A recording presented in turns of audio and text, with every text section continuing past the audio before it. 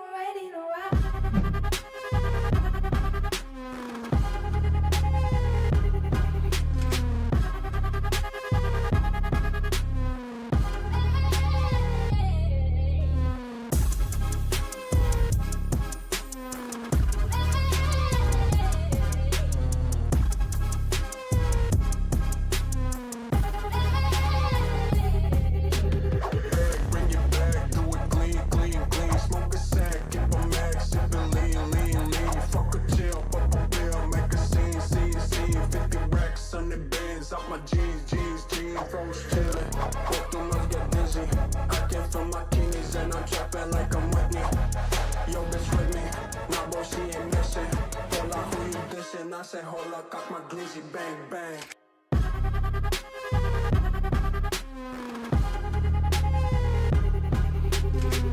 I said hold up, got my glizzy, bang, bang.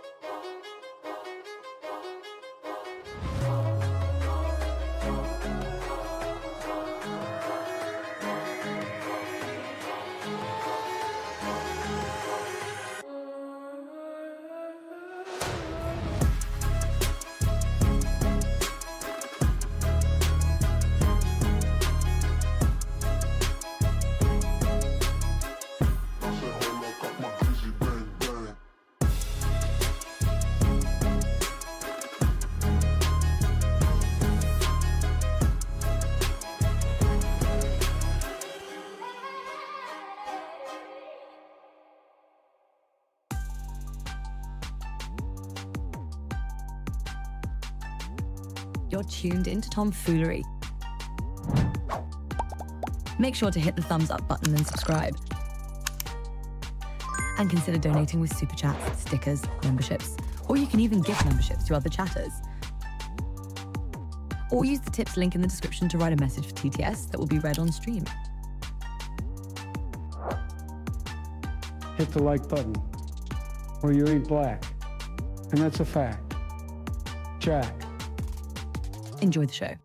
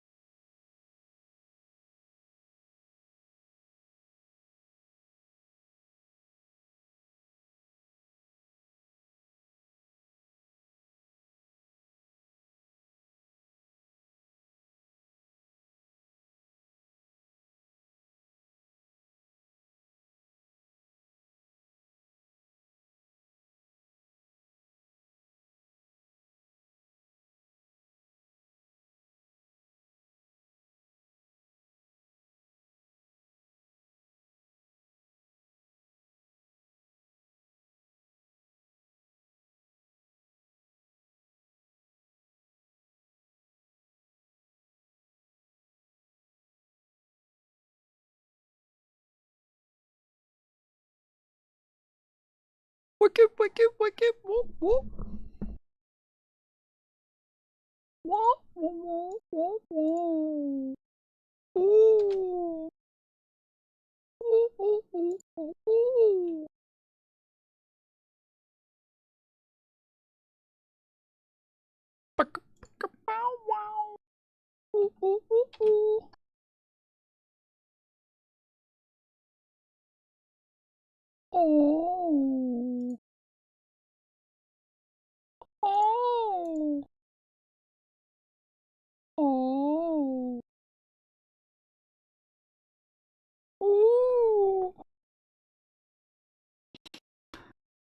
What's up, fools? Today is 3/20/2025. It is 10:14 p.m. Eastern Time.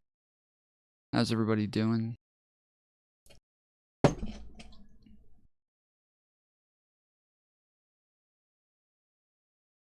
I was trying to find a panel before I got on today, and so I thought I'll go ahead and find a TikTok panel real quick, and then I'll request to join. And then once I request to join, by the time they actually pull me up, I'll be on stream and everything and ready to go. I already got kicked off.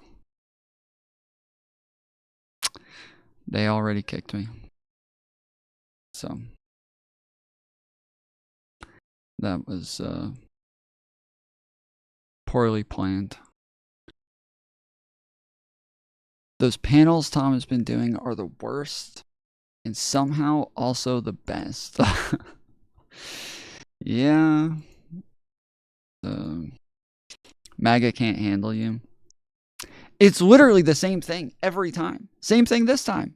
The guy literally would not allow me to answer the question. He was like trolling me where he would ask the question, and as soon as I would start to answer, he'd start talking over me and ask again. And I'd stop and he'd ask again, and then I'd start answering again, and then he'd start talking over me, asking the question again. And I'm like, bro, let me answer the fucking question. He's like, okay, well, I'm going to ask it again. So he asked it again. As soon as I start answering, he fucking starts talking over me again. So I immediately start talking over him, and I'm like, bro, shut up. Let me answer the question. Stop talking over me. Like, if you're going to let me talk, or if you're going to ask me a question, let me talk. Let me answer the fucking question. And the fucking host kicked me. So that was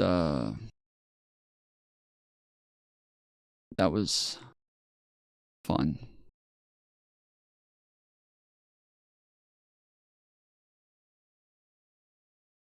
What is today? This is the 20th. I need to go to the 21st. Wait, 15 hours. Oh, I went to 1 p.m. instead of 1 a.m. That makes sense. That makes sense why I was so far away. Alright. Let me reset the clock. If you guys are new here, the way that we generally do it is I'll have 3 hours up front on the stream, but after that, we'll have a goal of $25 per round, and every time we fill the goal, we add another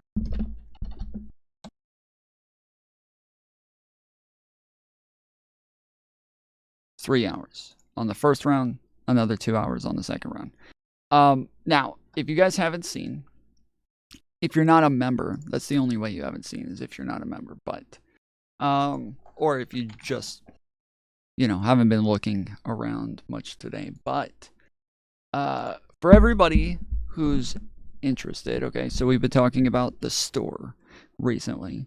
The store is up on the channel right now. It doesn't let me choose what's listed here, though. And it's really weird because this jacket is not $101. I don't know why it does this, but this jacket is not $101. And it's listing this.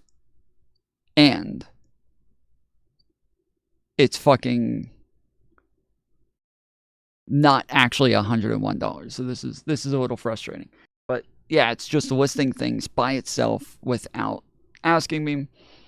Don't know why, but I did post just a little bit ago with a link to the store for all of the members. So if you guys are interested, if you're a member, go to the channel and then click on the memberships posts at the top, and you'll be able to see some of the new gear that's on there. I feel like the jester head on the back is a little too much, but I also feel like it just fits so perfectly because of like the colors and everything. I feel like it is just a perfect fit. Then he got his girl to talk for him. Oh, the guy from yesterday. Yeah, he had his mom come on and try to debate me for him. That was fucking weird. He was sending me a bunch of DMs afterwards, like, I'm gonna tell all of my Discord to go thumbs down your videos. Okay, thanks. That'll get me in the algorithm. I like it on the back. It looks badass. Yeah, I think it looks cool. I'll probably come out with a separate one without the jester, but yeah, everybody seems to be a bit like half and half right now. So, but yeah, I spent a while designing this one. I think the pockets on the inside are also this as well. So I made it to where inside, if you pull the pockets inside out, they are the same paint splatter color. So yeah, I got this one. There's, pants that these are like, fitted at the bottom with the elastic. They're white at the bottom, white on the waistband, and then it also has the jester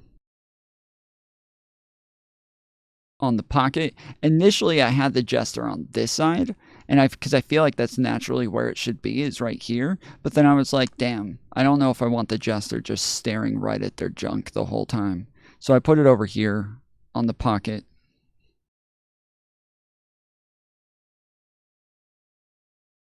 Yeah, I like tracksuits as well.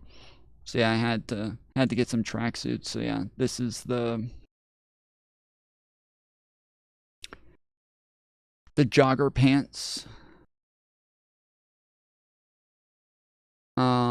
But yeah, currently all of the stuff that's on there is like kind of expensive, and that was not my plan.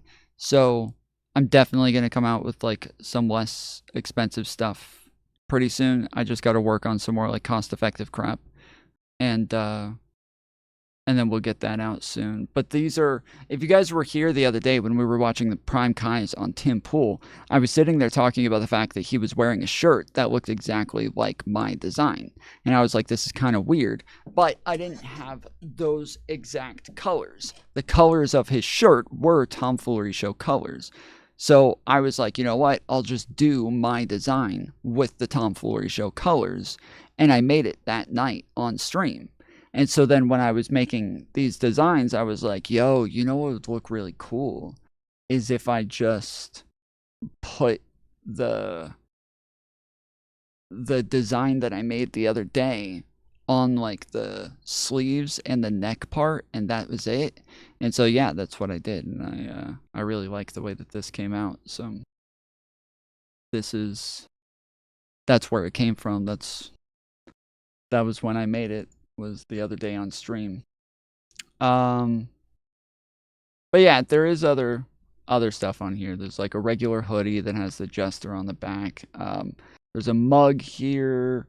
There's a beanie, which the beanies are a little frustrating because they always change the color of the logo. It changes it a little bit. It just can't get pink right. I don't know why, but it's kind of frustrating. So the beanie and the Adidas hat both will not get the pink right, but it is what it is. But yeah, there's a regular t-shirt on here as well. So yeah, that's where we're at right now. But yeah, this is what I'm talking about when I'm saying like this sort of design, what, the way that this looks right here. I thought maybe I'll make another one with like the mesh and everything on there as well, but yeah, there's only so many thread colors. Sure, but like that was, so I think that's the point, is that I want them embroidered, right? I want it to like stick off the entire hat. And so because I want it embroidered and not just printed on there, yeah, they do have to change the color for the embroidery. So that's a little sad, but I do like the way it looks. I like the embroidered look on this, and so it makes it look much cooler. I got a bank job coming up. Definitely coping the black hoodie.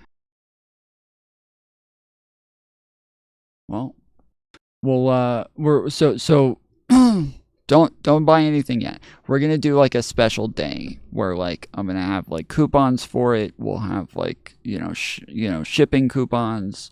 We'll have like a bunch more cheaper stuff. We'll have and I'll probably have a day where I just tell everybody not to send donos and to just buy stuff on there. And anybody who's already bought stuff, there's a couple of people who have already bought things, and so for anybody who's already bought stuff, I will apply whatever you guys bought to the thing as well. And so I'll just say like, yeah, no donos. Like if you guys want to donate, just buy some gear and we'll apply all of the gear to the dono costs. But and then it does, like, anytime you buy something, it allows you to put a message on there as well. And then when you buy the gear, yeah, when you buy it, it'll pop up with like an alert on stream saying that you bought something, and it'll read your message through TTS and everything. So we'll get to all of that. And then also top members who have been members of the channel for a while, all of them I'm gonna get them some gear and send it out to them for free so that I can pay them back for being top members all this time. So people like Moba, Slim Shady, and Nematode definitely owe them some shit. So we'll get some stuff here soon and make sure that we hook everybody up.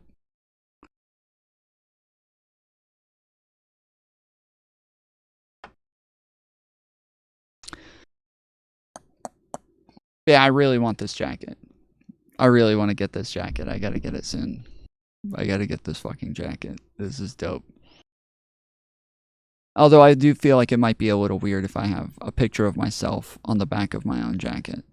That might feel a little weird. Yeah. Yeah, I might not do that. Yeah, I might get the one without that.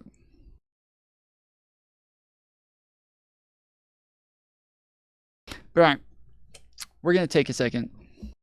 We'll do a quick flip through of TikTok. I don't want to spend too long flipping through this shit because these always turn out to be a fucking shit show anyways. So I'll take a second to kind of flip through some of these, see if we can find anything interesting. And then if we can, I'll hop on. If we can't, then I'll just move on quickly. I'm so glad that I figured out that this thing just has a Bluetooth button that I could just turn it on. That's so cool, dude. We've struggled for so long to try to figure out a way to where I could do TikTok on here, and it's why you need just the logo. Well, I just asked everybody, and it was like half and half. Half the people were like, "No, the fucking Jester's dope," and then the other half was like, "No, no Jester." So maybe we'll have like a version of both. I'm probably going to come out with another version of this that isn't this, though, and is instead this. So maybe the one with this just won't have the Jester on it. Not sure. We'll see. Because I think the one with this is probably going to have the other colored logo. Yeah. Yeah, it's probably going to have the teal and purple logo. So just tell them it's your brother. Well, I thought about it and I was like, dude, if I was wearing this and somebody asked me, like, is that you? I'd be like, what? That, like, take it off. Be like, you think that looks like me? I guess it does kind of have the same glasses, so I guess maybe I can see the glasses part, so.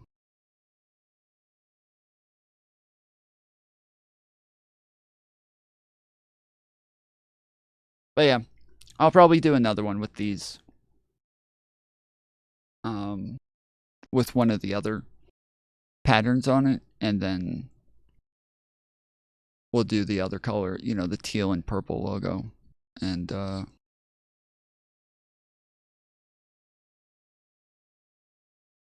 yeah, run with that one. I think I already have it somewhere. Yeah, here it is. This one. Yeah. This is my favorite one. Like, of all of the, like, you know, mesh background things that I do, this one is probably my favorite one. This one is very cool. Although I think, which one do I have here? Yeah, that is the one that I have here. Yeah. Wait, oh no. No, it's not. No, they are different. Huh. Yeah, well, I don't know. I like this one. The, like, reddish colors in this one is very, like, on the teal and the blue and purple and green. Like, oh, it's so cool. I love this one. I really like this one. Yeah, I like that one a lot. Yeah, this one is really, like, I really just love this fucking pattern and the colors on top of each other and the way that it just kind of, like, waves from one thing into another. And then with this logo on top of it, it looks so cool. I did make some changes to the logo. I had to make some changes to it last night for some of the embroidery.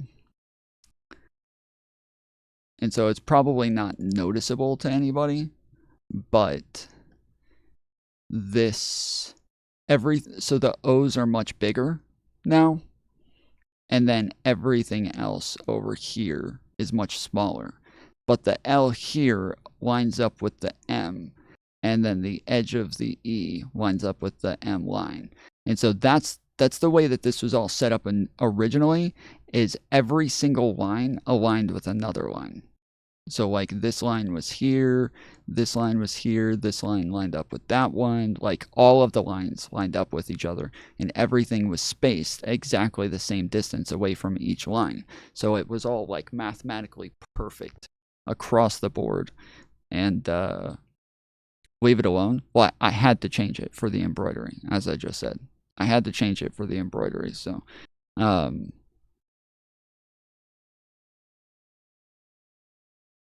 yeah, just kind of moved everything.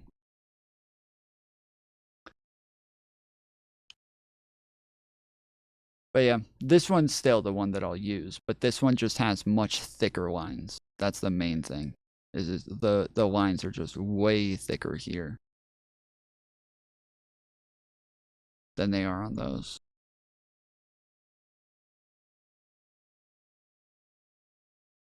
For merch or something? Yeah. Yeah. So yeah, these I'm assuming this jacket will go with these pants, and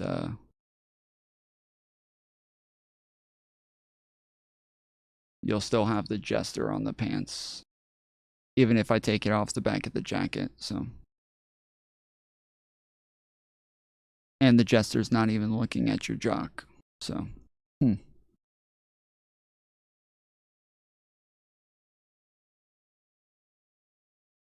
I think the T runs a bit too close to the O.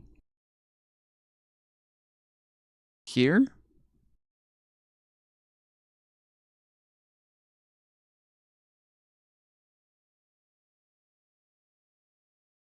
Or here? What do you mean too close? They have to be up against each other. It's a perfect square. It has to be right up against each other. These lines here, this line is the exact size of this line.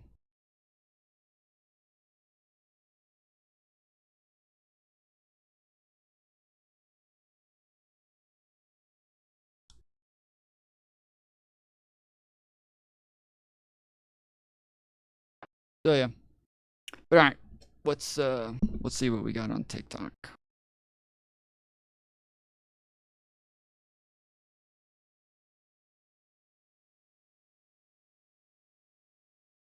You go to the LA Times, So- they had an article about 3 days ago about the largest office of civil rights in California. So I appreciate y'all for that. But Yeah, if you guys just got You here, guys- I set up, I went in, got in line for a TikTok before I jumped on, so that by the time stream started, hopefully they had already pulled me on, or I just had a little bit left to wait, and then they pulled me on, and I got kicked off before stream even started. So it was, yes, a conservative panel. The host was a conservative.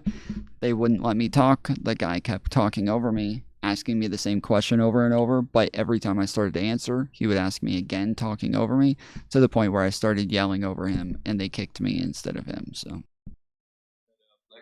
Literally, that nothing short of a blessing. Screen on this one. This one's at least they $40 didn't right mute me, though. now. The other one's on sale I guess for that, $5.99. I guess that's a plus. They didn't mute me. But they're both good units. This one's got a 6-hour battery. The other one's got a 3-hour battery. Off right now, guys. They are $70 off right now. Last calls. you got night vision. We're gonna have issues. It Come does on not now. matter what she is, because she is a she, and we're gonna respect that. If you come up here being disrespectful, you're gonna be kicked out and more than likely blocked. Keep fucking Is talking. she? May I ask a question? Trans? She is a she. It doesn't matter. Can I just ask my question? real Aren't quick? she like Chew? Is it Chew? She's shy. been respectful. I mean, like Maga tried saying some stuff to me that I didn't like, and Chai. Oh my God! Chai, like, shut it Should down, I so- jump on this one? May I It's ask a question?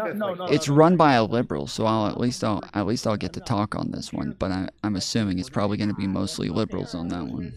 If she wants to be trans, she can be trans all she wants. Who gives Okay. a shit? Well, Trump cares. Okay, I don't. Okay. Bud, what state are you from and who'd you vote for? I'm sure you voted for Kamala. No, I'm 25. I'm from Arkansas, and I voted for Trump. What No, part he's of not. Arkansas? No, he's not. I've seen him in another live. He's a big troll. He trolls MAGA all the time. No, I do not. I'll say this to you, Mega. I agree with you. I agree that you should have your own. I'm not a big troll. I just way speak of life. facts, and she didn't like what I had to say. Okay. I didn't say anything about. I didn't say. Hey, you're trolling another MAGA person. No, ma'am. Yeah, Really? you were. Really? Okay. All right, but- we're not gonna. Let's just introduce Mike. Okay, they told me to jump Ian, on. We have Spaceship. Spaceship is. So, is a Kilio Democrat. wants to come back up. Do you want to give him another chance? They're Yeah. all gonna fuck with Mega. No, Sean, stop. Where's your gas from, girl? Oh, I suck a lot of helium. Okay. Oh, okay. I love gulping a lot of air. Of course. Tom, what Based. state are you from and who'd you vote for, buddy? You didn't even say who I was Oh, is voting my- for. or is what my I mic- voted. Mikey didn't finish. Hold Is on. my mic I'm working? sorry. Mikey, go ahead and finish. 35 New York, and I voted for Trump. Awesome, Mike. Are you upstate New York? Yeah, I'm. I just told MAGA I'm 3 hours away from Rochester. Oh, what county? Hey, I'll I just love put it that. this way: I'm 2 hours. I'm an hour and a half away from Syracuse. Oh, shoot. Have you heard of Fulton County? Yes. Nah, Fulton's Nice, that's where I way. Fulton is New York City. I'm in the worst county of New York. He's in Rochester, Syracuse, Buffalo. All right. Let's move on. He's Tom, out no matter. west. Sean, hold on. Tom, what state are you from and who'd you vote for, buddy? Yeah, I'm from Atlanta. I'm originally from New York City as well, though. But I voted for Kamala. That's... So can I just ask my question really quick because I gotta get to bed? Yeah, go ahead. Can you define the word cult? Oh, he just. A cult hold is on, what I wanna- Can I put this? I want to get this away. Can you define the word cult? John, I'm talking. You're not gonna do this shit with me. Fishing Junkies actually voted for Trump. He just puts that there for like trolling. Oh, so you're a Trump supporter? Yeah, he just trolls. Okay. I thought you put that up there because I've gone into people's lives and they said they were part of a cult. I'm like, can you define the word cult? And they don't even say the religious part of it because that's the main thing. I mean, it's a religious practice that goes against what people believe. And when you try saying the religious part of it, they're like, no, that's not true. That's not true. I'm like, you can look it up. It's right there. Yeah. Hey, let's try to get it. Wait, Let's try we to should get it. invite Derek since my voice makes me makes him want to puke. Well, I mean, religious doesn't mean that like a religion or all religions are cults. It just, it just means that like religion is a type of practice, right? So you do something religiously. You do it in a Like, I certain think some type of cults way. can have like a tie in with religion into it. Like, it doesn't necessarily have to be Have a like good night, guys. centered around All right, Mikey, good night. religion. Okay, really quick before anyone else speaks. Dump, how old are you, where are you from, and who'd you vote for? Yeah, my name is Dump Trump. I'm 27 and I voted for Kamala Harris. That was your name by your thing. A couple ground rules. Let's just be respectful. Comments are known as Section 8. We don't need to read the comments on the panel or respond to them. OG Mama wants to come up though, she said. Let's talk one at a time. Don't interrupt each other. Let's just be respectful. Yeah, sorry, my bad. To jump off to go eat supper with my husband. Please Stop oppressing me. Don't leave me here alone. be respectful. No, Mega, I got your back. Hold on. What up, just Tyler? please be respectful to the panel, to everyone on the panel. Please be respectful to the host. The host doesn't have to come up here and do these lives for everyone. But Democrats are in a I cult. will defend you. God, you're fucking loud, huh? Democrats have way too much diversity within the Democratic Party to say that they're a cult. That's kind of wild. Hold on, John. Okay. Okay, now I can be myself and be rude to all the Democrats. No, not too rude. Yeah, that's fine, Tranny. Go right ahead. Dump Trump. Just please don't get her going. Let's just please. Let's actually have How about what is the actual problem with her? Well, I just have a question. May I ask? Yeah, go for it. So this I don't want to make you mad, MAGA, Tran, whatever the name of yours is. And Sean.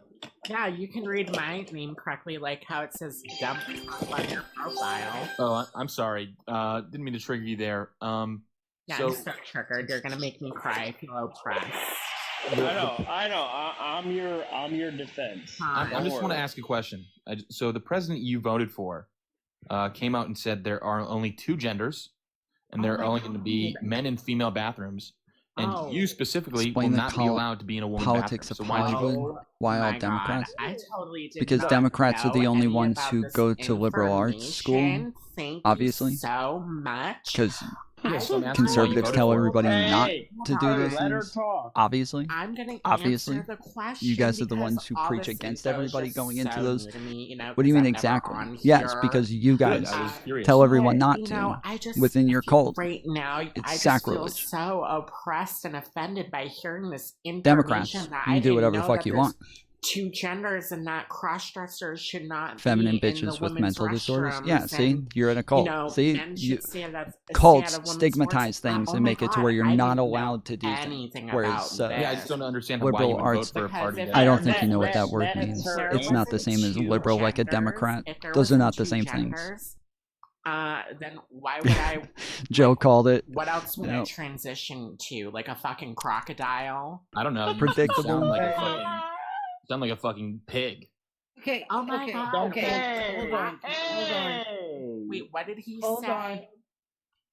It doesn't matter. She don't even sound like a pig, motherfucker. Oh, honey. You guys are. If you guys let this keep talking, you're gonna get kicked off of TikTok. Like you gotta. You guys I heard a lot of pigs in my You're gonna life. get kicked off of TikTok. Like, you gotta listen. What you said to Lexi was completely wrong, but we gotta stop. I don't want this kind of live tonight because just stressed me out so bad last night. Like I want to You do kicked this everybody. to debate. I don't want to do this to freaking just have a defend herself, and that guy had no reason to say what he said to her. I can't do this again tonight. I'm gonna let everyone back up and everything, but that shit had me stressing out so bad. Aw, thank you, Fishing Junkie. Take a deep breath. Hey. Iced tea. If I sound Okay, really so- loud, I'm sorry. I'm doing diamond art. I don't know why you didn't just kick them. Lexi, he's requesting trying to come back up. That guy that said something to you. Let him come back up because I wouldn't let him back up because it's like he's gonna get your live taken down. No, I know that. I was just letting her know. Can I ask a question really quick? Hold on. I don't care either way if he comes up here. I just don't want you getting banned. No, I wouldn't even let him No, back up. that was rude. Like no matter what party, like just it's rude. I agree. Here's the thing. Lexi knows what she is. She knows she does. She'll tell you she does not go in the women's bathroom. If she's got to go to the bathroom, she'll go into a family bathroom where there's only one toilet, or she goes to where she's comfortable at, and that's at her house. So why are you more worried in attacking Lexi versus the problem? Yeah, exactly. Don't come up here attacking Lexi or any other person unless you want to combat the problem. I love Lexi. I love Lexi to unalive. No, that sounded right. You know how you tell someone you love them to DEA? You know what I'm talking about? Listen. I have lots of love for Lexi. But if you guys, I love her guys to are coming up here to unalive. ask her why she voted for Trump, don't even waste your time because she can tell you if she wants. But if these guys are coming up here to disrespect her or like grill her in every which way, don't even bother. I'm trying to have a freaking debate live to where we can all be fairly respectful to each other.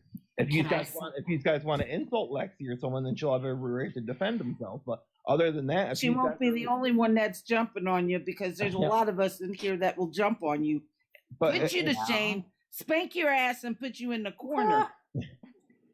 And Mama Cat can control the. When is white chicks too coming out, Lexi?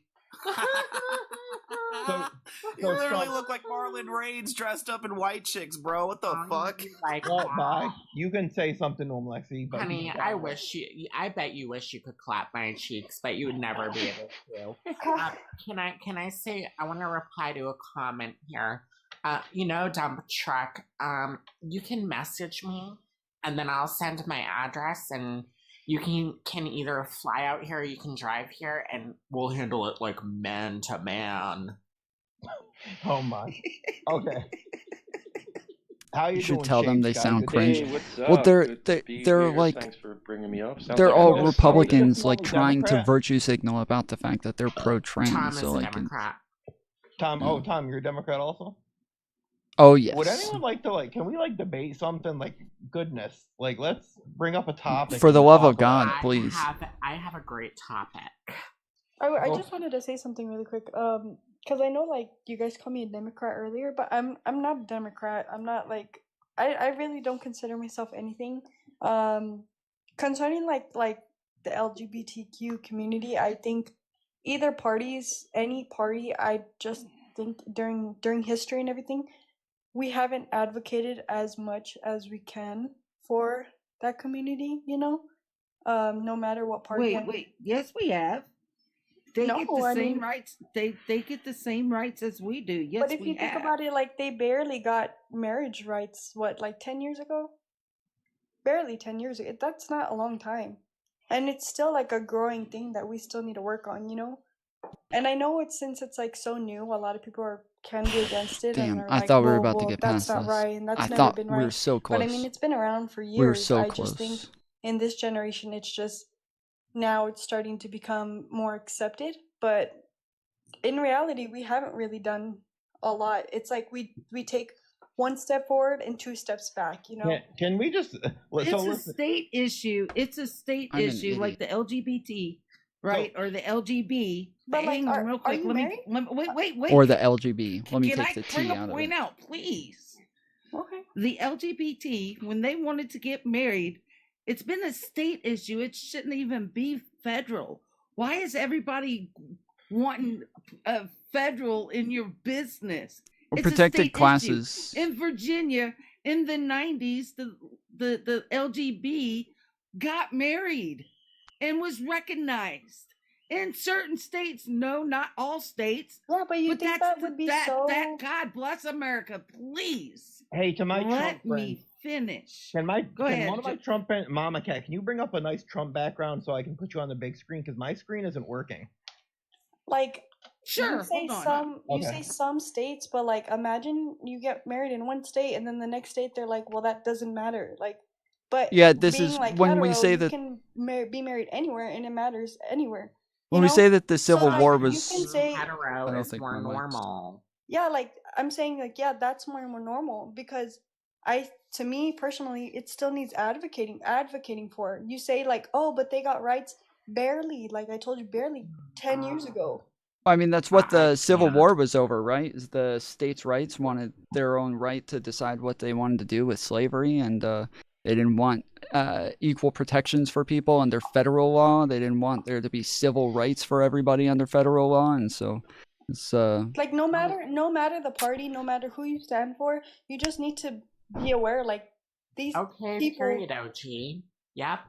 Awesome. Oh, awesome. like I'm these gonna put people hold on, deserve Mom, equal like advocating for. You know. Thank you. Oh, frick, yeah, that's a pretty awesome picture of Trump. Yeah, So did we have a my topic, screen is or working? So thank you, Wow. Mama. Is that a That real was just picture of something I him? wanted to say. Sorry, guys. Oh, sorry, Spaceship. Hey, so listen, Lexi can reply, and like, can we just keep on this topic for one more minute? I just don't want to like. Lexi is a Trump supporter. Yes, I'm also a GAY man that voted for Trump. Who cares? Though? Let's bring up policy. Like, oh my goodness. yeah, please. Well, he signed an executive order to only have two genders. Yeah, no He kidding. I he mean, also did whatever. just Hold on. deport American Hold on. citizens, right? I'm replying. Hold on, Hold let's see reply, Tom, because That wasn't to you, MAGA trans Yeah, bastard. I don't care. I'm still gonna reply. What other genders are there? There's only two now. Only two. Thanks to the There's executive order. always been two. There were only two before. So, your point? No, there were people that identified as a bunch of other things. Wait, like, they can still identify as I don't whatever they know. want. They, them, fucktard. I mean, whatever fucking genders are there. Can we talk about the Department of Education, like something, like Jesus? Let's. Who cares what Lexi is? Like, let's. Oh my goodness. Yeah, who cares what that bitch support- thinks? I support the defending, absolutely. Wait a because- minute. Wait, hold on. Lexi, oh my God, wait a second. For one, I care what she thinks. I do Okay? too. I do She too. I knows come Me on here to too. hear Listen, Lexi. Nope, stop. I agree with She you, knows- Mama Cat. She I triggered knows these what guys she too is. easily. Why are you calling her a bitch, though? Because everyone can be a bitch. You know, bitch is like it's a Well, compliment. then you better recognize because she's queen bitch. Stop calling her things. Don't No, say it's so that. funny. So the guy that got dropped down, I don't know if he can hear me or not, but I'm gonna say He it can. anyway. I'm just dropping them, Lexi. They can hear you. Oh, okay. You can DM me. I'll send you my address, and you can pull up, and we can see what's, who the real man is here. After this, anyone who comes up, the second they These people freaking. trying to attack Lexi. I mean, what the It's fuck? ridiculous. They get triggered a little too easily. It's a I just condition. want to freaking get a live going. Like, my I goodness. don't give like, a flying fuck if you voted for Trump or it's somebody else. Right. Stop attacking people. Angry. Like literally, I started this live to try to make unification, and all they're doing is literally coming up here attacking. Well, when I was trying to talk, Mama Cat started yelling at me, all weird. Oh, so. go ahead, Spaceship. Like, if you're gonna be respectful, go ahead. Just please. No, Hold on. I didn't start yelling. Wait a minute, Spaceship. did. I didn't You start interrupted yelling me. until the guy called her a bitch. No, you interrupted me and you said, "Oh my good America," something like that's, and I was like, No, dude, because Yeah, and whether or Because not they you had told equal me. rights and whether or not they were advocating enough for and you trans said people. yes we are, and I was like, no, like, Yeah. like I tried stating my facts and you kept interrupting me, and then you told me like, well, you need to respect, and I was like, if you want me to respect you, you can respect me too, you know. I'm really Okay, sorry. wow. I thought we were trying to move on from this. My We- head we is are- going to we explode are- in a minute. Sick of hearing about the crying. No, we are, but I think the basic matter is if you want respect, Okay, I you am give respect. sick of hearing your voice. We got other people on the panel. Hey, hold on, Spaceship, and I want to introduce the new people. Then we're gonna start a topic. Lexi can say as much as she wants. As of what Lexi is, we're no longer talking about it. Matt, what state are you from? How old are you? And who'd you vote? Oh my I'm from Ohio. I voted for Harris, and I'm 27. Okay, welcome aboard, buddy. King of Kings, what state are you from, and who'd you vote for, buddy? I'm from Iowa, and I voted Harris. And you have the Confederate flag? Oh, that's interesting. Yeah, that's really interesting. Brandon, what state are you from and who'd you vote for? Wow. 51, Massachusetts, Harris. Okay. Oh, wow. So with 4 versus 4. Okay. This is why I like you, host. This is why I like the host, because he really brings in different opinions, and gives space for it too. So that's why I come on this live. Thank you, Shape. So does anyone want to? I'll let the Democrats bring it up. Matt, King of Kings, which is surprising you're a Democrat. Brandon, does anyone want to bring up a topic other than the LGBT community? I mean, I had one earlier. The fact that Trump was deporting American citizens and just kind of deporting people willy-nilly without any sort of due process. Oh crap! We have 5 Democrats. Can you provide resources, honey? You mean sources? Especially You want a source? Especially for the American citizen. Where are they deporting them to? Yeah, so the 2 people who were recently deported to I think it was it Venezuela? I feel like that's not the right country, but the 2 of the people who were just deported were El Salvador. Yes, called a law office and asked them to go ahead and start stopping the planes from taking off because they were American citizens and they were getting thrown in with everybody else. Yeah, isn't that so interesting? It's crazy that we would want to protect American citizens. It's fucking wild. My question is, were they U.S. citizens? Or did they have visas? Because there's a difference. Yeah, so there was the guy who was put on the terrorist list who was, yes, he had a green card, but then there was also the people who were citizens as well. And a green card could be revoked. I'm sorry, you heard what I said though, right? I said that there were people who had, my mic went out again. Citizens. Fucking shit. Correct. So what what he just said was total fallacy. When they were deporting U.S. citizens. No, I'm sorry. My mic went out. I was saying that there's both. So there was the guy who was in trouble for that they called him a terrorist, and that guy was the one with the green card. But there were other people who claimed to be American citizens who didn't go through any sort of process of being shown to be illegal, and they have lawyers claiming that they are American citizens right now. And that was why the judge ordered that the plane wasn't supposed to take off. Where did they get deported to? El Salvador. Where did they get deported to? El Salvador. They went to El Salvador. They're U.S. citizens. Or did they have their visa or green card? There was it's both. Again, now, what I know, U.S. citizens are being detained. She didn't want that question. Okay, right? But being deported, unless they are criminals, then no. But I want you to bring up the source, though, please. Yeah, if you, I don't know if I can send it, but if you look up ProPublica, Americans being deported. Nope. Do you have a smartphone? Doesn't know how to smash those buttons together. I do, but if I X out of this app, it'll. Here, I can do it on my other, because it'll take me off, but I can do it on my computer, on my other account. Hey, Tom, I just want to introduce a new panelist real quick, buddy, before you bring up one of them. IT Star, just tell me you're over the age of 18, what state you're from, and who you voted for. I don't like to ask women their actual age. I have no problem with that. I'm 52 years old. I work for the Harris campaign in Arizona, and I voted for Harris. Okay. But we're friends on here. I wonder why, then. Huh, we must have had a good conversation. Does anybody know, did Trump ever give any sort of statement as to why he did this most recent thing, which was he's trying to dismantle the Department of Education? No, there was no explanation. Except for the Doge explanation. Wait, what's the Doge? Money, that's why. You know what it is? Yeah, it's the Doge, basically the same thing he did with USAID. He's saying that Doge has recommended that we cut services to the Department of Education because it's, according to them, bloated and we're overpaying. So they're cutting the Department of Education. Now he wants to dismantle and get rid of it, but he can't because it takes an act of Congress. But what he can do is break it down so it basically doesn't work anymore. I get, but I mean, when you say bloated, I mean, what's the factual basis behind that? So you have to ask them. That's what they said. He doesn't have. So my question to you: why don't y'all let the state? He doesn't have. So my question to you: why don't y'all let the states pick up the get kicked? Schools? So why is it got?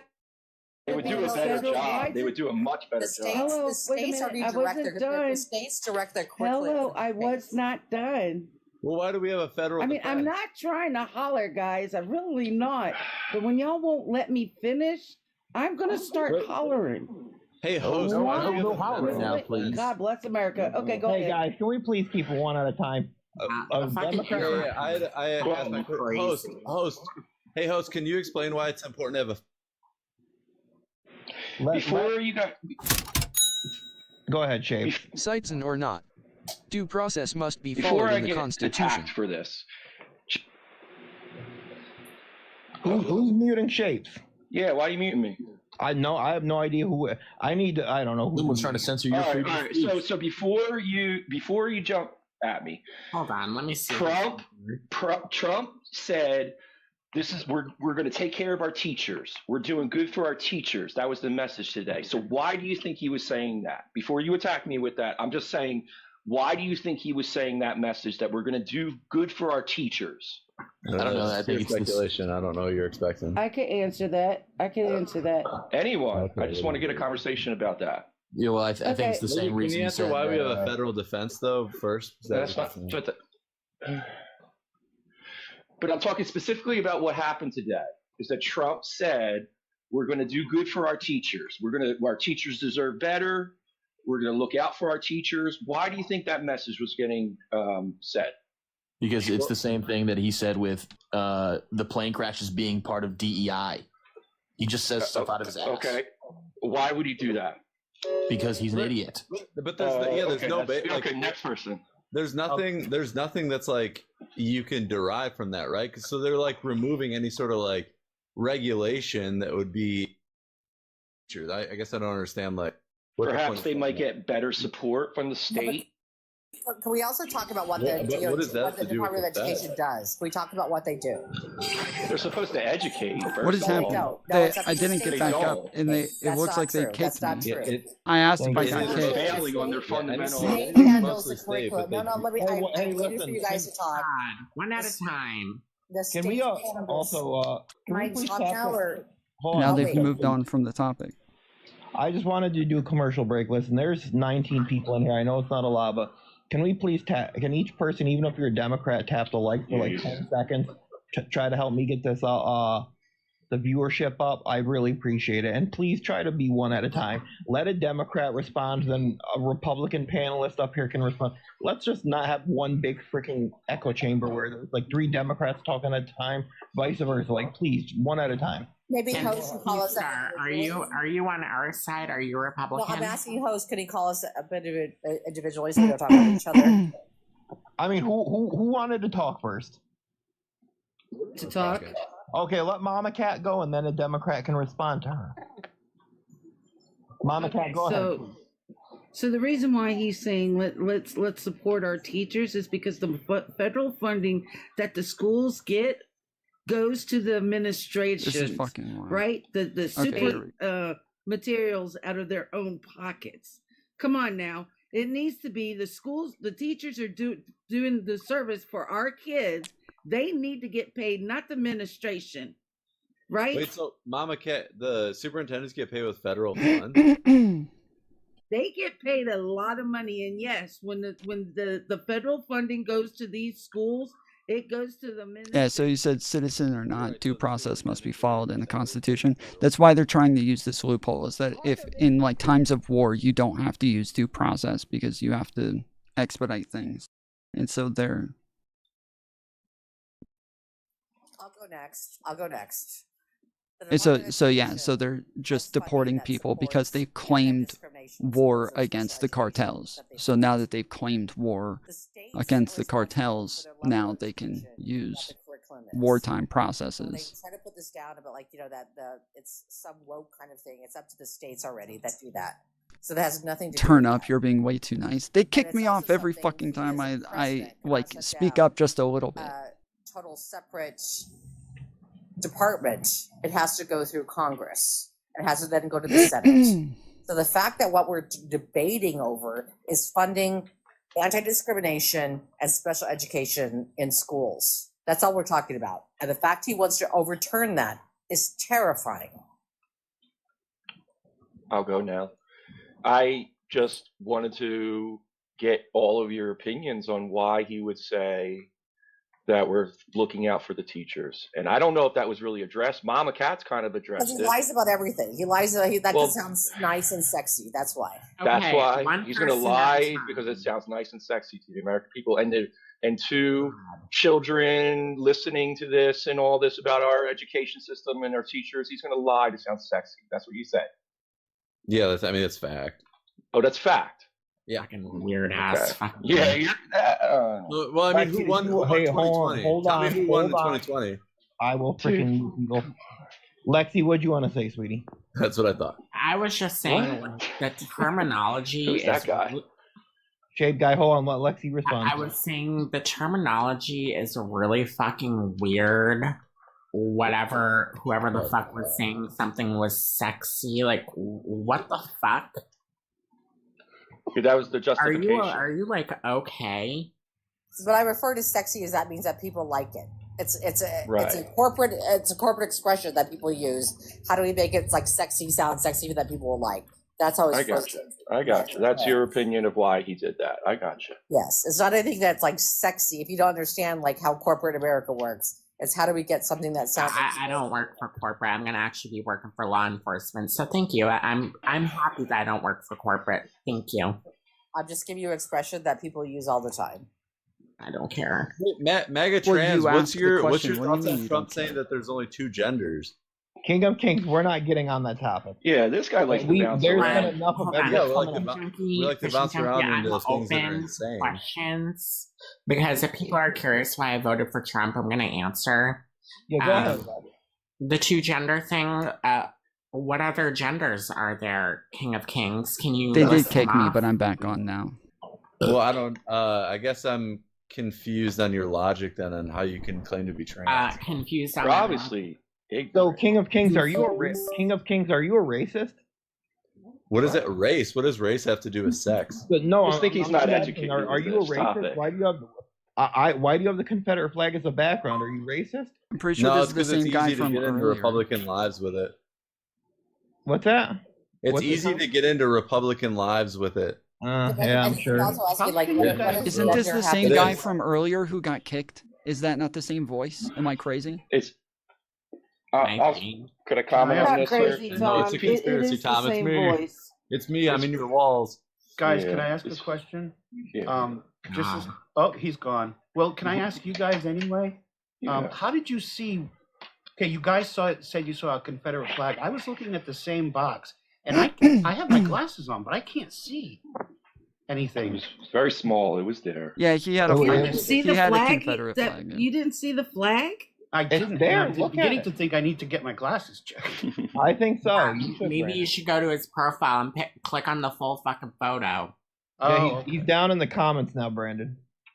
Yeah, He loves to pick I at don't really people, need man. to see it. I believe you. I just couldn't Shut see it, up, and I'm like, what are they talking? You're not cool. People like that are just so insecure that they just You want want other people to think you're feel cool. like I'm just, You're I, not I'm cool. tired, Nobody I'm tired thinks of you're fools. cool. Anyone who wants to be a fool will get kicked. Yeah. And that's why you It's all got good. kicked, King of Kings. Yeah, and Wait, especially we're not if people allowed are to gonna be act like fools?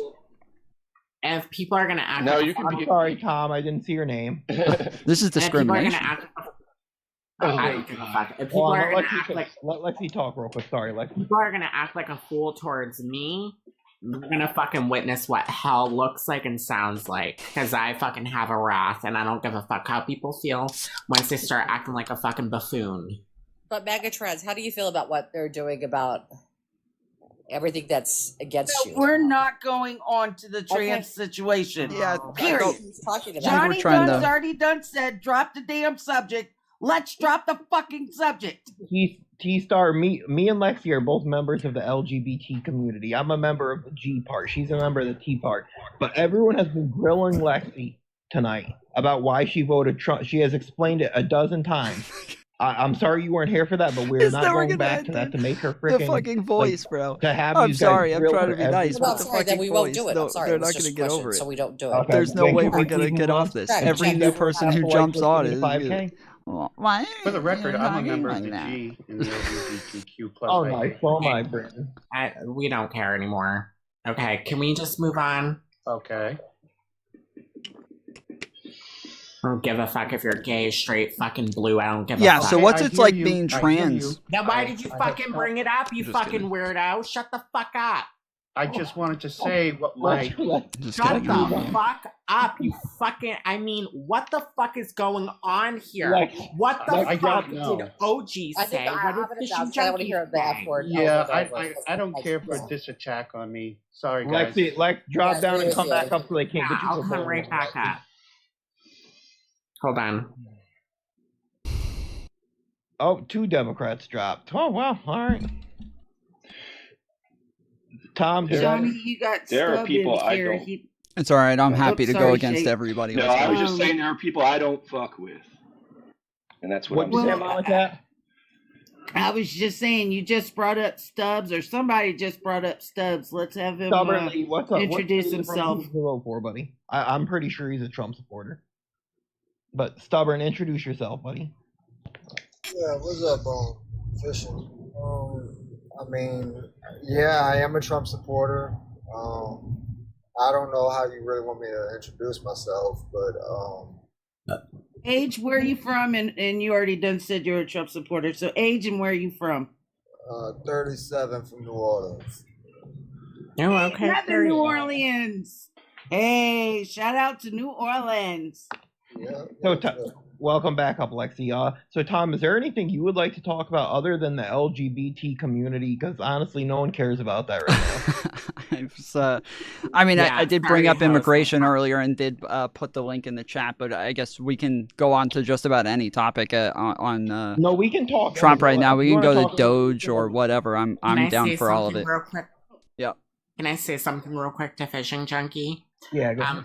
Sorry I popped off, but when it's mentioned like 3 times to stop and they don't fucking stop and then I fucking yell at them, I want to apologize for yelling at him, but it's like we already mentioned like 3 times already that the topic needs to stop, and no, I get that. I and get then that. he to an extent. gaslighted, claiming that he was being attacked. Like, I don't give a fuck how you feel at that point, because it's already been repeated that we're not talking about it like at least 5 times. No, and I get that. Like I like if he wants to come back up, he can. He's still down there. But also, like, I just said me and you were to drop, and then he just said it like he wanted to medal. Give me a like he fucking wanted to topic. join Give the me club or something, because Like, I get where they're you're gonna coming run from. from immigration. Yeah, I need get something. into, Give me he's a probably fucking not a topic. Give me GAY. something quick. I need. Just I will. saying. I will take over. Okay, Just subject over. I will hold Okay, it on so that Tom, topic. Just give me something. what topic did you want to talk about? Immigration or Doge? Yeah, we can get into Doge. Happy to get into Doge. There's let's talk about a lot of programs that are getting shut down. Programs that are needed, especially within like science, or even like things that regular Americans need. We already had programs that were there for government efficiency and to like audit the parts of government that were doing these sorts of things, and so it doesn't seem necessary, nor does it seem to be doing any of the things that they claim they're doing. Well, it wasn't doing a So, very Tom, good let me job. ask you a question. Oh, sorry, Shape. No, You what wanna he go said first? that what he said we already had in place wasn't doing a very good job. Fishing Junkie, your live is Right, muted. and my question to or you, paused. Tom, is There you go. my question to you, Tom, is how many times have we failed audits? Well, it depends on which part of the government you're talking about. If you're talking about the Any part that our government audits something, it yeah, had there's one always part failed. No, there's one part that fails, and that's the I'm blanking on the name, but the military is the part that fails. Pentagon? No, the military is not gone, but they fail. Well, They said Pentagon's failed. Oh, Pentagon. we That's audit what. the Sorry, the Pentagon, Pentagon. Yes, they the Pentagon failed. is the military. Yes, correct. That's what I'm talking about.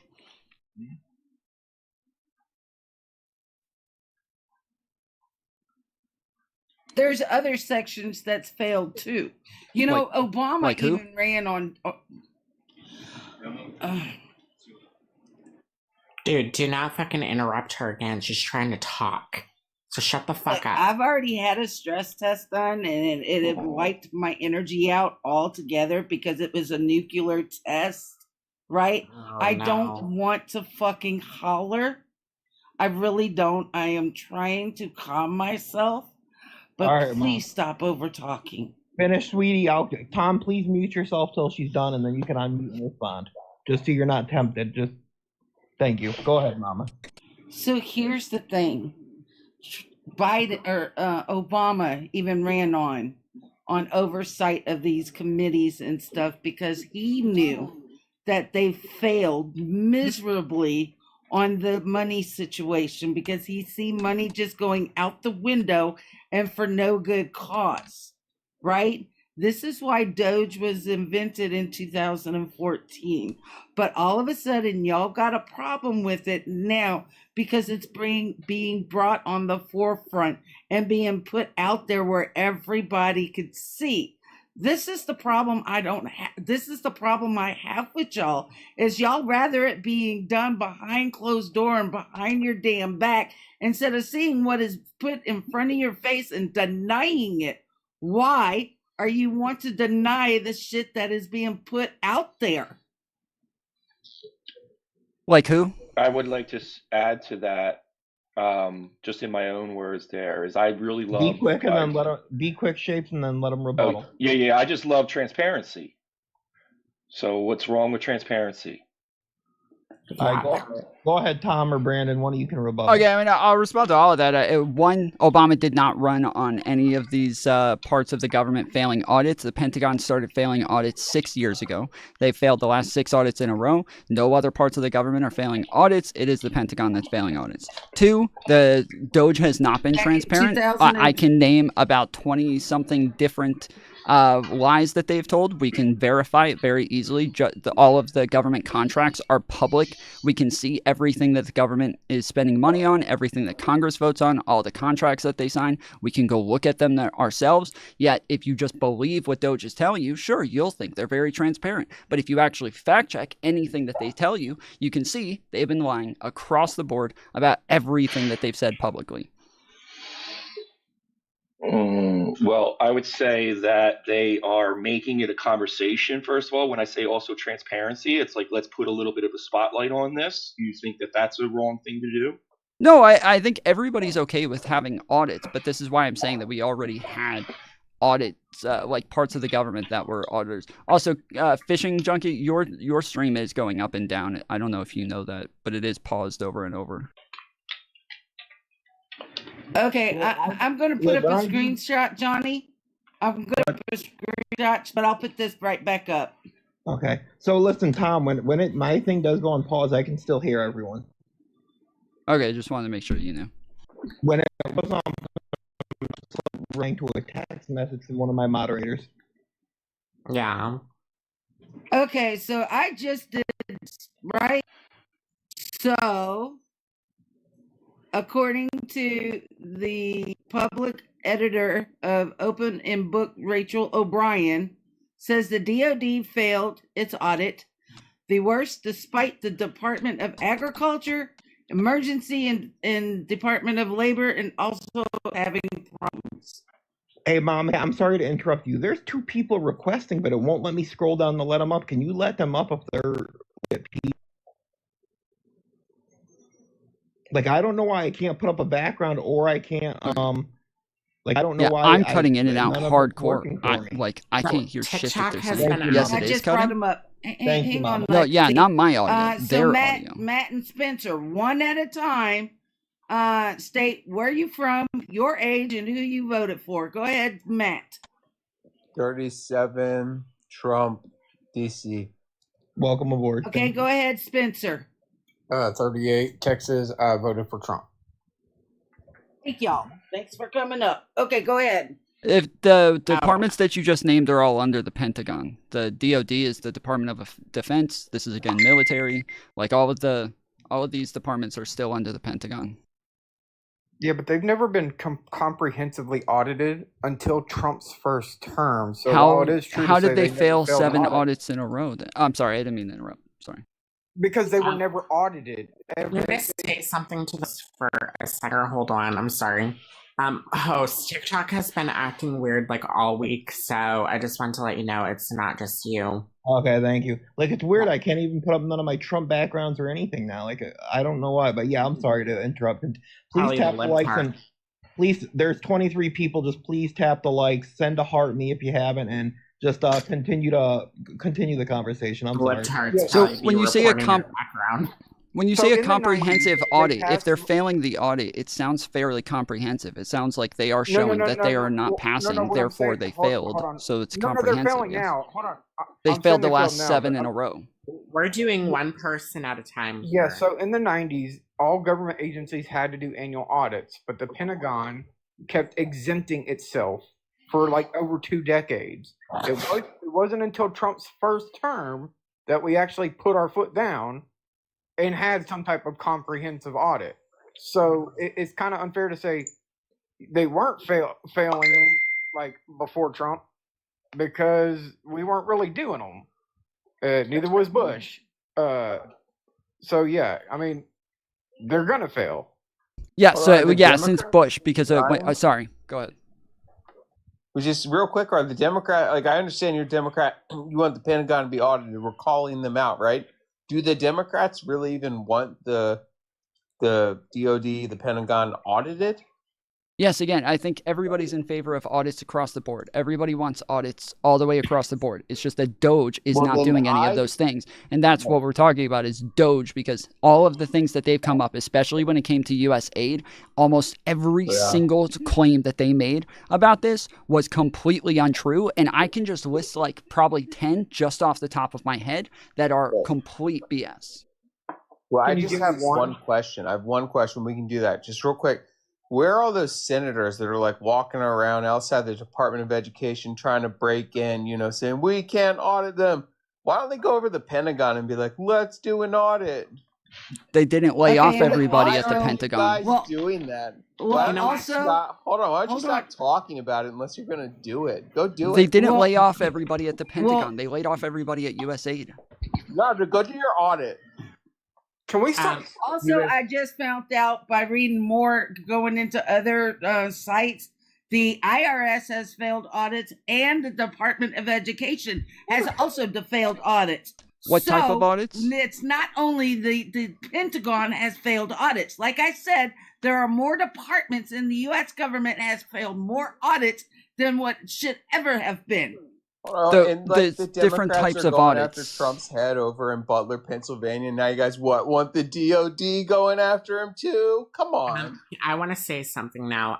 Brandon, ever since you've been in here, you've had an issue with me, and you don't know me from shit. Like, OG knows me very well. Fishing Junkie knows me very well.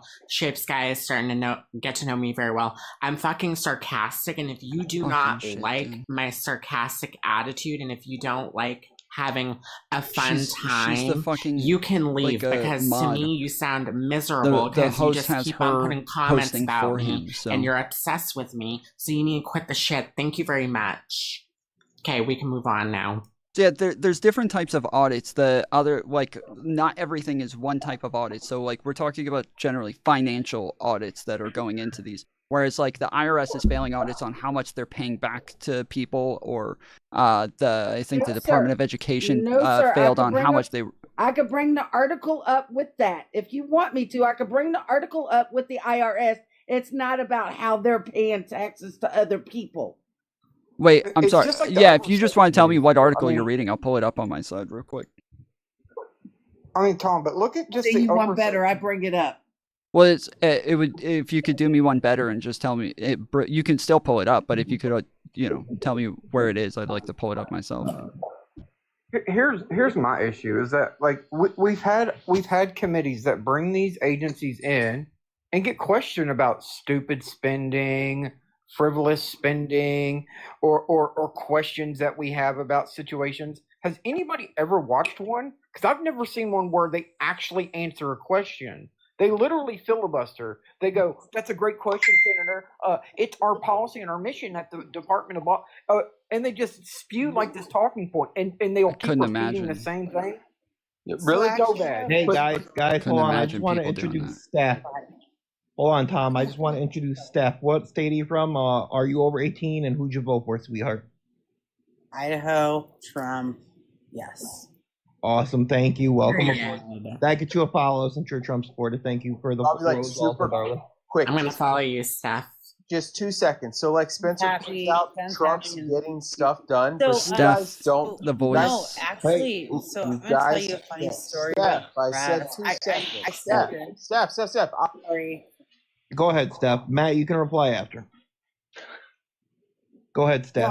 I Oh, Steph, go ahead. You can unmute. I'm not sure if you muted yourself or one of my moderators muted you. They're just tired of me being overtalked. But Steph, you're muted. Unmute, sweetheart. Go ahead. All right, I got you. So I got it. So this is funny. When Biden was in, they sent me a tax bill for $169,000. And then now with Trump, I owe. They actually sent me a check for $5,000. Okay, So period. I'm dying right now. I'm like, so my husband and I are like, okay, we need to pay this $169,000 tax, and then they actually were like, oh, we're good. Here's $5,764.50. I'm not even joking. Yeah, IRS is scary if you ever got to deal with them. They're not fun. Yeah, no, we've been audited, and then it's funny. They're like, "Oh, you owe all this money," and then they redo their, I don't know what they're doing in the IRS, and then they're like, "Oh," and we just like get checks showed up in our mail. Like it's so stinking weird. But I feel like with Trump, like maybe he can situate the taxes because, like, it's really annoying. Like you're like, you get a letter in the mail. You're like, you owe $164,000, and then later like, oh, you don't really owe that, and then now here's $5,000. Like that is terrifying. Yeah. And if it was even like, so the reason I say that is because even if it was like someone who makes less, it was $5,000, right? And then they give you back like $7,000. Like it's just crazy how it works. I can't find anything on the IRS being audited and failing an audit. I was just like, this is. I don't think he'll Trump get rid has of done them. something. I think too many people will be upset if he gets rid of the like there was a talking point about getting rid of people making $150,000 or less and getting rid of their taxes. That would piss off too many people at the bottom end of the earning spectrum because they have negative tax liabilities. So they're not going to get that free money. And once they figure that out, there's going to be a complete just meltdown of society. They're going to be like, it'll be so bad. A lot of people just really don't understand how, like, the bottom Thank you, me end of 22. earners have negative tax liabilities and massive negative tax $5 super liabilities chat. because credits are refundable. And so no more $8,000 check from somebody who paid in $1,100 in the year. I forget who said I'm it, all for it. earlier, but I was wanting to get the website for the I have several friends that have. IRS. Sorry. Hang on, I'll Steph. mute Let Tom. Okay. I'll mute myself. God bless. Who's Go getting ahead, Tom. $8K for paying in $1,100? Is that what you said? Yeah, so I if think you they're make talking about extra earned income. Yeah. So if you make The EIC. 50,000, if you make 50,000 or less on average, like if you're a single person, you're paying taxes. But if you're like head of household with 2 kids and EITC with CTC, yeah, you're getting massive. You will get back far more than you ever paid in. It's called negative taxes. You can literally go on IRS. Because they're getting EIC, extra earned income tax, the child credit tax. Yeah. So those are refundable. So basically, let's say you paid in $500 and you owe They keep $500. getting mad every time I interrupt them, It's zero. and they mute me. Everything's square, right? I'm trying my best to not get kicked off Are this you fucking saying channel. they're getting extra money, or they took taxes out and they're just getting their money back? No. They're getting more than they. No. They're getting free money. So how tax credits work is if they're refundable, right? Let's just say I paid in $500. I only owed $500.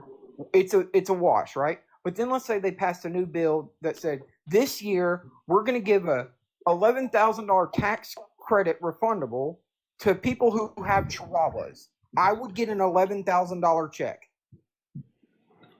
even though I only paid in $500 because tax credits are refundable. They're not like deductions. I'm sorry. I did want to. I was trying to ask if I could. I forget who it was. I think it was OG Mama. I was trying to find the source on the IRS failing. I have been looking for it, but I couldn't find it on my end. But can we just Hang on.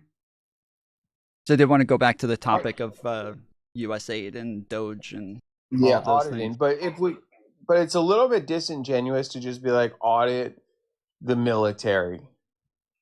Like, can we do we need to have like a couple minute discussion on what they do? It's some of the most disgusting stuff you'll ever hear in the life. It can't see the light of day, the shit that they do. You can't just audit the MIC. Like if you think Trump can just audit the military industrial complex, then no, you this never support happened. Trump way more than me. He'll be Like, JD Vance president.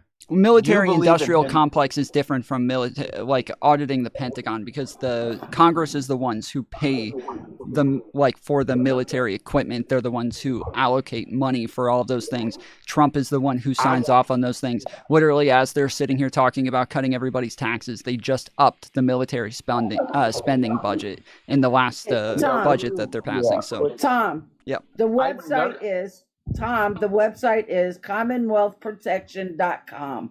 Okay, thank you. I really think that's disingenuous. It's kind of like Fort Knox. I've been begging for a Fort Knox I don't audit think for that guy knows what 20 years, disingenuous but I means. don't want him to do it now. Well, Trump says he's going to march through the doors or some shit. We'll I see. hope to God we don't.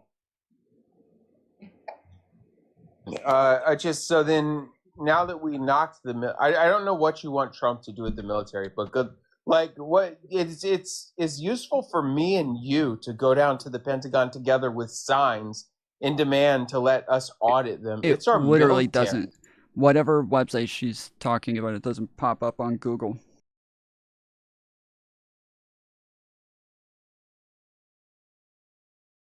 Put Commonwealth Protection in quotes, and then put Institute. I think it came up with Commonwealth Institute automatically, but Commonwealth Protection.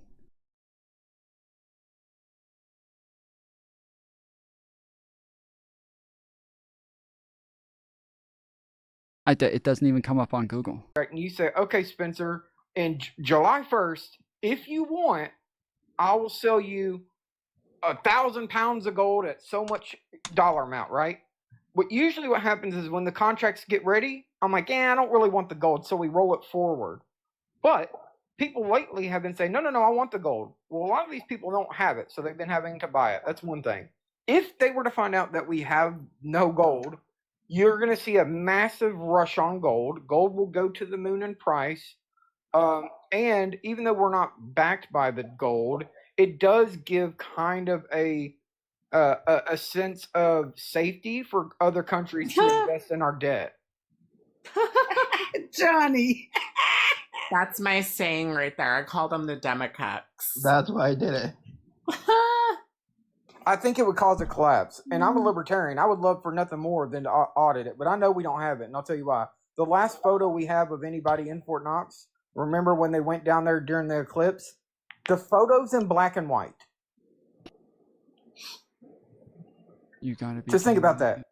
You have to be. This has to be. We have iPhones and they took a This black has and gotta white be photo. fucking.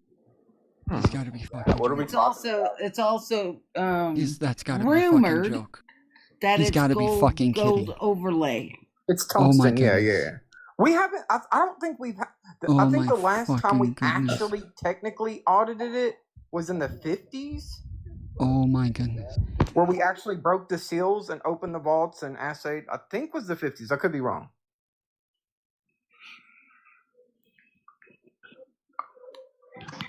I believe you. I think we should I actually went that. into Fort Knox when I was Also- a kid, and I don't remember anything of it. So Doge is. Go ahead, Tom. Yeah. Was I've looked for the website. I couldn't find it. Even the entire website in and of itself, it comes up to CPIVA Squarespace.com, but What are Yeah, we looking for? I'll go check. it was CommonwealthProtection.com is what she said, What is but this I'm trying demo to find like where the IRS failed an audit because everything that I've looked up says that they haven't failed any audits. But anyways, I guess the overall point was that Doge overall, regardless of whether or not you think the government should be audited, that isn't what they're doing. We already know that's not what they're doing. We know, we know this blatantly, do you see obvious. it here, Exactly what they're doing. Tom? Yes. Tom, Can we clarify do what you Tom? see it here? Which one is it? The top one or Underneath. the Global, no, the middle. The middle one. GlobalWealthProtection.com. Global Wealth? Okay, I thought you said Commonwealth. What is this demo cooks over my Hold on, screen? Tom, what are they doing? So dismantling the Democratic apparatus, targeting opposition?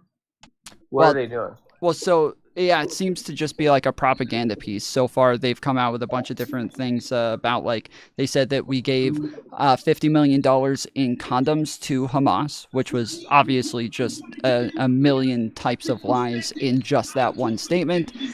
50 million types of lies in that one statement. Then there's the claims about the transgender mice studies and There's Gaza, Mozambique. Hold on. Okay, there's waiting for that. Gaza, Mozambique. Y'all are the one that was saying Gaza Strip. It's Gaza, Mozambique. Yeah, hold on, Tom. Wait, I didn't was say waiting anything for about this. either one of those. No. Did you just mention the transgenic mice? Yes. Okay. Did you realize that CNN and all the major leftist organizations have issued retractions that Trump was actually correct? It's called a rebunk. You got Hold to on. hold on. You need to use the proper terminology because Democrats lie about things and then it gets uncovered or rebunked. So they lie and then it turns out to be true. Wait, yes. So you gotta say rebunked. Wait, yes, Okay, so there's there were two two different things. things. There's two different things. There's one where there was a thing about trans mice, but it wasn't through USAID. No, like they were it wasn't one. talking It's about. like 37. It was like 37 studies or something. Like I have a full list. It's a lot. Sure, there was but one that. yes, what's her name? Nancy May or whatever brought up a while ago. But there were a couple of them. But the Nancy one May. that Trump was referencing was not it was the transgenic mice study, not the transgender mice study. well, he Nancy didn't. He May, didn't sorry. list the. He didn't. Hold Yeah, on. He dude, didn't. you're just saying the one he referenced. He didn't. You're just Yeah, saying he that. referenced the ones that were transgender. Like that, we spent over 10 million, and I have like all the grants. If No, you they, like the they actual- did source these. Hold on. Tom picks. He's referencing this study. I pick. He's referencing that study. Either way, there were transgender mice, and they cut it. Goodbye. I've got a whole list of all the NIH. And CNN, the leftists made it look like there were no transgender mice studies at all. Oh, transgender mice studies, that's crazy. No, it's true. I've got Totally 9 true. pages worth. Totally true. Here's one. My state, and they haven't. This wasn't in Doge. I was just digging and got bored. My state got it was almost $700,000 to study microaggressions of Latinx members with obesity. Yeah, Latinx or whatever they're called. Latinx. We're calling them Latinx now. And then there was one, white guilt creative writing to curb alcoholic consumption on college. Hey, be careful of what you mention on here, just because I don't know if you're allowed to bring that shit up. That alcohol. I just said it, crap. But oh well. Okay, yeah. Okay. Transgenics there is you used were. to You make were just animals saying closer all to of humans. it was false. The transgender No. surety The- was the for one side thing- effects of gender The one thing I hormone do theory. want to, I would like to see a change from Doge and Trump is to stop saying fraud without giving fraud is a high bar, Actual right? fraud. Yeah.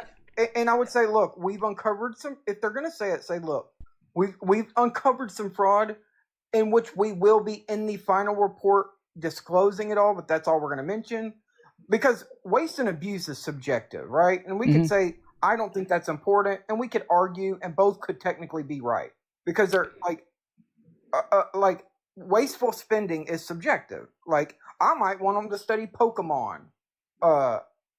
You might want them to study Skittles.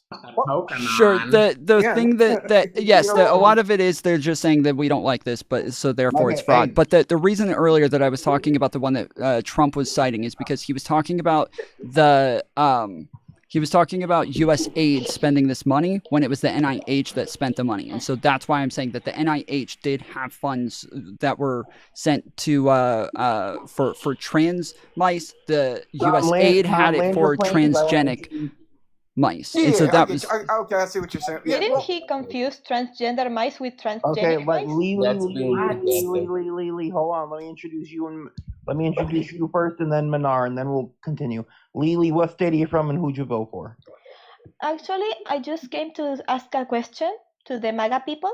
you just say Okay, What hold is on. it? The host asked you a question. Yes. What state are you from and who But I you don't want to voted for? stay in the live. I just want to ask a question. That's not Lee, that's brother. not the question. God bless America. Can Manor, y'all read I the know. rules? What state are you from, and who'd you vote for, Manor?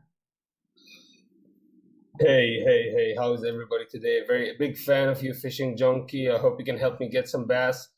Tom, Fool, nice to see you again, my brother. We meet again, unfortunately. Who did you vote for? And yeah, I'm 31, voted for Trump. Nice to see you guys. Welcome aboard, buddy. Thank you. All right, I apologize. The coolest people I've had opposing views with. Johnny. Yes, Hey, Johnny. Why is following the rules of the room so difficult for some fucking people? I know. Oh, it's actually a All pretty right, good. commence with the conversation. People don't have brains. All right, okay, what I really want to know is how embarrassing is it to Tom Foolery that he sat there supporting Joe Biden for 4 years, telling us to go vote for Kamala Harris. She's the best option, even though it's destroying the economy, blah, blah, We're on a blah. topic Yeah, about we have to US aid support right now. Ukraine. We're We on a have to topic support about Ukraine US and aid. destabilize the G7 economy. Do you just come up here and make fun of people? Yeah, he's a troll. He follows me around everywhere I go. We're not doing this weird You fucking just came up and started making fun of him? Tom was up here alone against 5 other people. I'm actually asking a serious question. We're on a topic about US Sounds aid like you right were now. talking- You're joining a conversation, and you want to make it about me, which I appreciate. I like talking about me just as much as you do, but right now we're on a Okay, specific you know what? Can topic. we just move the fuck on? We can move on. Yeah, let's stop crying. Thank you. Manor, if you can stay up here one more time if you actually get in debate, but don't insult him. I never insulted him once. What did I say about it? I just said. I don't think he insulted me. How does We're not going to attack you. it feel to Time support out. somebody that ended up using? What think we're I not could going to do is attack people on the panel. Either you come up with the argument that we're arguing they just right muted him this now, time. or you don't come up at all. Stop with the bullshit. Okay, I would like to know what's Tom Fool talk really mad about here. Again, you're No, calling just out let me one finish, please. What is he person mad instead of about just the putting out a USAID? topic. You're done, Manar. You're God done. bless America. So he can let me I love that you rephrase. say that when you get annoyed, OG. You know what? You're not the only one. Everybody likes it. I gotta start saying that now. I always say, "Oh Lord Jesus, help me." All right, so sorry, but yeah, geez, he's not coming back up here. I don't care. Manar, you're done. All right, I'm sorry, Matt and Tom. Go ahead. Tom's just telling me about how USAID. Well, so this Dodge, I actually sort of understand what Tom's saying. It's just some big old propaganda distraction thing while they blow up Gaza, right? Wait. I didn't say that. You think Don. Doge is a distraction so they can boom Gaza? Well, I don't know. Tom was saying this is all propaganda. This is all propaganda. Kimmy, thank you for the heart, me sweetie. I believe it's propaganda, but I'm not claiming like what the end goal is or what the point of it is. I couldn't possibly know, but I don't think it's to blow up Gaza. I think Trump doesn't want to blow up Gaza because he doesn't want to have a dirty place to put his golden statue. Tom, say boom boom. Boom or boom. something. Sorry, Say boom boom. My apologies. Thank you, Kimmy. Okay, but let me ask you this logic. Okay, if we're gonna switch to fucking Gaza, okay, so let me ask you this: if we had purchased Gaza, right, and built it up where the Palestinians could live in it, where it's not like unlivable right now, right, where they could actually live in it, and if Iran or whoever wants to boom the Gaza Strip, how much do you think we would retaliate them? I can't believe whoever's Minar doing the ran, boom dude. booming? He's so fucking Goddamn, I scared, hate bro. talking like a fucking child. I know. Minar ran, How bro. much do you think we would retaliate against the person that's doing the destruction? Go ahead. Us? No. Yeah. So you're saying We're gonna someone came in- retaliate considering it's our property. We bought it, right? Yeah. We built it up for the Palestinians, right? Now, if another country wants to boom it, do you not think we're going to retaliate to So the you're other saying country we're- that's doing the destruction? Yeah, you're saying we're starting another war in the Middle East by building up Gaza? No. How is that starting another war when we're Minar, trying to why have did a you place run, bro? where the Palestinians That's embarrassing, want, dude. they You want to shouldn't have have run. this land. Okay, that's fine. They could live on this land. It's weird, but dude. we own it, where the other country cannot do the destruction, because if they do, they're going to get the retaliation. It's a little bit abstract for me. Lexi, that had me laughing. Tom? Yeah, You like I'm a little lost. Honestly, JD Vance could boom my cheeks. Oh my God, y'all you know too, I what? swear to God. You know what? Pete Hegseth can Oh, yes, like absolutely. literally boom me up. Like, just do it already. Oh my. I Yeah. I need his drill sergeantness put There on is me. no hope for y'all. There is none. No hope for y'all. No Come Hey, I'm gonna No go fucking crash. hope. I'm gonna go crash out with people I don't like. Thank you for having me up. Oh, we scared Matt off. Goodbye, Matt. Yeah, I No, think but the Pete conversation's Hegseth- winding down a bit, so I appreciate y'all having me on. I'm gonna head out too, but I'll be back. Okay. I'll give you a follow. Thanks, guys. And I'm gonna pray that Pete Was Hegseth that y'all pops me cheek objective? one day. Pray that Pete Hegseth That's y'all pops me cheek objective, one day. Johnny. What's Johnny that? Lexi. Was that What? y'all elective? Was trying to get rid of Damn, that's No, what but y'all it- did. It won't let me follow. I guess it worked. It's us. Yeah. That was funny though. Nope. Are It won't y'all let me just follow. tired of the conversation?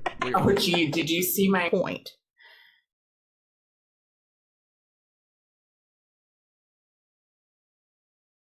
I always like those. The one thing that's beneficial off going on those things is that I always get a bunch of followers on TikTok every time, so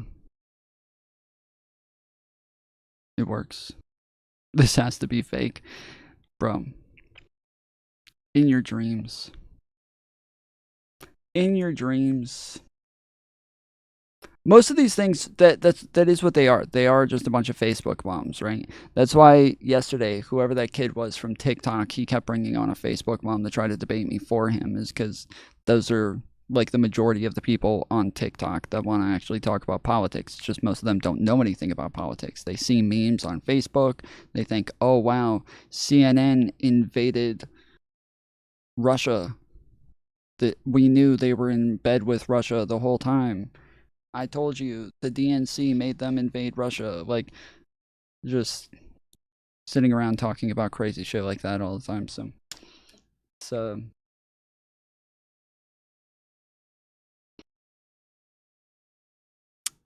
yeah, I don't know what the fuck.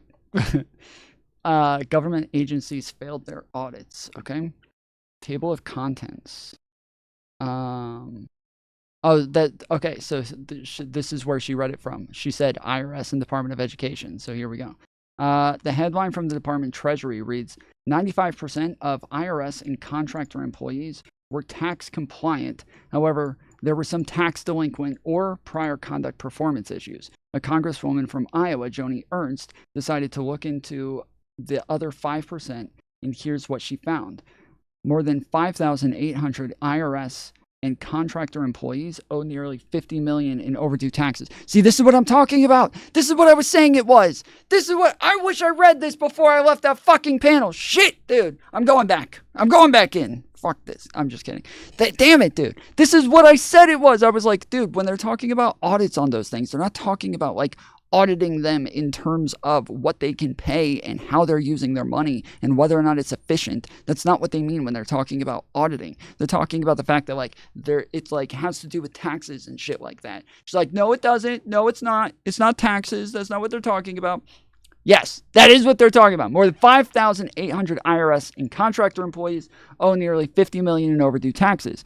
Despite the IRS having authority to fire employees who willfully fail to pay taxes, just 20 of the agency tax sheets were terminated. Over 500 former IRS employees with tax compliance issues or conduct and performance problems, including criminal misconduct, sexual misconduct, inability to perform duties, fighting and assault, and authorized access to tax return information, have been rehired by the agency and its contractors. Of these, 282 rehires had multiple previously documented conduct and performance issues. So this is about the Treasury, Department of Education. GMR was not able to obtain sufficient or appropriate audit evidence from the department to provide a basis for an audit opinion. Indeed, the department itself was unable to determine the extent of the impact of the issues on the balance sheet and related notes. Simply put, the department has failed an audit 2 years in a row, been derelict in its duties, and continues to make up estimates it cannot defend to its auditor. Material weakness. KPMG found material weakness in the department's internal controls, noting its controls over the relevance and reliability of underlying data used in the credit reform estimates needed to improve. Significant deficiencies. KPMG drew attention to prior year department and federal student aid significant IT control deficiencies that had not been fully remediated. Like all of this stuff is just, yes, this isn't necessarily. So the first part seems like it could have to do with where they're sending their money, but it's not clear because they're talking about like who they're paying credits to. KPM.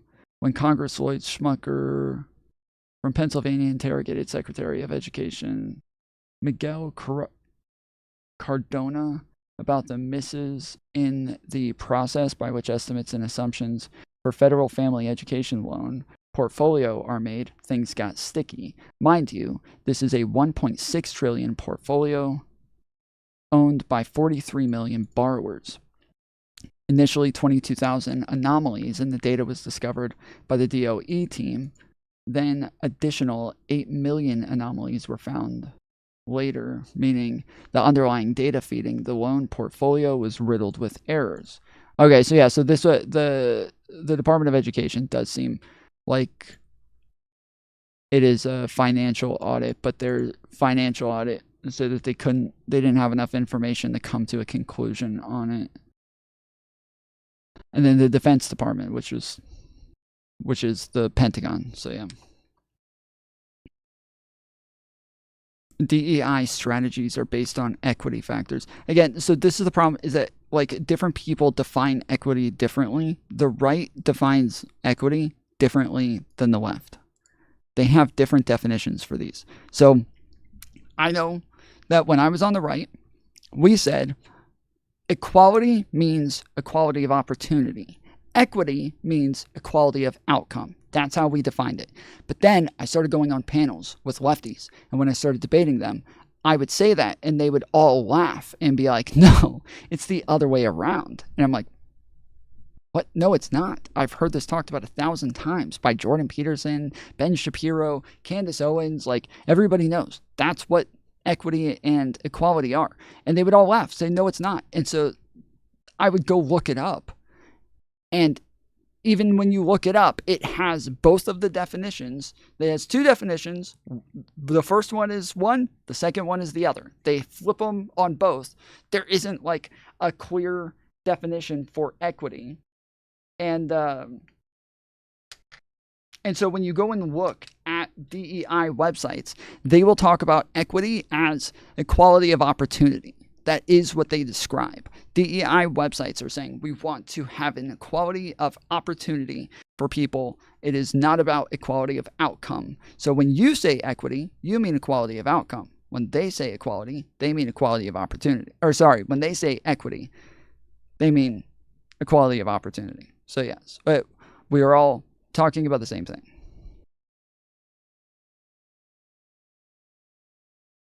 But yeah.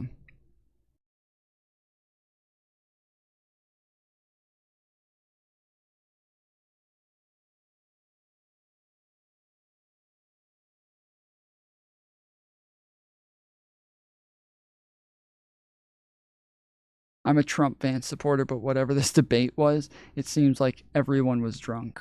Well, I wasn't drunk, but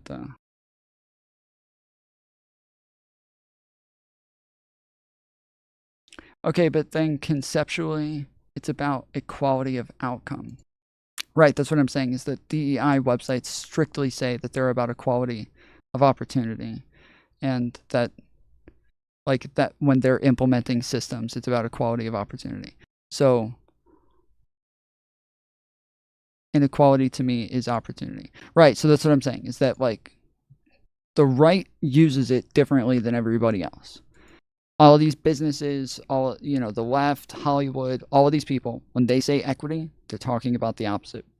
And so I'm not telling you to use it differently. I'm just saying that you have to understand that when the left says equity, they're talking about equality of opportunity. They want the same thing you want. They are not fighting for equality of outcome. They're fighting for equality of opportunity. And that the websites like lay this out pretty clearly. And the different programs will lay this out pretty clearly. That they want people to have equality of opportunity. That's what they want. That's what they're fighting for.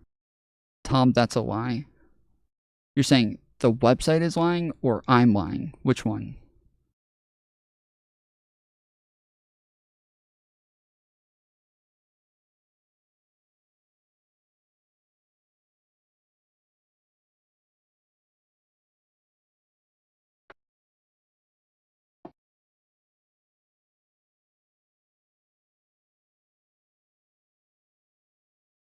Here, give me just a second.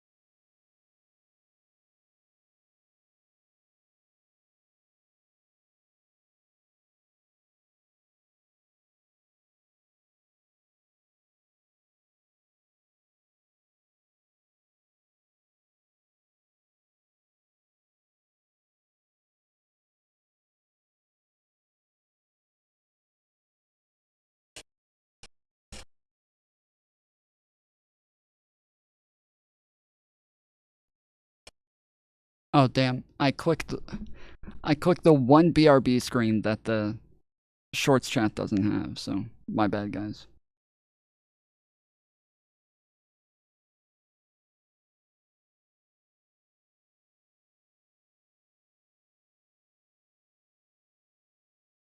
Ignore this idiot, Tom. He's been spouting nonsense all day.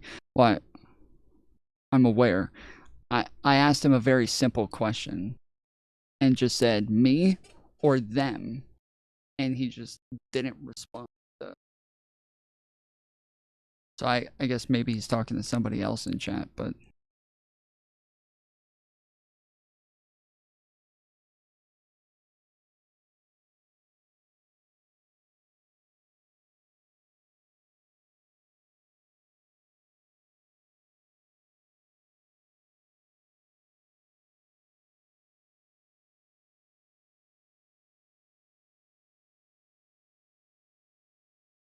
yeah, I thought maybe he was going to answer if he was talking about me or the website, but he didn't respond. So, okay.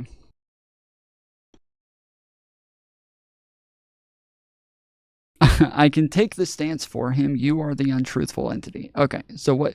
So you want me to pull up the website? Is what you're saying? You want me to show that the DEI websites talk about equity in this sort of way? Okay. Let's see.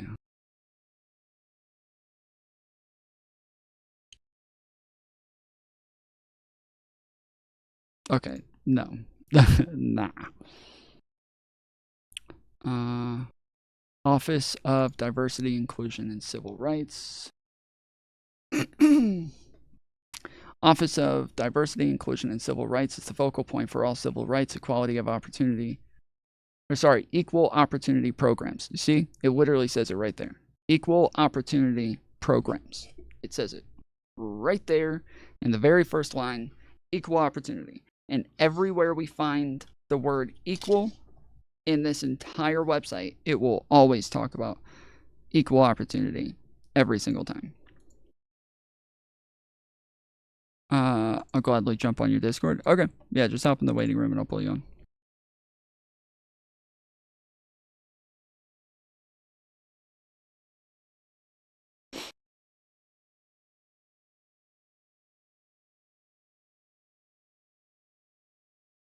Let me make sure my mic's working this time, because last couple of times I pull it up, it is not. Okay, there we go. Based. Based. Hello. Hello, Thomas. How's it going? Oh, fucking so good, dude. So the problem is that companies and schools and entities also get funding and credits and shit like that for having group specific minorities working for them.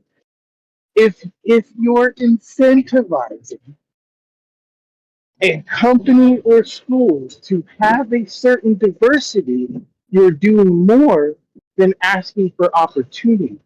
It depends on what we're talking about. So, in most cases, when I've looked this up, it turns out that it's not for things like make sure you have a black principal so that you fall into DEI. It's saying hire other companies that work under the DEI program as contractors for things like your school food, for school lunches, or for the people who make desks, or things like that. And that if those people also are under the DEI program, they're also using other contractors and other companies also who are under the DEI program, to where so they're just incentivizing them sticking to the same type of ideology. Let's all fucking benefit together. Well, hold on, as long as we all think the same shit. Hold on, right? You're assuming the ideology. We haven't even gotten that far. So right now, we're just saying that when you talk about this as though it means each individual person that they're hiring has to be like black or Mexican, or they're like getting some sort of benefit off them being that thing, that doesn't seem to be the case. Right now, like everything that I've looked at seems to say that it's just about them like having contractors or something like that. That's fucking crazy, dude. You're out of your mind. When was the last time you set foot on a college campus? I'm sorry, what part of what I just said do you disagree with? I need you to actually engage with what I'm saying. The fact that you're full of shit. Yes, if try you're number going 4. to sit here and say that the government was not giving out subsidies and shit like that for I didn't say anything about that. Fucking mentalities. We haven't even gotten to that yet. Again, I need you to engage with what I'm saying. Is try number 5, okay? This is probably the last time I'm going to try. Yeah. When we're talking about this, we're not talking about them hiring specific people. Like, they're not going to get some sort of benefit just for hiring a black principal at these schools, right? Or a black dean. That it's about them, engaging with other DEI programs. Agree or disagree? Disagree. Okay, so why do you disagree with that? Oh, fuck, dude. I go to college, right? I'm a fucking older guy, 35. And I'm trying to finish my degree because people are getting fucking replaced by robots, right?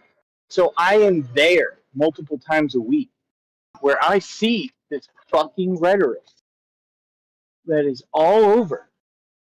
And if you disagree, you get pushed out, right? But the problem is when the government allows that.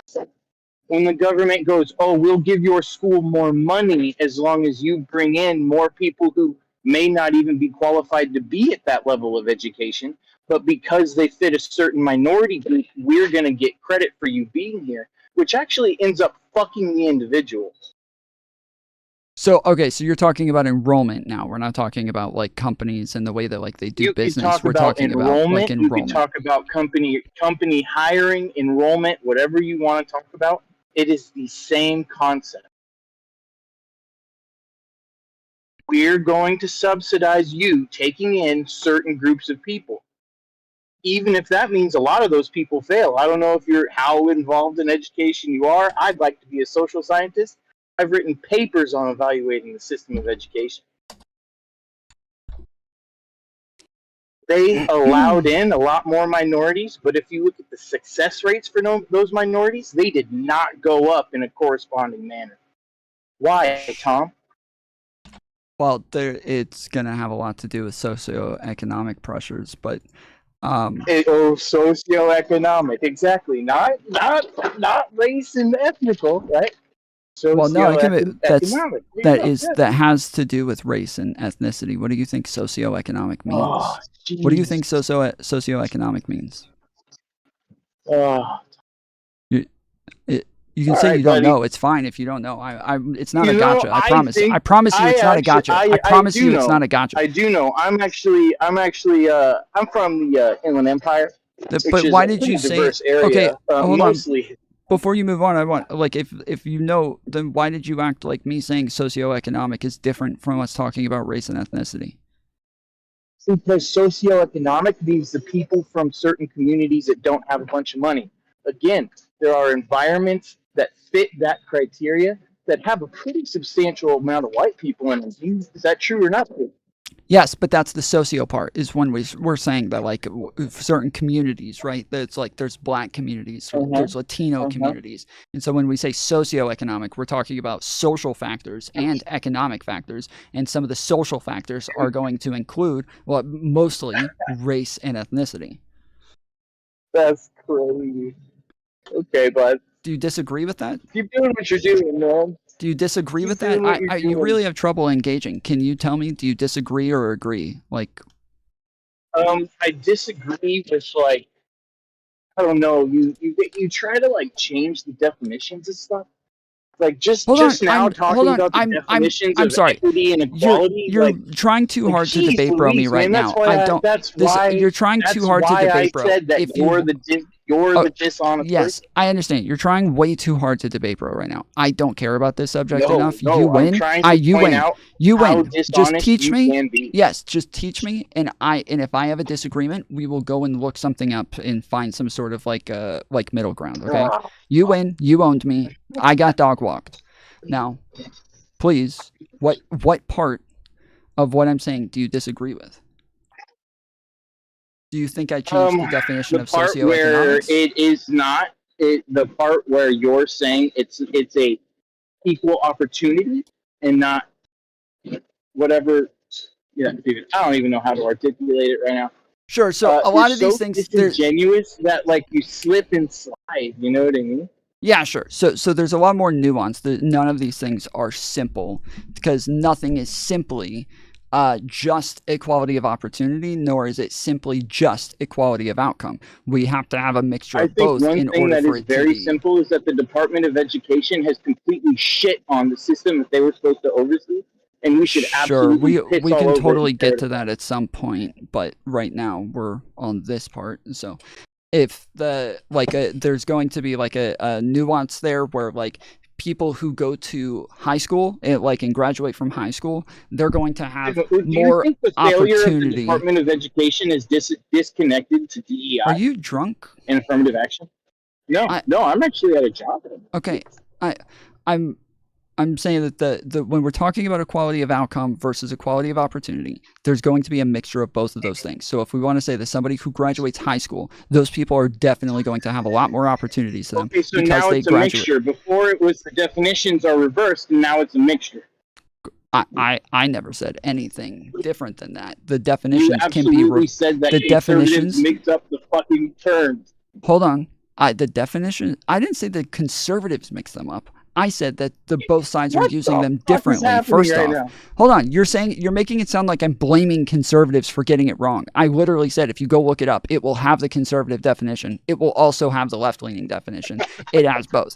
But the point that I was making is that when we're talking about because I've always said there is a mixture of both when you're talking about these things. And so if you'll allow me to get through the sentence, you'll understand that when we talk about somebody graduating high school, that person has a lot more opportunities for them. When we say that the government gives you that high school education, they give you all the way from kindergarten all the way up through high school. They just give you that education for free.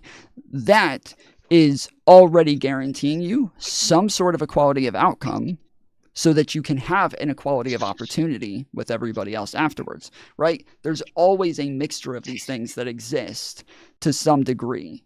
It's just that there's obviously points where it goes way too far to where it's now unfair. And I think normally when we're talking about equality, we're thinking of like fairness, right?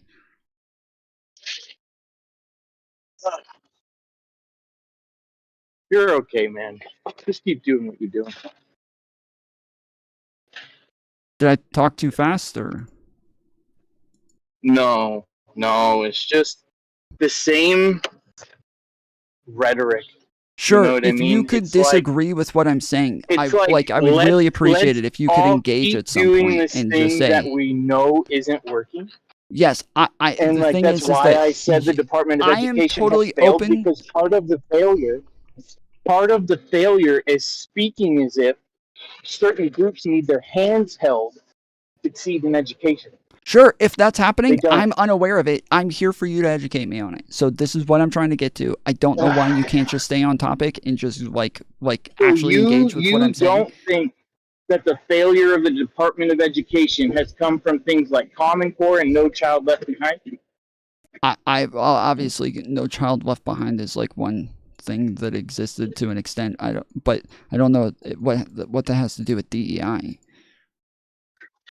It was one of the decisions that they made because people in certain areas weren't being successful in education, so they just stopped holding them up to certain standards. And why did they do that, Tom? Oh, well, diversity, equity, and inclusion. Well, it Affirmative depended. action. We need to get these kids. We need to get these kids these degrees. It So you depended. pissed all over the degree and handed it to them. Well, it depended. It depended on like the teachers were allowed to make like exceptions for people who just, yes, they may not have met the grade standard, but they knew that student was like more than equipped to continue on to the Tom, next they grade. weren't able to hold kids back that needed to be held back. That's what I just said. That's literally what I just said. No, What- you just said that they would not hold kids to like their certain grade level.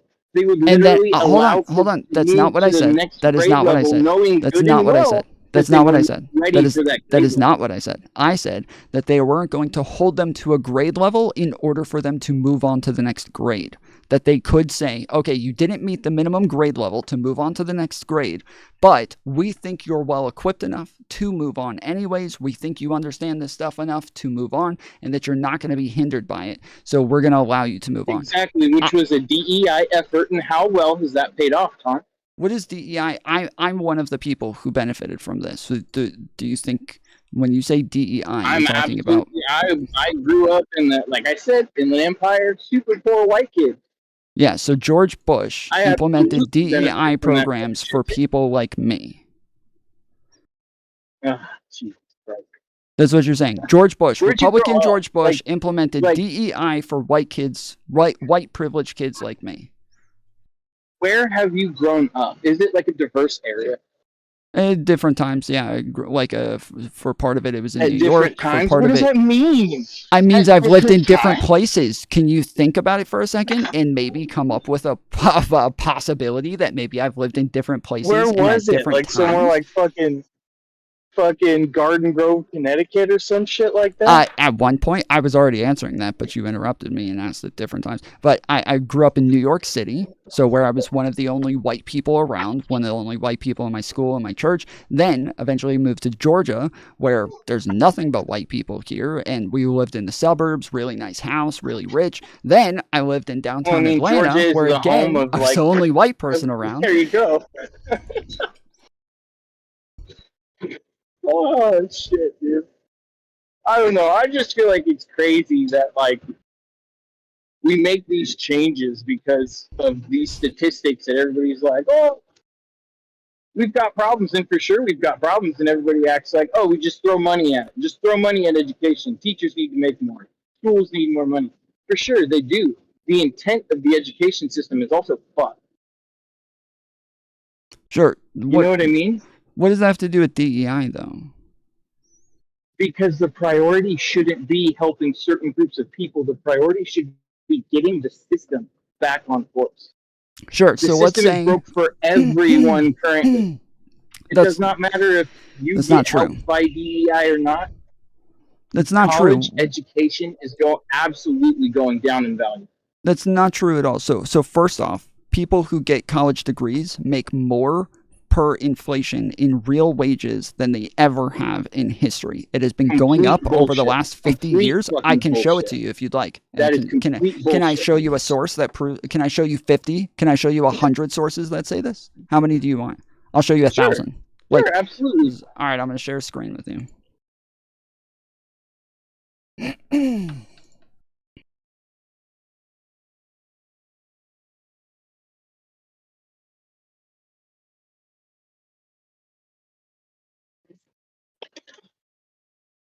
I just don't think you realize someone like me, I'm going to get educated to make less money than I make now.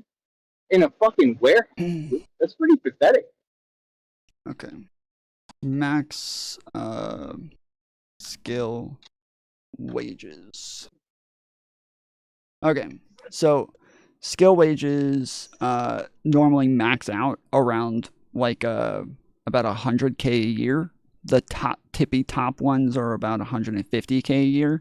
That's like gonna be like the top 1% of skilled Define wages. skill wages. So it's people who don't have a college degree, but they've learned some sort of skill, like they've Like laborers, plumbers, electricians, and things like that. Yeah, construction. Yes, that sort of thing. Wait. So you're saying that plumbers and electricians currently in this economy max out at about 150 grand?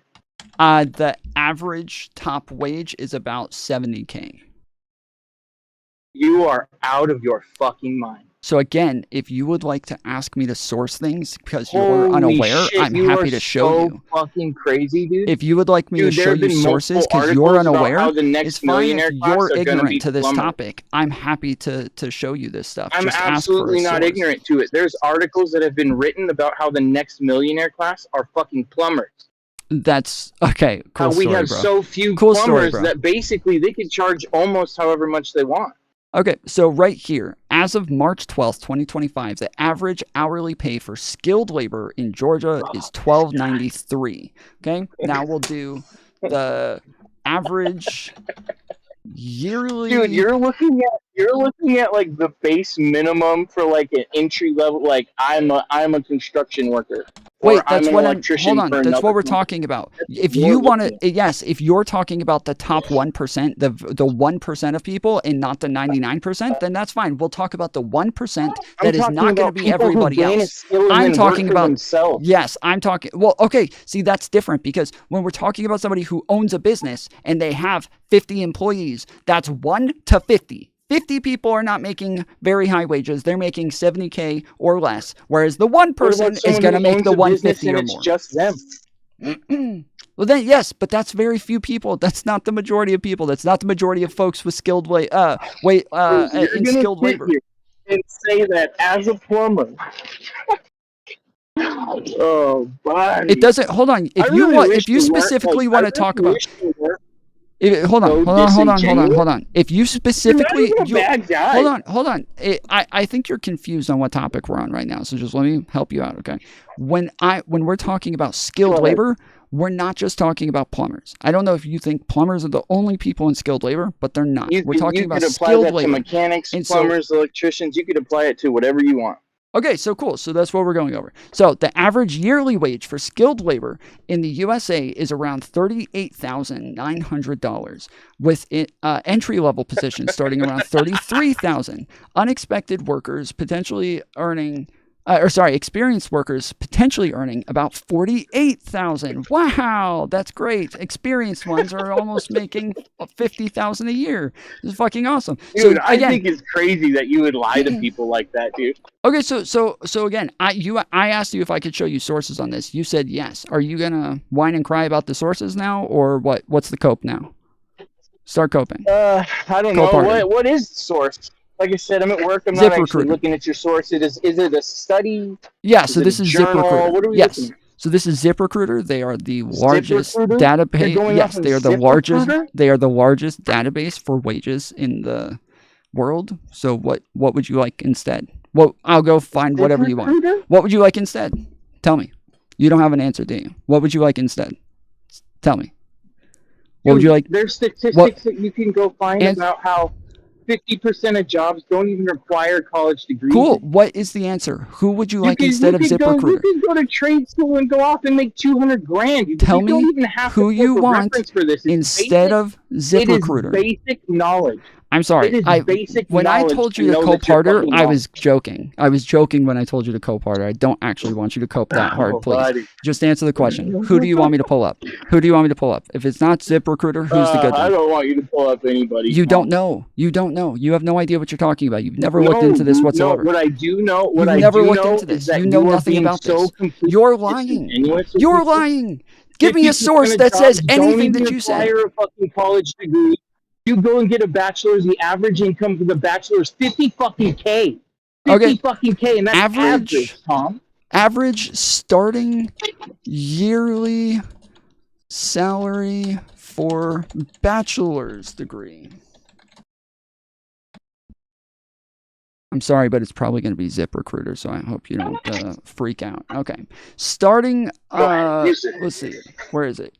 The average starting yearly salary for bachelor's degree holders in the U.S. is around $60,000 to $68,000. So this is starting. So starting for a bachelor's degree is higher than top skilled workers. Isn't that crazy? Isn't that crazy that top skilled not. I wages can tell you are right now, less it's not. than first year bachelor's degrees? Isn't that crazy? Isn't that wild? Hey, let's check this out. Check this out. Okay. How much more does a bachelor's degree earn on average? All right, let's see. On average, individuals with bachelor's degree earn significantly more than those with only a high school diploma, with a median annual salary of around $77,000 compared to $46,000 for a high school graduate. They earn about $1 million more in a lifetime, over $1 million more in a lifetime. Women with bachelor's degree earn $63,000 more in median lifetime earnings than high school graduates. So what did you want me to pull up? I've got like 4 sources so far. What did you want me to pull up for your side? Oh, honestly, I would just like you to engage with reality. Oh my goodness, that's wild. That's what I've been asking you to do this whole No, time. According to the dude, U.S. you have to Bureau be of Labor, realistic. bachelor's degree You look up holders all these earn statistics, we factually know. 68% We more factually than those know with that only a degrees high are school less diploma. valuable. They're not. They are. You're fucking out of all your right. mind. All right, here we go. We'll pull that one up now. That's not even to mention the data pool, or is that pulling the people who actually get jobs with their degree? Yes. Or is that yes. only pulling people that do get the jobs? Yes. No. We have labor shortage in Okay, most so fields the people today, that get and their so degree most and people don't get a job that requires a No, degree, hold we on. don't pull them. Wait, you didn't hear my answer. Yes, almost every single field today has a labor shortage and needs more people. Most fields currently do not have enough people to work the jobs, and they are trying to import people from other countries because there's not And enough what people fields here. have a massive amount of people in them? What fields have a massive amount? So, like currently, STEM Yes, what fields. people have an don't- overabundance of people. there aren't very many. Like there's like STEM fields currently have like a 2% what's it called? Like 2% of people looking for jobs. I'm blanking on the term, but yeah, the unemployed rate, 2% unemployed rate. And so like when they're 2%, when they should be around like 3-4%, if they're going to have a healthy mix of like people to look for these jobs, 2%, that's a fucking tiny little bit. They don't have nearly enough. And this is fucking like top fucking education, STEM fields, bro. But they're getting H-1B visas to come in to do these jobs because there's not enough people getting college degrees to work them. So. And why do you think there's not enough people getting college degrees? We don't have, it's the same across the board. Even if we go to like service jobs like Taco Bell's, McDonald's, all of these, they also do not have enough people to work the jobs. They also have about a 2% because those jobs unemployment suck. rate. No, do STEM jobs suck? Do STEM jobs suck? No, but fucking service jobs do. Nobody likes a service job. Right. So what's the issue with STEM field then? Those jobs don't suck. Those are some of the top issue with paying STEM jobs. field is the education system is dying. But they pay way more. I study anthropology, else. Right? Which is STEM fields start at like 120,000 a year. I study anthropology, which is a cross between a social science and a real physical science because we deal with the human body, right? People don't want to join it when I have to sit in a class where they go, oh, men and women are the same. But in my next class where we're talking about the fucking skeletal system, we actually learn about differences between men and women. You want to know why education's dying? Why STEM is dying? Because we have people pretending to be scientists with completely anti-science fucking mindsets. So this is... yes, enrollment's down 30% for higher education, and that's a big-ass fucking problem. This is according to the Public Policy Institute, is that the wage gap is widening between those who get college degrees and those who don't. That's nuts. Wage gap is widening. What source would you like me to pull up for your side? What would you like me to pull up for your side? I don't want you to pull up a source, you don't have dude. To. You've been your... propagandized by a bunch of fucking idiots who have no idea what they're talking about, and you listen to them, no, and dude, you just blindly follow them like a fucking bot. I evaluate okay, so you... No, okay, yes, yourself. So show me the statistics. Show them to me. Show me your study. You can look up the Department of Education and see that enrollment's down 30%. You can look up the Department of Education and see that education is now 60% women, and the success rates are even higher for women and lower for men. Why? That has nothing to do with wages. Why? That has nothing to do with wages going down compared to the average population. That's not what we're talking about. Why do you pivot every time I make a statement? You pivot every single time. That's because I still stand by the fact that I think your sources are only looking at the people who actually end up with jobs after their degree. I do not think that whatever the fuck you're talking about is looking at the people who get a degree and then end up getting jobs that don't fucking require one. Really? So you're saying that when they're grading wages, they're only grading people with wages? That's an interesting hypothesis. I'll have to look into that. They could easily. Really interesting. I don't know only about be that. evaluating the people who actually got jobs. Yeah. Sure. So no, they are only doing that. That's just a fact. That if Just they're like the other day, averaging wages, they're only when you averaging people with wages. That's not. This is the That's same not problem likely. you had yesterday when the person was trying to tell you that to have a nationwide fucking poll on something, you can't look at one little geographic area because the poll will be skewed. If you poll a college campus, which are 90% liberal, and then go, oh, look what America's saying. That's not what America's saying. Well, true. That's why we went to ZipRecruiter with the largest database for wages in the world. I agree. That's why we use ZipRecruiter. You didn't like ZipRecruiter, though. What website do you like? I'll go to it. What website is it? I like the statistics that come out of the Department of Education and the Department of Labor. You like statistics that already things. agree with you, but none of them are going to disagree with me. No. Okay, so tell me. So tell me which ones disagree with me. That actually represent the problem. Right. So you're pivoting to something different. I like the statistics about how many people are getting college degrees and then not getting jobs. Okay, so yeah, Department of Education. because that's a really low number, as we said. Well, dude, please genuinely look it up so that you could actually like understand and not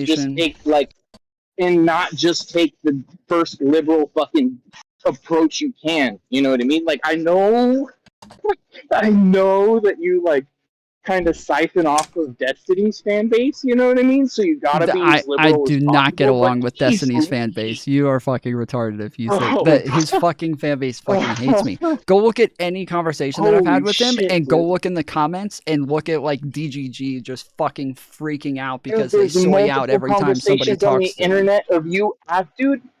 Fucking Ryle has a video just the other day of you saying some shit about writing the Pixie Man. Doing what? Of you commenting on somehow having a part in writing the Pixie Manifest. Yeah, that never happened. He lies every time. If you go look at the did full you video. miss the copyright on that video? You didn't get to copyright violate that one before people saw it.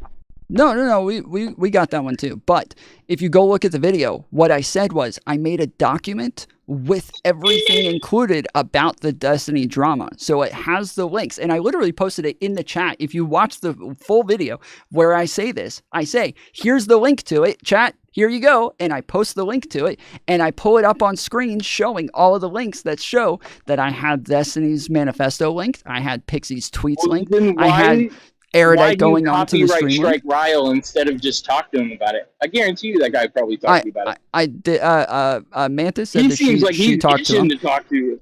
Sure. Mantis said she talked to him about it and told him that I was going to take his stuff down. I said it on stream 3 different times, and then when I did copyright him, And he what grounds challenged it. did you take it down for?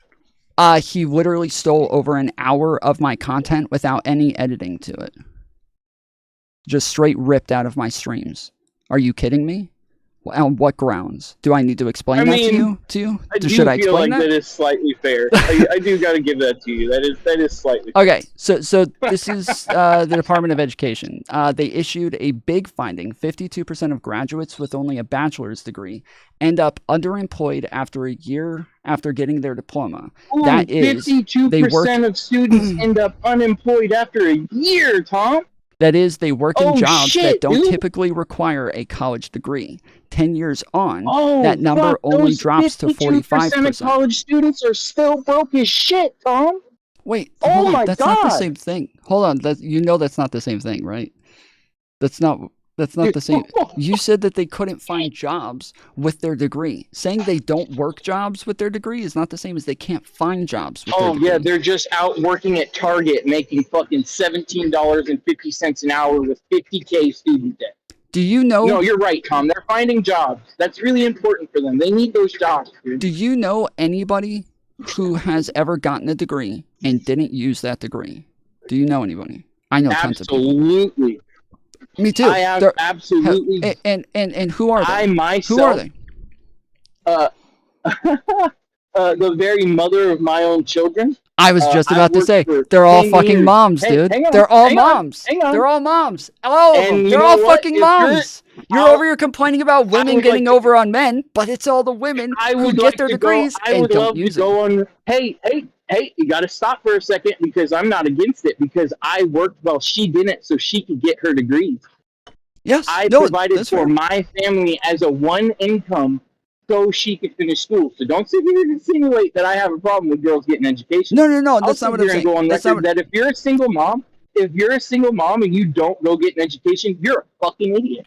You're completely fucking retarded. Yeah, no, that's not what I'm saying. I'm saying that most of the time it is women who sacrifice their college degrees for families. It is very common that they do this, and so it just tends to be that way, that they get pregnant, they reprioritize their life, kidding me, dude? and they tend to Higher do something education different. is 60% women, Tom. It is a majority women now, and you're going to sit here and say women are sacrificing their fucking degrees for their family? Hold on, we're not talking about higher education right now. We're saying they get the degree, Dude, but then you they don't just said use to it. get the degree. The population and success rates for higher education are both marginally higher for women than they are men. And then you're going to sit here and say that moms are giving up their degrees. Women are getting more degrees than ever, you fucking disingenuous. I'm sorry, you're missing what I'm saying. I didn't. Those two statements are not contradictory. I don't know why. I already repeated that doesn't mean anything. So listen, one, they go to school, they get the degree. Then once they get the degree, they reprioritize and then decide that they don't want to use that degree for the job because they want to raise a family and they want to prioritize their family. What about when those that is what people I said. do want Hold to on, use hold the on, hold degree on, hold on, and hold there's on, no hold on, hold jobs on, in hold their on, field? hold on. This is the third time that I've said this. I need to make sure you understand it this time because the first 3 times it didn't work. So you understand those two statements are not contradictory, correct?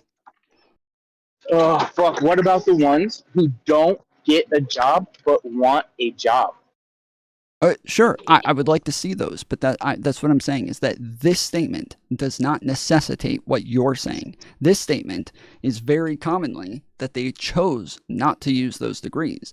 It does not mean that they couldn't Does the find a job. statistic of 52% of college graduates not getting jobs a year after graduating Well, so I not named a bunch of validate what the fields. fuck I'm saying? No, I named a bunch of fields that have very low unemployment rates. Then I also named the fact that the entire United States has low unemployment rates. So I need some fields that are having trouble finding people and that people are having trouble, or sorry, fields where people are having trouble finding jobs because I can't seem to find them.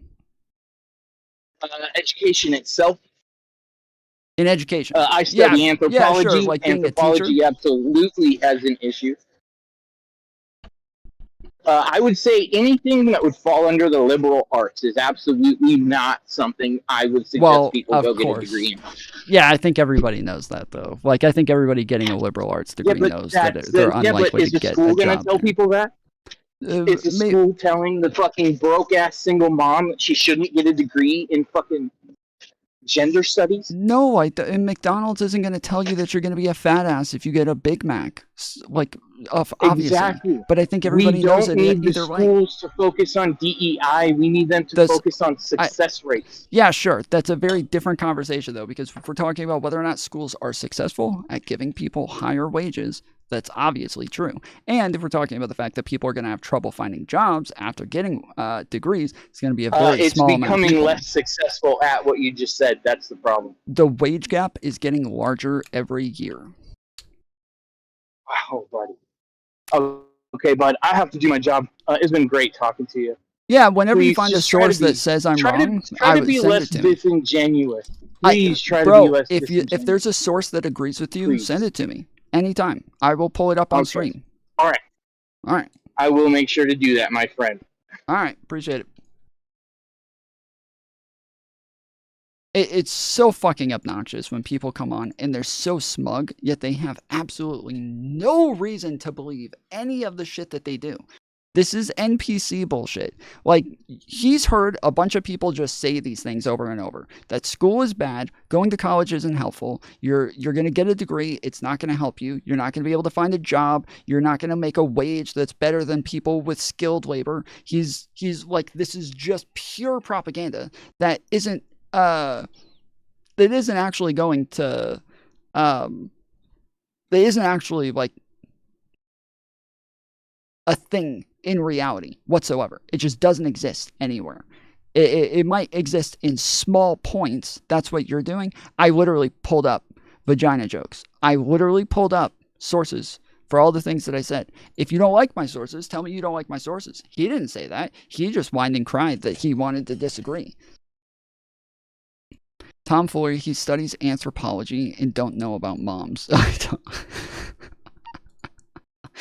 Well, it's weird because it was so perfect. I'm sitting here and I'm like, yes, do you know anybody who got a degree and didn't use it? Because I'm thinking everybody knows a bunch of fucking moms who went to college, they got degrees, and then they decided to have a family instead and prioritize the family. And then they went and worked at fucking Target. They did. They went and worked at fucking Target. Why? Because that's just a better schedule for them. It's better for their life schedule and it's better for them in general. And so they're just going to go work at Target instead. Yes, that is a thing that we all know of. What is a woman talk? Vagina jokes. Why did you pivot so hard? Why don't you guys ever have confidence in your statements? It's really strange. None of you ever have confidence in your statements. Like, you say something and then I ask you about it and then you immediately pivot to something else. Why is that? Is it just the fact that, like, conservatives and people who aren't me just don't believe anything that they say, and they're just so disingenuous, but they'll sit there calling me disingenuous? Was that you would have to be me to not be disingenuous? I'm starting to be convinced of this. I am the only person in the world who's not disingenuous. It's just me. It's just me. This is why I'm fair and you're not. Nobody says vagina jokes is fair.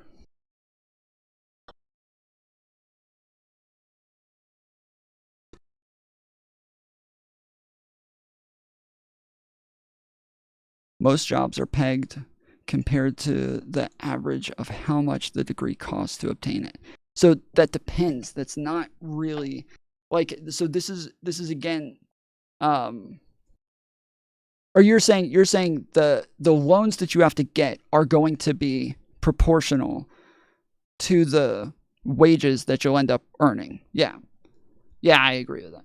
So that's like one of the parts that most people don't understand, is that the average person makes more than their entire student debt in their first year out of college.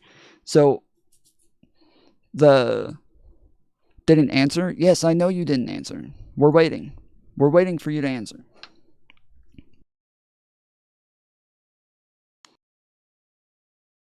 Tom, when using those sites for jobs and salaries, are you able to look up the IQRs so the mean isn't influenced by outliers? I don't know. Let me pull it up. Because we went through this like in detail like 5 or 6 different times now, and it's always somebody like him who comes on here so confident because he's heard 50 fucks saying the same dumb thing over and over and over, and he's never thought to look into it himself. And then every single time we take a little while, we take like 20, 30, 45 minutes to just go down the line of every little thing that they say, and every time they'll say something like that. No, plumbers are millionaires, bro. All the plumbers are making millions of dollars today, dude. All the plumbers, the people who like generally live in trailer parks and like don't do very well and are known to be like smelly and stinky and not very hygienic, and they're all millionaires and they're living in mansions, dude, and they're really well off. Great. All right, vagina jokes. We're gonna give you a little bit to think about the answer, and then in 30 minutes, when your timeout is done, maybe you'll be able to answer the question, okay? Just think about it, okay? I'm sure they make more money than you. That's why you're on here trying to make money off your stupid ideas. Wait, how do you know that I don't make money off my degree? Why do you think I'm not making money off my degree as well? Don't you know? Literally their name, don't you know? And they don't know. Shit, that's, I would say ironic, but I guess just fitting. Because you're doing this. Really, that's it? That's the whole thought process? That's it? That's it. That's the whole thing. Right there.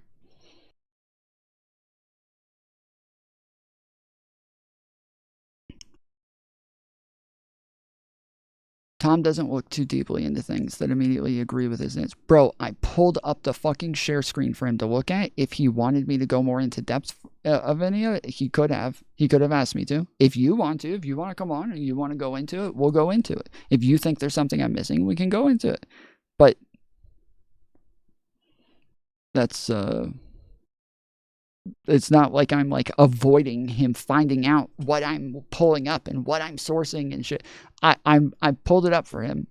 I asked him to give me a different website to go to. I asked him to give me a different source. I gave him every fucking opportunity in the world to give me something that disagrees with me. So I know that you guys love to just like fucking jerk yourselves off in chat to feel good about yourselves, but there's no way that you can believe anything you just said when, like, I'm happy to go into detail if he wants to get into it, or if he has something that actually contradicts what I'm saying, or if he wants to give me some sort of source that's gonna disagree with me. I'm happy to get into it, but that never happens. That never happens, because I can just fucking read fucking headlines if I wanted to. I could just read a headline if I wanted to, and I know this fuck has never taken 2 seconds to look into any of it. Never taken 2 seconds to look into any of it.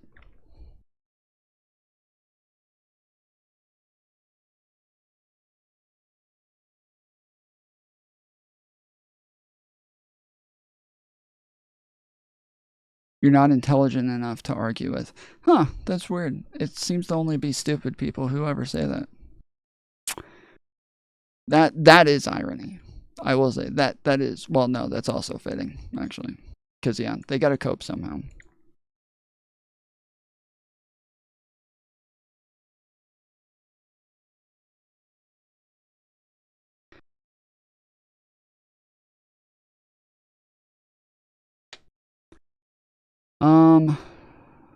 So yeah, these are all by like cities around me. We've identified 10 cities where the typical salary for a bachelor's degree job is above the average in Georgia.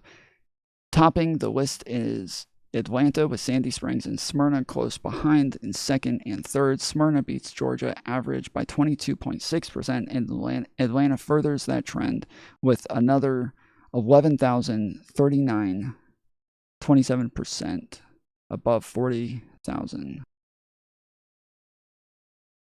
So wait, are all of these above 40,000? Why would it measure it that way? Why not just tell me the fucking salary? Oh, no, sorry. Okay, these are the salaries. Global head of human resources, 93. Human services. Okay, and then what are these? The averages. Finally, another factor to consider is the average salary for the top 10 cities varies. But these aren't based on whether or not you have a degree, I don't think. With these 10 cities paying on average above the average for Georgia, the opportunities for economic advancements by changing locations in bachelor's degree jobs category appears to be exceedingly fruitful. Finally, yeah, so this is another thing, is that, so this is actually a really important thing that I forgot to mention, is a lot of times when we look at stats that say that somebody is working a job that is outside of the degree that they got, a lot of times it only has one job for that degree, right? So if you go to school and you get like a, I'm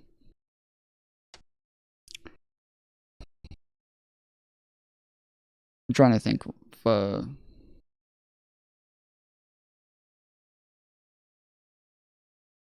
like I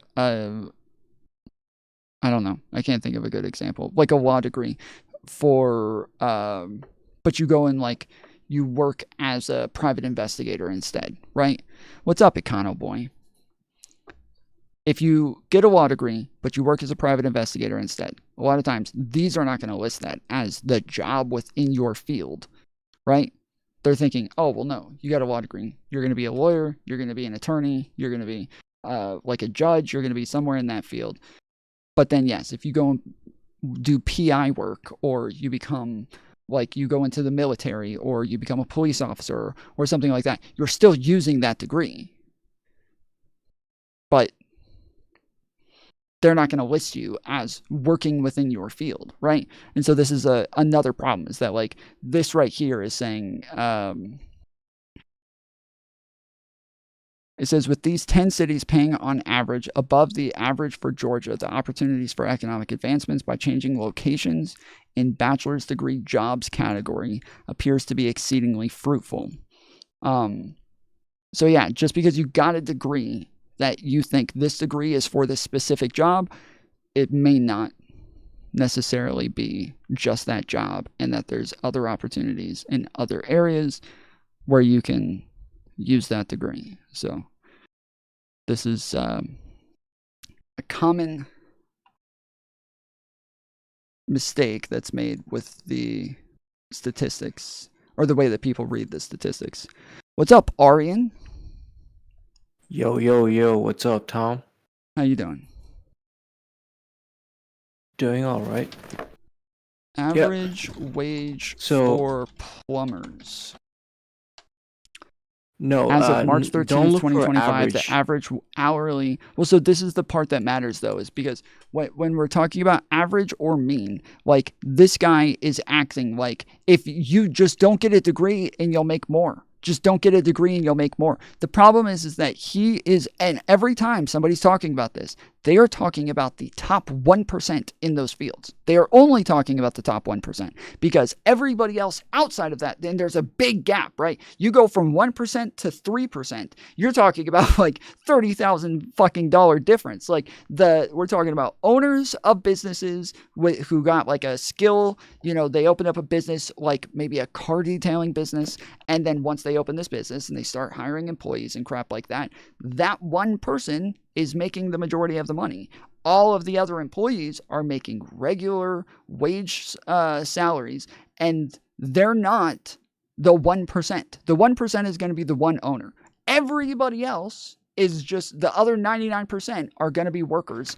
And so this is like always a thought process that these people use is they just look at the owners and say, look, he was a plumber and now he's a millionaire. Anybody can do it. Well, no, not anybody can do it. That's fucking insane. Yeah, I would recommend rather than looking at like the average, look at the mean. Sorry, not the mean. Median salary of like I said mean too. Plumbers and pipe fitters. No, no, mean means average. Yeah, I know. mean That's why I median. said it. Median I is said like, I was correcting myself. I said mean as well. As of March 13th, 2025, that it's still coming up with. Let's see. The median annual wage for plumbers, pipe fitters, and steam fitters was $61,550 in May of 2023, meaning half earned more and half earned less. Okay, so what was the difference between that and the average? That was $66,000. This is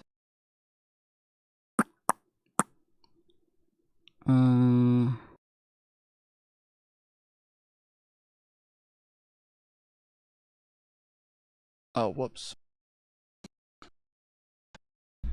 I put wage instead of salary.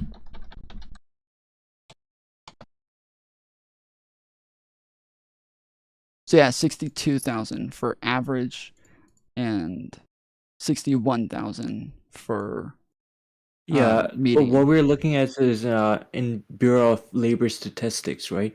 That's a more concrete study, while ZipRecruiter is more. It has broad data, but like, it's not based on like company data. It's more over like online data based on like users, right? Well, the one that I read, it was the AI, which generally, like for most things, I'll try to stay away from AI unless it is in statistics like this, because it is going to take into consideration it was giving the out Bureau of Labor Statistics. No, that data is correct. Like the ZipRecruiter, but like No. I'm talking about, saying, like, hold the on. sampling, right? Hold on. I'm saying the reason that I think you missed what I just said. I'm saying the data that it uses, like when you use AI for like data points, it's going to be much better than if you're just looking for an answer, right? So if you wanted to explain something to you, it's going to be a lot more complicated than just getting an AI like explanation. But if you're looking for data, this literally has the Bureau of Labor Statistics and ZipRecruiter and shit like that it's using to list everything that it lists on there. So it's taking in all of this into consideration. But yeah, this is using Bureau of Labor Statistics. Both answers still 61,000. Yeah, like I would think that labor statistics didn't update 2024 data, but if we're being charitable, with inflation and everything, and with the job market for plumbers being like pretty high, like in terms of demand, we could assume it's like 65K a year, right? And that's pretty good for a median salary. But if you compare it to like other college graduate jobs, right? it doesn't Right. come close. Right. Well, and that's my I point. sent you Normally, the that's what DM. I'm trying to go over with people is that I'll compare like average skilled labor and like the top. I'll take like the top 10%, which is normally going to be around like 70 K a year, right? So 70K a year, top skilled, or it's like 65 to 70. But then when we go look at a bachelor's degree, first year in work and with a bachelor's degree is going to be 65 to 70K a year. So we're talking about like very first year is making the same amount as the person who's going to make the most. And that's just fucking insane to think that you're going to be better off with the skill than you are going to be with the degree, especially when we look at the fact that yes, like on average, bachelor's degrees are going to make $1 million more in a lifetime, over $1 million more in a lifetime, and that the gap is getting farther and farther. So when we look at the fact that like the middle class is disappearing, people love to cite this. The Republicans love to say this all the time. The middle class is disappearing. Why? Why is it disappearing? Because there's a bigger and bigger gap between people who just get high school diplomas and people who get college degrees. This is causing a bigger and bigger difference between the two classes to where there's just a massive fucking gap now. Yeah, and I DM'd you like the trade jobs similar to plumbing, and you would see like in that data, according to Bureau of Labor Statistics, most of the jobs, like the median salary is like right around 60 to 65K, right? That's like your median salary, and only jobs that are above like that range is managerial, construction manager, and boiler what's it called, boiler makers. Just real quick, I see people saying this in chat again. The loans, we went over this earlier. The loans that you get are going to be proportional to the wages that you'll get from the degree. So like most people who get a bachelor's degree, they are making double that bachelor's degree. Or sorry, the bachelor's degree will make it to where in their first year, they will make double their loans in the first year. In the first year, they'll normally make double what their college loans cost and their tuition and everything. So the idea that, oh, it's the loans that totally changes this. Go live with your fucking mom and dad for the first year out of college. And just like fucking pay off your loans. That's not easy for everybody, but like the point is that this isn't such an extraordinary amount that it just makes it totally unuseful. When we're talking about $1 million more per year, and then we're talking about like 30 to 50K loans, like we're kind of losing our. So you're arguing that because you have a higher loan or education, you're automatically going to command a higher salary, right? But that's why we're saying bachelor's degrees, right? We're talking about just like on average bachelor's degrees. Obviously, there's going to be higher ones, there's going to be lower ones, but we're just saying on average, you're going to make about double. Also, the previous caller called Scholastic something, right? Mm-hmm. He was talking about like getting like social science degree, and like people having social science degree having not like them having not so much good prospect in terms of salary, like them earning less relative to other STEM degrees. Like I don't know about him, but most people know that. Like for Yes. example, like what's that is Jewish the Jewish historian, like who debated Destiny, Finkelstein something. Yeah. The Finkelstein's only enough, I reason think, he's yeah. getting paid, yeah, Finkelstein, right? The only reason he's doing well is because he was a professor after a long time. He got his PhD, and then he went all around the world doing his research, and after getting some recognition, then he was starting to make like actual STEM degree money, right? But that's like entry level money. But people who study social sciences, who are like actually serious about it, they know they're not in it for the money. They love the science, right? They don't just do it for the money. Like if you don't want to make money, just go to like engineering or medical sciences. Why would you study social sciences? Like it's not the Yeah, it's so not somebody's so saying in chat that popular like in the degree that you get is more important than getting a degree, and that's obviously true. So like the guy brought up earlier that getting a liberal arts degree isn't going to benefit anybody, but everybody knows that. Like literally everybody going and getting a liberal arts degree, they all know when they get the degree that they have a very slim chance of benefiting from that degree. We all know. I mean, Like it's helpful. everybody knows this. No, actually, it is having a degree. It's helpful if you're in a corporate environment, and if you want to get promotion, you need an actual degree to kind of like show that I have this degree and I could do the work. Like in a corporate environment, like if you show your degree, right, and you show that you you also have like Well, so hold on, because so this is an idea that like, well, the schools are going to scam you. The schools are going to push you into this. Like the kids don't understand this.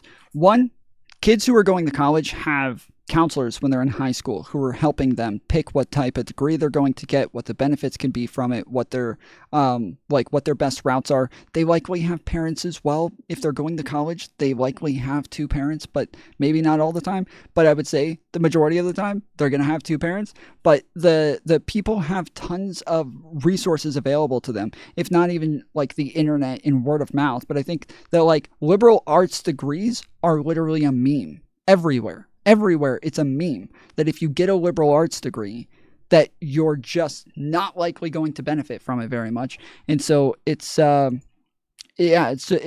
that like everybody kind of knows. Now, obviously, yes, you can benefit from it, and everybody knows that you can benefit from it. But it's also true that I think the majority of people who get liberal arts degrees don't actually end up benefiting from it. So crap. I think we're at. Let me double check the donations real quick because we're about to run out of time, and I don't know. Wait, if hold I on. added everything Hold up. on. Just give me a sec. Oh no, I put more money on there than it actually was. So we're at $15. But I put 17, so we'll leave it at 17. But yeah, we're out of time for the first round. All right, just give me a sec.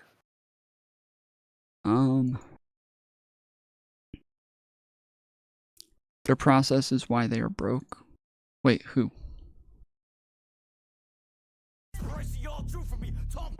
Ariana tipped $10. Well done, Ariana. Thank you for the dono. All right, I was gonna say that. Yeah, go ahead. Yeah, sorry. Go ahead. I don't want to interrupt you. Yeah. Well, I was just gonna say we're on the second round, guys. We're $2 into the second round. I'll reset the clock real quick. And also, thank you, Arian, for buying the mug the other day. We're gonna record a thank you video and send it to you. That will answer your question. Yeah, as well. I thought. Yeah, the delivery was quite fast. Like I bought it yesterday, and like I assumed, like it showed that it's going to be delivered like at the end of this month. Mhm. But just next day, it was delivered. It was Really? fast. Kind of weird. Yeah. Maybe they're made in Show it. Canada. Yeah. Like Really like helps Chad get around was those kind of tariffs. bullying me saying Chad was bullying me saying that, oh, I bought American products, and like, oh damn, I did. Then later on I saw it's coming from Mississauga. So like, yeah, Oh, did it? it's from Ontario. Yeah. Yeah, they probably have like numerous warehouses that'll ship these out to people. So It's probably not one or the other, but like I was glad that you bought the mug, because I did say when I came up with this, I was like, yeah, don't buy this shit yet, because I am gonna send some out to like the top members. I'm also gonna come out with coupons, but the mug is one thing that I can't put a coupon on, so that's it. I was glad that what you got was not one of the things that we were gonna be able to put coupons on. But yeah, there'll be like most of this stuff right now is like the designer shit, like it's gonna be like the tippy top shit. I'll have much cheaper, like just lame fucking stuff soon. That'll be much more easier to buy. So yeah. I mean, Tom, I feel like in terms of social sciences, a lot of people, they don't take social sciences seriously. That's why they don't have like a job mobility, like economic mobility in terms of social sciences, because a lot of people, like, it's very hard, like opportunities are there, but they're not taking any opportunities. For example, if you take if you learn Chinese, right, then you'll have the opportunity to travel to China and teach English there, and also learn Chinese in Beijing, right? And that way, you could learn Chinese and have something in your resume to kind of like go around and learn Chinese history, and that's how you kind of build up your resume. But a lot of the students, after they graduate, they do nothing with their degree, and they just say that, oh, I have this degree over here and social sciences, and hire me, please. They don't do the work. While if you go to like, I do software engineering, right? So I had a computer science degree. I did my co-op basically working. My university had a co-op system when we work, and also we get paid, and it's part of our curriculum, right? So that is part of our experience, and we put that in our resume, and we also connect with other people in the industry, right? Okay. But social science students who are like, let's just say 80% of the social science students, they don't take this seriously. They just do the coursework and that's it. They just do the exams, that's it. So there's like a different mindset. Obviously, if you're in like a STEM degree, obviously most of the infrastructure is there for you. But in the social sciences, you kind of have to look for it, right? Yeah. So if you want to be, and humanities is like it's like a groundwork, right? It's like if you're trying to learn about gender theory and whatever, it's fine. But you also have to take like a serious course, like humanitarian,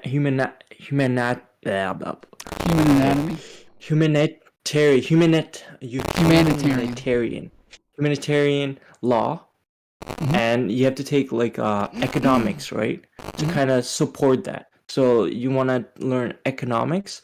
But these are things that they'll. My mic went out. Your mic. Yeah.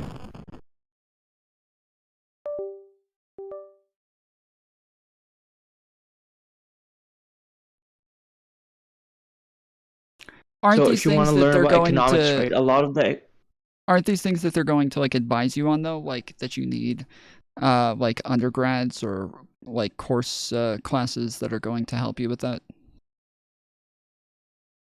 I mean, yes, because most of the economic students, they graduate, people who have business degrees, right? They BAs, they have that, and they say, okay, you want to kind of round out your degree, right? So you take a gender course to kind of and write a paper on gender, how it affects finance, right? And how it affects like how gender pay gap affects like your economy, right? Your country's economy, and how it affects like from a macro economic sense. You write a paper on that, and it kind of you publish it, and your professor likes it, and they uh, connect you with other people, right? So that's how you kind of go around and make have something, right? You write papers, and then you go around companies, and you manage it as a contractor, right? You advise them, stuff like that. Those kind of things happen if you uh, actively get those degrees with actual like economic degrees or law degrees. But people, they don't do that. They just have that degree by itself, like a gender degree or like a philosophy degree. Philosophy degree is good. Like people shit on them, but they're pretty good. But you also have to kind of have it with something else, kind of round it out, so that further in your education, you could have that in you could have that in your career, like as a professor or as a contractor, right? Yeah. When you have like when you start a business, but obviously there's no concrete infrastructure for social sciences, so obviously it's hard. That's why people say if you want to make money, it's better to get STEM degree rather than social sciences degree. Yeah, it's fine, but Yeah, it's all even gonna then, depend. like if you even then it's better than having just in a high school degree. It's better to have a social science degree than a high school degree, because a student loan, I've seen the data. It's a good debt in most cases. Like your credit loans, debt aren't good, right? Credit isn't a good type of loan, but student loan is a good debt, in my opinion. And I think most economists agree with this. Like people, like if you go around social media, young people are complaining about student loans. I gotta pay my student loans, but the government has lots of forgiveness programs, right? Like you hear people paying their student loans like 20 or even 30 years later. And think about it, what type of loan other than your mortgage you could like pay, you get to pay like for decades. That's a good debt, right? And student loan isn't like mortgages. Well, it's way about the cheaper. fact that it's a higher debt, and I think that student loans are the only thing that comes anywhere close to that, like that and car loans. And so these are the only things that like you ever have to pay for that long of a time. But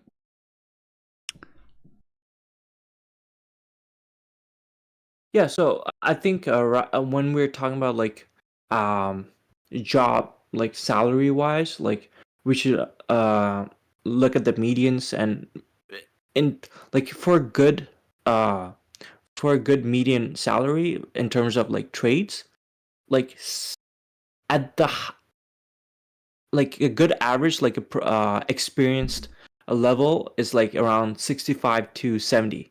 If we're being like charitable, like in the upper high top 15 tile, it's like 85 maybe, right? But if we're talking about like more high skilled jobs, right, rather than versus skilled jobs, it's like 100 minimum. That's like the entry level. So the only reason the top tier skilled labor compares to like a high skilled labor is when that skilled worker has their own businesses or they're in a managerial role, right? Other than that, there's like no competition between these two types of labor.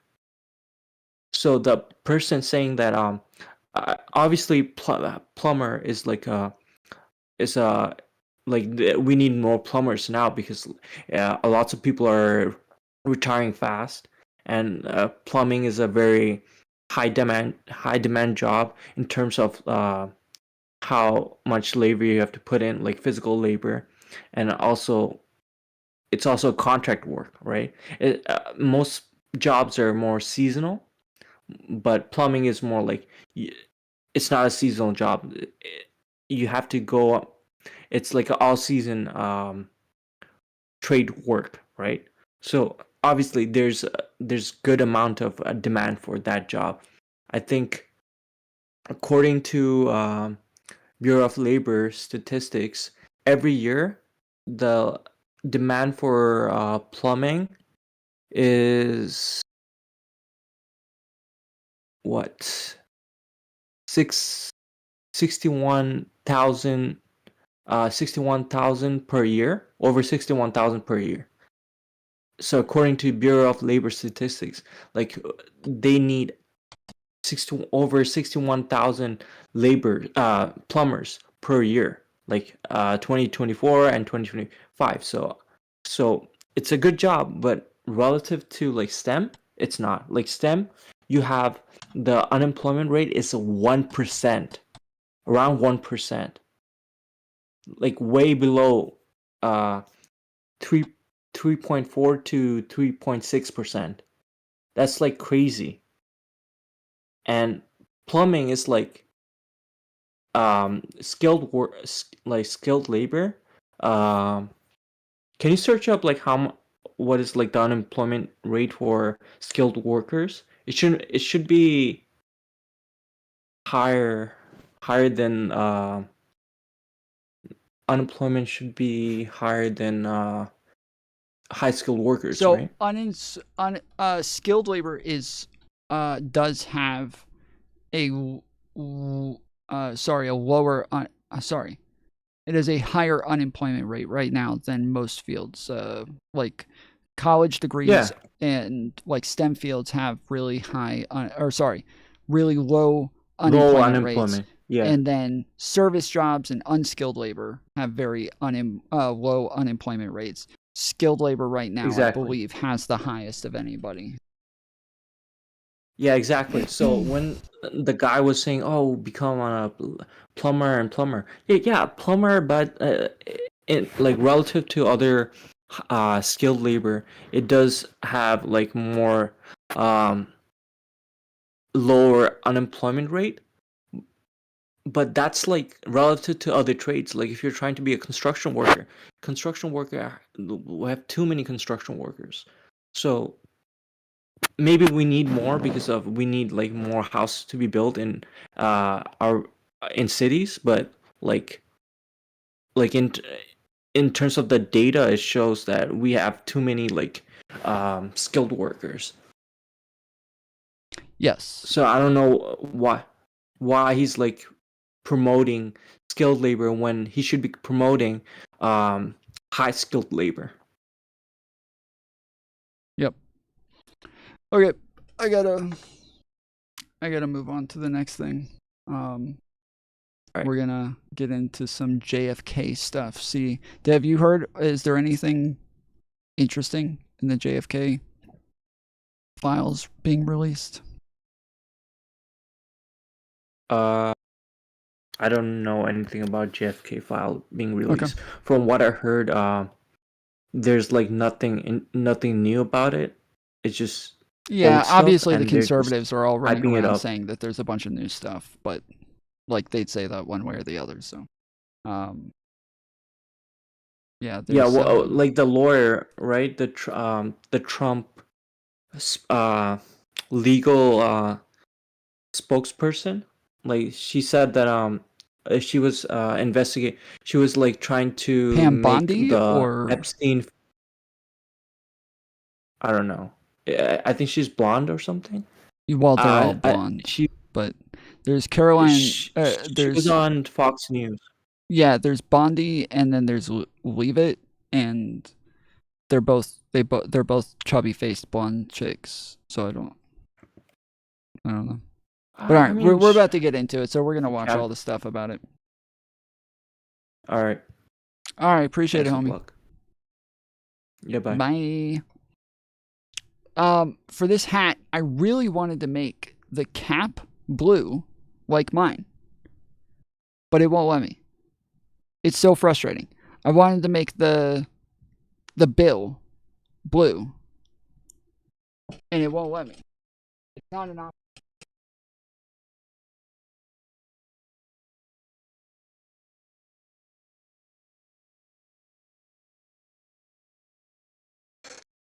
So people said that they wanted a W hat like my hat, just with it to say tomfoolery on the back instead of Woodstock. And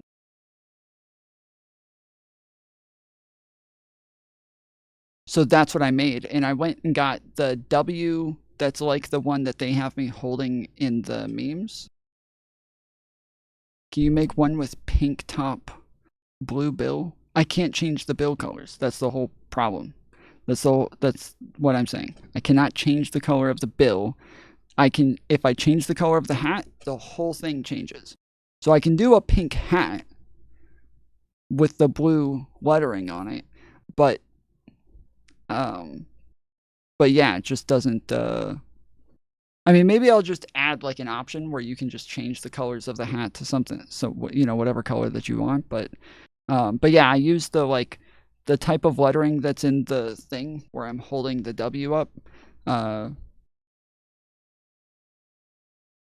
look like that. But yeah, this is let's see, kick emotes. Yeah, here we go. It's that W.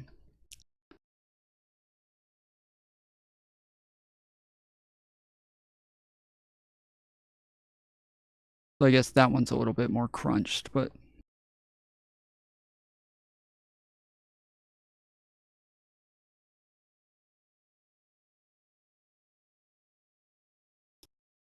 yeah, this is a this hat is Under Armour, and it's got the pullback. But yeah, I'll add some colors for it. Because yeah, I took like a big chunk off this one because it started at like I think $50, and so I dropped it down to 30. But yeah, I'll keep working on stuff. I don't want to have like too much shit on there, so I'm probably only going to come out with like maybe 2 or 3 more like clothing type things, and then everything else will just be like random shit like stickers, keychains, I don't know, gay shit like that. Or a W for Wumbo. So I went to a school called Woodstock. That's where I played football and basketball. I have the hat from my high school. It's lasted a really long time. Still looks really nice and fits really well. And so I wear it all the time. And it says W on the front, which most people know stands for the fact that I win. Again,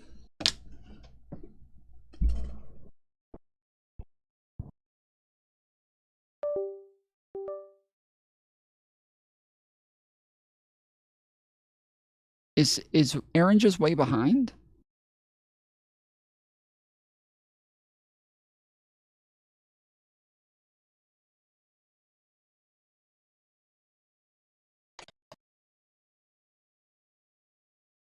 Yeah, Aaron's just behind.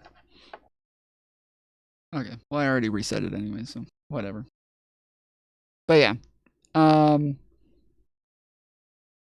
yeah, if there's specific ideas that people have, just let me know, and I'll try to add those. But yeah, I was talking about earlier, though, like especially the top members, so like Moba, Slim Shady, Nematode. Like I'm specifically gonna get some stuff for them, because those have been the top members for a long time, and it always said on there that like if we came out with merch that they would get it, and so yeah, I got to make sure that I get some stuff for them. But also, I really want to get this fucking jacket. I really want to get this jacket. So I want to get this jacket with these pants. And so I want it without the jester. Yeah, I said I will make some without the jester. Chill. But yeah, this is I don't think I put anything on the back of this one. Yeah, no. This one doesn't say anything on the back. Cuz it's already an Adidas hat. I didn't want to add to the cost of it, so I just didn't put any more embroidery on it. But it also it does cost more to get the embroidery to look like embroidery. Like to have it like stick out a bit. Otherwise it just looks like it's printed on there. I didn't want that. That's gay. I want fucking embroidery.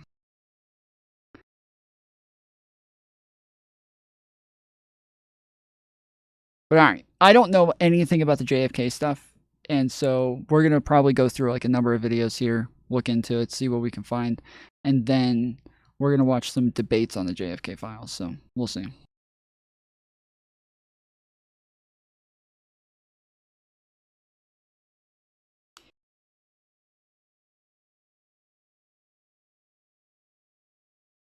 I might get it, but I don't want the jester. Okay, yeah, we seem to be split because it seems like half the people really want the jester, the other half really don't want the jester. Oh, you want the trans Rex on it?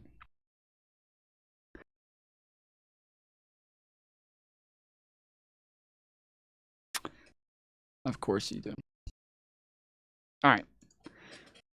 Welcome back. I'm Austin Westfall. Well, today was the day. Thousands of pages of previously unseen files related to the assassination of President John F. Kennedy were released today. Right now, over 1,100 documents totaling roughly 80,000 pages are visible on the National Archives website. This comes after President Trump's push to release the files, and standing by is a man who knows the history of the assassination well, presidential historian and author James Robinault. What have we learned today, James? Well, Austin, we learned a lot about the CIA. Most of these documents are CIA-type documents. From their plan to try to assassinate Castro, Operation Mongoose is what it was called. Lots of detail on that, involving mafia figures to help them. It's an incredible story. To Jack Ruby and Oswald being seen in a nightclub, according to a CIA memo, weeks before the assassination, to all sorts of discredit on the single bullet. Vagina jokes. If you come on here, I will be happy to talk to you about what a woman is. I will be happy to explain it to you. I'm sorry that your dad never had that conversation with you, but I will do it. And, don't just think of yourself either, okay? There's probably a lot of other young men in the chat who also never got the birds and the bees talk either, and don't know what women are. We have a crisis for masculinity today in America. We have a lot of incels, and so it would benefit a lot of people, not just you, Vagina Jokes. So if you will just come on here, I will be happy to teach you guys about the female anatomy. Theory that the ballistics people thought, that this just didn't happen back when the Warren report came out, to the CIA operation out. Mantis, I might start playing paper in a bit if I don't specifically just see you out of the 300 people chatting. You can just jump into the VC. I will stay in there just in case I miss one of your chats, and you can just hop in and I will be there for it.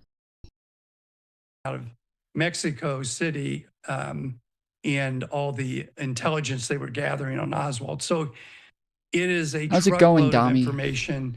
It's going to take weeks to analyze. Their 100-page depositions in it. It truly is a real trove of information that begins to paint a much stronger picture that the CIA knew kind of what was coming. And may have been involved in the group out of Miami that was the anti-Castro group that may have been setting up Oswald. So a ton of stuff. Does this change the official narrative? I think it will. I mean, I think what we're going to end, as I've said before, this is like a big jigsaw puzzle. And we have all. Damn, nobody's in the waiting room. I really expected vagina to come on. Isn't it strange that somebody with the name vagina doesn't know what a woman is? Isn't that a little weird? A lot of pieces in place. What we didn't know were some of the identities of some of these people, and the CIA documents, everybody's got a code name. So that's going to take a long while for people to unravel.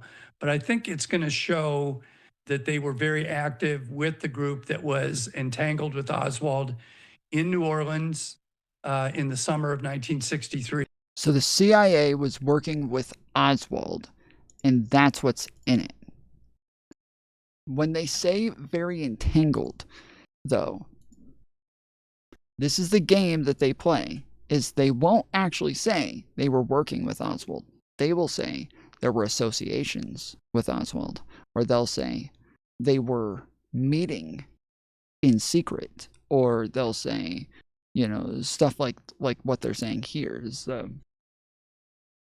that this is like very broad general language. When we're talking about somebody who was in the military, who just came back, who was during the McCarthy era, I believe, when he's a fucking communist and they're cracking down on communism, like the fact that this guy would have some entanglements with, yeah, the entanglement sounds like sexting, yes, but that he would have some entanglements with the CIA, not so surprising. Not necessarily a conspiracy here, but, you know, I'm open to it. I think that it would be really beneficial if we could blame the CIA for this, because then we can also blame them for Trump's attempts. So, just saying. We'll let the innocent little,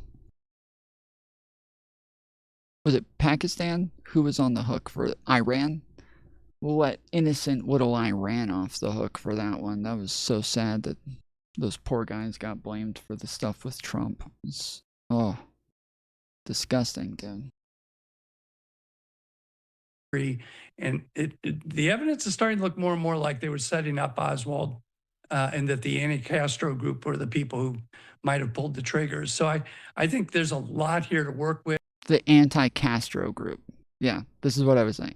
But I don't think that they would have worked with an actual communist. I don't know. I mean, maybe if you're willing to, like, kill a fucking president, maybe you're willing to work with a communist. But I just don't think that they would have trusted a communist. And I think, if anything, they I don't know. We'll have to see what they got. But this is all a little too vague in general for me. I'm going to rewind a little bit and listen to his wording again on some of this, because this is odd. This comes after President Trump's push to release the files, and standing by is a man who knows the history of the assassination well, presidential historian and author James. I gotta run to the bathroom real quick, so I'll be listening. I'll be right back. Robinault. What have we learned today, James? Well, Austin, we learned a lot about the CIA. Most of these documents are CIA-type documents. From their plan to try to assassinate Castro, Operation Mongoose is what it was called. Lots of detail on that, involving mafia figures to help them. It's really lots of detail. The Bluetooth is still connected, where you guys can hear my phone. Sorry. It's an incredible story. To Jack Ruby and Oswald being seen in a nightclub, according to a CIA memo weeks before the assassination, to all sorts of discredit on the single bullet theory that the ballistics people thought, you know, that this just didn't happen back when the Warren report came out, to the CIA operation out of Mexico City, and all the intelligence they were gathering on Oswald. So it is a truckload of information. It's going to take weeks to analyze their 100-page depositions in it. It truly is a real trove of information that begins to paint a much stronger picture that the CIA knew kind of what was coming and may have been involved in the group out of Miami that was the anti-Castro group that may have been setting up Oswald. So a ton of stuff. Does this change the official narrative? I think it will. I mean, I think what we're going to, and as I've said before, this is like a big jigsaw puzzle, and we have a lot of pieces in place. What we didn't know were some of the identities of some of these people, and the CIA documents, everybody's got a code name. So that's going to take a long while for people to unravel. But I think it's going to show that they were very active with the group that was entangled with Oswald in New Orleans in the summer of 1963.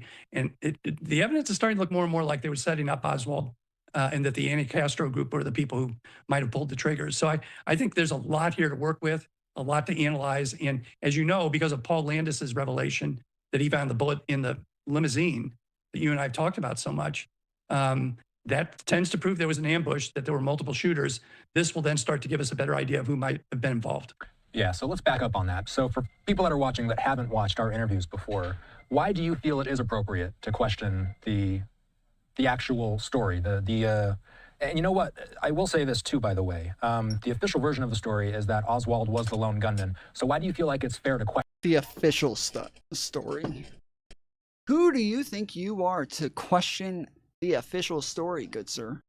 Who do you think you are? You're not somebody.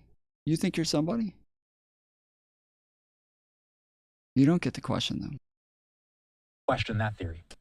Yeah, I think that the main thing is that when Paul Landis found the pristine bullet behind where Kennedy had been sitting, and we didn't learn anything new, LMAO. Yeah, so this is exactly what I'm hearing from literally everybody, is there's just so much there, and man, it's going to be huge. We have to dig through all of it, but wow, it's going to be, oh my goodness. This is oh really, what did you find? Well, nothing. But there's a lot there. There's a lot. It's going to take a while. But ooh, man. Did you hear about this one? Did you hear about the fact that the guy in the grassy knoll actually blinked sideways? That's already proven. That one's already proven too. So we know we're gonna find that in the documents. We're gonna find that in the documents, and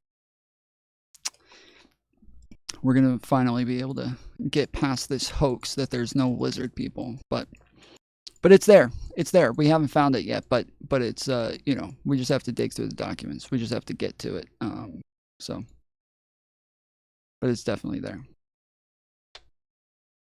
and Jackie had been sitting, it showed that that bullet had only gone superficially into his back and that it fell back out. That means that the bullet didn't go through him into Conley, which is the official version. And, you know, one bullet caused all this damage, which nobody ever believed. The problem is Kennedy gets hit, and within a split second, you can see that Conley gets hit. So there's not enough time for Oswald, who has a bold action, to shoot about 3 seconds, load and shoot again to hit Conley. So there had to be multiple shooters. And once we know that, we know that there's a conspiracy. Once we know there's a conspiracy, then the question is, who was involved? Tom is distracting himself from the real issues. I'm sorry. Sorry, we're not on day 112 on Doge and, you know, Trump tearing down all of the institutions within the country. Well, I think we very well covered all of that earlier. You know, I think the panel that I was on, we covered it and we fixed it. Those Facebook moms were on it, and yeah, I think we fixed the constitutional crisis, and we're good. Yeah, I think we're good. The point is, conspiracy theorists are gay, paranoid schizos. Sure. So yesterday I came across numerous TikTok panels where they were talking about this, and I had no idea what the fuck they were talking about. But I would love to know what they're talking about so that I can go and debate them next time. So that's what we're working on here. But that evidence is pretty strong that there were multiple shooters. From what you have seen of the documents, are there redactions? No, I haven't yet seen any, and I've seen people write who've been through. Sounds like you should talk to Aaron. Aaron is on another level of conspiracy theories to where I will never be prepared for any of that. Tom, I know everything about it too much. I believe you.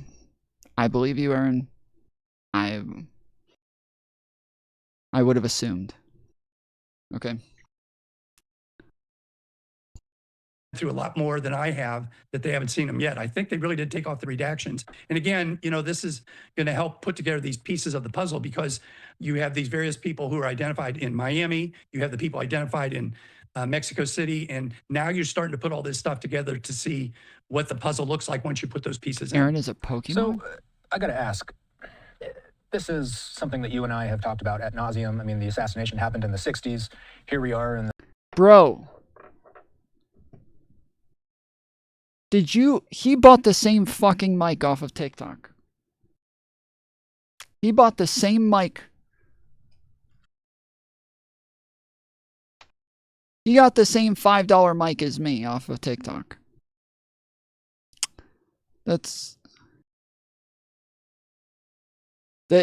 guy is working for Fox, and his audio is worse than the person who's calling in. What are you? Majority Report? This isn't this is supposed to be leftist audio. What the fuck? In the 2020s now talking about this. Why did it take so long for these documents to be released?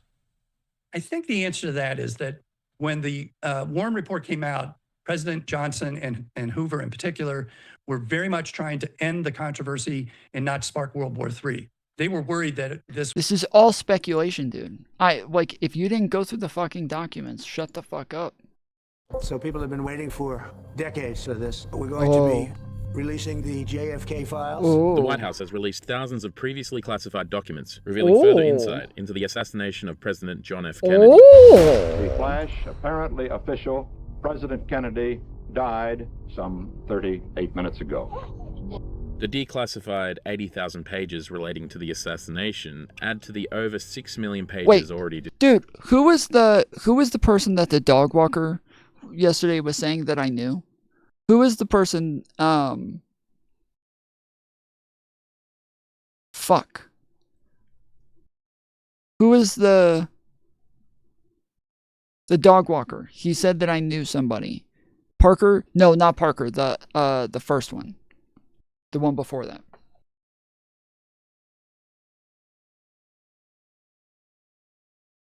Shut up.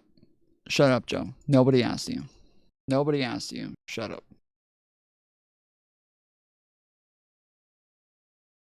Sisson? Harry Sisson. Apparently Harry Sisson. So I've never heard of Harry Sisson before. Or maybe I've heard the name, but I don't know who that is.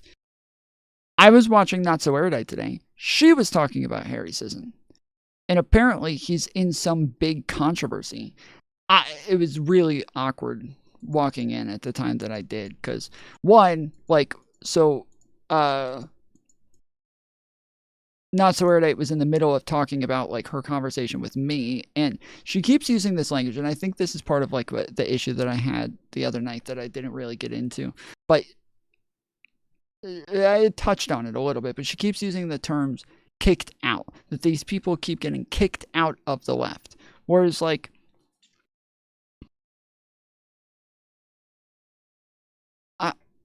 I think it's obviously, I just don't like the term. I don't like the terminology. I don't like the implication. Kicked out of the left, right? We're talking about people who are, it's an awkward topic for her to cover. Well, I think some people were spamming her about Destiny the entire time, but But she also like mentioned me. And so as soon as I come in, she says something about like, this is what I was talking to Tom about the other day. But then she's immediately talking about like guys having too many women, and that like she's like, you know, and sometimes guys are not honest with all of the women that they have, and they'll like, you know, they'll date, they always say I date casually, and then they're just on about with a bunch of different women, and kind of she believes the lies, Tom. So no, yes, that's what I thought. That's what I thought. She doesn't. You're a fuckboy. She doesn't. She doesn't think that. She was talking about Harry. So at first, when I first come in, and she's talking about me, and then she starts on in these generalities of, you know, sometimes guys will fuck around and they'll have a bunch of different women, and they will, you know, not be clear with all of them, and they'll say blah blah blah. Apparently that's what Harry did. And so yes, I had no idea. I didn't know, and I'm sitting there and I'm like, what the fuck is this? Because she starts off by saying like, yes, and this is like, you know, when I talked to Tom about this the other day, I don't like how people react to things a little bit too strongly to where they kick people out. And so there will be men who are not always honest and are not telling women what it is that they should know, and that they're, you know, kind of playing them, and you know, and they'll say things like, oh, I'm being casual, I'm just dating casually, and they'll have a bunch of women on the side. But you know, they're just not telling the women what it is they need to know. And I'm sitting there and I'm like, what the fuck? We've already been over this.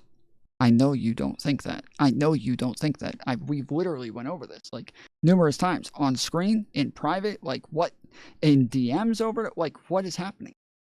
And then, yeah, and then she's like, yeah, so I don't think it's fair that people are kind of going after Harry Sisson in this way, because they're calling him a groomer, and he didn't groom anybody. And I'm like, oh, okay. Weird.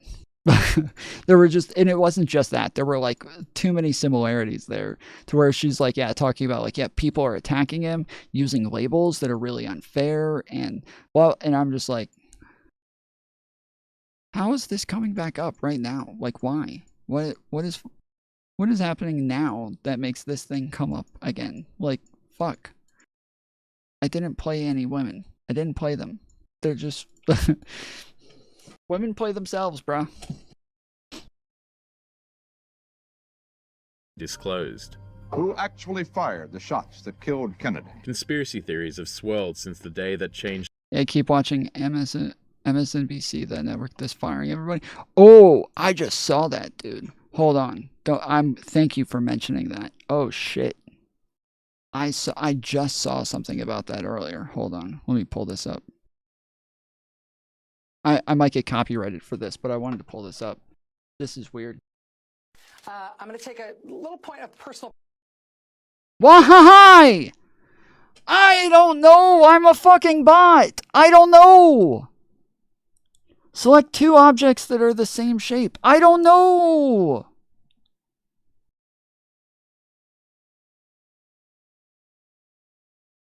Oh.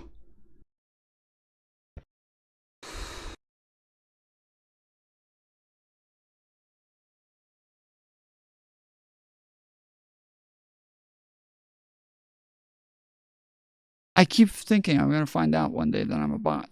Someone's going to tell me. Someone's going to tell me one day that I'm a fucking bot.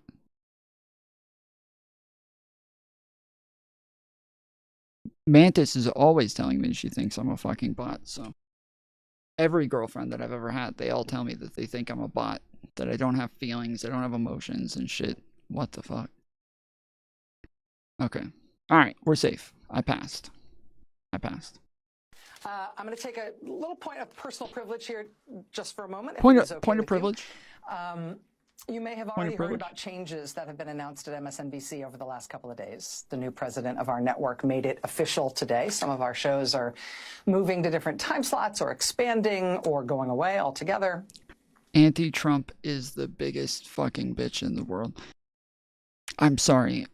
Not all of us grew up getting fucking participation trophies our entire lives and didn't grow up without any pushback or any controversy. We didn't grow up with everybody around us always just agreeing with everything that we feel just to make us feel better. But, you know, some of us are used to controversy. Some of us are used to disagreement. Some of us like it. Some of us seek it out. Some of us, you know, are looking for, you know, challenges and things like that. So I'm sorry that not everybody has the same feels and vibes that you do. But sometimes you're going to run into people in my chat, especially my chat, where we have a very mixed audience of some people who don't like Trump and didn't vote for Trump.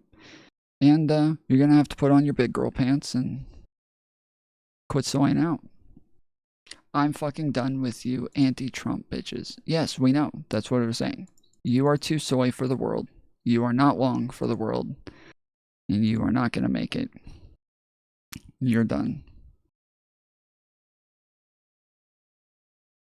You motherfuckers lost. Now go cry.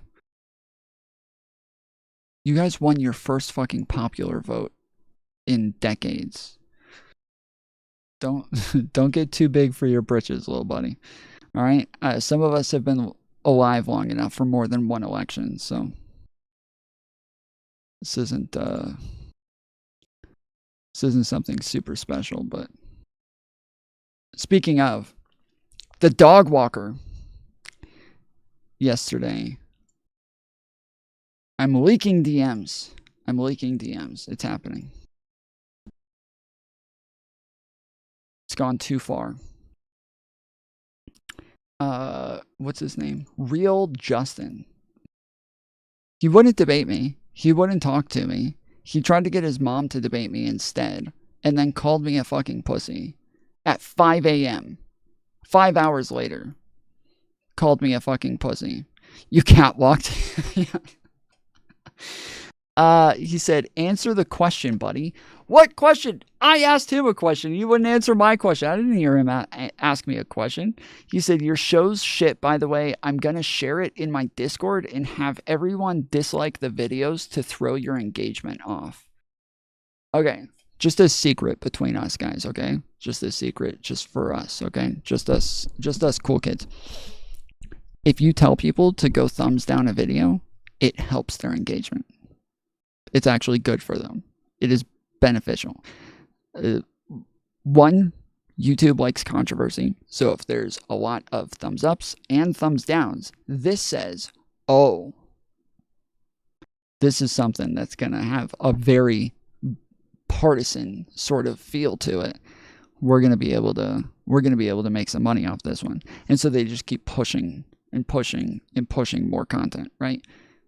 If you tell people to go thumbs down the content, they will push that fucking content. It is only beneficial. 1. 2, if you tell them to come to my channel, click the thumbs down button. Now, I'm in their algorithm. Now they have clicked on one of my videos. They have engaged with it in a meaningful way. And so now they're going to get recommended more of my content. But yeah, 3. That's just a fucking, like, bitch thing to do. If you thought that that was going to hurt me and you got so fucking triggered over that shit that you're like, oh, I'm going to send all my fucking viewers. Look, truly, and I should have thought of this way earlier, I'm fairly positive those kids were in high school. Okay? I'm fairly positive those kids were in high school. And, you out, Sparty? You leaving?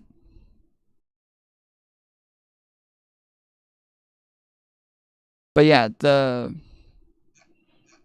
I should have thought of that before, but yeah, I'm pretty sure those kids were in high school.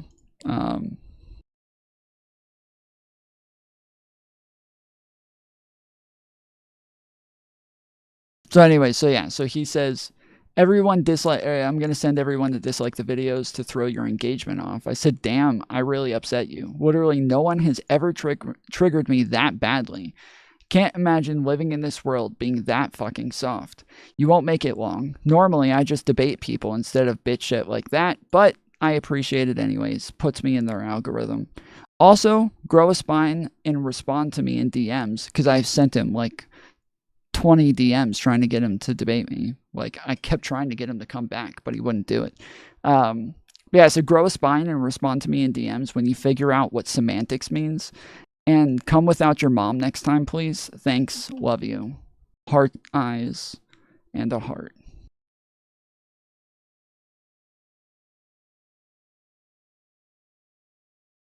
I sent the guy, like, and I showed you guys on screen, I sent him like 20 DMs yesterday when he's just sitting there fucking bitching about me the whole time.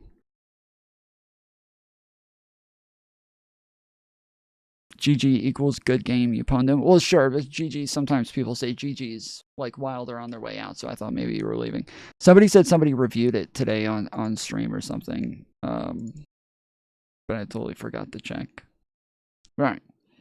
Point of personal privilege. In prime time, just so you know, I am here 5 days a week for the first 100 days of Trump's presidency. And the comment here says, Rachel Maddow got that FU money. As planned. And as planned, I will go back to just Mondays after that. That is not changing. What is changing is that the show, Alex Wagner Tonight, is not coming back at 9 after the first 100 days. Instead, Alex will be a senior political analyst for MSNBC, and Jen Psaki will start hosting the 9 p.m. hour all the other nights. Democrats won't win another election for at least 8 years. Want to put a bet on it? I'll put money on it with you. I'll bet that they do win the next election. Then I won't even wait 8 years. I say they win the next election based on literally all data. And I just to say, I have predicted literally every election since George Washington correctly. So, just want to say. Except for Mondays. So that's a big change. An even bigger programming change is at 7 p.m. 7 p.m. Eastern, where Joy Reid's show, The Readout, ended tonight. And Joy is not taking a different job in the network. She is leaving the network altogether. And that is very, very, very hard to take. I am 51 years old. I have been gainfully employed since I was 12. And I have had so many different kinds of jobs, you wouldn't believe me if I told you. But in all of the jobs I have had, in all of the years I have been alive, there is no colleague for whom I have had more affection and more respect than Joy Reid. I love everything about her. I have learned so much from her. Isn't Joy Reid the redhead chick from The View? Is she for real right now? Oh, no, okay. Never mind. I don't really know anything about this chick. Okay, I was thinking of... Who am I thinking of? What's the redhead chick from The View? Who's she?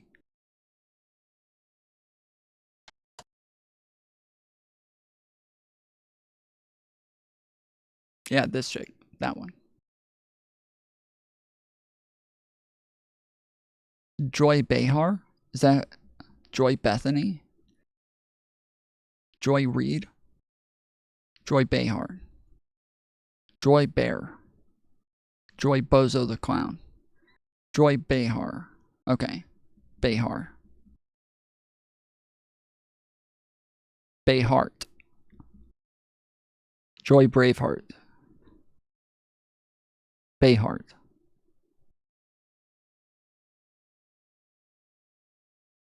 Joy Debate My Mom. Based.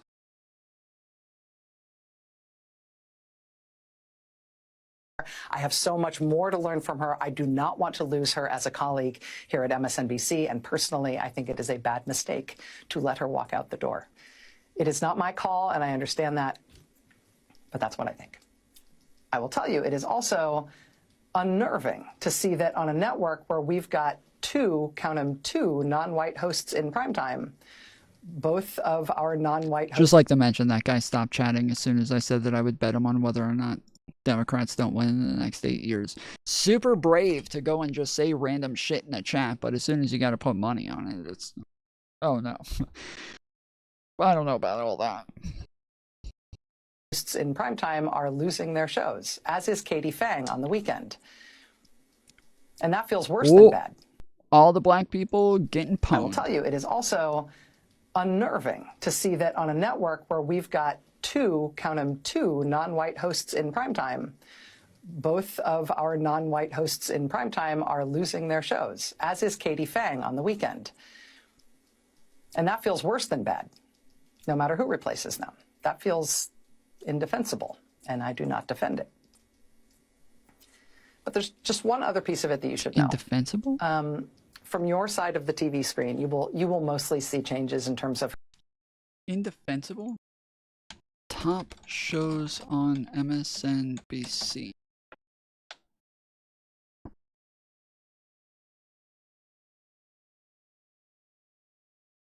Okay, so The Deadline is number 1. The 11th Hour. Oh wait, maybe these aren't in order. I want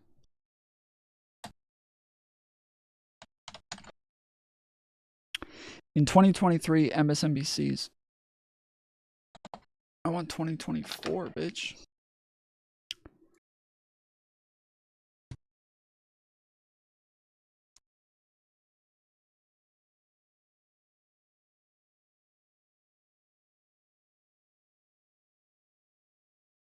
Everything just says PT. I want the shows. Okay, Rachel Maddow, number 1. The Last Word with Lawrence O'Donnell. Okay, is Lawrence O'Donnell white?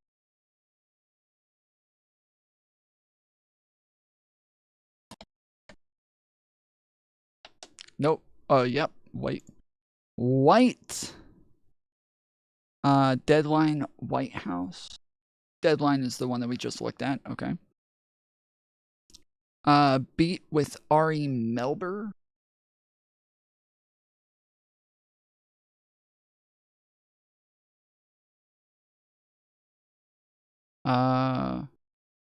Okay. Ari Melber, an American attorney, Emmy-winning award journalist, the chief legal correspondent. I can't tell. I mean, he's kind of, I don't know.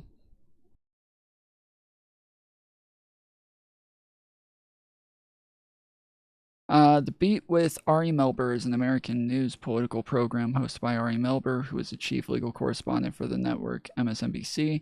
It airs 6 p.m. and is the most watched news program on cable. Oh, one of the most watched in 2023. The AP reported The Beat is often the most watched show on MSNBC. So the question is Ari Melber still working for MSNBC? And it just tells you what time the show comes on and the fact that it's one of the top rating shows.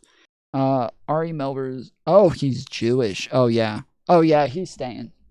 Oh yeah, he's staying. Tom, read my messages. All of them? Oh man.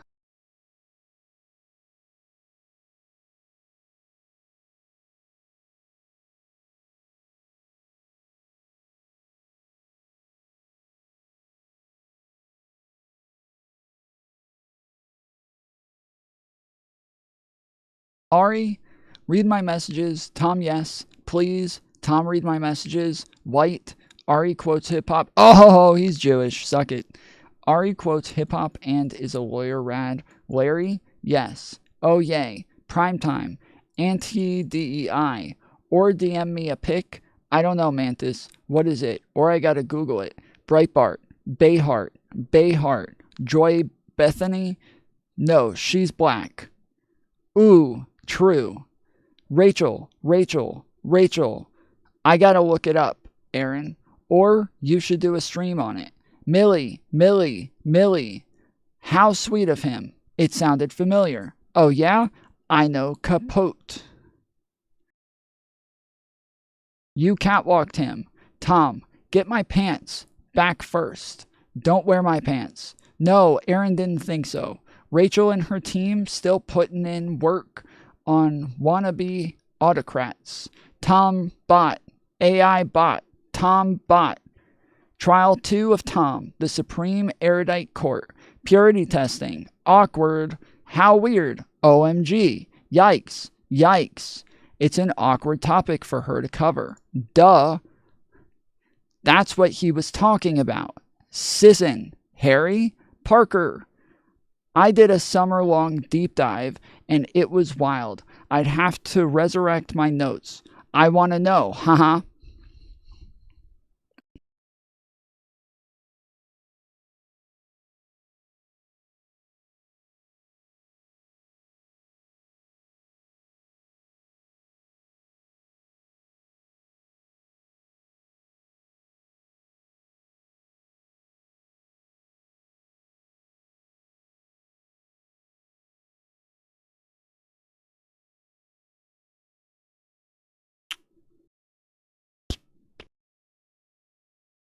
So Ari's Jewish.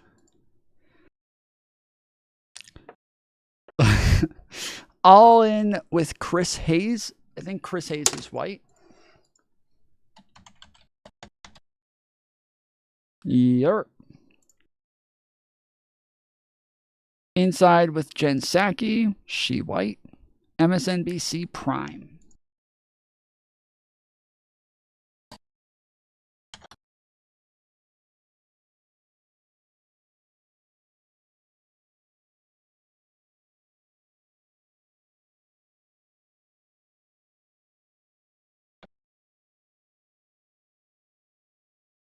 What the fuck?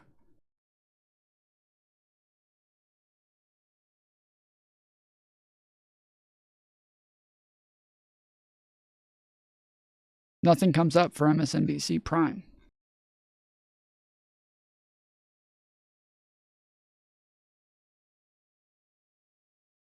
It all just comes up with stuff about Jewish, or I mean, sorry, not Jewish, about primetime people.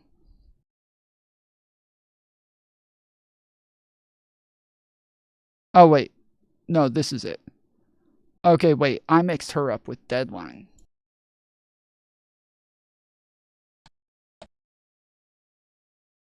Oh, no. Okay, no, she's also on Deadline. Okay, she's both. All right, cool.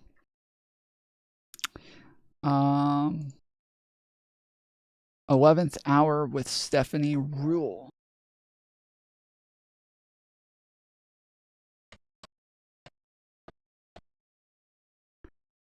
White.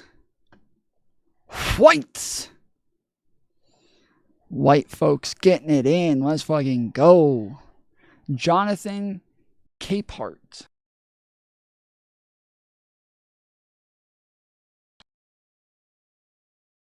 Black! We got a black. We got a fucking black. Let's go, boys. We got a fucking black. We got a fucking black. We got a black. We got a fucking black. Let go.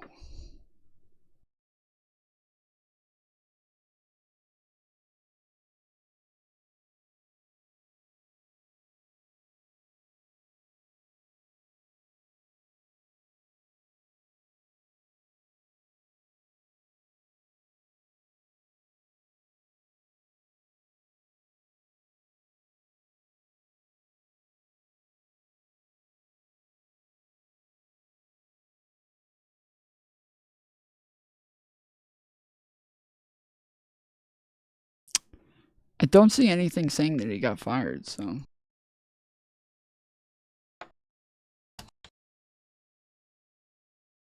No, MSNBC's Jonathan Capehart is not leaving. Okay.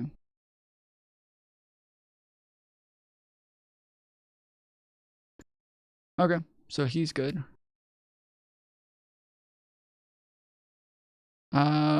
Sunday show with Jonathan Capehart. Okay. Beat Weekend.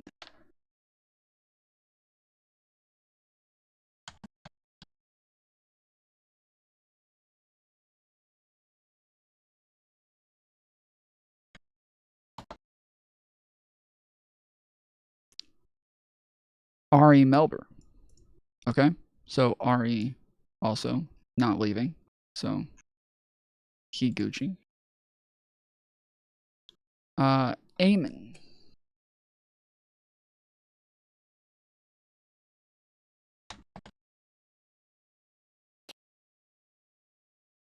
Oh, I don't know. Oh, wait. Is that Muhammad's lawyer? Oh, no, wait. Oh, I don't know. Ooh. He looks diverse and equitable.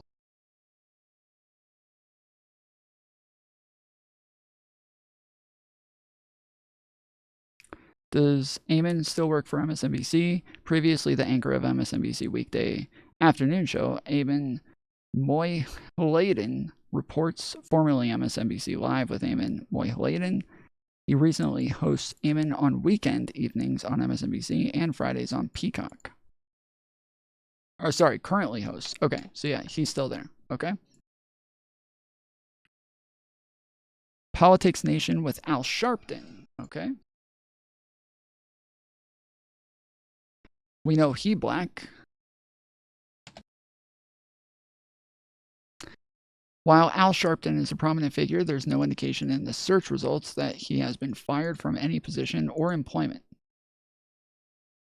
All right. And Rachel Maddow show on the weekends.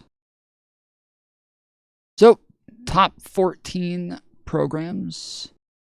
We had 4 people on there, and none of them are fired. So, I think it is a bad mistake to let her walk out the door. It is not my call, and I understand that, but that's what I think. I will tell you, it is also unnerving to see that on a network where we've got 2, count them, 2 non-white hosts in primetime, both of our non-white hosts in primetime are losing their shows, as is Katie Fang on the weekend. And that feels worse than bad, no matter who replaces them. That feels indefensible, and I do not defend it. Yeah, sorry, but if those people are on in primetime, yet they're not in the top 14 in ratings, yeah, sorry, but they're going to lose their jobs. That's how that works. Yeah. Sorry that they didn't get the fucking DEI shit, but King Trump got rid of it. So they get fired.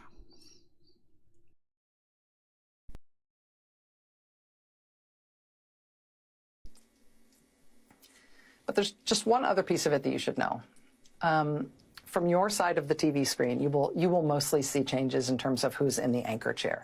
And actually, everybody who's going to be in anchor chairs from here on out are great colleagues and great at what they do. And you are not going to be disappointed in who's on our air and what you're going to be seeing. But one thing you cannot necessarily see is that the people who get our shows on the air, they're really being put through the ringer.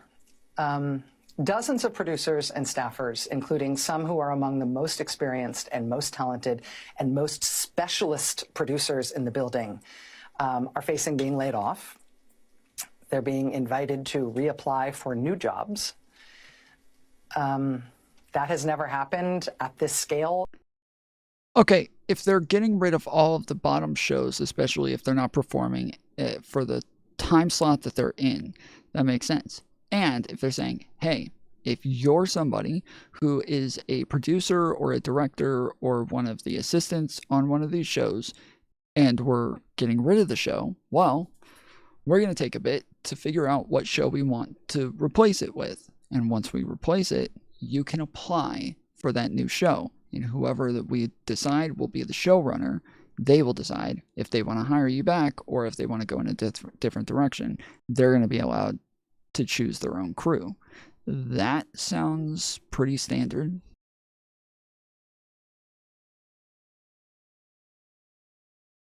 You know?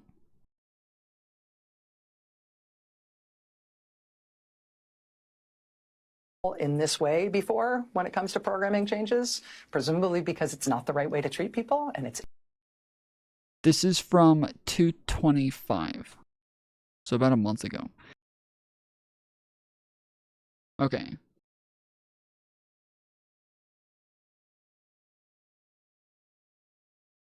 So then when are these ratings from?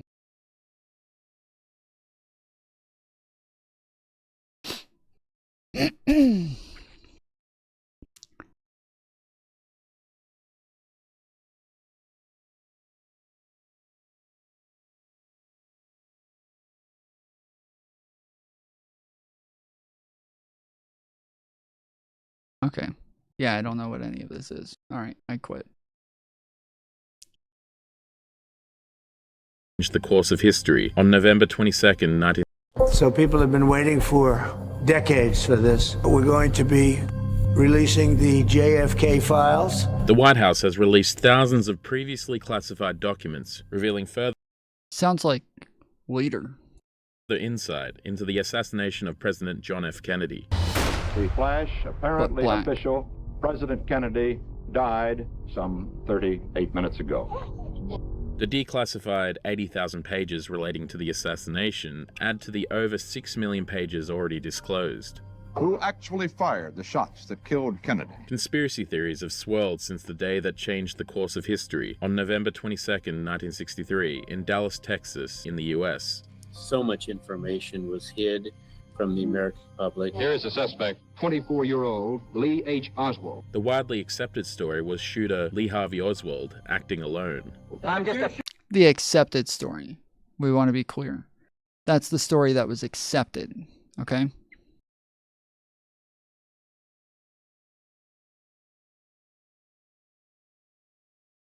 Some chatter brought up that everyone from MSNBC was being fired. Yeah, he brought that up. I just saw that video yesterday. And so I just saw it yesterday and I saved it to go over and I totally forgot about it. And so then once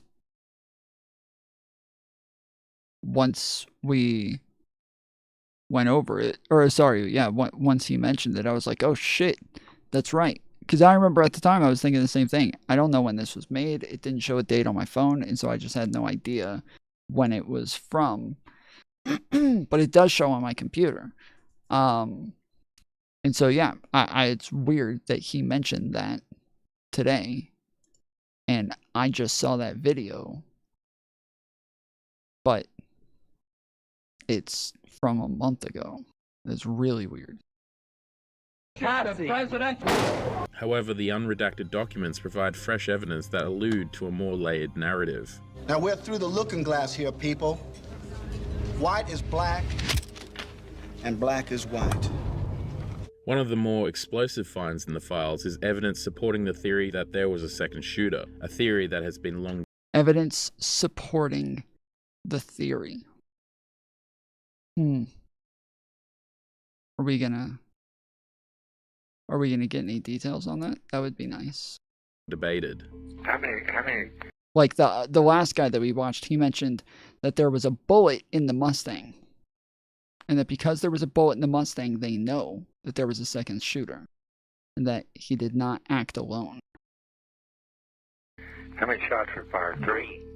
The tip for the first and the third. The second shot hit the governor. The third shot tore a large part of the president's head off. I was standing down under the underpass. On the curb, there was a very visible mark where a bullet had struck. A fragment of the bullet scratched my face. The Warren Commission insisted that Oswald acted alone, and that he fired 3 shots in 8.6 seconds. However, newly released ballistic reports and witness testimony say that this information does not add up. Yeah, with snipers back then, to be able to shoot 3 shots in 8 seconds, I don't know much about guns, so I'll say I don't know. I'm talking out of my ass right now. So it's not that I could be talking out. I am talking out of my ass right now. But a sniper rifle back then, being able to fire 3 shots in 8 seconds. Do we have any gun nerds here? I know that there's probably like 30 conservatives who want to virtue signal about their guns real quick. Do you guys? Can you give the exact model of the rifle? Okay, Google. What rifle did Lee Harvey Oswald use? Mannlicher Carcano rifle. On the website archives.gov, they say, the commission has evaluated the evidence pending to show how Lee Harvey Oswald's Mannlicher Carcano rifle, serial number C2766, was brought into the depository building, where it was found on the 6th floor shortly after the assassination. So I want to search again how many shots you can fire in a certain amount of time, but I didn't understand any of that. McKinnon Carco? I have no idea what that was. Hitting a moving target is difficult, especially when his head would be smaller than the aiming. Right, but if you look at where he fired from, if he's directly behind them and they're moving in a straight line for him and in a very slow moving vehicle, it's probably not that difficult. Like, we're talking about they're just getting farther, and he's somebody who is trained in the military to use this type of equipment. 6mm bolt action Mannlicher Carcano rifle. Okay, Google. How fast can someone shoot a 6.5mm bolt action Mannlicher Carcano rifle? Sorry, I don't understand, but I found something else. Do you want to know how far can a 6.5mm shoot? No. I want to know why you're trying to hide this information from me. Interesting. Depending on your settings, I may reference data in your Google account to give you better responses when you ask for help. To check your current settings, go to g.co/assistant/yourdata to check your current settings.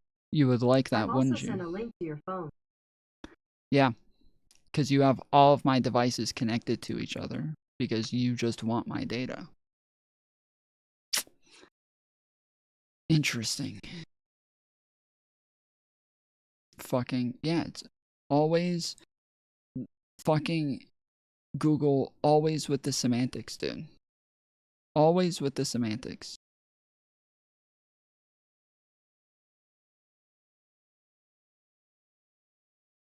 She knows something. Yeah, she knows something and she's not willing to give it up.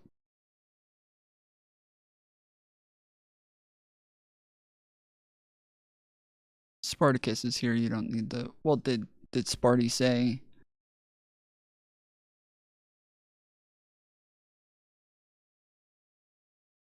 whether or not that makes sense to shoot a gun, a sniper that fast? Bolt action 2 cocked after first shot, about 3 seconds per shot after first shot. Yeah, so that's... Yeah, that would be... And that's like best case scenario, which, again, the guy was highly trained. He was like a high-ranking officer. He had a lot of... not a high-ranking officer, sorry. He had a lot of like medals and shit. So...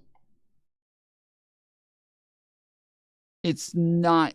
like, if we're talking about best case scenario, it's not impossible that he could do the best case scenario.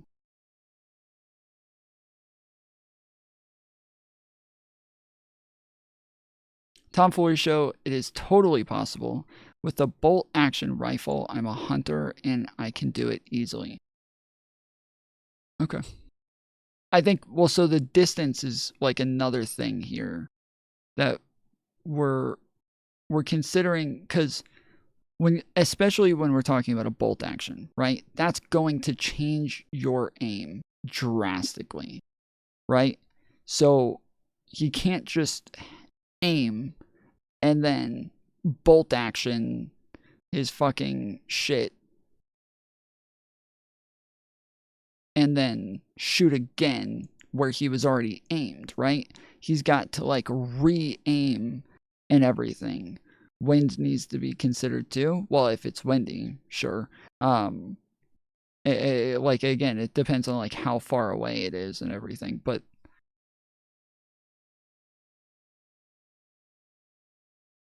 the committee test fired a Mannlicher Cocarno rifle using open iron sights. It found that it was possible for 2 shots to be fired within 1.66 seconds.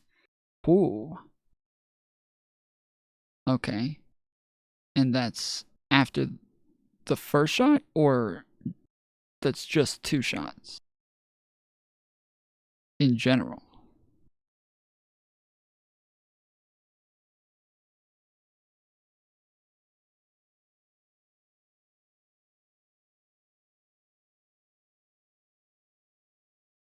Now, if you were trained on a bolt action, you can do shit pretty quickly. That's the whole point. Okay. All right. Thank you.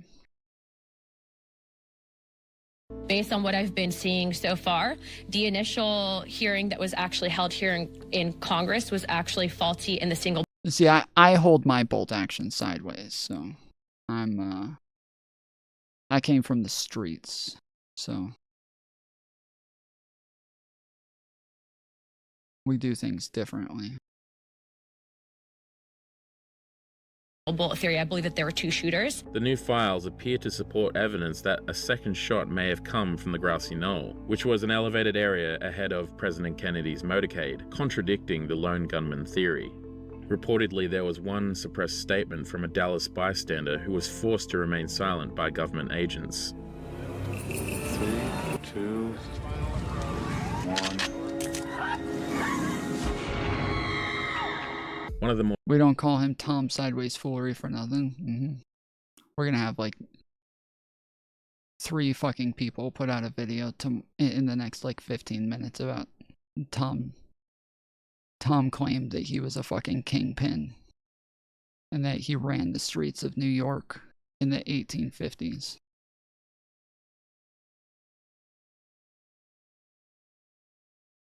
more shocking revelations from the newly released documents is the suggestion of a CIA involvement in the lead-up to Kennedy's assassination.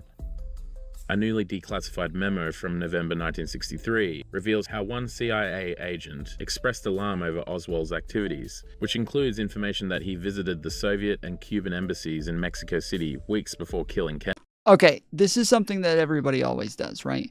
Where they say, why didn't somebody say something? Why didn't somebody tell somebody, right? And this is something we always do, like post hoc. We do this all the time with like school shootings and with like gang activity. We do this with murders. We do this with everything. It's like Monday morning quarterbacking where we're sitting there and we're like, why didn't they do something about it? They knew about it. Did you know George Bush actually got calls about the fact that there were some threats from Al-Qaeda possibly taking planes and they didn't stop them? Did you know that? So they knew about this the whole time. They knew about it. It's like, whoa. Like, they probably know about, like, a lot of things. They can't act on all of them. So some things, they're just like, oh, that's interesting, right? Imagine a Google Nest telling you something. You know, generally, that's going to be your reaction. It's just, interesting. And then you move on. Because normally, you have to have enough evidence to meet the requirements of, like, what's it called? Probable cause, in order for them to actually go do something about it. And if they go and like start interrogating these people and shit, they're gonna lose like their entire ability to continue surveying them at all or like getting any information on them. So reasonable suspicion. Yeah, maybe you're right. Maybe you're right. It's but yeah, the point is that they can't just go and fucking arrest people over small shit. And this is like one of the things that we talk about a lot with stuff with like red flag laws, right? Well, that's what these are. These are just red flags. These are just red flags, and you can't just turn around and go take somebody's guns over some fucking red flags. But everybody loves to Monday morning quarterback this shit and be like, oh, they knew about it. They had warnings about him. They had a CIA officer say that he expressed concern. Isn't that concerning? No. No, it's not, actually. I'm glad they were doing their jobs. Like, I don't know. I hear, hey, they already knew about this shit before it even happened. I think, damn, these people are on top of shit. Fuck, that's fucking wild. They knew? That is crazy, bro. Like, that's what I think. But other people here, they had concerns or somebody expressed concerns and they're like, what? Oh my goodness. They knew about this. And they did nothing. Whereas, like, I'm sitting there impressed that they even had any information on it. Like, I'm thinking all the time, like, bro, if I just randomly decided to just go shoot up a fucking, like, Home Depot tomorrow, I would be so fucking blown away if the next day the fucking, FBI is on. They're like, yep, we actually had some concerns about this tomfoolery guy. Yeah, he talked a couple of times on stream about the fact that he thought about what it would be like to shoot up a school. So, we were already looking into him. We're like, oh my goodness, dude, that's fucking, these people are on top of this shit. But yeah, it's just, I don't know, it's very, very different perspectives when it comes to this stuff. Kennedy. Despite this, senior CIA members allegedly dismissed these concerns. While the files do not confirm the assassination was a CIA-orchestrated hit, they do infer that they were either complicit to the events or incompetent. The documents have also revealed multiple phone calls about an assassination plot made to the US Embassy in Canberra, Australia, between the head of ASIO, Sir Charles Spry, and CIA Director Richard Helms. They reveal that Australia's top spy agency had asked the CIA to keep the investigation into the calls secret. Sir Charles's letter recommends against declassification of our investigation of anonymous telephone calls to the Canberra Embassy before and after the assassination of President Kennedy. Another revelation includes the CIA memo detailing Officer George Joannides funding $25,000 US to an anti-Castro group that was linked to Lee Harvey Oswald, raising further questions about the CIA. I'm sorry, I totally just lost all concentration. And CIA Director Richard Helms. They reveal that Australia's top spy agency had asked the CIA to keep the investigation into the calls secret. Sir Charles's letter recommends against declassification of our investigation of anonymous telephone calls to the Canberra Embassy before and after the assassination of President Kennedy. Another revelation includes the CIA memo detailing Officer George Joannides. Is this guy Kiwi or? Oh no, he's Australian. Huh. He's got his accent's a little. It's a little, it's on the edge there. Funding $25,000 US to an anti-Castro group that was linked to Lee Harvey Oswald, raising further questions about the CIA's relationship with the killer. One file revealed that there was an intensified CIA surveillance of Oswald's Cuban intelligence contacts, but no action was taken. Furthermore, there was an FBI record of a phone call received before Oswald's death, predicting his murder by Jack Ruby, suggesting at least one individual may have had some form of foreknowledge. People have so much to gain and have such an ulterior motive for putting me in a position I'm in. We'll never let the true facts come above board to the to the world. Further bombshells from the released documents include more evidence that supports theories that there could have been a coalition of mobsters, anti-Castro Cubans, as well as rogue CIA elements involved in the assassination. Senator John F. Kennedy joined the Senate's second big organized crime investigation, the McClellan Committee, in 1957. His brother Robert became chief counsel. They were revolted by the violence and corruption they saw in the nation's largest union. While leaving the hearings, after these people had testified regarding this matter, did you say that SOB, I'll break his back? Who? You. After the who? Did you make that statement? Here in the hearing room. I've never made a statement my whole life. As far as I know of. Who did you make the statement? Whose back were you going to break? Remember it. Transcripts of wiretaps suggest that there could have been an involvement of organized crime in the assassination plot, with mob bosses discussing the need to take care of Kennedy. Good evening, my fellow citizens. This government, as promised, has maintained the closest surveillance. Yeah, so was Jimmy Hoffa... Fuck. I'm blanking on. So Jimmy Hoffa, was he the mob guy, or was he the labor guy? The, you know, whatever you call it.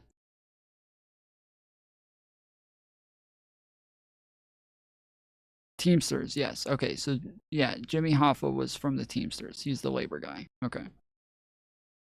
Who was also mixed in with the mob, but yeah. Of the Soviet military buildup on the island of Cuba. A common theory of motive has been of revenge of President Kennedy's perceived betrayal during the Bay of Pigs, alienating mafia figures who had lost Cuban casino operations to Fidel Castro's revolution. There will forever be questions of substance and detail, raised by amateur detectives, professional skeptics, and serious students as well. It is unclear if the new revelations will lead to a definitive story of what happened during and around the JFK assassination, but for certain, it will give investigators further ammunition to delve deeper into the web of mystery surrounding one of history's most captivating events. It's just going to give conspiracy theorists more to talk about. That's all it's going to do. It's just going to give conspiracy theorists more to talk about and more reason to doubt whether or not it was the guy.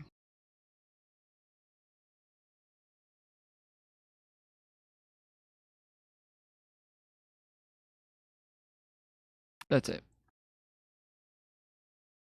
It's very unlikely to lead to anything. If there was some sort of bombshell, I'm sure we all would have heard it by now.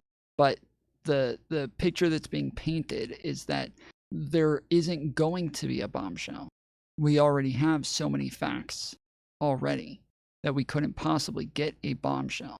All we can get is a little piece of information that we didn't have before. A little sliver of evidence that we didn't have before that's going to be the puzzle piece that we've been looking for. That's it. That's all we're going to get. It's the best that we can hope for. Sure, buddy. Sure. Okay. Well, yeah, I keep seeing all sorts of videos saying, like, you know, big bombshell from the JFK stuff, and, you know, panels finally discussing the deep, dark secrets that the government's been hiding from us and the JFK files. I was hoping that all of these people were not as morally corrupt as I assumed they were, but they are who we thought they were.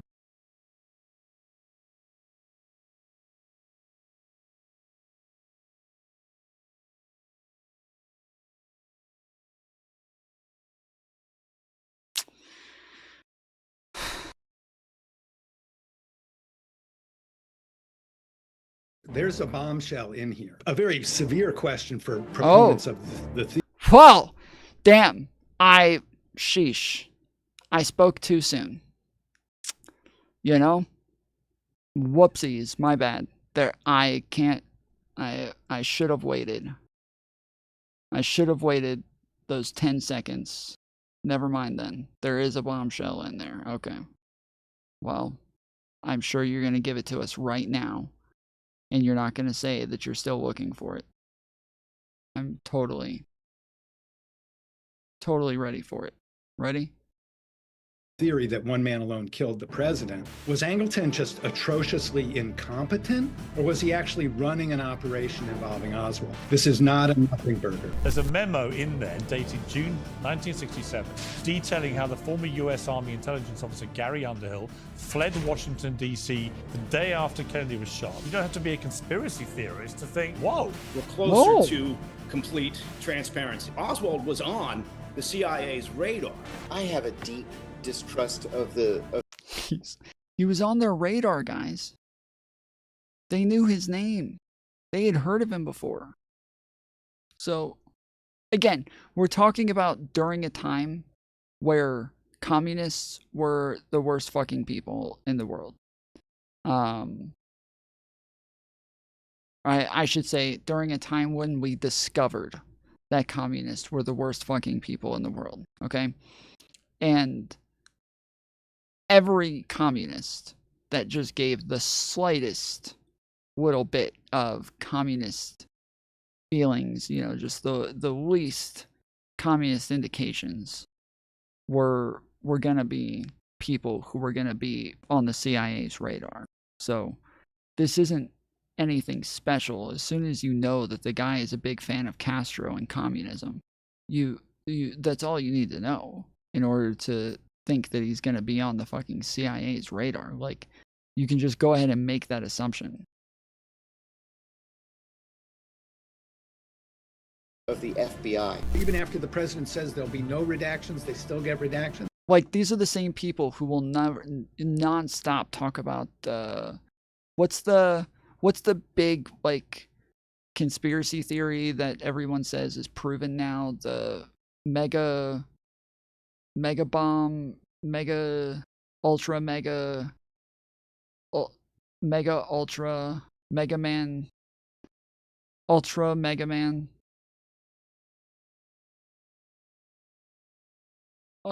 beta kappa, MK ultra. That's what I said. And so the fact that, like, you know, they're all like positive that MK Ultra is a very real thing, and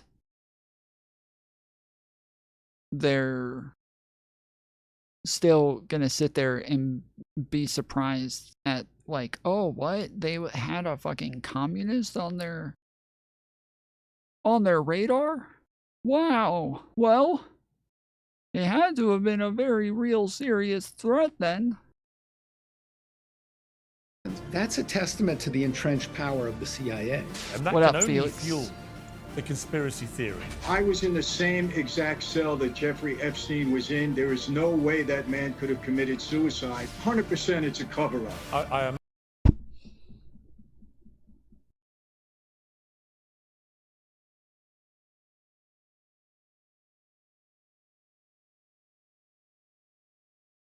What is this? What is this?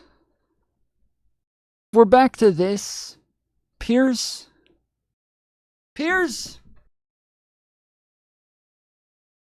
Why? Why?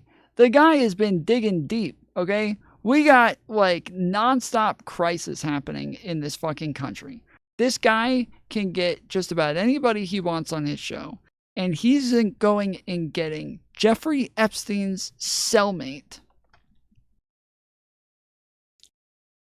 And yesterday, he had on the guy who wrote the Steele dossier for the whole Russia investigation. Like, he is digging deep right now, bro. He is digging deep. He's going back years to try to find old controversies to pull back up. Why? You don't need them. You don't need to dig deep, Piers. What are you doing? This is weird, bro. This is weird. You know what? I'm a fucking conspiracy theorist. Piers is getting paid to not cover the Trump topics, okay? He's getting paid. I don't care if you want to say it's the CIA, the FBI, somebody, the Trump administration. That's what I'm gonna do. I'm gonna do what all the fucking right wingers do, where they just make it the most broad, general thing as possible. The Trump administration is paying Pierce to not cover any of the topics happening with Trump right now. Imagine you're fairly proficient with firearms, Michael. President Trump's order to unseal the files on a slew of... Piers knows how to poke the algo annoyingly. I don't even see him in my algo anymore. I always have to go to his channel to find these things now to see what he's covering. And this time I just didn't even check. I just saw that it was on the JFK stuff, and I was like, oh, I plan on covering the JFK stuff today, so I might as well watch this after we look into it a little bit. But, like, the algo really has Jeffrey Epstein's cellmate in it. Like, the algo's really popping off on Jeffrey Epstein's cellmate these days. Everybody's really, really starting to wonder again if he killed himself, and this is really popping off. It's really a hot topic. Scandals has won plaudits as well as criticism, including from his MAGA base. The botched release of the so-called Epstein files, handed redacted and incomplete to conservative influencers, satisfied nobody. And the same may now be said of the JFK files, albeit for different reasons. Authorities have released thousands of documents previously withheld for national security reasons on the assassination of President Kennedy. There's no immediate smoking gun that's been reported. Perhaps it was always fanciful to imagine there's bombshells, the CIA though. would have faxed or posted Bombshells. details of a plot to eliminate its own commander-in-chief. Bombshells, I tell you. What everybody wants to know, though, is You're whether gonna we see. are any You'll closer see. to knowing beyond doubt We'll find what it. really happened. It's there. Whether there could be more yet to come. We've assembled a panel of experts and insiders to answer those questions. Turning to Uncensored, as we said they would after the release of the... We went and got the JFK insiders. First up, Jeffrey Epstein's cellmate. Files are Mike Baker, the host of the President's Daily Brief and a former CIA covert operations officer, the author and JFK expert Jefferson Morley, the former capo in the Colombo crime family Michael Francis, and joining us for the first time, the former CIA officer and whistleblower, host of CIA Declassified, John Kiriakou. Well, welcome to all of you. Jefferson Morley, let me start with you. You are a JFK expert. We've had this extraordinary release of so much information. I don't know how much you've had a chance to actually go through yourself or read about or take in, but what is your sort of current overview about the significance of it? It's a very significant release. It's a big break in JFK assassination information. And there, frankly, there's a bombshell in here. Late last night, the National Archives released the declassified testimony of James Angleton, the counterintelligence chief in 1975. And this document, taken in conjunction with other Angleton documents released yesterday and other material released in the last 5 years, indicate that Angleton recruited Oswald as a CIA source or contact. Indicate. They indicate it. It's been indicated, guys. That's the phrase that's used in the document, that he monitored Oswald's movements, political contacts, and personal life for 4 years, that he had a 180-page file on Oswald on his desk when the president left for Dallas. So what this raises is the question, a very severe question for proponents. Do they have the CIA guys who got the call about Oswald? They were the ones looking into him. They were the ones who had the suspicions about him and were shut down. Do we have the FBI agents who were doing the investigation and they wrote most of those reports? No. Even better, we have Jeffrey Epstein's cellmate and one of the Reddit mods for the JFK conspiracy theories. Components of the theory that one man alone killed the president. Was Angleton just atrociously incompetent, or was he actually running an operation involving Oswald? I think it's the latter, and there's a document in the JFK collection which has not been released yet, which will decide that and will show whether I'm right or wrong. So this is a big breakthrough. There's definitely a bombshell. People who say there's a nothing burger in here are just unfamiliar with the Angleton documents that have just become public. Okay, this is not a nothing burger.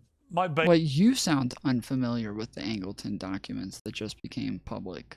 What is the bombshell then? If there's a bombshell, what is it? Tell us. What the heck? Obviously, former CIA yourself. I mean, your response to what Jefferson just said. Yeah, I would, and John may have a different view on this, having also been at the agency, but I would vote for incompetent when it came to Angleton. And look, we've talked about this before, Pierce.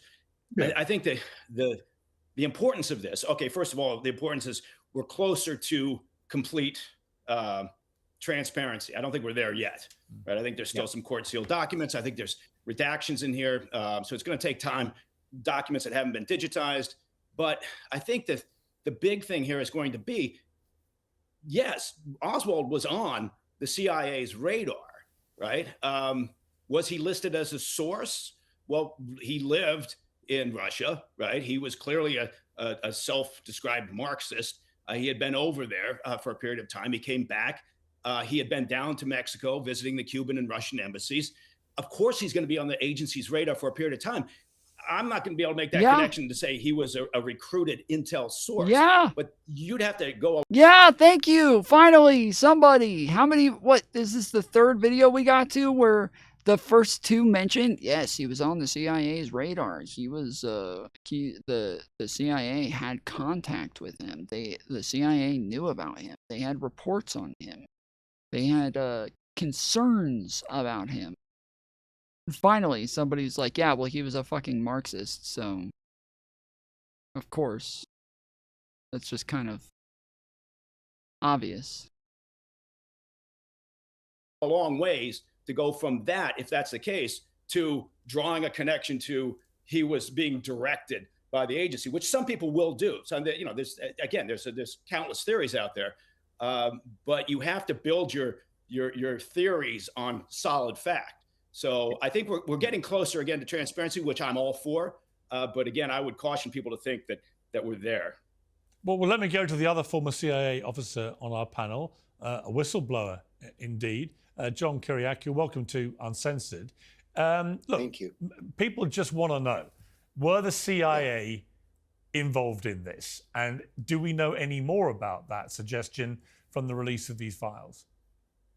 Well, first, I'd like to say that I agree with both Mike and Jeff. I think that we are closer to the truth. We're not there yet, but recruitment has a very specific meaning at the CIA, and I'm not convinced yet that Oswald was a recruited asset. He may have been, but we're not quite there yet. I think that this Underhill memo is very interesting too.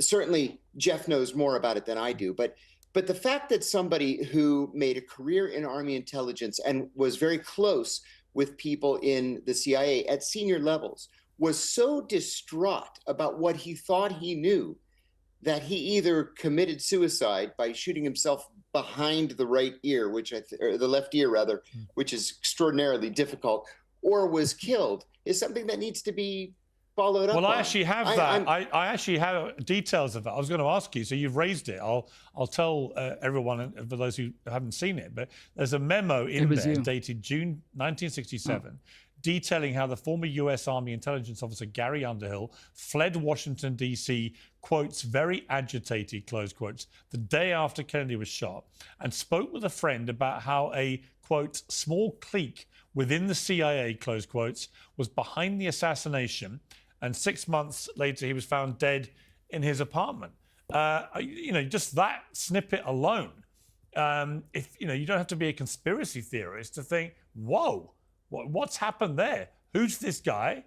I want to know more about him. Why was he so agitated? What had he been told? Why did he apparently take his life? I mean, these are, if we don't get the answers, at the very least, they're right there. He's so dumb, dude. I hate him so much.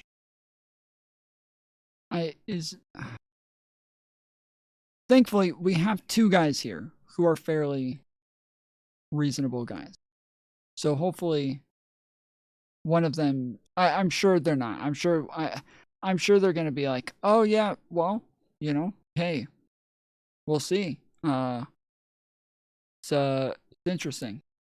We'll have to look into that.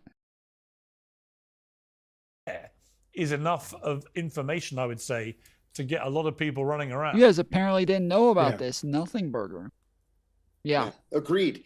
And it's one of those questions that we don't yet have the answer to. Although I will say that it is consistent with what so many people, including Oliver Stone, have said over the years, that Oliver Stone, that while the Kennedy assassination was likely not a CIA plot, that there may have been elements within the CIA who were so angry with Kennedy over his failure to call for air cover during the Bay of Pigs, for example, or as this memo implies, or not even implies, but comes out and says, the CIA or elements of the CIA may have been involved in some kind of criminal activity. It bears investigation. Yeah, Michael Francis, welcome back to us. It's always good to have you. One of the files includes a memo from the CIA's St. Petersburg station dated November 20th, 1991, which said the KGB, a former security agency for the Soviet Union, watched JFK's assassin Lee Harvey Oswald closely, and they commented on his marksmanship and said he was a poor shot when he tried target firing in the USSR as it was then.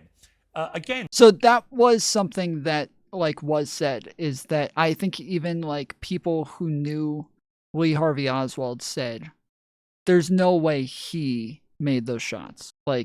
He was average at best in marksman school, and there's just no way he would have been the one to make those shots.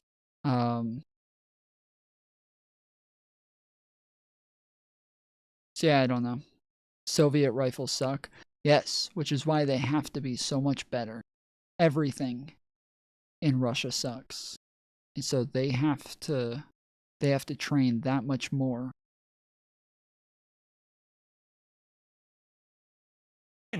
A really fascinating bit of information, because if he was a poor shot, how did he manage to pull off the extraordinary accuracy? Pierce is just jumping around he's like a little kid who's got a million questions, and he's just hopping from one thing to the next. Just no real topic here to dig into or to latch onto. Just kind of going from one thing to another. Of 3 bullets, 2 of which killed John F. Kennedy. The IRS is the biggest collection agency in the world, and with April the 15th now fast approaching, it's more to get ahead. Tax network, whether you're negotiators today, properties 100 958 PIERS. April 15th is upon us. Act now before the IRS does it. .com/peers.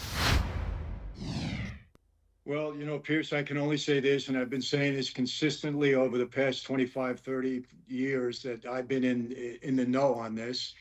And that is, I heard my entire life from 1963 on that the mob was involved in this hit. I've heard it from the right kind of people. There's no question that everybody in that life hated the Kennedys, specifically Robert Kennedy and Joe Kennedy, because a deal was cut during the presidential election with Kennedy and Nixon that the White House Department of Justice would lay off of the mob, and Robert Kennedy did just the opposite. And from what I was told, somebody in government, I don't know who it was, most likely I would say the CIA, since this would have been the 3rd time that the CIA approached the mob for help. They did it in World War II. They did. Wait, Wait. Did I miss something? Was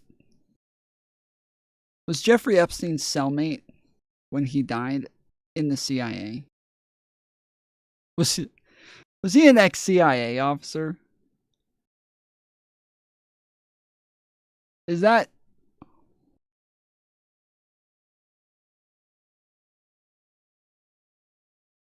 a thing?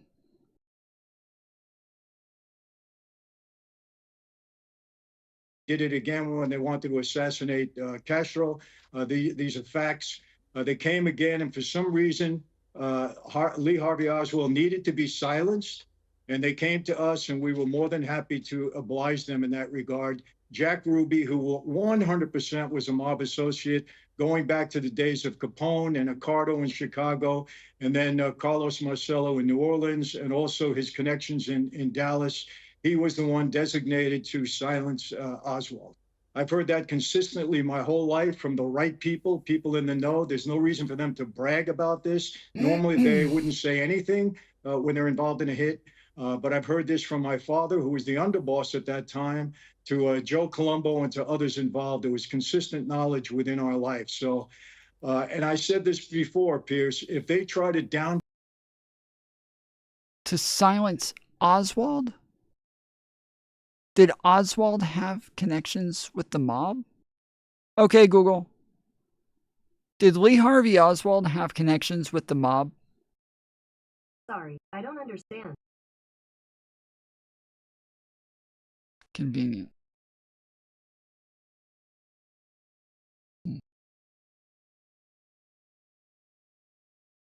Play Jack Ruby's role and say that he wasn't associated with the mob in any of these confidential classified documents, then I wouldn't believe much of what's stated in there, because he 100% was, and that was common knowledge. Well, before I go to Jefferson there, just to respond to that, on that specific point about his shooting capability, I imagine you're fairly proficient with firearms, Michael. Staying on one thing, let's go. To actually shoot somebody in a moving car from where Lee Harvey Oswald was, I would imagine takes a pretty high level of proficiency. So would you think it's significant, if the Russians have been watching him, that his target practice was way off?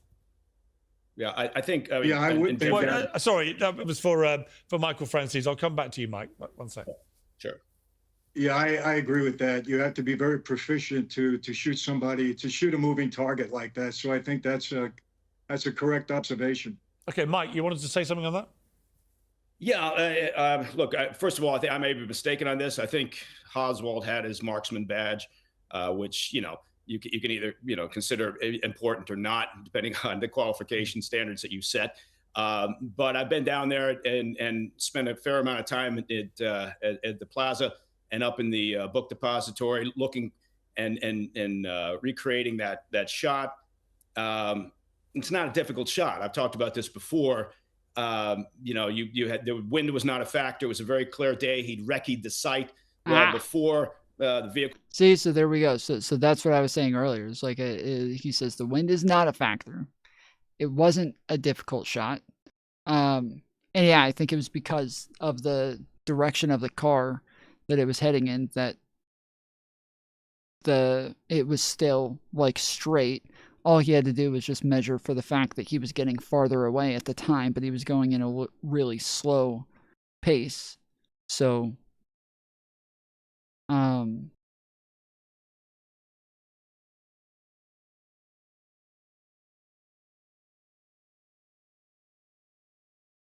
yeah.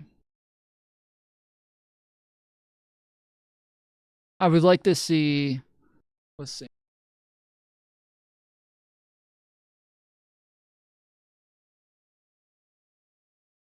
Towards him?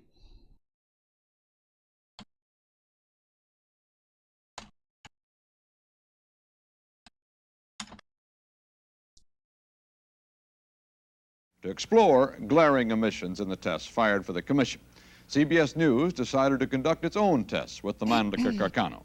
A moving target is harder to hit than a stationary one, and the elevation of the sixth floor window might make a difference.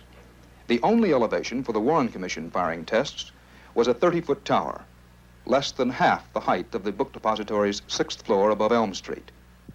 So CBS News had a tower and target track constructed to match exactly the heights and distances in Dealey Plaza. The target track was angled to match precisely the angle of Elm Street. The target, a standard FBI silhouette, moved by electric motor at 11 miles an hour, approximately the speed of the presidential limousine. A rifle of the same make and age as Oswald's was fitted with the same 4-power telescopic sight found on his rifle.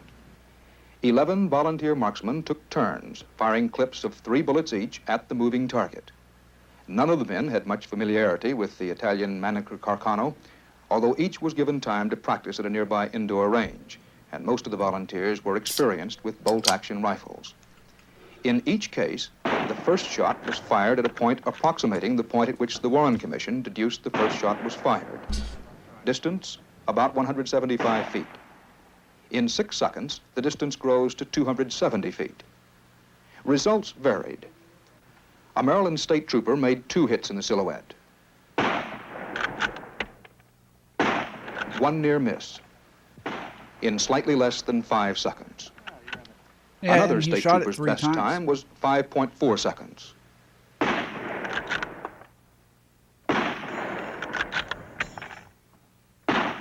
One hit. So yeah, so all of them are doing this in like 5 seconds. Earlier we were doubting whether or not he could do it in 8 seconds. But they're... Oh. I think the... Excuse me. I think the most that we've seen is so far is 6 seconds. So 1 6 and 2 5 second. This is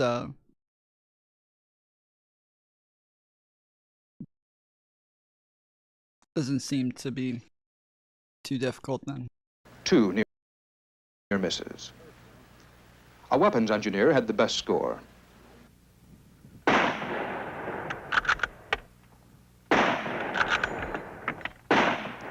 3 hits in 5.2 seconds. All right.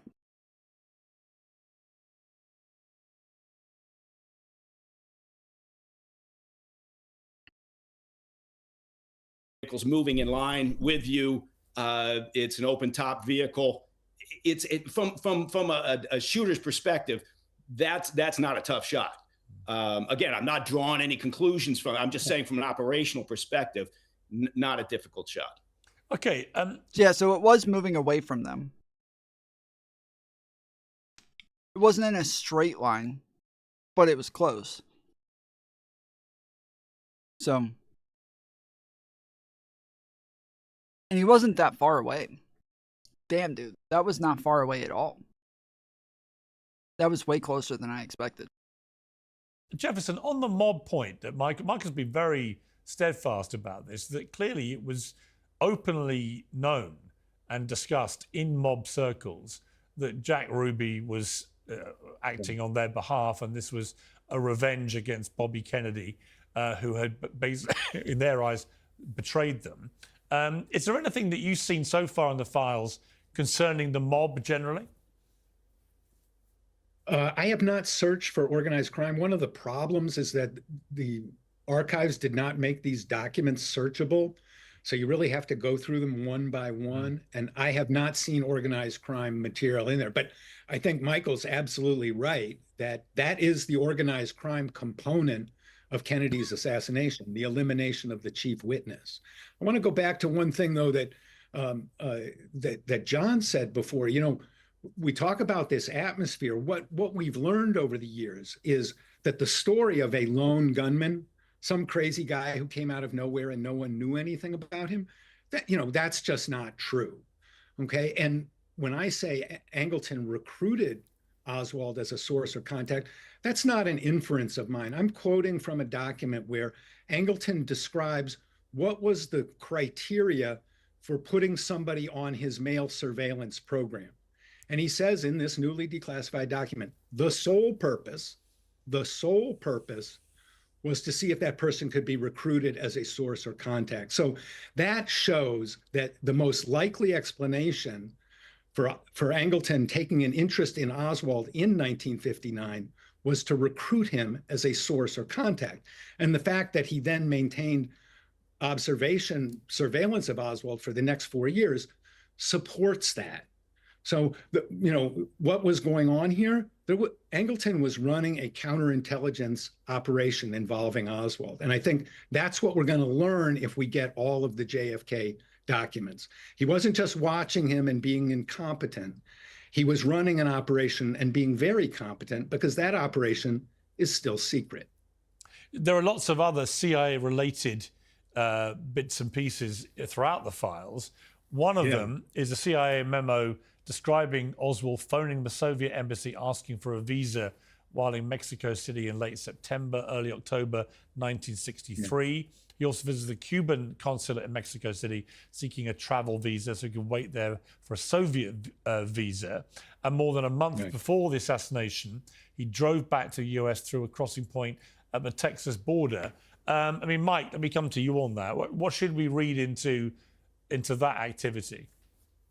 Yeah. Well, look, it was desperate to be part of the revolution, right? We know that. Again, you have to be a little bit careful in terms of how you define recruitment, how you, as Jeffrey said, as John has pointed out, and what that means. You can infer lots of things from that, but somebody of Oswald's activities, of his background, of his where he's going, his belief system. Are you going to look at him from again, not drawing conclusions, but from an operational perspective? Are you going to look at him as a potential target, as a whether a recruitment target or a potential, occasional contact, a source of information? Are you going to want to know what he's doing? Has he been recruited by the other side? So there's a lot of reasons why Oswald is on the screen, and to what degree that was locked down into a traditional classic sense of recruitment and running an operation. I don't know. I was a toddler at the time, so I don't think they were using me for that purpose. But I think what we are looking at here, one of the things that will come out of all of this, once all this material is sifted through, and it's going to take some time, is there was a failure, regardless of what status Oswald was, there was a failure between the agency and the FBI to lock him down, knowing what he was doing, knowing his activities, not being on him, not sharing that information. Probably there was turf wars going on between the agency and the FBI, not sharing that information with the Bureau. That's going to come out. And I think part of that is why some of these documents remained hidden, because it's embarrassing. Yeah, John, let me bring you in. Just for those who don't know your background, you were the first CIA officer to be imprisoned for leaking classified information to reporter. You exposed the agency's use of waterboarding as part of its enhanced interrogation program. You were the 6th whistleblower to be indicted under the Espionage Act by the Obama administration. I guess that it sort of begs the question, if there was any direct evidence that the CIA was behind this assassination, would somebody not like you have taken the high moral principled decision to risk everything, including their liberty, to tell everyone by leaking it? If you've ever felt like you're being watched online, it's unfortunately because you are. Hundreds of companies, so-called data brokers, no point invading your data brokers. In a perfect world, yes, but think of this too. We know for some controversial CIA experiments or programs like MKUltra, the senior-most levels of the agency ordered that the documents be destroyed, and most of them were destroyed. Or we could even say legitimately that an operation like this, if it were a formal CIA operation, would have been so tightly compartmentalized that only a handful of people would have been made aware of it, and a lot of it would have been left unwritten. Orders could have come down orally. So it's hard to say. It's hard to say, but getting back to the point that Jeff let me ask you this, John. When you work at the agency, is there a way of a CIA agent accessing any of the JFK files? When I was there, no. You could go onto the CIA library website or go to the National Archives or the National Security Archives at George Washington University, but No, you couldn't sit at your desk and just search for documents. No. Michael, we've discussed the mob aspect to this. As an American, what do you feel about the fact that we still don't know the answers to this? I mean, it seems to me like this is one of the most seismic moments in American history. The assassination. How do you know we don't know the answers, bro? How do you know we don't know the answers? What the fuck? Of this dashing, brilliant young president, hugely popular when it happened. And yet here we are, 2025, and we still don't have the answers to really what happened here. How do you feel as an American? I think it's terrible. Number one, in my younger age, I was a big fan of John F. Kennedy, and even though I consider myself a conservative now, I think it's horrible that we don't know. But I think the real question here is, what I'm saying I know is correct. Why did the government, or why did somebody in government want Lee Harvey Oswald silenced? I have to believe it was the CIA, and I heard CIA, I heard government, but the most logical option. I know one thing's for sure. If JFK had been a Democrat, we would know already. That much I know for sure. Here would be the CIA, since again they approached us 2 times in the past. Why did they want him silenced? There had to be some kind of government involved in this for some reason. And Pierce, I can't answer that. I've heard recently it might have to do with the Bay of Pigs, and that Kennedy was really upset with people within the CIA. I didn't hear it back then. I'm only hearing that recently. Kind of makes sense. So there had to be some government involvement if they wanted Lee Harvey Oswald silenced. And the fact that we don't know about it, I think 2 things. I don't believe that, the government wants the world to know that a sitting president was assassinated in part or had anything to do with a cover-up. The mob had anything to do with the cover-up. They don't want the world to know that. Obviously, they don't want the world to know that the government was involved. But yeah, I think it's horrible. And as an American citizen now and a patriot, I consider myself one, I think it's terrible that we don't know what happened at this point. And we should. Every document should be revealed. The thing is, are they going to be accurate? Again, this is... You have to make the assumption that we don't know what happened. You have to make the assumption that we don't know what happened. This is ridiculous. Like, they're so annoying. I don't know why the other 2 guys are trying to be nice. And they're you can tell that they're trying to hold back a bit. But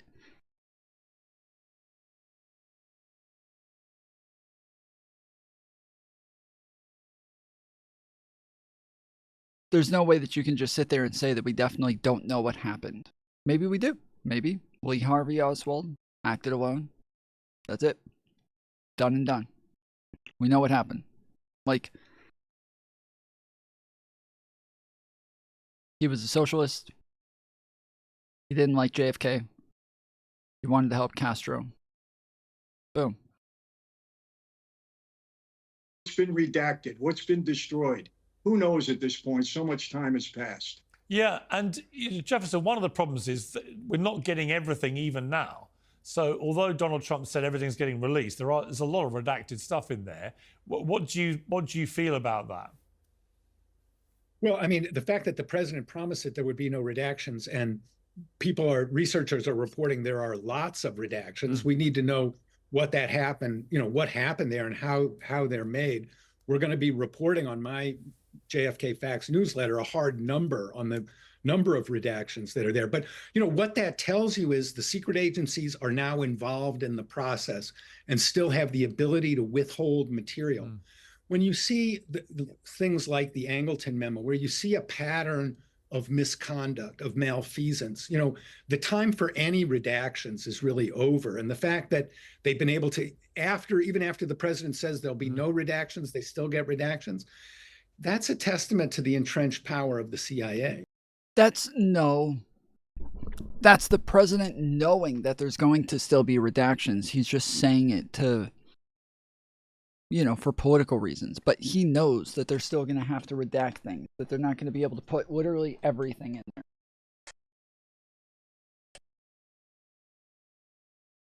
But he obviously knows. Yeah, it is. Mike, I mean, it does feel like, yes, we're getting it all, but we're not really. And that can only fuel the conspiracy theories. Again, we haven't read everything. It's impossible. No one could have got through everything so far. But from the stuff that you've gleaned so far, what else has caught your eye? Well, John referenced and you talked about the Underhill memo. It's very interesting. I've looked at Underhill and look, there's a pattern of people, you know, dying in the wake of the assassination in a relatively short period of time, which also, you know, fuels a lot of thought and theory. But you know, I think that part of the problem is the longer they take, right? And the bizarre part of this is it seems like the agencies, the variety of them, it's not just the CIA, but Darren, ignore resin fingers. This person literally comes in just to say the most useless shit you've ever heard in your life. I'm sure he feels super, like, excited and profound about the absolute nothingness that he always spews, but he's actually just confused 99% of the time, so...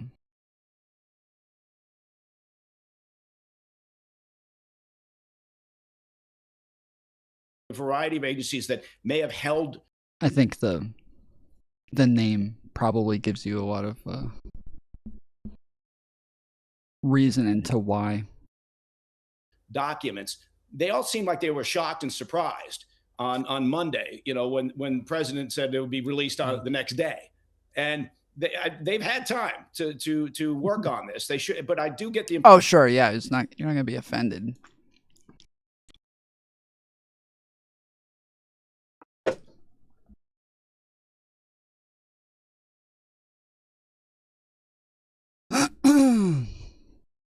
Ending every sentence with LOL is a sign of self-doubt as well.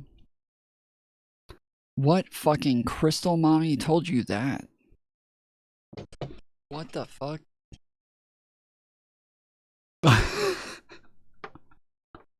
What the fuck? Impression they were on the giddy up now. And it's messy. As was pointed out, a lot of this is not digitized yet. So we've still got documents that have to be searched through by hand. Okay, maybe we'll come back to this.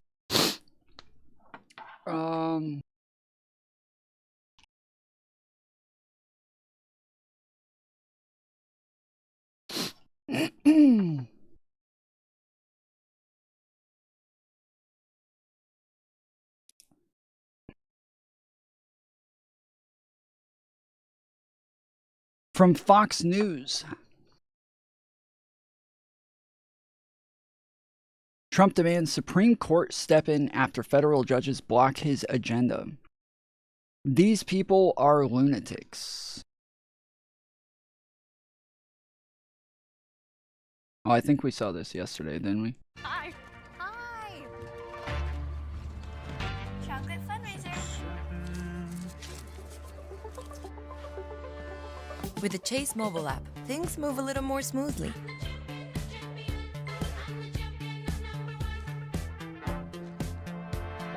I'm totally getting copyrighted for that fucking song. Screw you guys. And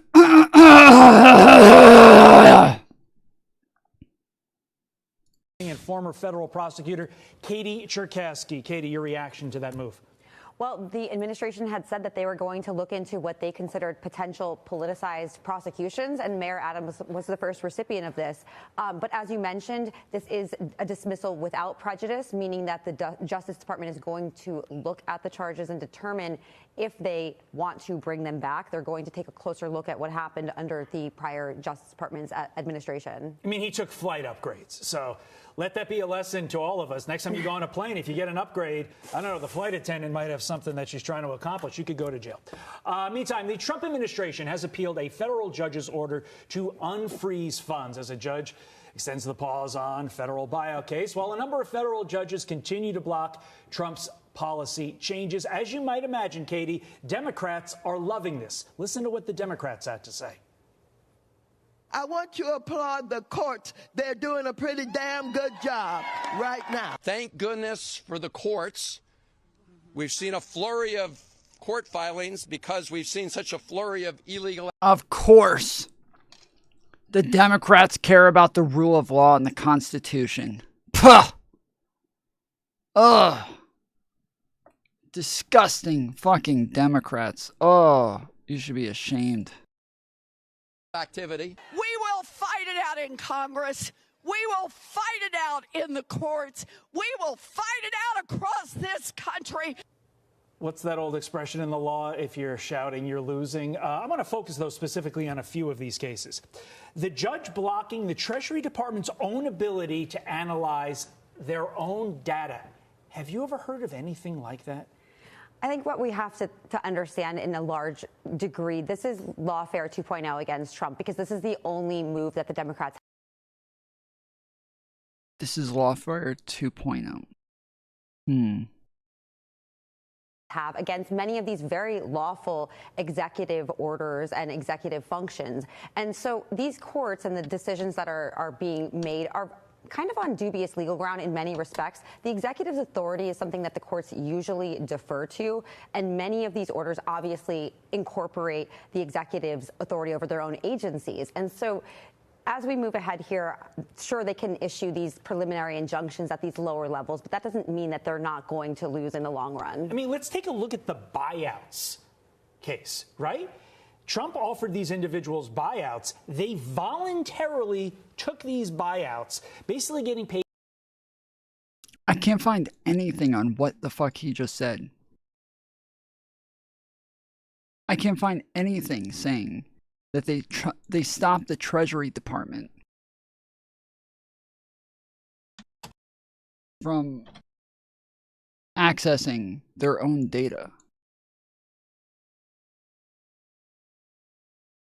Everything I see says that they stopped Doge from accessing the Treasury Department data. He said they stopped the Treasury Department from accessing their own data. What the fuck? I think what we have to activity. We will fight law if your department's own ability to analyze and you're losing. I'm going to focus, though, specifically on a few of these cases. The judge blocking the Treasury Department's own ability to analyze their own data. A judge blocking the Treasury Department's ability to analyze their own data. What?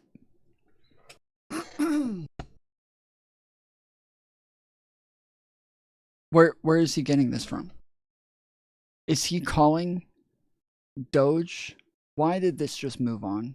Why? I hate Fox's fucking players so badly.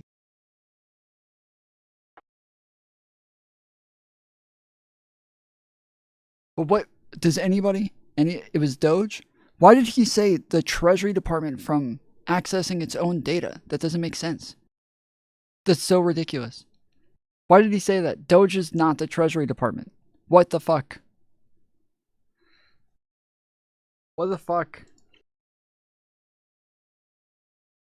Thinking of updating my kitchen. Thinking of redoing our kitchen. Thinking of updating your mom. Yeah, I don't get it.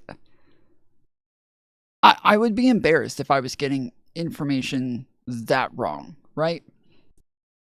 Fuck. Every time, you know what? Every time I say it, I say it and then I stop and I think, oh wait, never mind. I forget that like Republicans don't actually care about the facts. They're not going to hold them accountable. Of course, it's not embarrassing. If you're on the right, you can make up whatever the fuck you want. Makes no difference. I don't know why I always forget that. Specifically on a few of these cases. The judge blocking the Treasury Department's own ability to analyze their own data. Have you ever heard of anything like that? I think what we have to understand in a large degree, this is lawfare 2.0 against Trump, because this is the only move that the Democrats have against many of these very lawful executive orders and executive. Democrats. Why are they saying Democrats? Judges blocked it, not Democrats. There's no fucking Democrats here. It's a judge. These people see Democrats in their fucking walls. They are obsessed. They are obsessed. You guys have the majority in everything. You have the majority in the House. You got the majority in the Senate. You got the fucking White House. You got the Supreme Court. There's no Democrats. They're not here. They're nowhere to be found. It's just you guys. Functions. And so these courts and the decisions that are being made are kind of on dubious legal ground in many respects. The executive's authority is something that the courts usually defer to, and many of these orders obviously incorporate the executive's authority over their own agencies. Really? Really? You think so? Would you guys like to see how many times Joe Biden got blocked from making executive orders for his own departments? Would you guys like to see how many times Joe Biden had courts block him, judges block him from making decisions about things that are generally under his purview? They're just his job. It's what he's supposed to do. It's his thing. It's a lot. There's a lot. It happens. It happens. The difference is that Trump knows what he's doing is against the law. Everybody knows what he's doing is against the law. And he's doing it anyways. Whereas Biden was actually on shaky ground where it's not clear. And so as we move ahead here, sure, they can issue these preliminary injunctions at these lower levels, but that doesn't mean that they're not going to lose in the long run. I mean, let's take a look at the buyouts case, right? Trump offered these individuals buyouts. They voluntarily took these buyouts, basically getting paid 8 months to not work. They're not being forced to take these buyouts, yet a court steps in. Where's the harm that is required under the law for a court to step in all litigation that we have in our system of jurisprudence, Katie? Well, I think that's kind of the big picture that you want to look at as well. And of course, the executive, the president is in charge of the executive branch, has authority over federal employees. And generally speaking, again, the court should be deferring to that executive authority when they're looking at whether a president has. To an extent, they have executive authority to an extent. They do not have authority over all federal employees. They don't have the ability to just fire whoever they want. There are tons of other processes that were put in place by Congress, by other presidents in other executive orders, where they were putting into place processes that they have to go through to fire people or to hire people to try to make sure that they took politics out of it. Trump comes in and he's like, what? Whoa! I want politics to be in it. I want everything to be partisan. I don't want to take politics out of anything. I want everything to be the most partisan shit you've ever fucking heard of.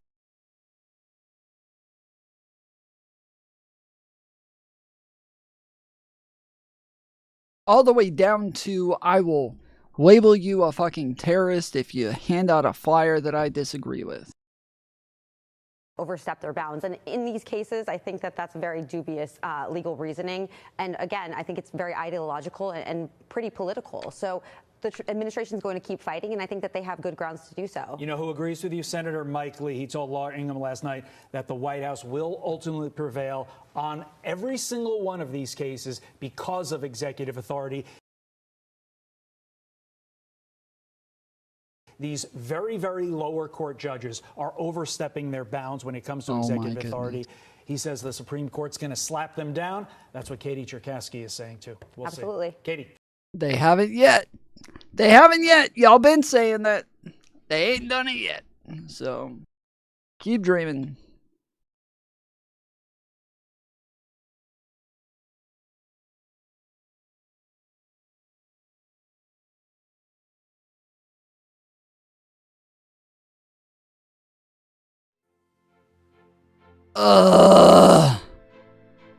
True icons endure.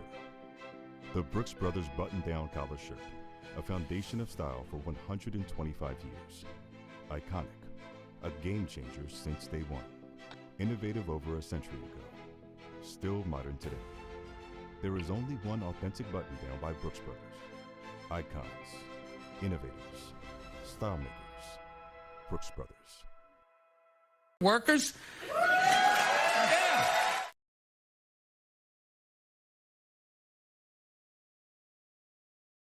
Yeah, we'll definitely make a commercial like that for my new merch.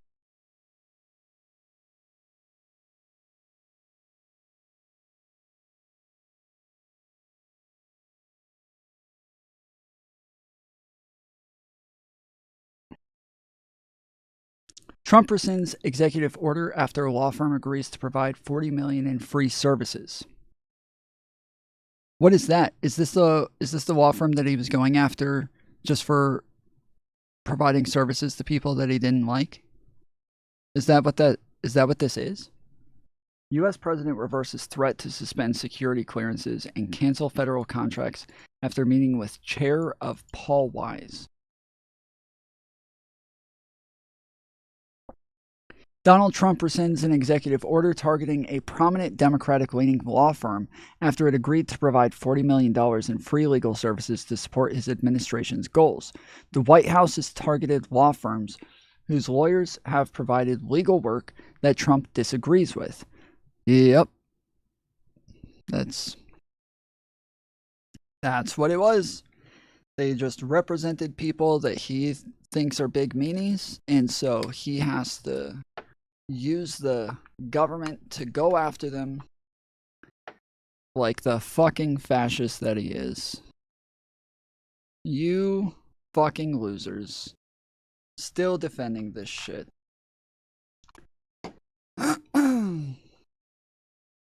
Oh, they compared him to Hitler. I can't believe it. Oh, they are shooting at him, and I guess it's not fair.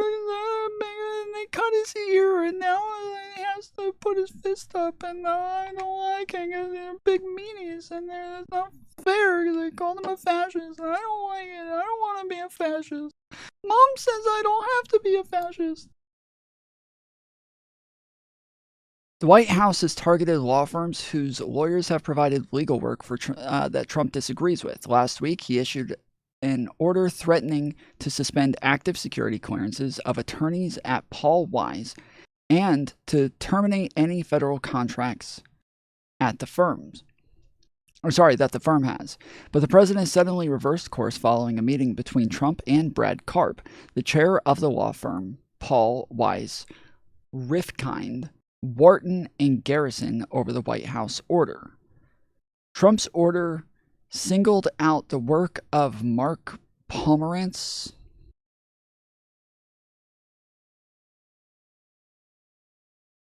who previously worked at the firm and oversaw an investigation by the Manhattan District Attorney's Office into Trump's finances before Trump became president. Pomerantz once likened the president to a mob boss. Wow, that's crazy. That's crazy. So they went after him one time, and so he tries to use the White House to go after them. I think we call this what is that?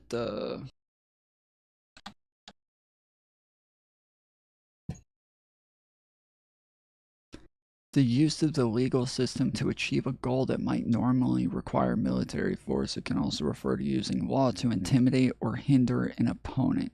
Yeah, I think we would call that lawfare. Yeah, I think that's what we call it. I think we call that lawfare.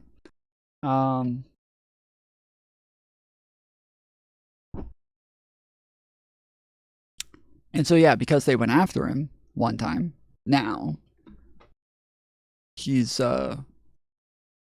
butt mad. They hurt his feelings. So he's going to use the government to go after them. Which is funny, you know, because we have somebody like Biden who's in office, right? This is somebody who's been in politics for over 30 years. We don't have any examples of this. We don't have any evidence of this ever happening. We don't have anything like this whatsoever. But with Trump, we have endless examples of this over and over and over and over. And Shoe0nHead strikes again. Well, I mean, she is up next. We'll get there.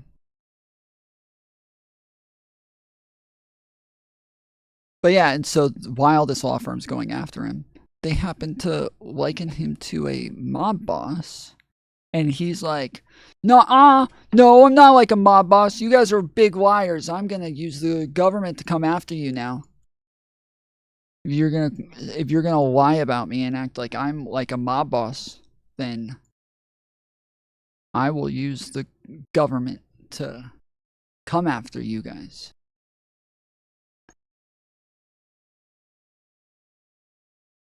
Very convincing.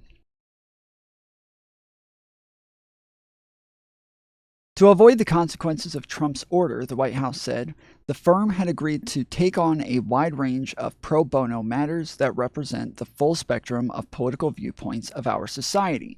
The full spectrum of viewpoints means, like, we want them to go and sue illegal immigrants for looking at Trump wrong, and legal immigrants for looking at Trump wrong, and legal citizens, but we're going to call them illegal immigrants for looking at Trump wrong. Full spectrum of political viewpoints. The firm reportedly agreed to disavow the use of diversity, equity, and inclusion considerations in its hiring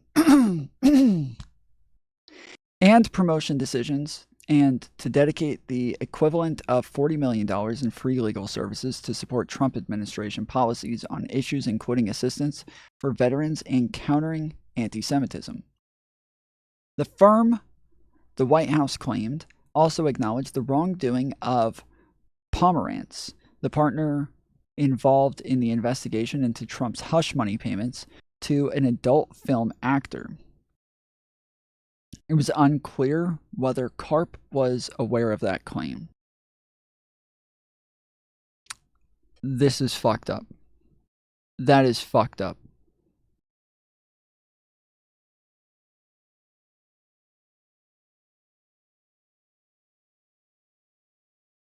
That's so fucked up. Because, like, obviously, a lawyer saying that doesn't actually mean anything. It means literally nothing. Right? The courts decide whether or not this was wrong. The courts decide whether or not there's a problem here. But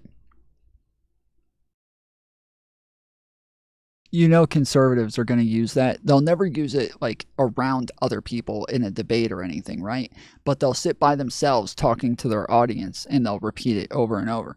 Literally, even the lawyer admitted that they were wrong for going after him, right? They'll say it all the time.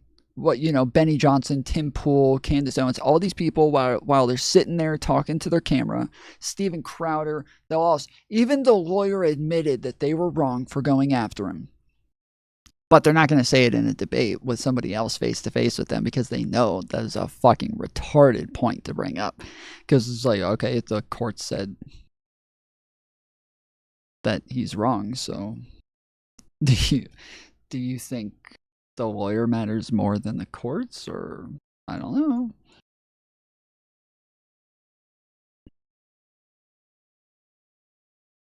In a statement issued by the White House, Karp said, we are gratified that the president has agreed to withdraw the executive order concerning Paul Wise. We look forward to we look forward to an engaged and constructive relationship with the president and his administration. The firm becomes the latest corporate target to make concessions to the president to avoid his ire. Meta and ABC made settlement payouts to Trump's future presidential library to end lawsuits filed by Trump. Other tech and financial firms have publicly rolled back DEI programs in line with Trump's policy interests. Earlier executive orders have targeted the law firms of Perkins Coie, which last week sued in federal court in Washington and Covington in Berlin.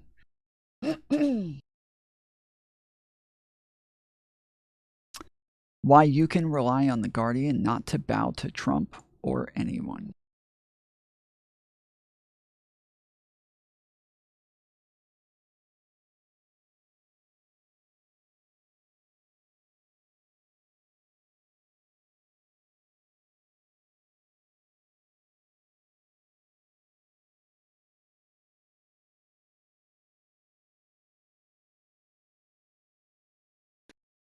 Does the whole we're going to oppress every group other than this one do anything to dispel conspiracies?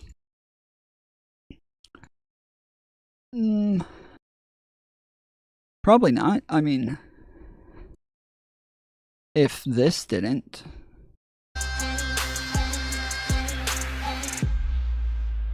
Open your eyes. Then I don't know why that would.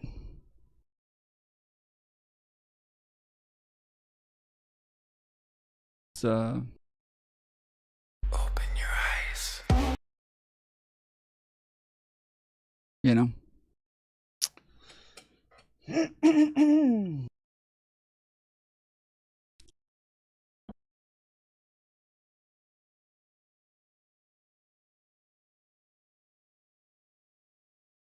Who's the guy at the top? I don't know, but it is CPAC.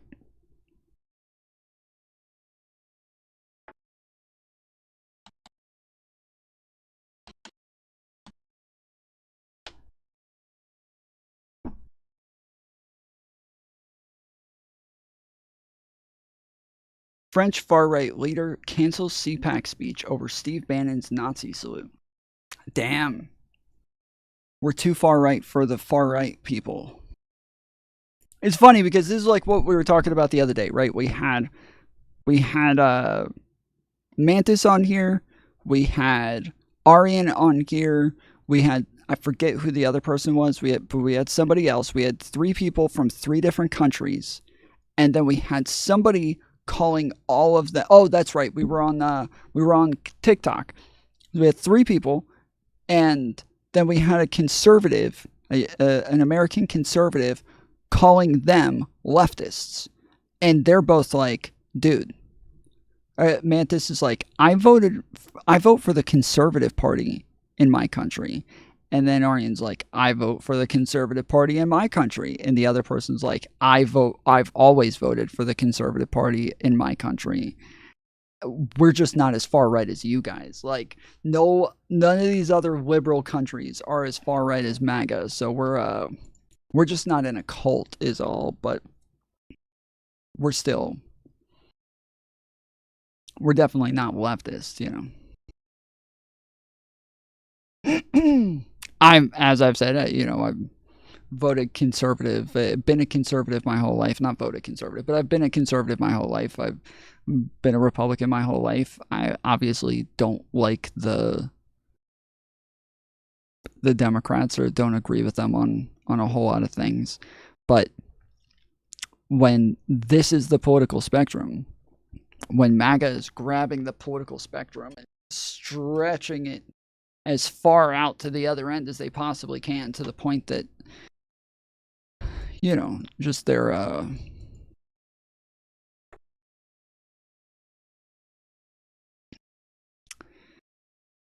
respect for the Romans is just really, really coming out in these salutes. Really big fans of the Romans.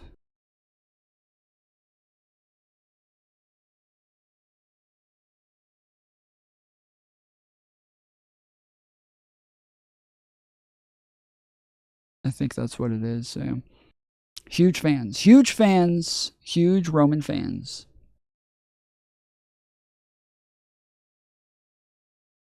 Feels a little fashionista. Yes. They are fashionistas. Fashionista-ists. The Republicans want to be like the Romans.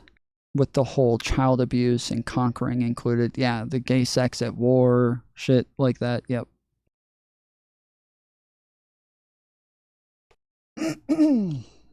But as they say, Rome didn't fall in a day, but America fell in one term.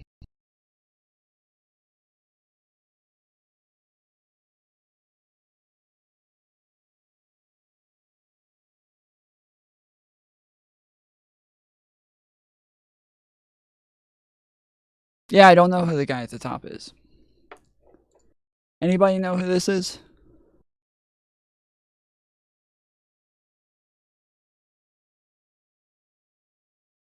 I sit by myself, talking to the blue, trying to get to you.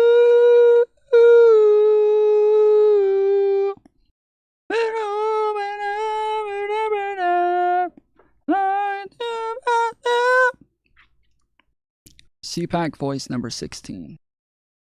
Zoom in. Which chat are you in? Okay.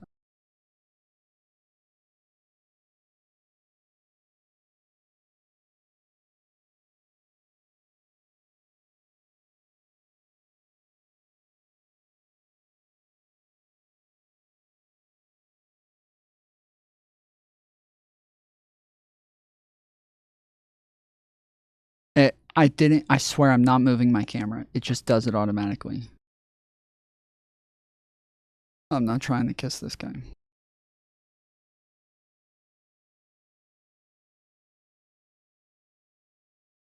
Tom, you know Kickstream is on vertical, just FYI. Is it?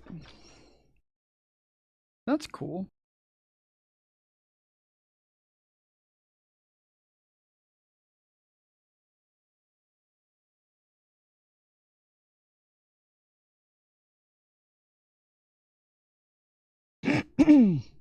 Same background? Yes, they are both.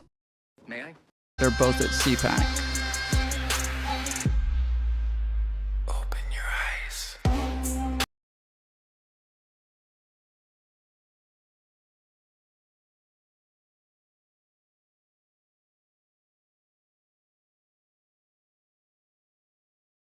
Weird.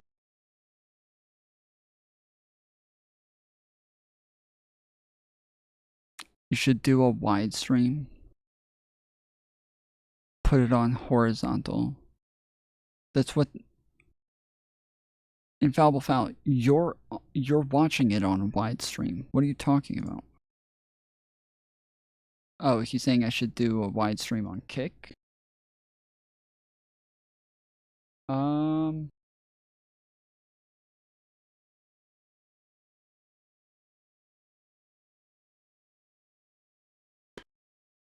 All right, let me see.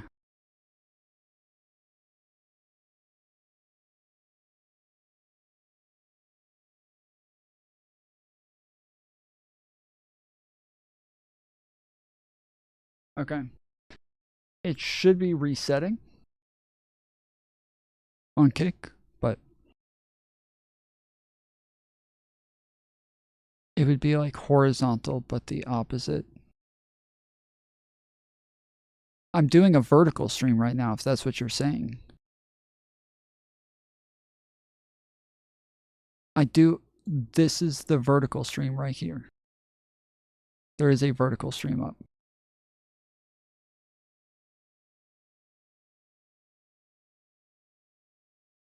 Yeah, I don't know why. It says it's connecting to Kick, but it's not connecting.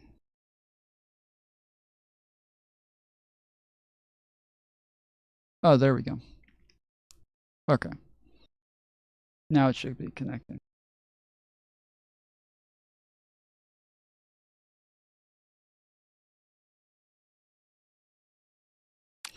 But anyway, so nobody knows who this is.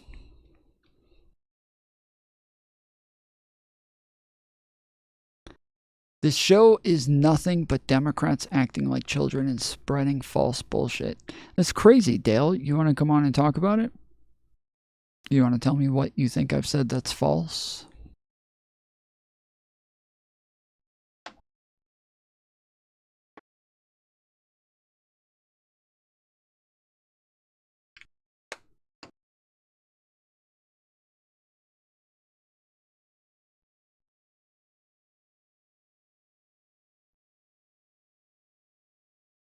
I just looked it up. His name is Eduardo Verastegui.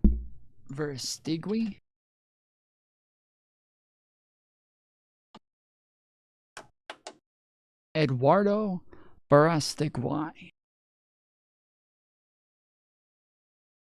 Verastegui.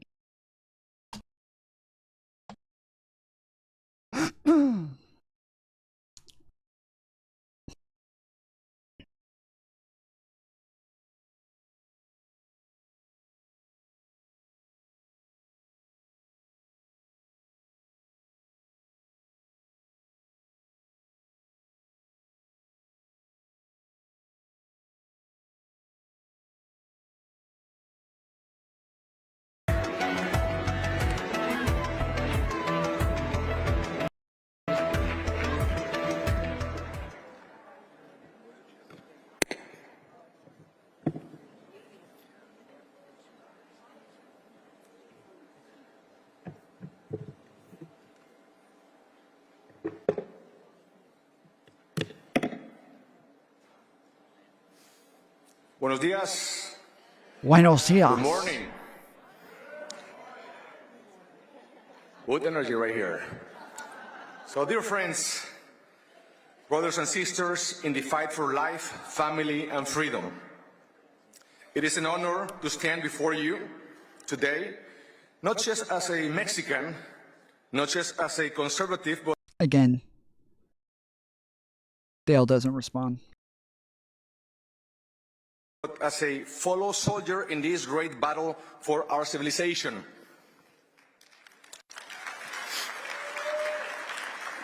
Today, we gather not just as citizens of our respective nations, but as one great family of patriots who understand a fundamental truth.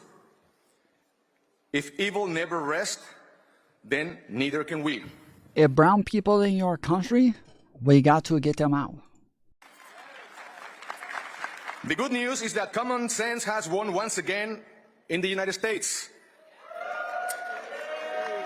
President Trump has won for a third time. Yes. A third time. President Trump he did not win for a third time. And after these 4 years, he should run again. 4 more years. 4 more years.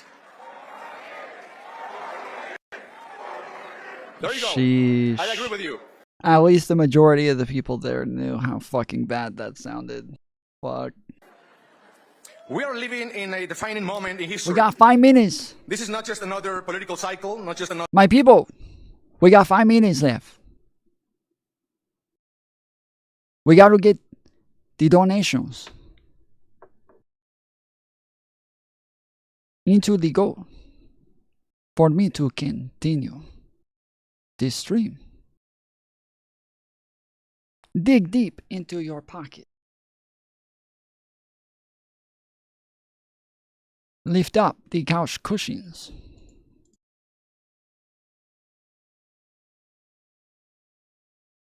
Empty the kids'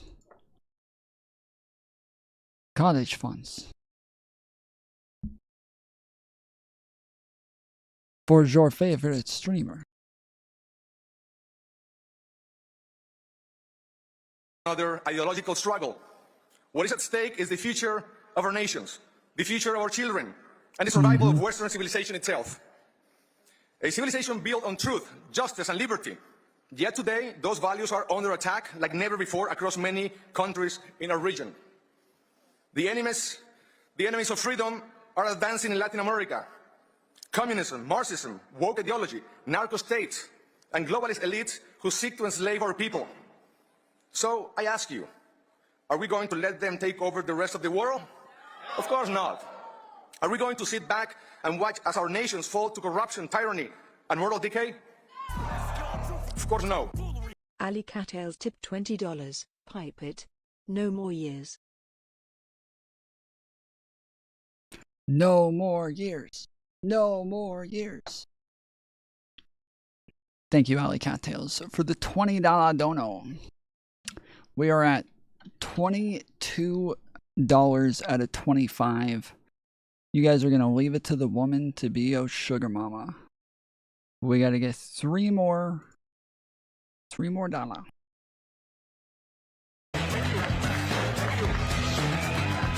Oh, okay. Wait, hold on. God bless you. That wasn't even slick, bro. That wasn't even slick, bro. He was second guessing it.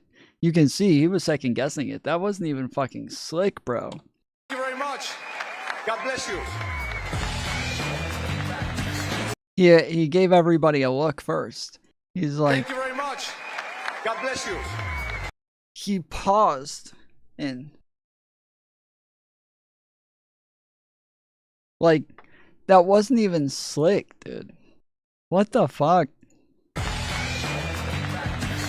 What is it? What is that? This is the worst fucking Nazi salute ever, bro. At least fucking Elon put his chest into it. You didn't. You barely gave us anything. Thank you very much. Y que viva la Virgen de Guadalupe. Thank you. Deport him! Deport him! He's speaking that illegal.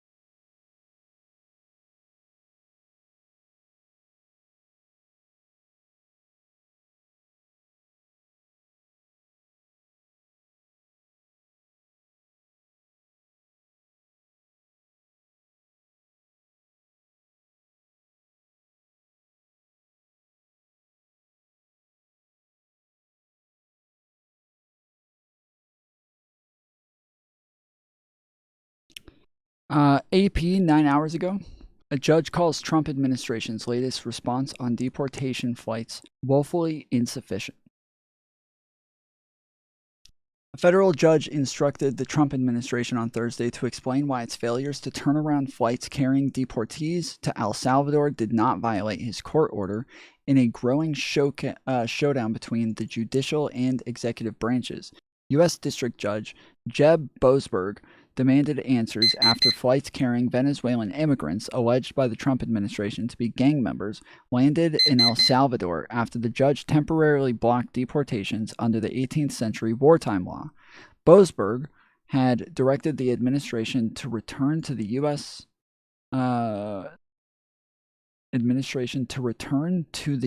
planes that were already in the air when he ordered the halt. This is I think it was on the first panel that I was on. It might have been the second one. I don't know if you guys heard this one, but on one of the panels that I was on today, the people were saying he doesn't have to turn around. He was already in international waters.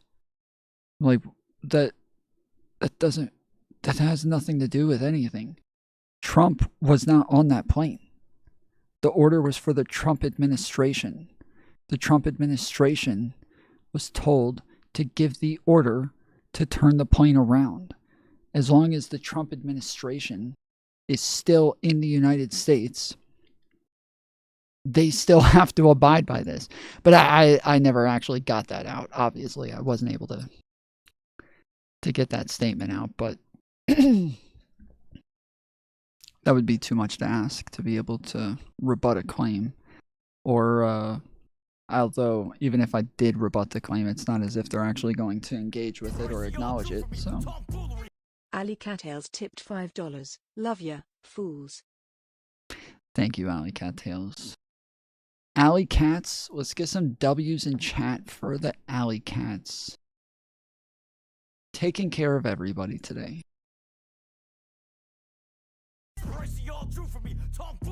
Aram Sound tipped $5. Tom was in the book depository. Aaron Smith, Aaron Sound, let's go. Thank you, sir. If anybody wants to send donations, the best way to send donations is through the tips link in the description, as Allie, Aaron, and Twisted just did. Tipped $5.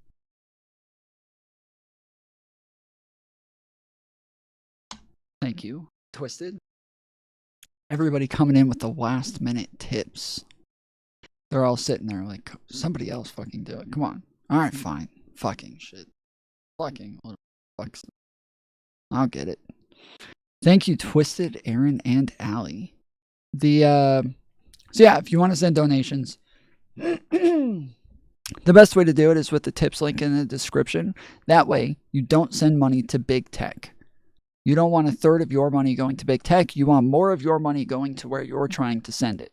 If you send it through super chats, that's exactly what they do. They will steal 1/3 of every single super chat that you send.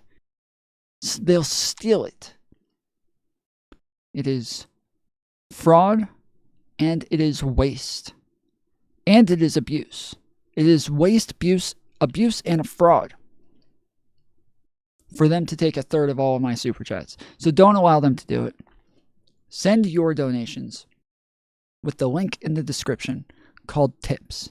That will make sure that 100% of your donations get to go to where they're supposed to go at a 98% rate.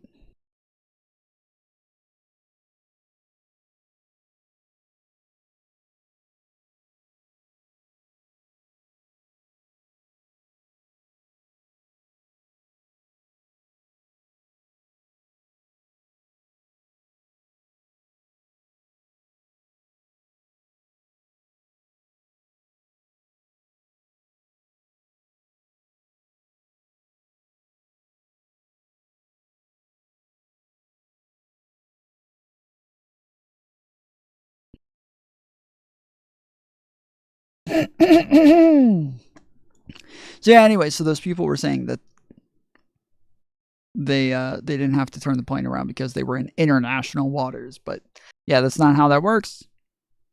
The Trump administration is the one that's being sued. The Trump administration is the one who's getting the order. The Trump administration is the one who is responsible for the plane turning around, not the specific person who's on board in charge of the plane, or the captain, or the, ICE, or whoever. It's not them.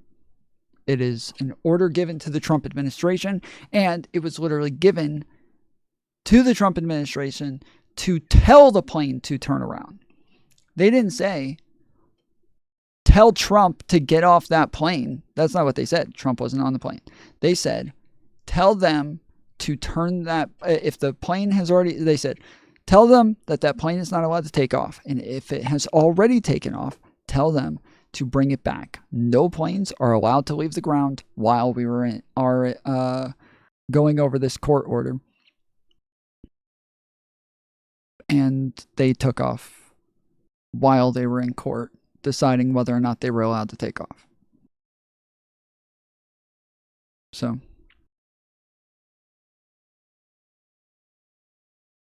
he does have a number of call-ins. Wait, are there people in the waiting room? Nope, there's nobody in the waiting room.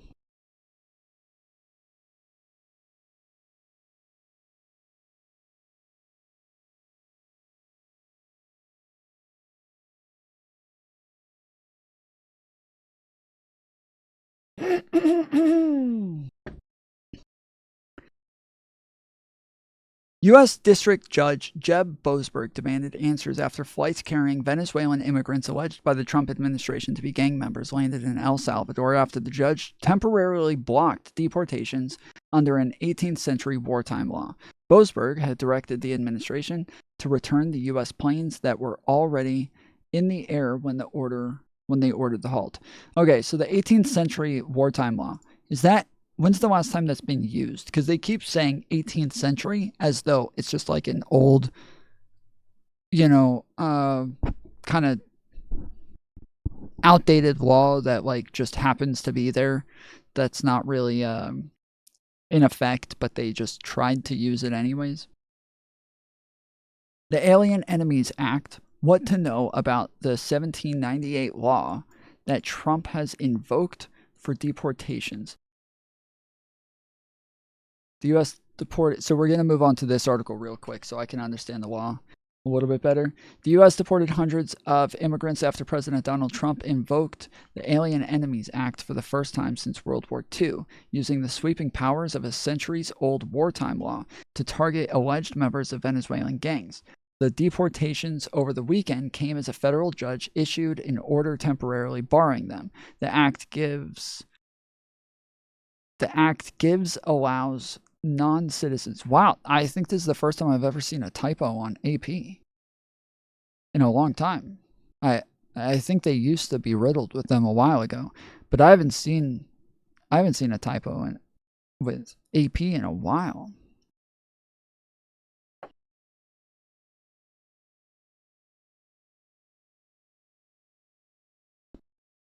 I don't know. I don't want to read it if the TTS is going to read it, but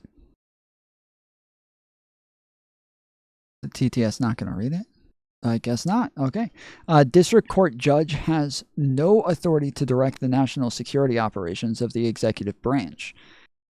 So you understand that like national security operations is a very subjective category, right? But the district court judges do have the authority to tell somebody, the president, if he's breaking the law. They do have that ability. Especially if they're breaking the Constitution, like all these things, they do have that ability. And so the order was taken to court. The lawyer who was there representing Trump never said, and I know that this is the talking point that you guys have all been given afterwards, but if you go to the transcript for the legal hearings, the lawyer never said to that judge, you don't have the authority to make that ruling. Do you know why the lawyer never said that? Anybody want to take a guess as to why the lawyer never told the judge that he didn't have the authority to make that ruling? Anybody? It's because that's obviously not true. That is blatantly untrue. They obviously have the authority to tell them that they cannot break the law. So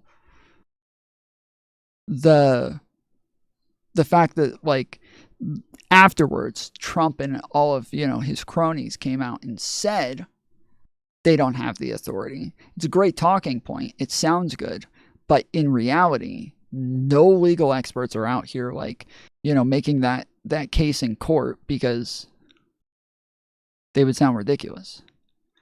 Phone number? What do you want? You want to call in? You're saying you'll call in if I give the phone number. Dale? All right, let me read this real quick. If you're in a hurry, I'll do it now. If you don't mind, I don't want to make you wait if you're in a hurry.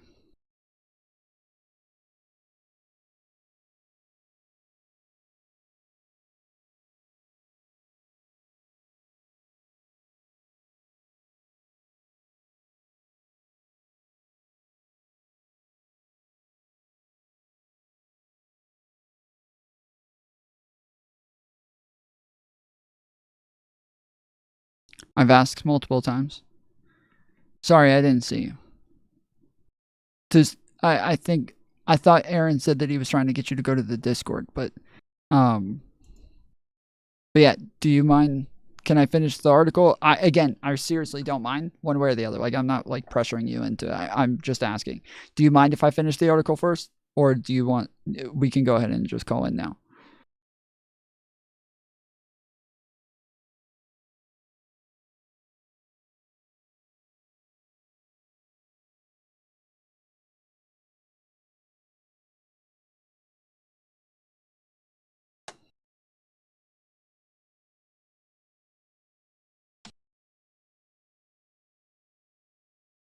Either way? Okay. Let me, because I just, everybody gets mad when I leave a topic, or I start a topic, then leave it, then come back to it later. Or I just never come back to it. So I'll finish this route as quick as I can, and then I'll get the number for you.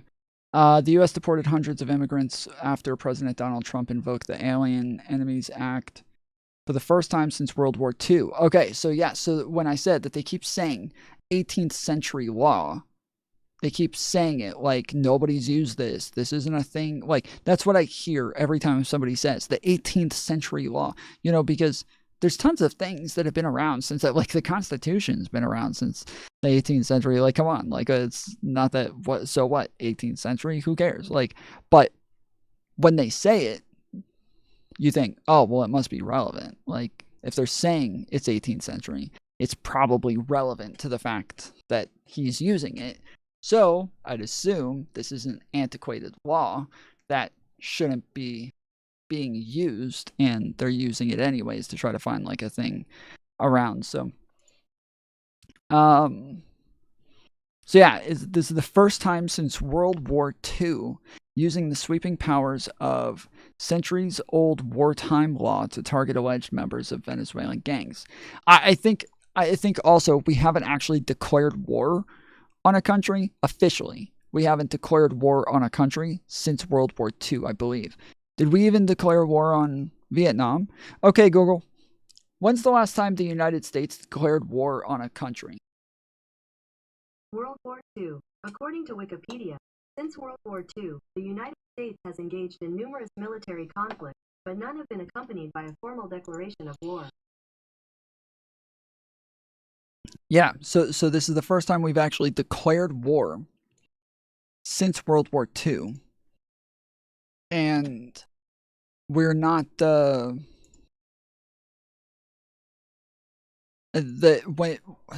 when he used this act earlier, somebody said on one of the panels, they said, well, we're not in war. And the other person said, Trump literally said he's declaring war on the cartels. I don't think that counts, first off. I don't think that counts. Okay? Just, I think it would have to, I don't think it counts. First off. But second off, I do believe that you have to have an act of Congress in order for it to be declared. So I don't think Trump can do the, as we keep saying, he can't do the Michael Scott, where he just, I think we'll,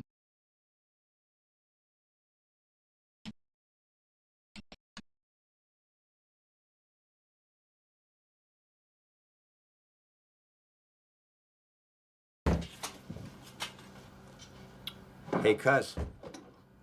Heard you're having money problems. No, you didn't. Listen, I got the answer. You declare bankruptcy, all your problems go away.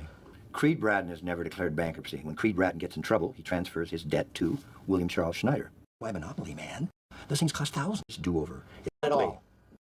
No debts, no baggage. I've already got my name picked out. Lord Rupert Everton. That.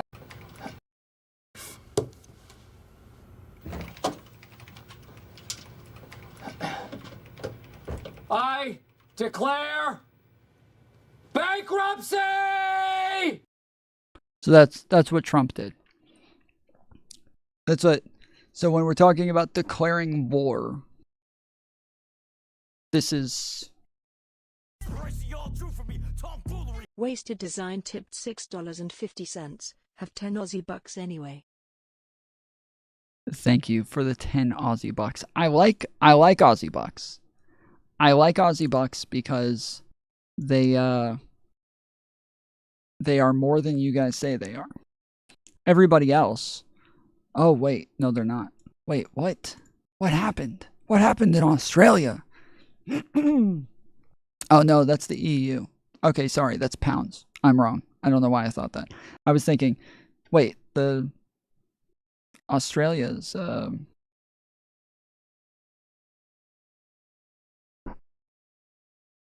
so yeah, it's 650.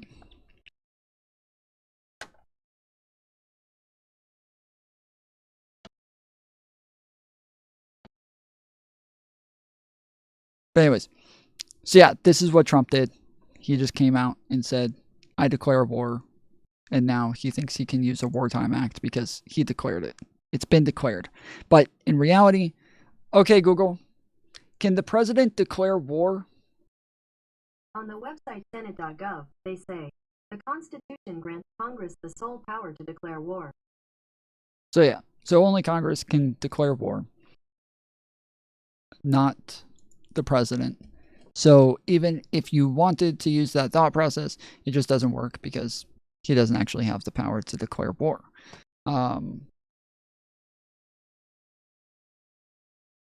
But that was it. Yeah, that was an interesting argument that I heard on one of the panels today. So I thought I would share that with you guys today. You're welcome.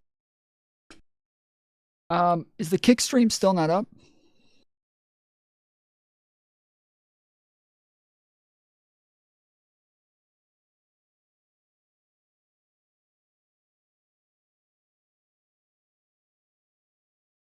Oh, wait. Ali said it's fixed. On my phone, it's still loading.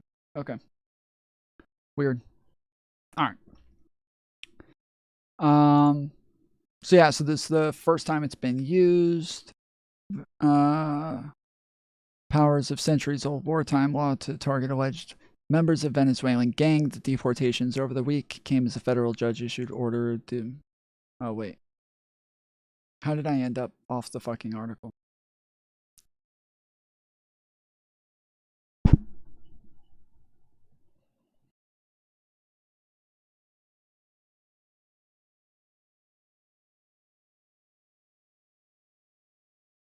Okay, here we go.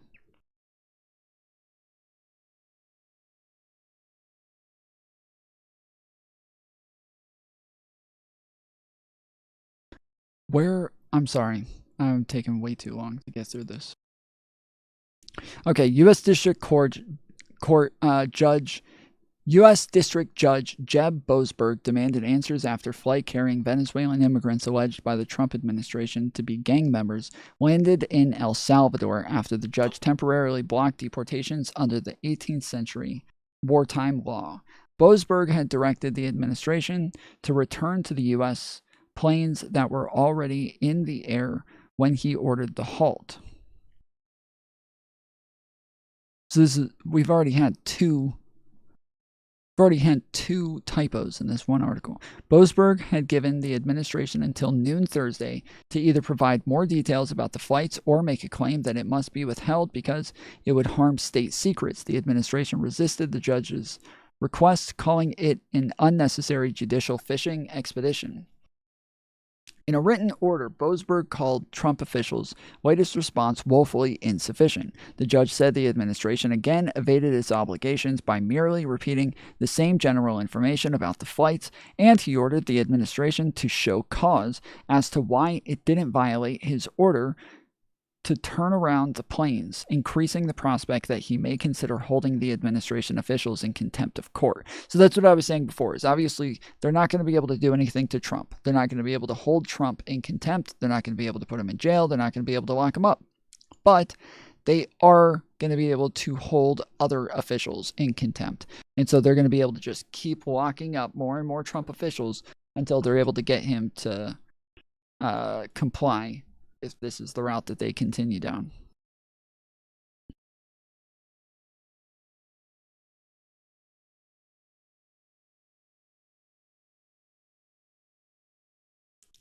The Justice Department has said the judge's verbal directions did not count, that only his written order needed to be followed, and that it couldn't apply to flights that had already left the USA. The U.S. Justice Department spokesperson said Thursday that it continues to believe that the court's superfluous questioning of sensitive national security information is inappropriate judicial overreach. This is so weird, dude. This is so strange.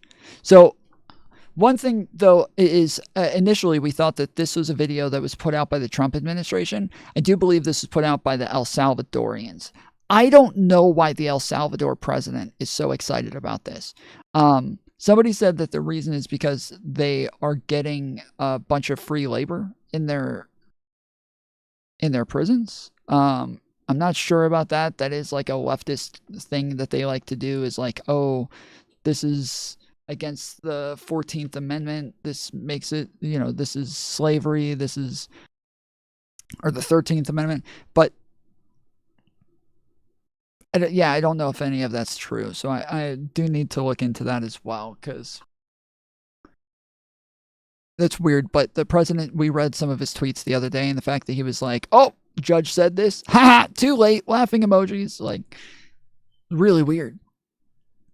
Really strange. Why the fuck does the El Salvadorian president care so much? Because Trump is paying for each prisoner to stay? Sure, but that doesn't seem enough for him to, like, be that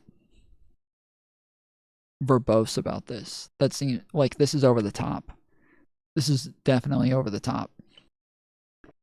In this photo provided by El Salvador's president press office, prison guards transferred deportees from the U.S. alleged to be Venezuelan gang members to the U.S. Terrorism Confinement Center in Tecoluca, El Salvador, Sunday, March 16th, 2025. So this is put out. Initially we thought the Trump administration put this out. I'm much happier to find out that this was not the Trump administration who filmed these things and had them shoving their heads down like this. I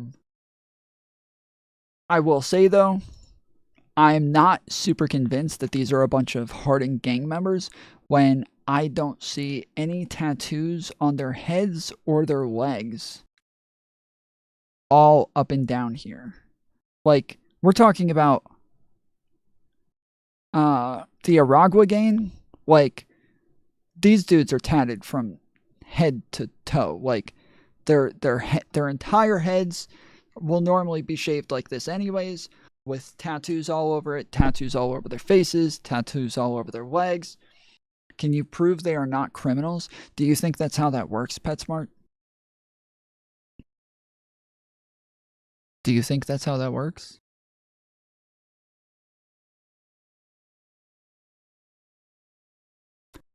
When I got arrested and they took me to court, do you think they said, we don't have evidence that you're a criminal, but we need you to prove that you're not one or you're going away? You said you think they are not. I don't think...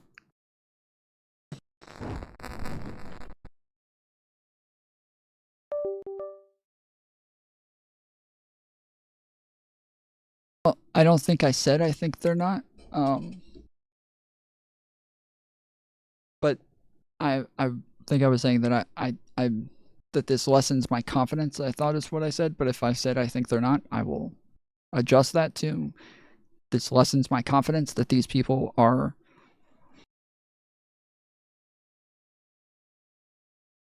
all gangsters, because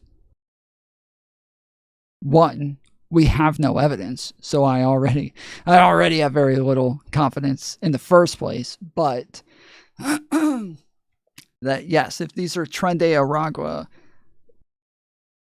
gangsters, street gangsters that are hardened murderers and rapists, yet we have a line of them here,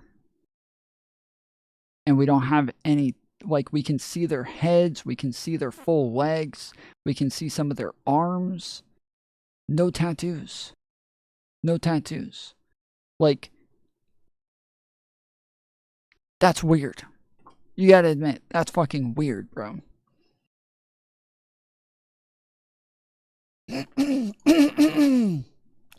I'm sorry, wings are like the worst thing. I always have a lot of problems. I don't know if it's indigestion or what you call it, but I always have like a lot of, I guess just spit is really what it is. I always have a lot of spit after I eat, and wings are the worst. Like, if I eat hot wings, I am afterwards just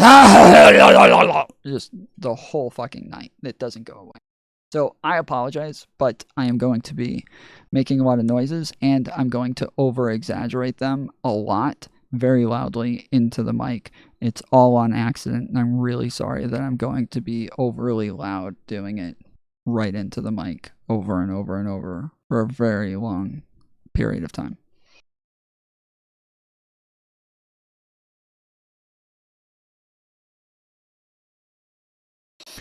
A U.S. Immigration and Customs Enforcement official told the judge Thursday that the administration needed more time to decide whether it would invoke the state secrets privilege in an effort to block the information's release. So this is another thing, is that they're claiming that these are state secrets. If you're just claiming that these are gangsters,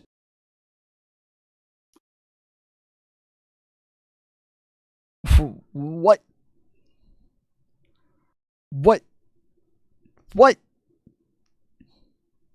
You know? Boasberg ordered Trump officials by Friday to submit a sworn declaration by a person with direct involvement in the cabinet-level discussions about the state secrets privilege and to tell the court by next Tuesday whether the administration will invoke it. In a deepening conflict between the judicial and executive branch, Trump and many of his allies have called for impeaching Boasberg, who was nominated to the federal bench by Democratic President Barack Obama. In a rare statement earlier this week, Supreme Court Chief Justice John Roberts rejected such calls, saying, "Impeachment is not an appropriate response to disagreement concerning a judicial decision." Oh, so that we didn't get... Okay, we just got like a repeat of the last 3 fucking articles that we read on the same exact shit, so... Okay, One of 3, Jasmine Ramirez holds a photo of her son, Angelo Escalona, at government-organized rally protesting the deportation of alleged members of the Venezuelan Tren de Aragua gang who were transferred to El Salvador prison in Caracas, Venezuela.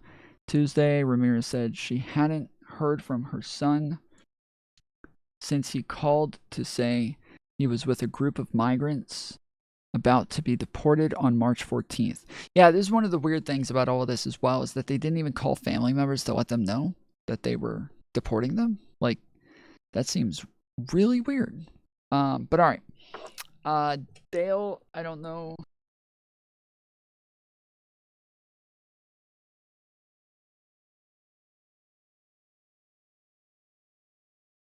If you're still here.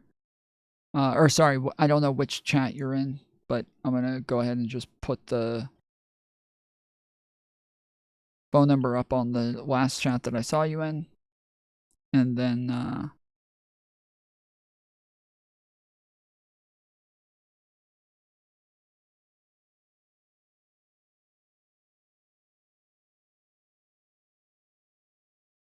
who's Dale? Dale said he was going to call in just a minute ago because he kept saying that I didn't know what I was talking about, and this shows a waste of time because I'm just putting out misinformation, so I told him to call in. And he asked for the phone number. So I'm going to run to the restroom real quick. Real quick. Quick. Yeah. So give me just a second.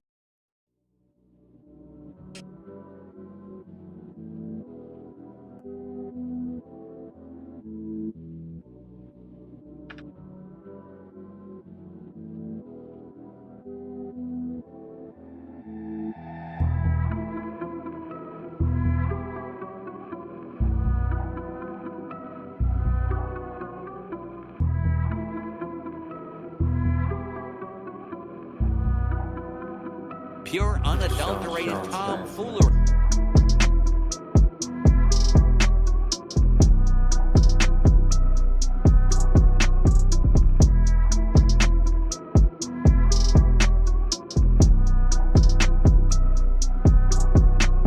Is Tom fucking retarded or something? Tom is honestly one of the most brain-dead fuckers that covers all this shit, okay? Just stick your fucking nose out of it, Tom, you retard. Tom fucking retard. Tom fucking retard. Tom, stop it. Tom. Ow. Tom. But I don't know what it is. Okay, Tom. Tom. He's Yeah, it's Tom. he's obviously That's a you are descriptive assuming. Tom. No, hold on, chill. Tomfoolery.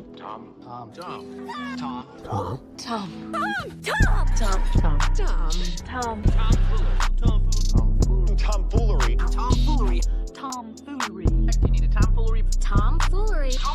Tomfoolery.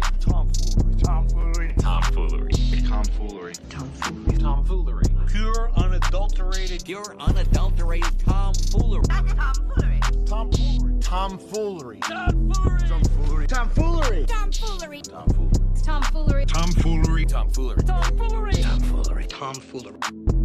I will not put up with tomfoolery in my classroom, children.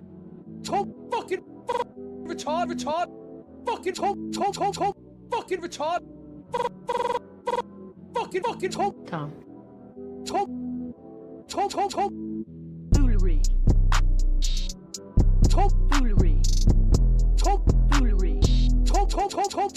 Tom. Foolery. Tomfoolery. Retard. Brain dead fucker. Brain dead fucker. Brain dead fucker. Fucker. Brain dead fucker. Brain dead fucker. Brain dead fucker. Fucker. And this isn't funny. No more tomfoolery. Tom, stop it. Tom. I don't know what it is. Okay, Tom. He's yeah, it's, Tom. he's obviously That's a you are descriptive assuming. Tom. No, hold on, chill. It's fair.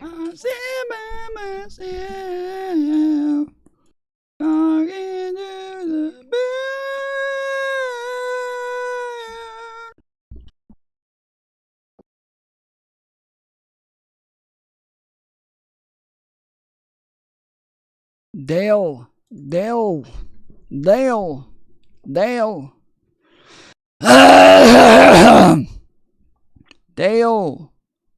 Dale. Where's Dale?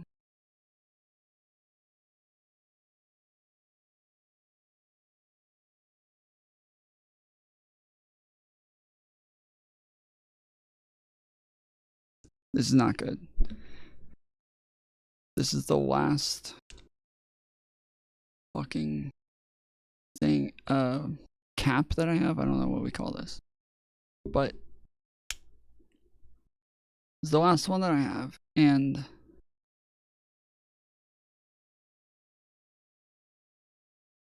it's burning out, and there's no more stores open this late. I don't think. Damn, it's so cold outside, dude. It's like 80 degrees during the day and then 30 degrees at night. Wrestling, what do you do? How do you know? How do we know they were not processed? We are doing nothing but assumptions. What do you mean, how do we know they are not processed?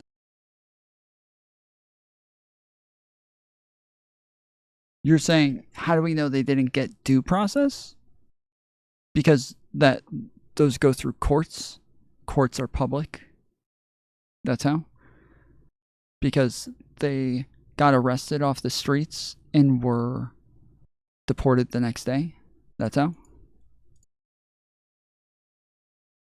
Because they have lawyers who have said so. That's how.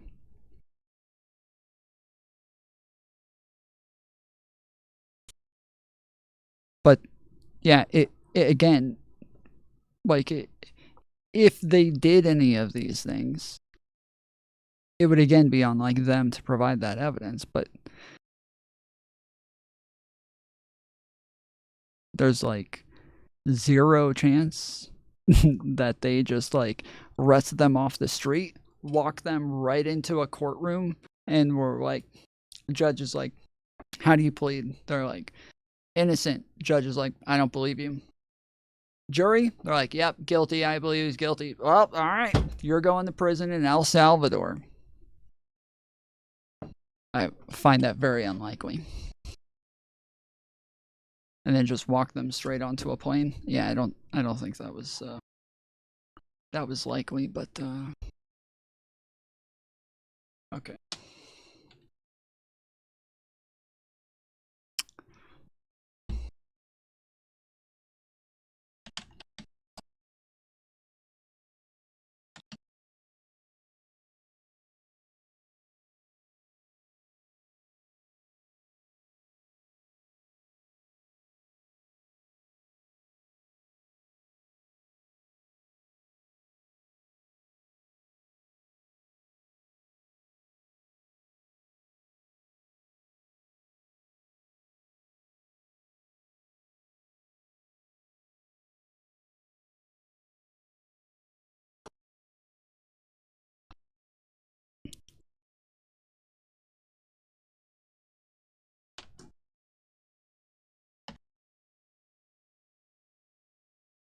Alright, see if we can.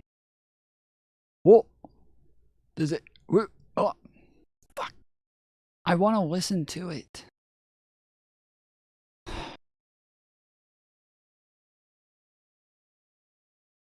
Oh, wait! Oh, shit! I keep forgetting. I can plug my phone up to my computer! It's so fucking cool! Alright. I need all the sweet little honeys to stop texting me for a moment so I can...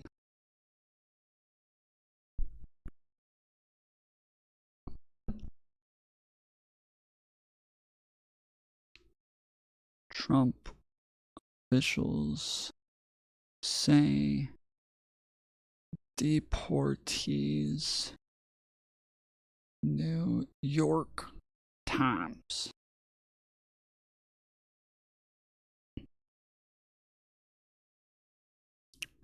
See, it's so weird. On my phone, I can... Oh.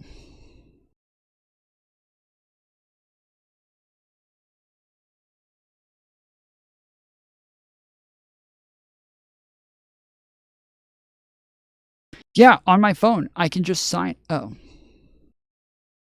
Yeah, on my phone, I can just sign in, and it lets me fucking pull this shit up. But on my computer, I can't do it. It's so annoying. I don't understand. It makes no sense. Like, every time on my phone, it'll pop up with this same thing. But as soon as I sign in, it just goes away. And that's it. It's just gone. But on here...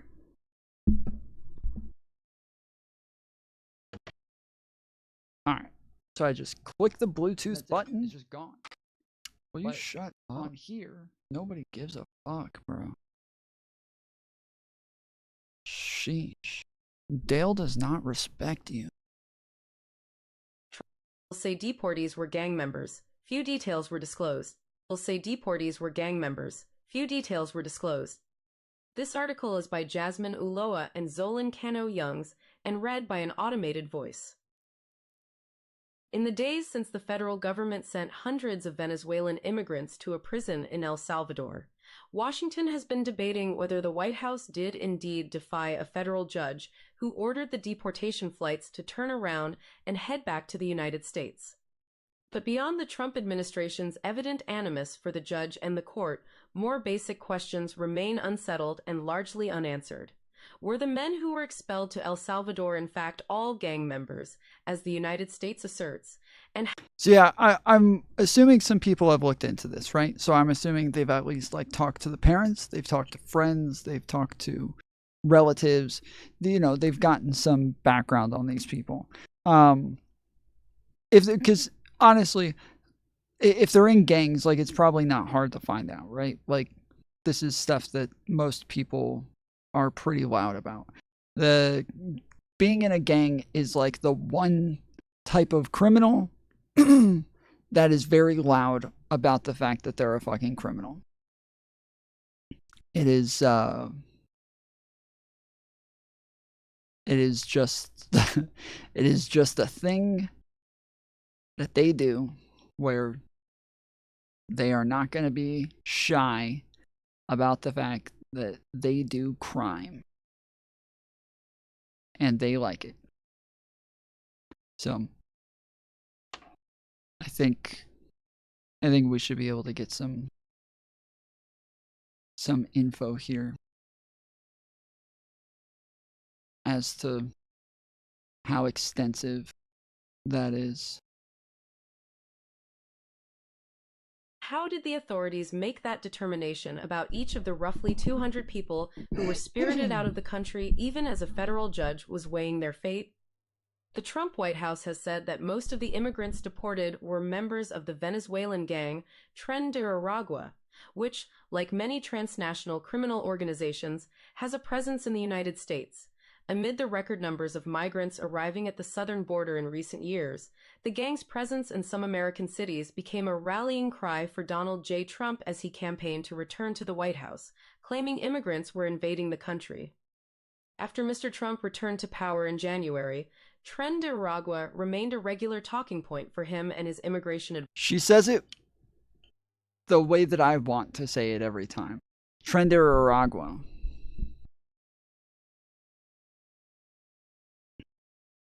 Trenderagua. Literally, with this president, Trump can just declare war on any gang and kick out anyone who isn't white out of the country. Well, I mean, why a gang? Why stop there?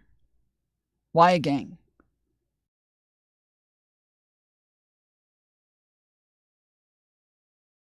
Why can't he declare war on the Bidens? Like, why? What is a gang? How is a gang special in any way?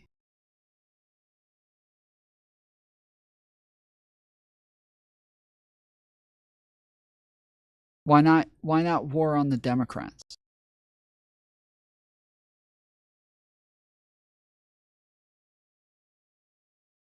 Like, it's just the slippery slope that exists here is terrifying. And this is with everything that's going on with Trump. This is one of the things that, like, Republicans don't seem to understand. Or, sorry, I keep doing this. I keep fucking acting like they're being good faith. They understand it.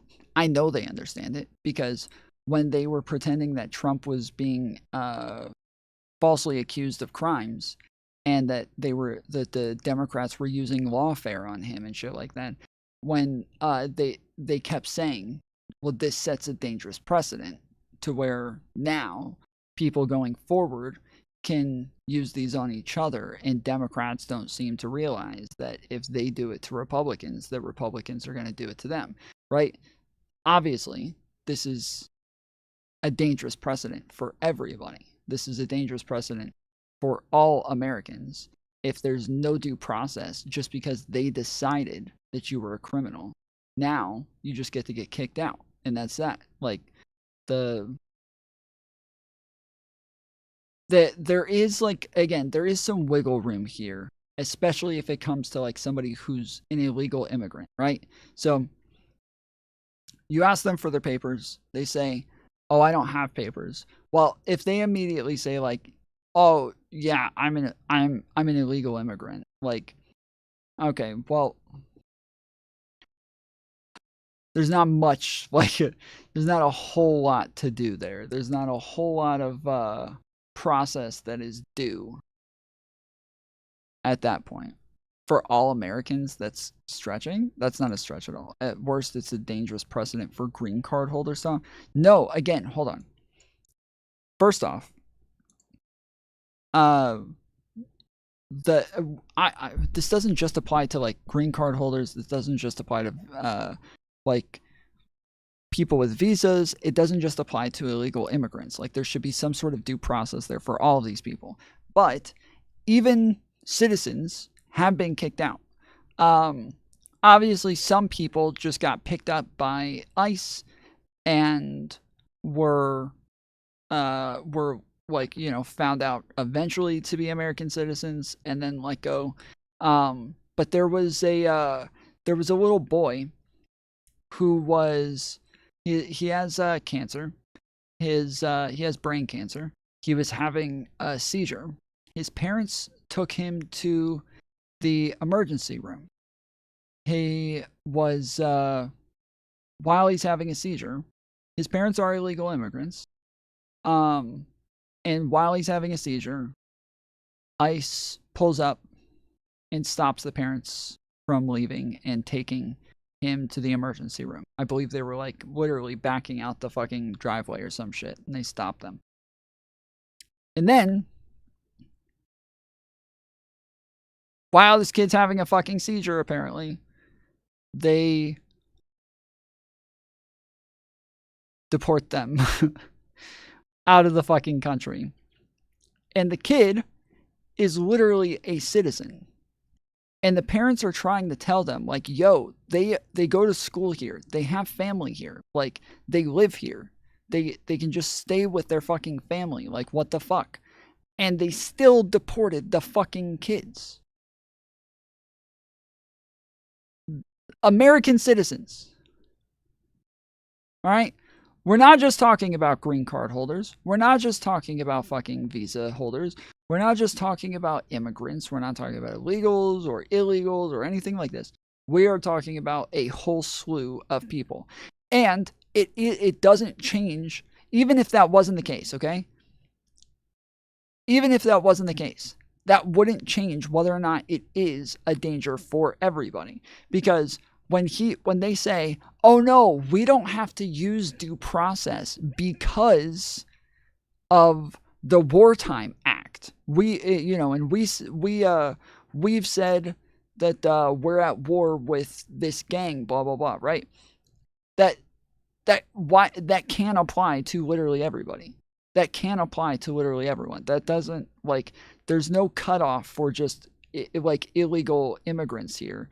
There's the idea that, like, because this is the idea with fucking people with permanent residence as well, who are green card holders, right? But they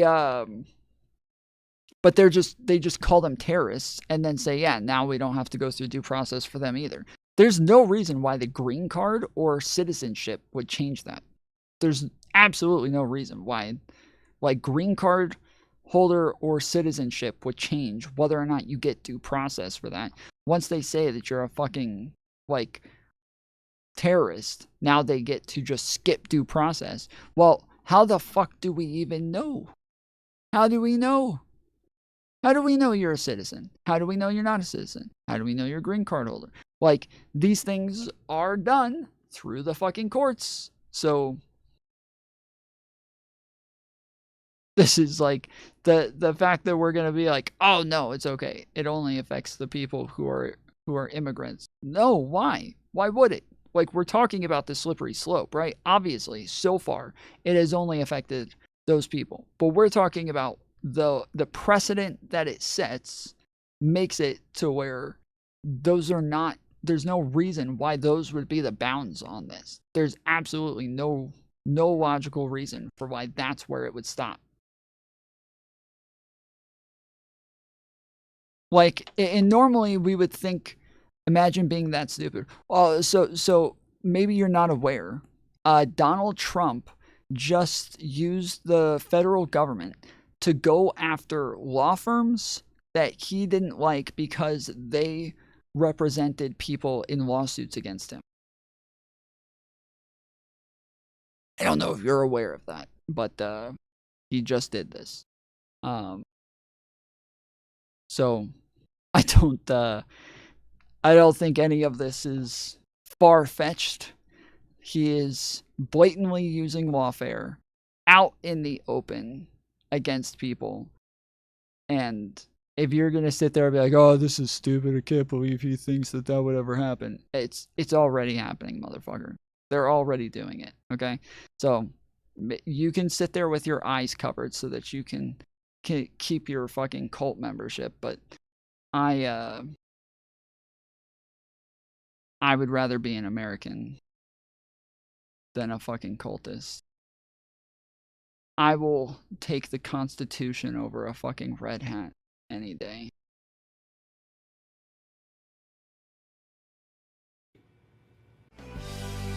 Oh, shit.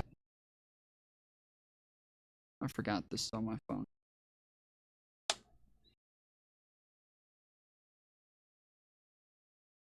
Advisors, and the deportation flights last week were the administration's most significant move yet to make good on its promise to go. Wait, are you talking to me, No Fox? I've actually served our country, have you? How is that relevant?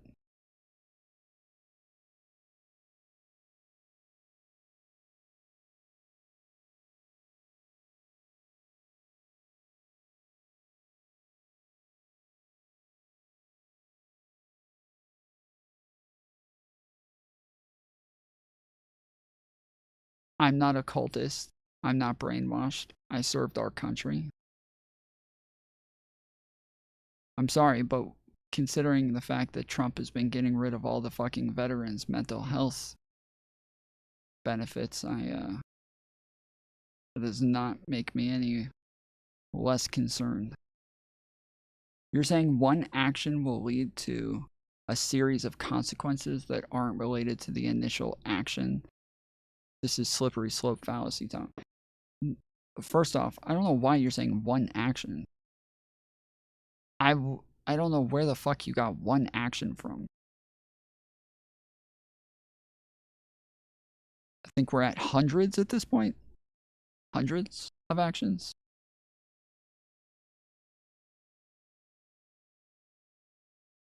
Because I uphold the Constitution, I actually care about our country, not just hating on someone. I'm not hating on someone. I don't care about hating on someone.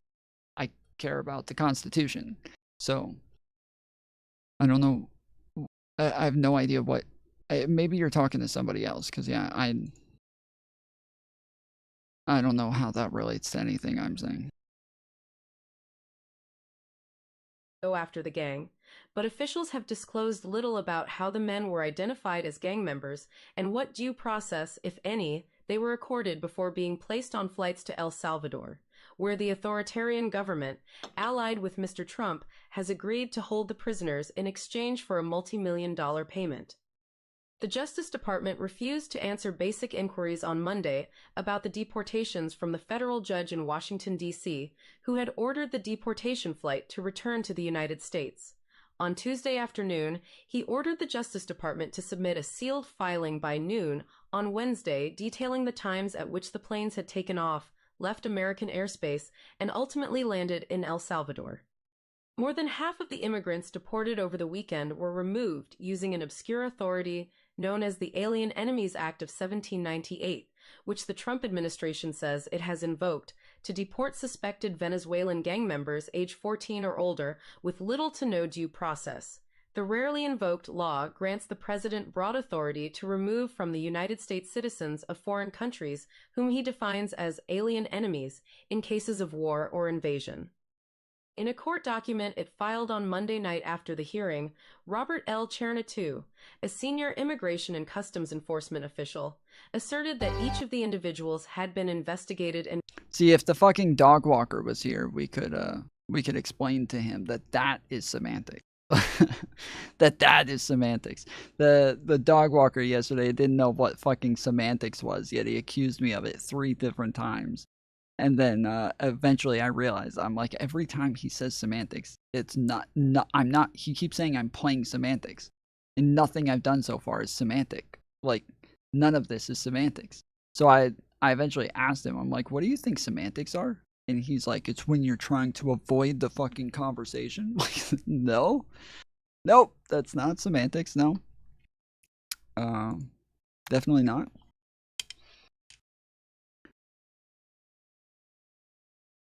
But that is semantics, is where you try to use wartime or you try to use, invasion to say that this now counts. Like, obviously, if we would think of like an invasion, right? And we're trying to use all of these people as one invasion, we would have to have some sort of coordinated effort, right?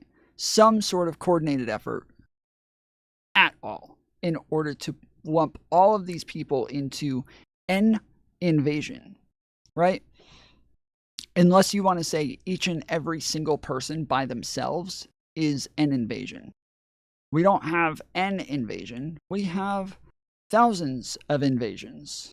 Like, it's never called thousands of invasions. It's an invasion, which says that this is a coordinated effort, that these people are working together to invade the country. We would have to have some evidence of that as well. We would have to have some evidence somewhere that this is an invasion. But it's not an invasion, right? It's obviously not an invasion. Nobody actually thinks it's an invasion. That's a ridiculous way to frame it. But he's playing semantics. He's trying to use the most hyperbolic language possible to get the most possible out of this. And so he calls it an invasion. That is semantics. This is what the dog walker didn't seem to understand. Semantics is where a word can have more than one meaning. That is semantics.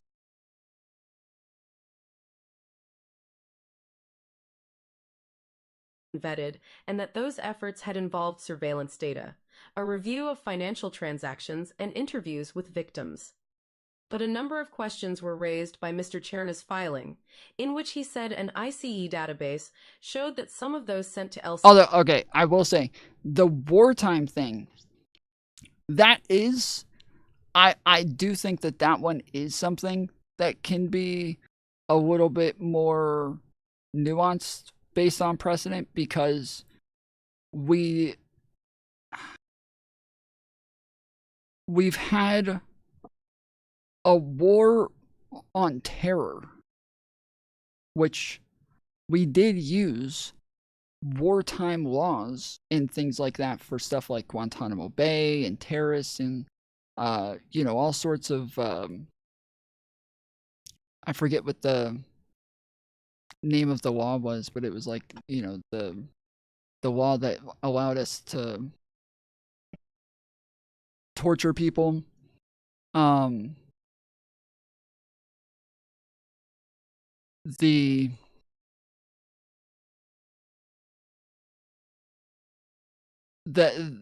war thing, like, is something that can be a bit more open for interpretation to an extent, because when we're having a war on terror, that war on terror is not with a specific group, right?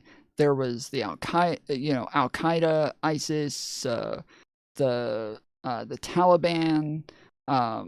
There was numerous different groups that we were supposedly at war with, and these aren't countries, right? Normally when we think of being at war, we're at war with countries.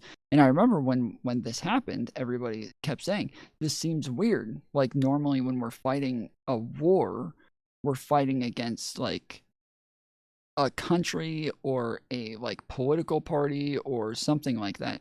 But this time we're fighting against people who are dressed like literally everybody else and are just walking around like everybody else.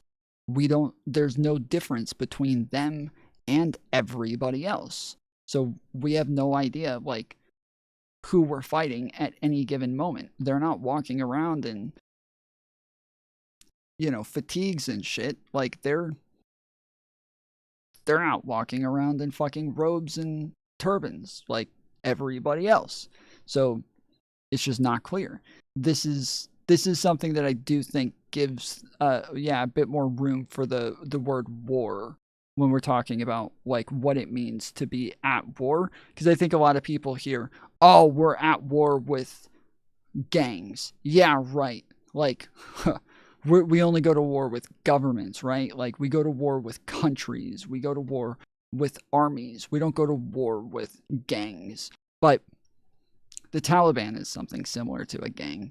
And on top of that, they've already started to try to classify the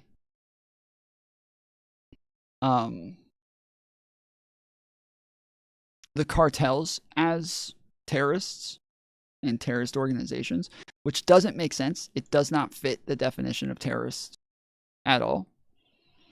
But yeah, this is where we start to get into a semantic difference that isn't as clear cut as a lot of people think, where they're saying, oh, you can't go to a war with gangs. Well, I don't know why not. Like, if I don't think that he's completely wrong on that one, because if we can go to war with fucking the Taliban, I don't know that it's going to be that different to go to a war with a fucking cartel. War on drugs. But I don't think any sort of like war laws or anything was actually used in that. That's the difference. Is I understand we used the term war on drugs, but I don't think that we actually used any like wartime exceptions for any of that. So it wasn't, that's the only reason that I wouldn't use that as an example, is that the war on drugs was never actually like tried to play off as an actual war in any way. It was just more of like a rhetorical thing, I think. But I don't know, I could be wrong. I'm not sure. Oh, fuck. I keep hitting play on my computer. Salvador under the Alien Enemies Act had been arrested and convicted in the United States for dangerous offenses, and that others had convictions outside the I gotta rewind alien this a little enemies in cases of war or invasion.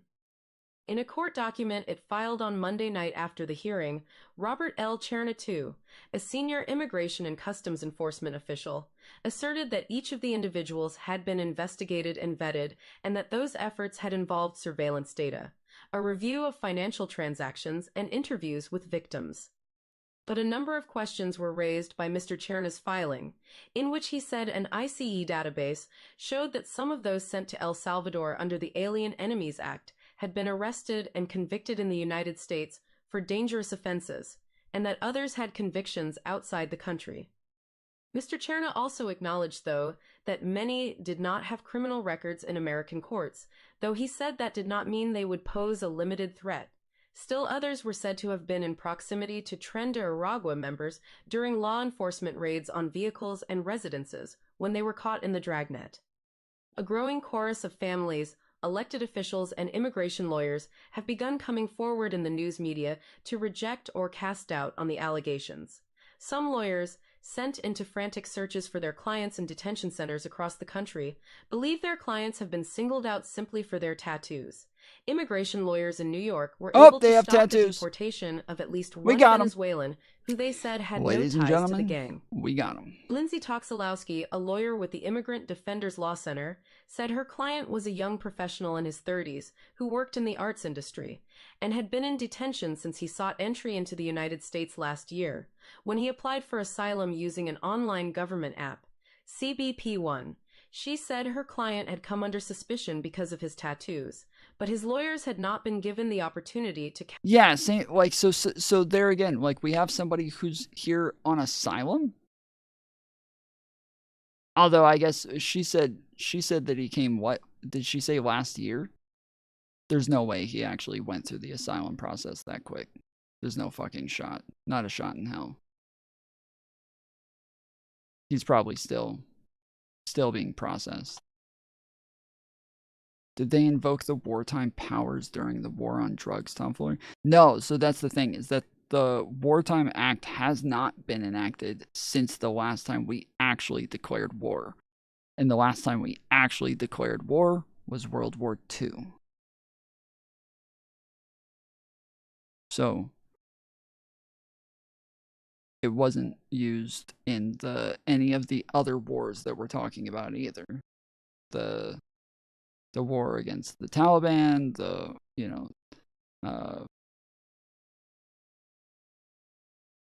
war against the Al-Qaeda, like none of these.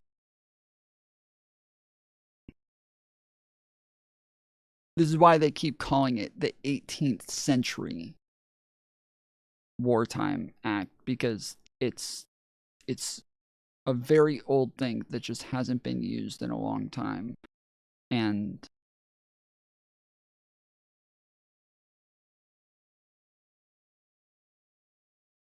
yeah, it's just kind of an odd way to go about things.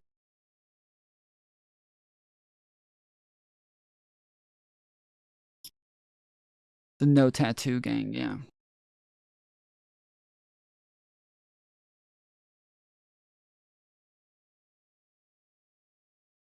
Yeah, the reason I'm listening to this is because, yeah, I'm wondering if, yeah, there's any evidence that these people are criminals or they are gangsters or anything like that. Not that I think that would justify any of this, but it would at least, like, make it less malicious. Because obviously, to most people, if you're incapable of showing any evidence or going through due process, the assumption is that there's a reason for that.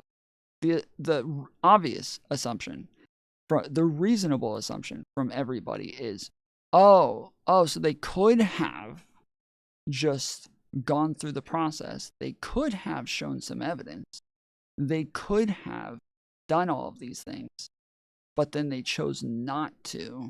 So we're supposed to believe that was just just cuz. There's not a reason for it.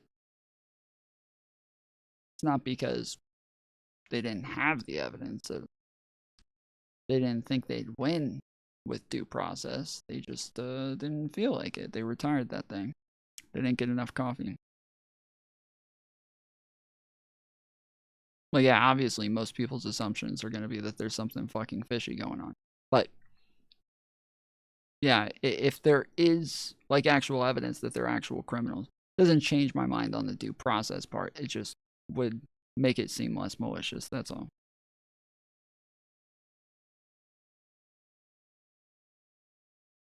I'm going to rewind it just a little bit. Government app.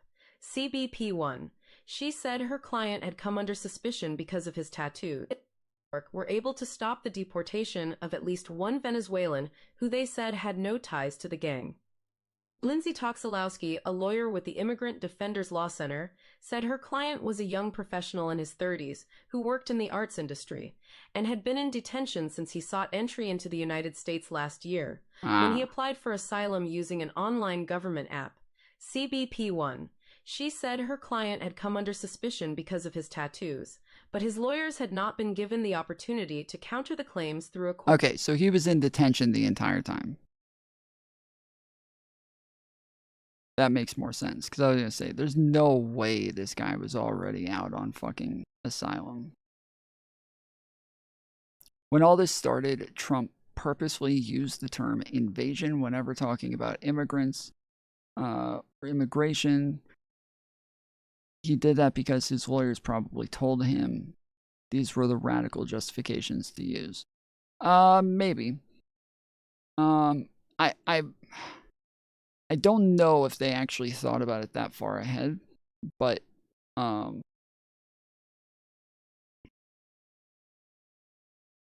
because I don't think the invasion part actually makes any sort of difference legally. I think it only makes a difference rhetorically, right?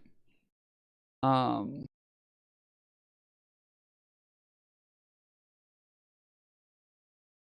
I'm not sure. Because I haven't heard anything about them actually making a case for invasions yet. So, but yeah, on top of that, like, we have to keep in mind that, like, again, the court literally ordered them not to leave the fucking country with those people on those planes. Like, they straight up told them not to do it, and they rushed out and left anyways. So, this is,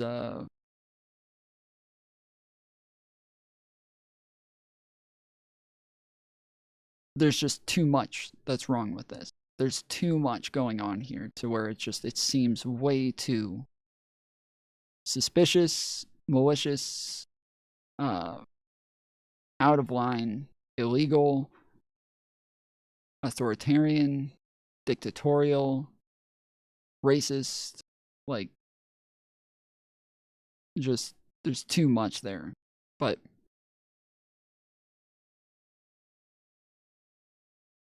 could all turn out to be nothing, and that they just need to go back and just show the evidence. That but so this is like what I've talked about a lot when people are like, obviously the Russian thing was a hoax. Like, well, this is the problem, is that when you do shit like this, nobody believes you're fucking innocent. Like, even like, this is just like, everybody is, when you just keep lying and keep like breaking the law, and you keep trying to like find like ways around everything, and you're obviously being sneaky, you're obviously not being forthright, and everybody in the world can see it. Yeah, they're gonna start to just be like, okay, well, hard to believe that these people, obviously I'm fair, so I'm not willing to go that far. But I'm just saying that this is,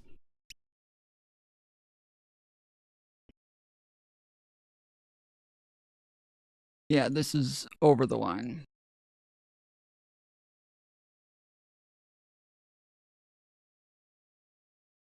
But all right, so this guy didn't have asylum yet. He was still in a detention center, which seems really weird that he didn't even commit a crime here, apparently.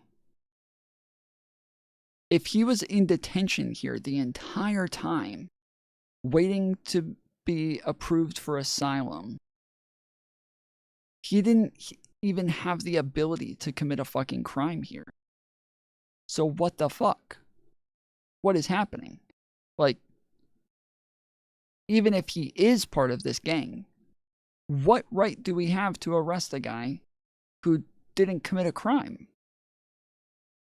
Like, this just doesn't make any sense.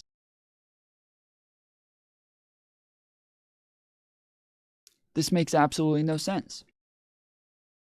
I'm sorry, I gotta rewind it and listen to that again. Like, this is insane. He apparently, according to this, supposedly we don't, I like, this is just what the lawyer is saying.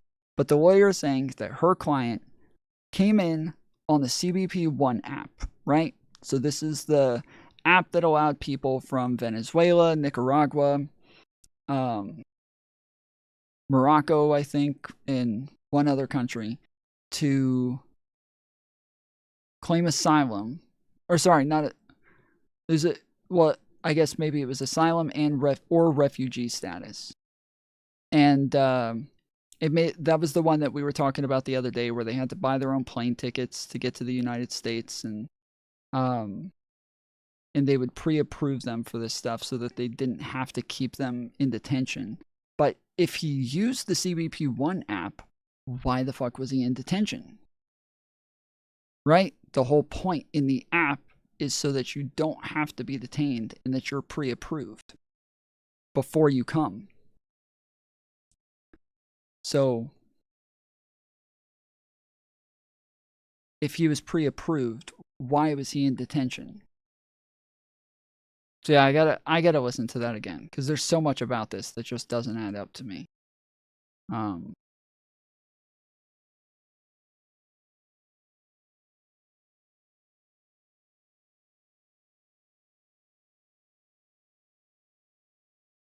We don't want what happened to Luigi to happen to actual criminals. I don't want wholesome Stan TikToks about gang members if they actually are criminals. Right, well that's the thing, is that, like, I don't want to be sitting here fucking defending, like, gangsters and fucking Trende Aragua fuckers. Like, I don't want to do that shit. But, like, damn, dude, like, you gotta be really bad to get to the point where I gotta defend those fucks. Like, you gotta really be screwing up pretty badly to where I gotta end up defending those people. So you're pretty far out. All right, let's listen to this again. News media to reject or cast doubt on the allegations. Some lawyers, sent into frantic searches for their clients in detention centers across the country, believe their clients have been singled out simply for their tattoos. Immigration lawyers in New York were able to stop the deportation of at least one Venezuelan who they said had no ties to the gang. Lindsay Toxilowski, a lawyer with the Immigrant Defenders Law Center, said her client was a young... Oh, okay, they stopped this one. Okay, they stopped this one. That makes sense. Okay. Did he commit a crime? Well, no, that's what I've been saying the whole time. It's like, it's kind of impossible for this guy to have committed a crime. So how the fuck? Okay, so it's another... Yeah, we have a lot of stories of people who are getting picked up who are not... who, like, it just doesn't make sense. Like, how do they do that? How do they pick somebody up out of a detention center? And, like, you've been committing crimes in our country. Like, what do you mean? He's in a detention center. He never got into the fucking country, bro. What do you mean? He's in a fucking immigration detention center. He couldn't get into the country. Like, how does that happen? What is the thought process here? That they're, like, walking into the fucking detention center? Like, yep, you're suspected of committing crimes in the country that you haven't even gotten into yet. So, away with you. professional in his 30s who worked in the arts industry and had been in detention since he sought entry into the United States last year when he applied for asylum using an online government app, CBP-1. She said her client had come under suspicion because of his tattoos, but his lawyers had not been given the opportunity to counter the claims through a court hearing. He was transferred earlier this month from California to Texas, she said, and by Saturday, he had disappeared from the online detainee locator. Our client is proof that they didn't do the due diligence to understand who they were sending to El Salvador at all, she said, declining to name the young man out of concern for his safety. Some Democrats... So there's just too much there, dude. Like, crossing the border illegally? Sure, bro. You know we don't send people to fucking federal prisons for crossing the border illegally, right? Like, you know that that's unheard of. We don't do that. That's insane. That is a fucking insane way to react to something like that. That is not how we do that. But we don't. Again, we don't know that they even crossed the border illegally. So I don't know why you just made that assumption. But because again, this guy that we're talking about here didn't cross the border illegally. He filled out. He was apparently pre-approved on the CBP-1 app. So, but this is another part that doesn't make sense here. Is they're saying this happened last year. Well, Biden was in office last year. So how is this Trump's fault that he was detained that entire time for his tattoos? There's so many fucking questions. I feel like they're not going to tell us because it's just not that important to their story or something. But sheesh, this is really confusing. Like, why the fuck? How did that happen?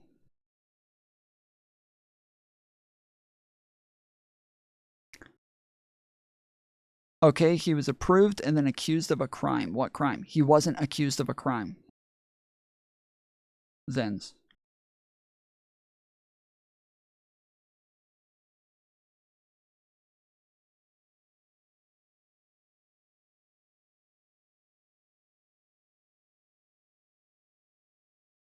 This is the problem with a lot of these people is there are no like records of accusations of crimes. There's no records of crimes. There's just nothing. They're just getting snatched up and taken to federal prisons in other countries. Are you guys slow? No Fox given. What are you missing here? I will enlighten you. What are you missing? Explain why you're confused and I will help you.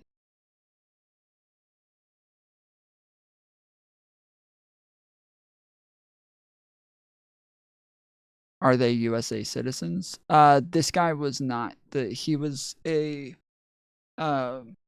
he's from El Salvador and he's a he was applying for asylum.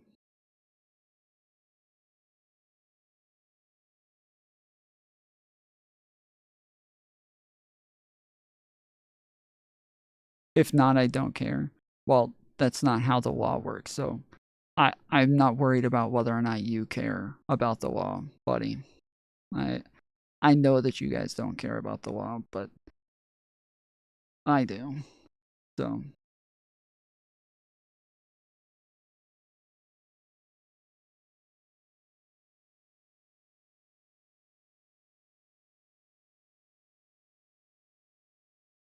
but yeah, anyways, a lot of this, give me his name and I'll do research. I don't think they gave us his name.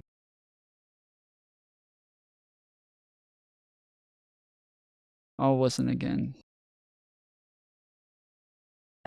And by Saturday, he had disappeared from the online detainee locator. Our client is proof that they didn't do the due New York were able to stop the deportation of at least one Venezuelan who they said had no ties to the gang. Lindsay Toxilowski, a lawyer with the Immigrant Defenders Law Center, said her client was a young professional in his 30s who worked in the arts industry and had been in detention since he sought entry into the United States last year, when he applied for asylum using an online government app, CBP-1. She said her client had come under suspicion because of his tattoos, but his lawyers had not been given the opportunity to counter the claims through a court hearing. He was transferred earlier this month from California to Texas, she said, and by Saturday, he had disappeared from the online detainee locator. Our client is proof that they didn't do the due diligence to understand who they were sending to El Salvador at all, she said, declining. So yeah, so there wasn't even a crime there.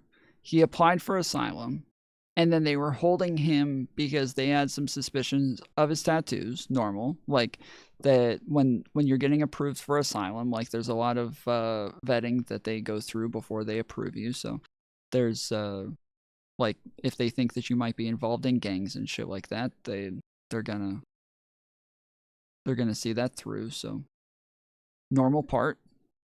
But then to just come pick you up and take you to another fucking country to go to prison when there's no crime,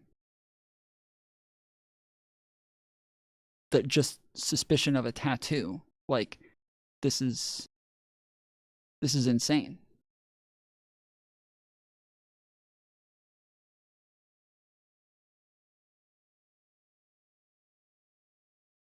To name the young man out of concern for his safety. Some Democrats have not just accused the Trump administration of violating a court order, but have also... I bet you have a boyfriend with blue hair. Why are you so scared of engaging? Like, why do you sit there and talk so much shit, but you never have anything to say? This is what dumb people do. Is they're like too scared to actually engage. And so they go and just say dumb shit and chats the whole time and just troll because they're too embarrassed to actually have a real thought.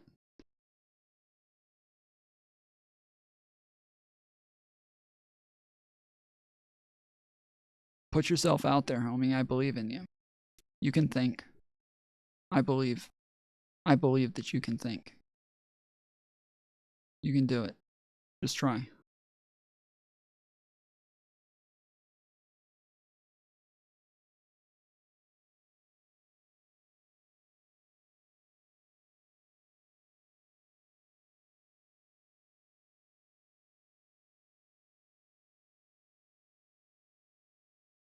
Me have a girlfriend with blue hair. Oh, well, not a woke chick, though. Yeah.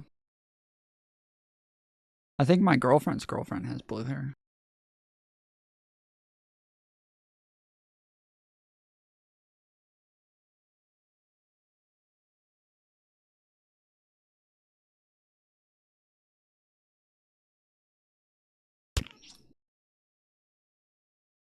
Yeah, he's still not answering.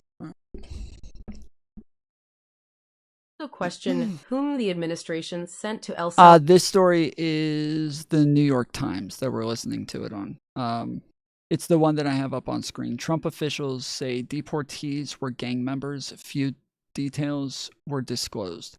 So this is like the whole problem, is that like they just took a bunch of people to El Salvador, but didn't give like any details on these people. There's no court cases. There's no like hearings. There's nothing.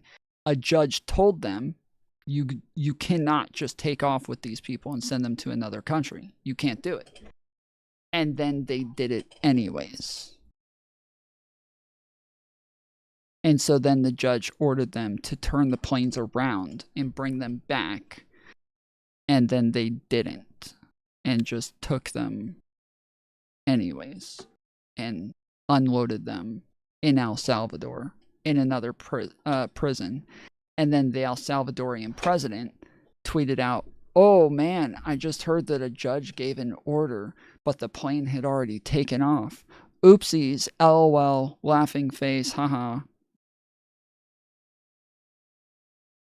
I'm not even kidding. Like, that's not a joke.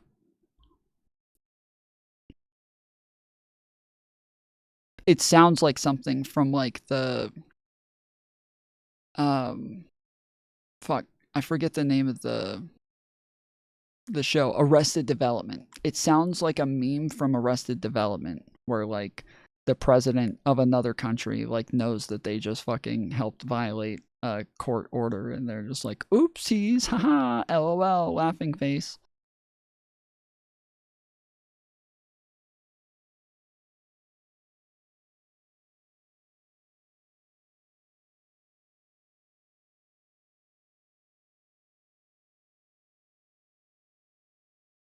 I beg you, don't read acronyms and emojis. Well, I'm just telling you, this is how fucking cringe it is. I'm trying to like relay to you how fucking cringe this shit is. So I don't know how else I can, how else I can get it across that this fucking El Salvadorian president is literally tweeting this out. Deported in development. Yep. Salvador to be imprisoned. The Trump administration is deporting immigrants without due process based solely on their nationality. Senator Dick Durbin, Democrat of Illinois, said in a statement on Monday, courts determine whether people have broken the law, not a president acting solo. More than 260 people deported to El Salvador over the weekend included 137 people removed through the Alien Enemies Act. An additional 101 Venezuelans were deported under normal immigration proceedings, according to Trump administration officials. Lawyers and legal experts said that even under wartime conditions, detainees are entitled to due process. The Alien Enemy Act expressly provides for a full examination and hearing before non-citizens can be removed under the statute.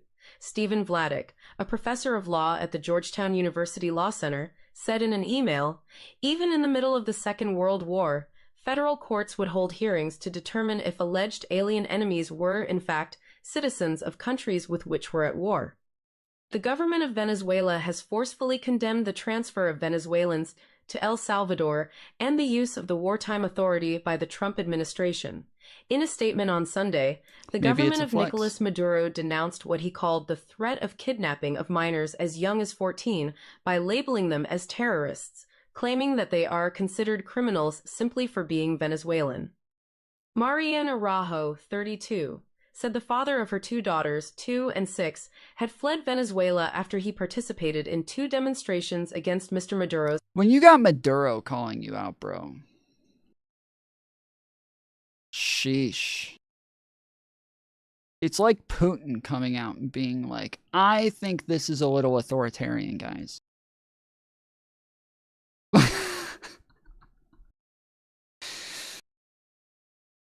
I'm just kidding. I could totally be wrong on Maduro. I feel like he's a fucking crazy authoritarian guy, but I might be wrong. I might be mistaken. I might be doing a racism right now. Authoritarian government. On the second occasion, he and other protesters were captured and tortured with electric shocks and suffocation. He registered through the CBP-1 application in Mexico and was detained in San Diego when he presented himself for his appointment, Ms. Araujo said. He was a professional soccer player and coach, and he had a tattoo on his arm of a crown atop a soccer ball.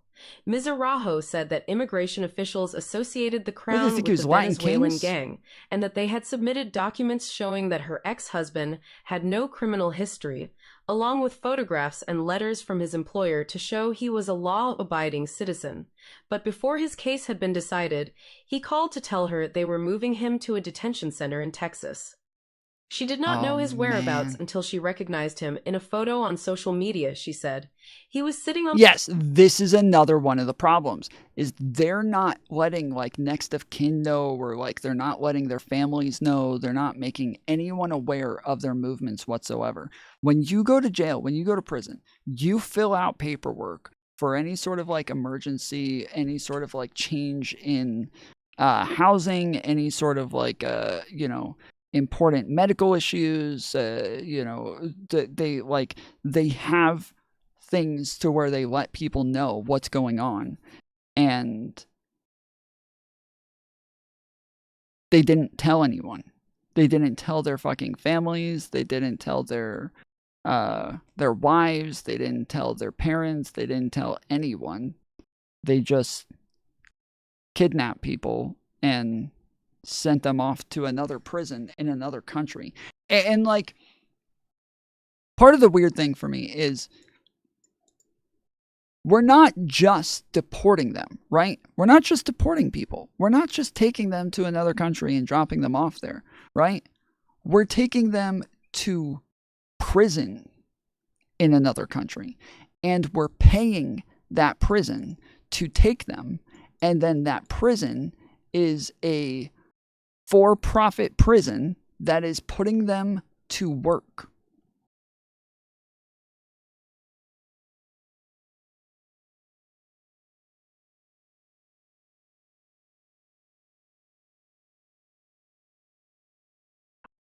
That's weird.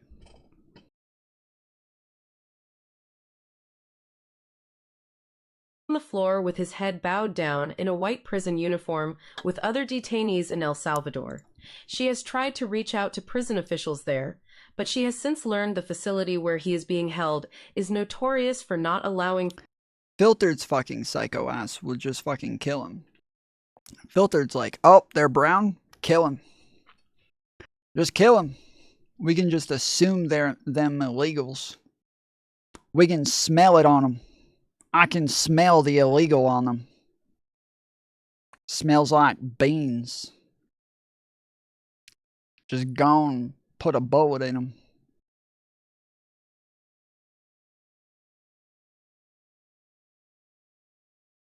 phone calls or family visits. There was something inside of me that held out hope that it would not be him, but it was him, she said. He is not a criminal. Annie Coriel and Luis Ferre Siderney contributed reporting. Yep. This shit's weird. This is weird. So 2 people applying for asylum. No crimes. Like, when we're saying, oh, they're being taken to be held for trial. Trial for what? There's no fucking crimes. They were just being held for asylum. Because of tattoos. 2 different people. 2 different people. Held for processing for asylum. Because of tattoos. I'm sorry, but tattoos is not a crime. Like, again, if we were deporting them and just taking them, back over the line, this would be a very different conversation, right? It'd be like, oh, that's weird. Like, maybe they should have been approved for asylum. Like, I don't know. Very different conversation, right? Then, oh, we're selling them off as slaves.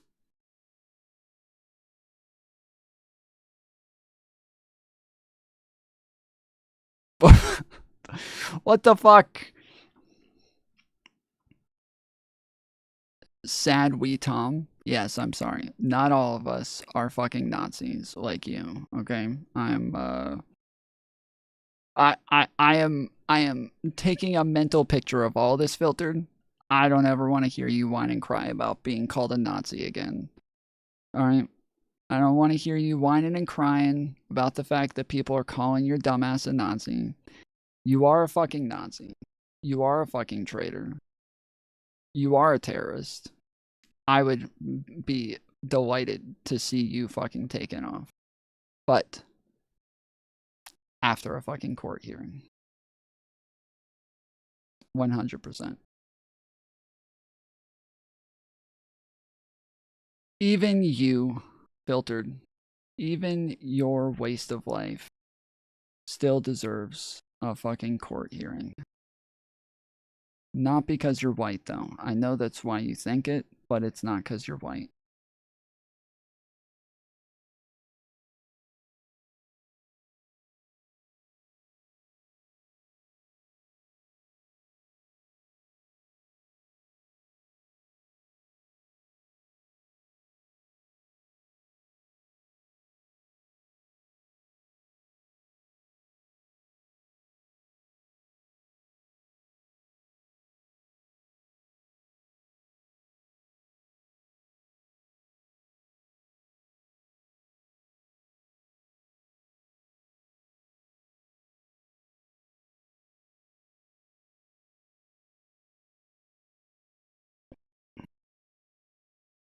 Yeah, it's not like it's not. I don't know. It's just the whole thing. It's just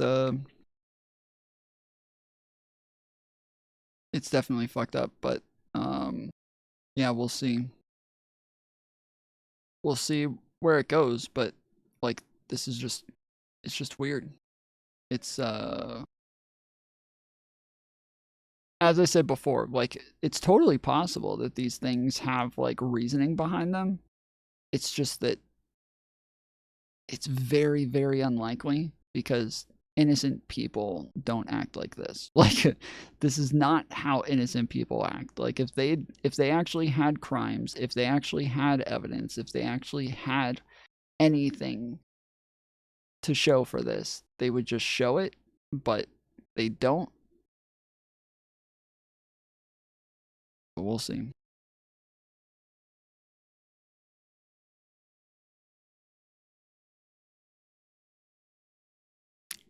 How many months was Biden holding him for tats? Well, they were holding him for asylum. It's normal to hold people for asylum processing. But like they are signing up to be held for asylum processing, right? They are signing up for that. They're not signing up to go do fucking work for a prison in El Salvador. Like that's not what they signed up for.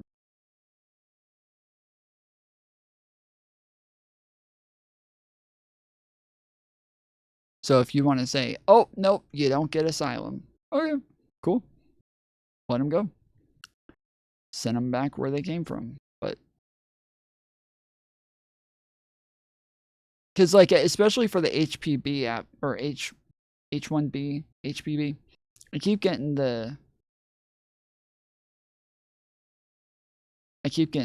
CBP app. I keep getting the H1B app and the CBP app mixed up. Like, especially for the CBP app, because normally that app is a pre-approval app, right? You sign up on there. They say, yep, you're good. Then you come over. Like, so they go ahead and do the vetting. Then they say, yep, you're approved. And then you buy a plane ticket and you fly out and you have to meet them at like an airport. And that's where they'll meet you and like give you all of your HIV, sorry. So once you fill out the app and you have HIV, you can go go get on a plane, you meet the border patrol there, and then they'll approve you there. Now, sounds like once you get there, they might check some other things like tattoos. And if they check some tattoos, this is part of what you agree to when you sign up on the app is, once the Border Patrol meets you there, they're likely to have some more vetting. And if they check something that doesn't align with what they thought, then they're going to put you in holding until they can get everything checked out. But yeah, like,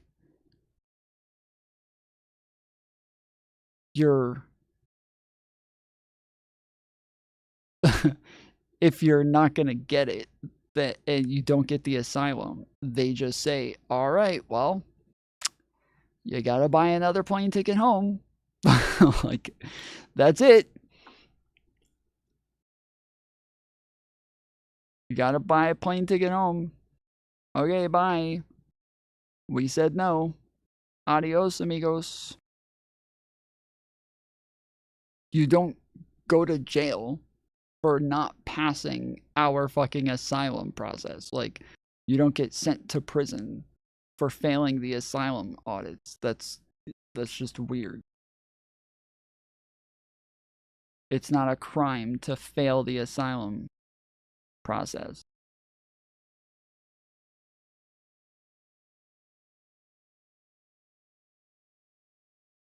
But this is why when they're saying, oh, well, no, this is wartime thing, the idea is they don't even have to have committed a crime. They don't have to have committed a crime. We're at war with this gang. We're at war with them, and so because we're at war with them, these are you know, just wartime prisoners. That's all. We've taken them as war hostages.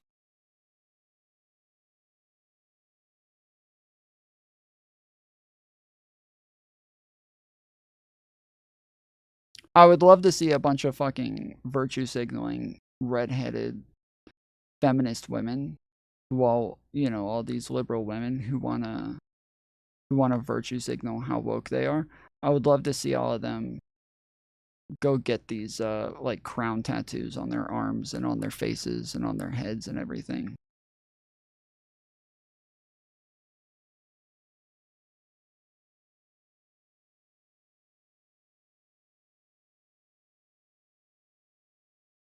Let's start it.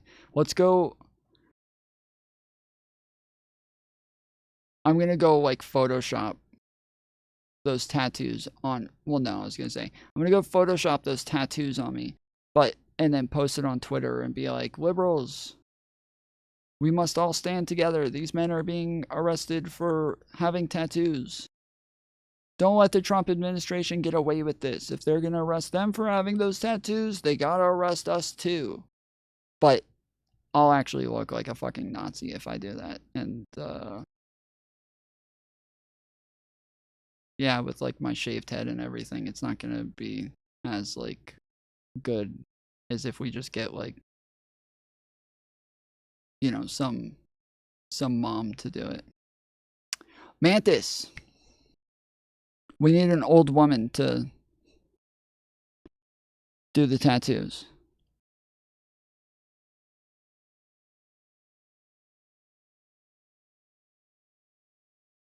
You got any tattoos, Tom? I got a mermaid on my lower back.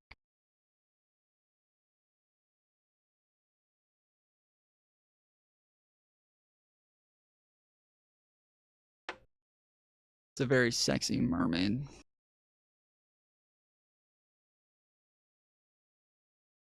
Shaved head and a cross. Yep, you're a Nazi. Yeah. Yeah, I have.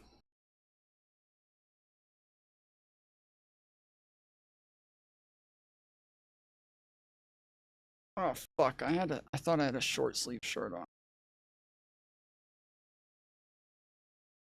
So I have a cross right there, and then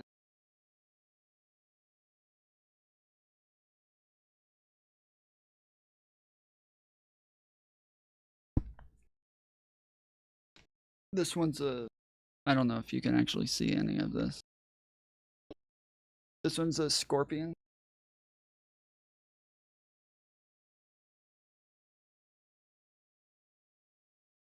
Yeah, I can't.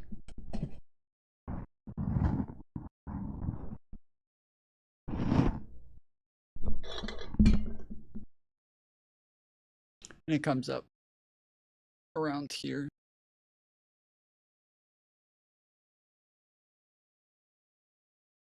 So the whole thing is like it's supposed to be kind of like 3D. So it comes flat down my arm here. Then the claws come down on both sides, the right and left, like they're actually like this. And then the tail for the scorpion actually comes back right down my chest.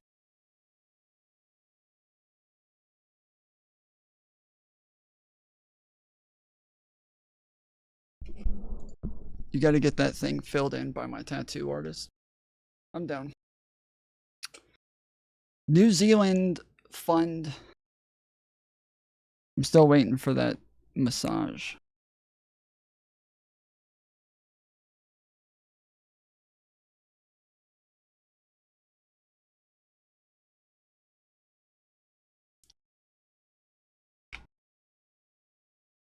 Alright, well, while we're here, I mean, are there any other... So I just click the Bluetooth button? Shut up, dude. No one cares. Sheesh, dude. Fucking loser.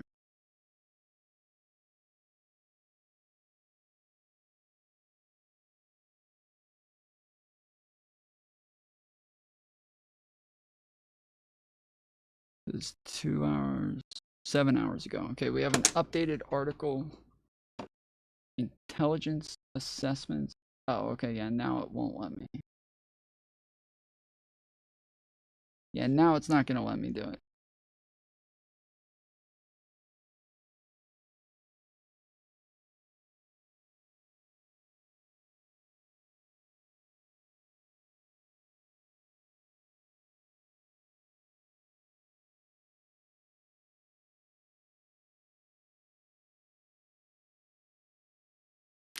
Need someone to buy me a fucking New York Times subscription. It's not fair.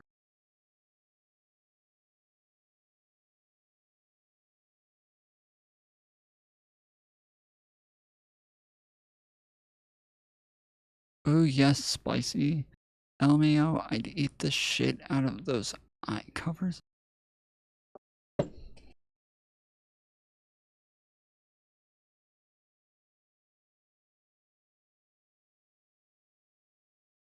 What kind of fucking sex talk is this?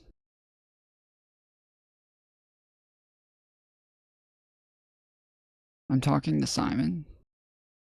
You go, Simon. Do your thing, homie.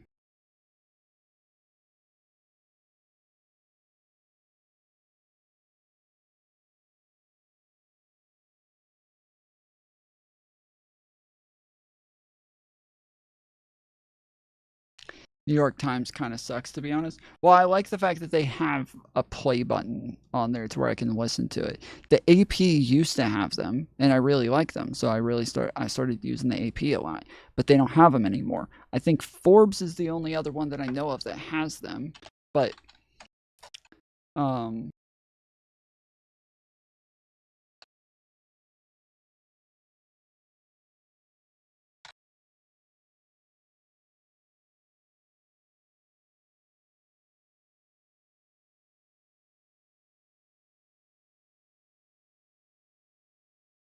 because yeah, I truly I like articles better than anything else. Like they're just so much better than any videos, any fucking, you know, they're just better than anything. They just always have like the best information. They have the most information. It's the always like where the real journalism comes from. And everything else sucks.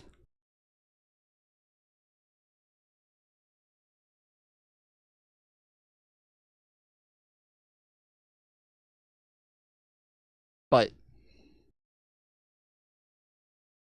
because truly, when it comes to like articles, I don't really care much who I get it from, right? I'll go read like Fox News. I'll go read AP. I'll go read CNN. I'll read Wall Street Journal. I'll read WAPO. I'll like, you know, the Associated Press. Like all of these have much. Like their journalism is going to be 1,000,000,000 times better than anything you'll see on cable or anything you'll see on YouTube. All of it is going to be, and not only is it better, okay? And I say this all the time. It's not just better. It is where all of them get their information. So when you're watching Tucker Carlson, when you're watching Tim Pool, when you're watching Ben Shapiro, when you're like, it doesn't matter who you're watching, Rachel Maddow, all of them are getting their information from the fucking people writing the articles. That's where they all get their information. They're all just talking heads. They're there to give their opinions. They're there to just make it entertaining. But the articles are where everybody gets their information.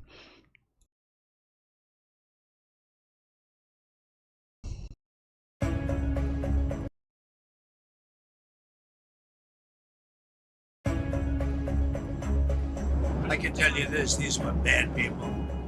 Now he's got a bad group of, as I say, hombres. No entiendo por qué los trasladaron allá. Con tatuaje, sin tatuaje, con récord. I don't understand why they took them there with or without tattoos, with or without a criminal record. We do not think the alien.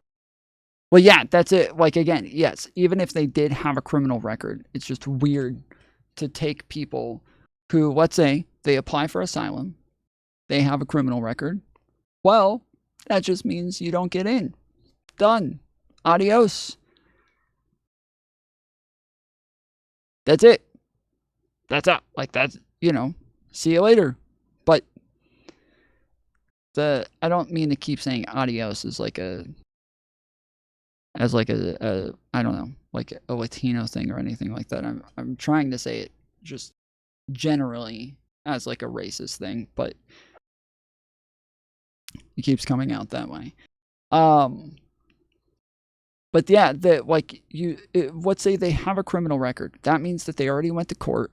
That means that they already got charged, and that means that they already did their time, and then later tried to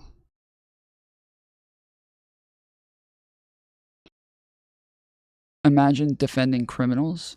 Kevin C. We just went over the fact that none of these people have criminal records.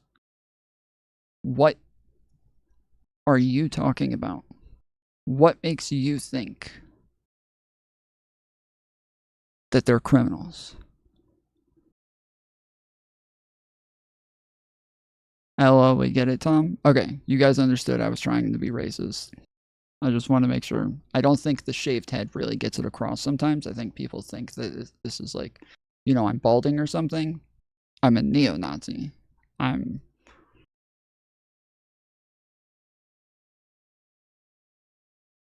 just not. I'm just still not as racist as Trump. So don't mix me in with that guy.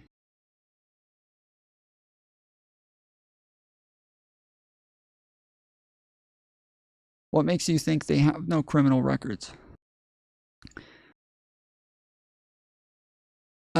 We just went over numerous articles where they said that they didn't have criminal records. So they got one of the people brought back. The other one, so two people applied for asylum. They were in detainment waiting for vetting to get approved for asylum. One of them got brought back. Both of them were over tattoos. So both of them had tattoos that they found to be suspicious, even though they were already pre-approved for to come to the United States. Once they got here, they saw the tattoos and they were like, hold up, we're going to put you in detainment and we're going to keep you there. So if they got approved, that means they don't have criminal records. Okay? That's what that means. It means that they already vetted them. They said that they were able to come. So that means they don't have criminal records. So we already know they don't have criminal records just based on the fact that they got approved through the CBP-1 app. Then they get here. They say, oh, you have tattoos that we find suspicious. We're going to put you in detainment. That's normal. That makes sense. That's part of the vetting process, right? If you have a tattoo that signals some sort of gang sign or some sort of gang affiliation, they put you in detainment. But then they ship them off to fucking El Salvador to fucking sit in prison. What?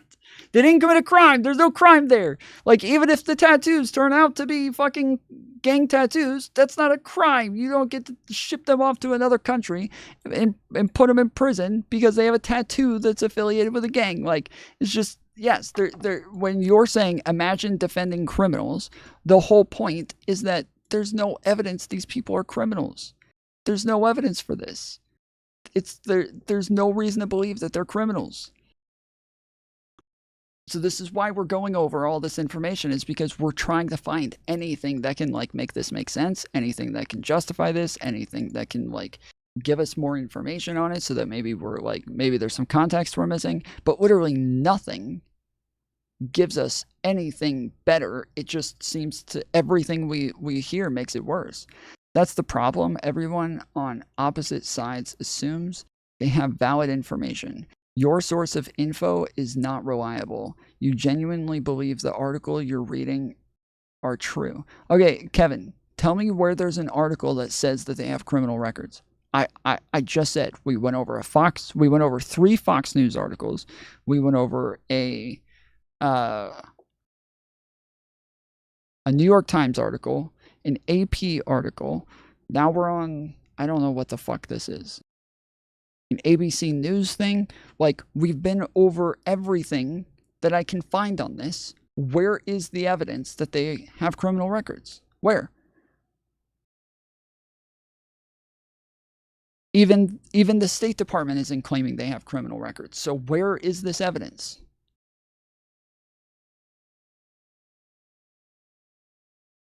I would love to hear it.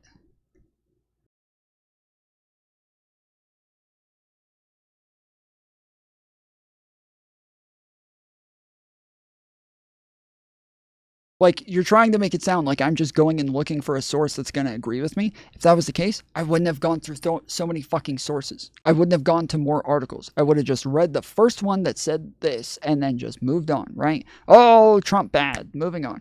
This is kind of ridiculous. Like,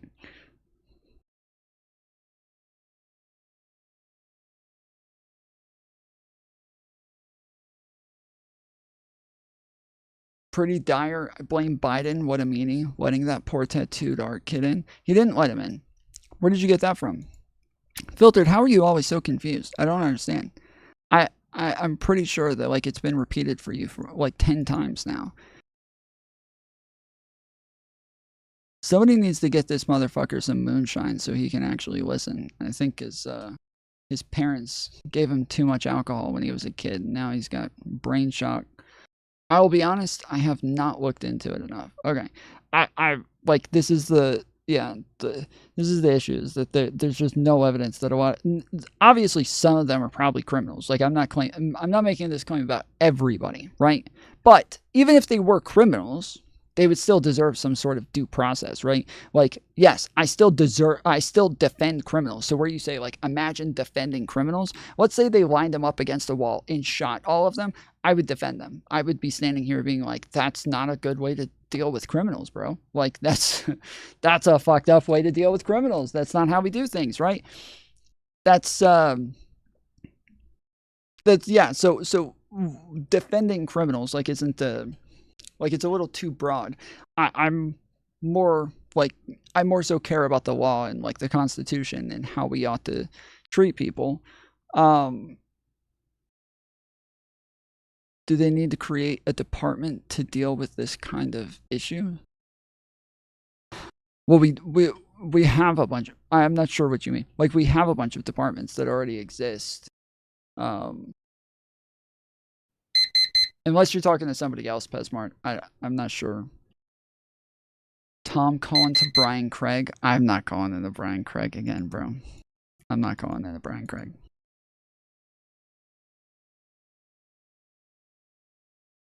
The guy, like, I gave it my shot. He's too cringe, and I can't. I literally cringe every time I come across him on my feed now. But yeah, like, we already have all the departments that exist for this. Like, we already have ICE. We already have the Department of Justice. We already have like, tons of immigration agencies. We have Homeland Security. We have, like, we have everything that overwhelmed, maybe. Yes, for sure. Yes, definitely. They, like, for sure. Especially when it comes to asylum, because the two guys that we're talking about, both of them were people who were in asylum, and both of them, yes, the asylum process is definitely the aspect that is most overwhelmed. Because those fucks take, like, 5 years to get through the system, so they are,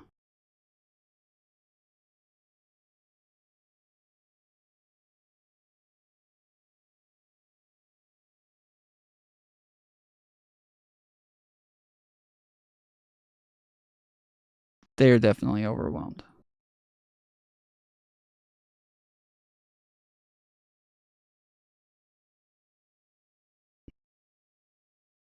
But yeah, like, when it comes to kicking people out of the country, right, the due process is that you vet them. Like, we normally have an agent who vets them. They vet them. They decide, oh, no, we don't think this person is safe. Kicking them out, right? And that's like 95% of the people who apply for asylum don't make it through. 95% of them Gone. It's less than 5% who actually make it through the asylum process and actually get into the country. Those people don't all go to a court, right? Lots of them, it is just an agent who just says, nope, and then gone. That's fine. That's like, they don't have to go to court for that, right?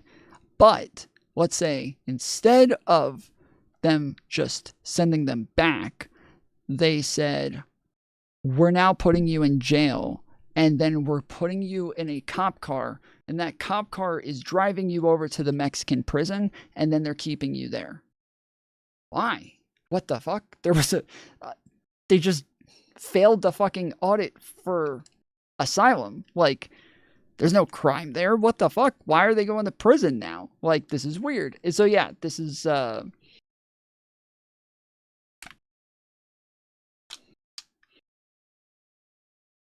this is, yeah, kind of what seems to be going on.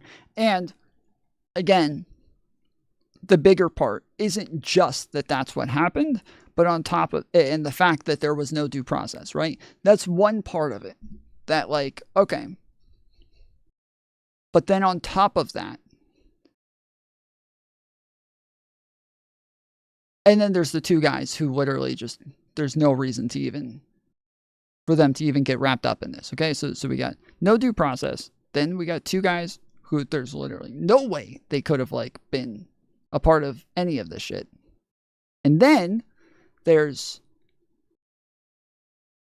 a judge literally told them, you are not allowed to take these people out of the state. They are in the United States custody, and if you are going to take them somewhere, they first have to go through a due process.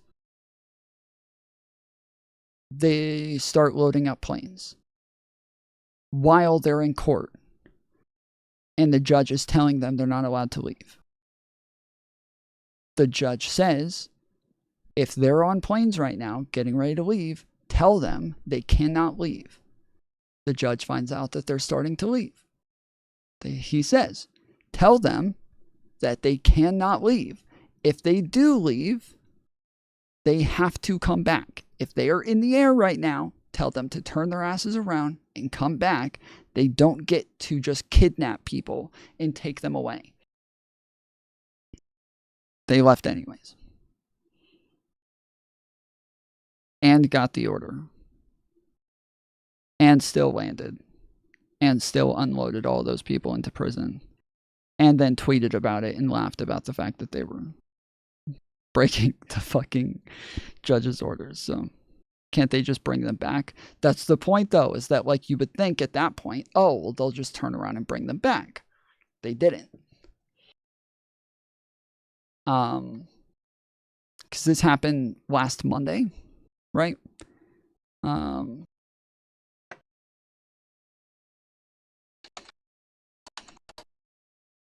What was the timeline? Judge.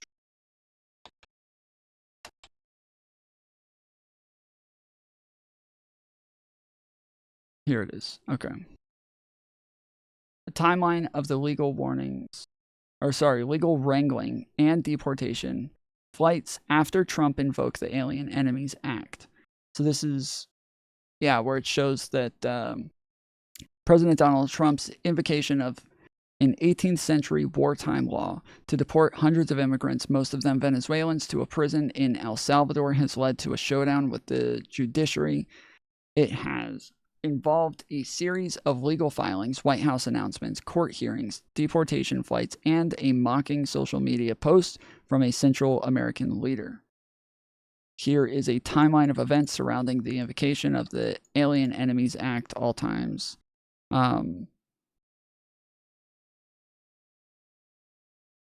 If it was anyone else, the judge would have ordered their arrest, calling the system being correct. They're giving him a lot more room, but there isn't any way that they have justification for this. And even if they brought them back, there's almost definitely going to be somebody. They can't find Trump in contempt, right? He's the president. You can't do that. So they're almost definitely going to find somebody within the Trump administration in contempt, and I don't know if they lock them up. I don't know what they do, but that's very likely to be the next step. So yeah, it says 2 legal advocacy groups, the ACLU and Democracy Forward, sue on behalf of 5 Venezuelans held in immigration detention who fear they will be falsely labeled members of the Venezuelan gang Tren de Aragua and deported under the 1798 law, which lawyers expect to be invoked soon. So this is 5 people who are held in detention.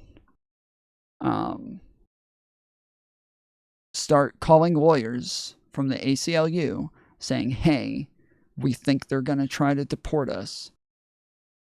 And we haven't even like been to court. They haven't talked to us. We have nothing. We have no information. We need somebody to stop this from happening. So they go to court. Judge James E. Boasberg issues a temporary restraining order preventing the government from deporting the 5 plaintiffs. He schedules a 5 p.m. hearing on whether to expand it. The Trump administration appeals. About 4 p.m., the White House posts an order invoking the Alien Enemies Act. So the reason that they invoked the Alien Enemies Act is because they felt like this might be a way to get around the court's orders. It's not, but they thought it might be. There's never, like, we've used the Alien Enemies Act in other things. We've never just not given them any sort of due process. And we've never it's never made it to where you didn't have to listen to a judge before. There's no precedent for this. Boasberg convenes a hearing and asks Deputy Assistant Attorney General Drew Eisen if the government plans to deport anyone under Trump's new proclamation in the next 24 to 48 hours. Eisen says he doesn't know. He asks for time to find out. The ACLU warns the planes are apparently about to depart. Boasberg gives Eisen about 40 minutes to find out and recesses the hearing at 5:22. 5:26, an airplane believed to have activists takes off in Texas near the border of Mexico. 5:45, second plane takes off carrying some of them. Boasberg reconvenes the hearing. Eisen says he still has no specifics. The ACLU again warns that planes are leaving. Boasberg says he has to issue a new order to avoid anyone being immediately deported. So this is a new order telling them they are not. So they already issued an order that the planes aren't allowed to leave. 2 planes leave. He issues a new order saying, again, nobody can be deported from this point until I say so. Boasberg tells Eisen, inform your clients of this immediately and that any plane containing these folks that is going to take off or is in the air needs to be returned to the United States. Judge verbally issues his order, which stands for 14 days, and notes that immigrants protected by it will remain in U.S. custody. Boasberg's written order is released at 7:26. The plane with the tail number this lands in Honduras. A plane with the tail number this, believed by activists to be carrying deportees, depart from Harlingen. Government lawyer later says that the plane held no one deported under the newly invoked law. 3 more planes land in El Salvador. Another plane lands in El Salvador. This plane leaves in Honduras. This plane arrives in El Salvador. El Salvador's president, Nayib Bukele, tweets a New York Post headline saying Boasberg had ordered planes turned around.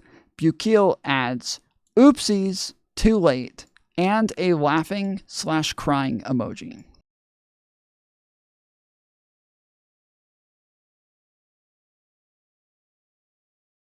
Like, what? This is just too weird, dude. This is too weird, bro.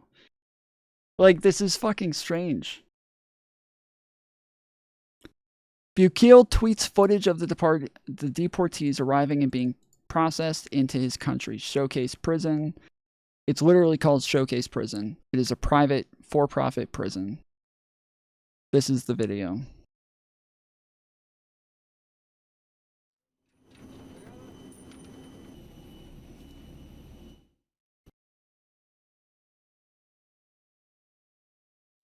This is in El Salvador.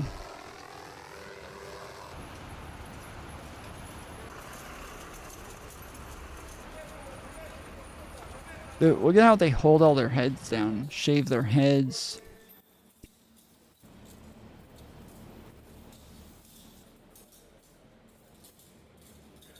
And this is the part that's weird for me, is that like Tren de Aragua, these are people who are, every time we've heard about them, they have been tatted from head to toes. Like, they have been tatted all over their faces, tears, everything. Like, every time we've heard any details about them, they are tatted all over. Their entire faces, their heads, their arms, their legs, everything tatted from top to bottom. I don't see a single tattoo on any of these fucking guys, dude. Oh, we got a tattoo. We got one.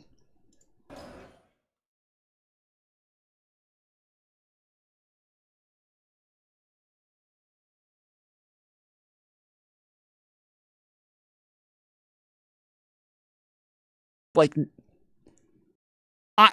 I've been to prison in Georgia, okay? Even in Georgia, you're not gonna see this many guys without tattoos on their legs, bro. And I feel as though, just knowing about like the gangs in Central America, that like these guys are almost always tatted on their legs. Like one of the reasons is because here we get like sleeves and shit on our arms. They do there as well, but because they play soccer, they play a lot of soccer there, is very normal to actually show your legs and for people to see your legs a lot, because you're playing a lot of sports with your fucking legs. And so tattoos all over your fucking legs is even more common from what I understand. I could totally be wrong on that. But yeah, that's in my experience. This, even in Georgia, is just a very lack of tattoos. A huge lack of tattoos here.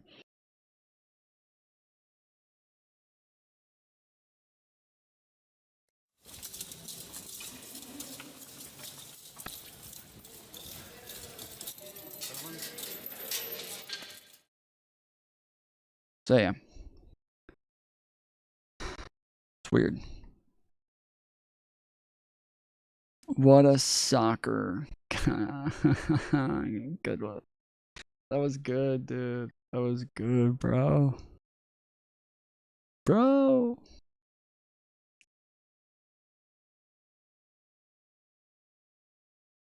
So yeah, so after the orders are given, they take off anyways. The judge tells them to come back. They land and unload all the prisoners anyways, and then leave with empty planes. Oh, thank you, Foul. El Salvador's President Nayib, we went over the tweet. Secretary of State Marco Rubio posts Bukele's tweet. So even Marco Rubio is retweeting Bukele's tweet.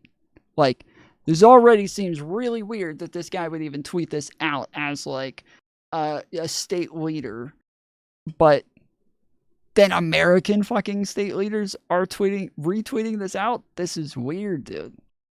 Then White House Communications Director recirculates Bukele's laughing emoji post. So retweets that one. A hearing begins over what Boasberg has called the possible defiance of his court order. Government lawyer tells Boasberg that his verbal directions did not count, only his written order need to be followed, that it couldn't apply to flights outside of the U.S., and that they could not answer his questions about the trips due to the national security issues.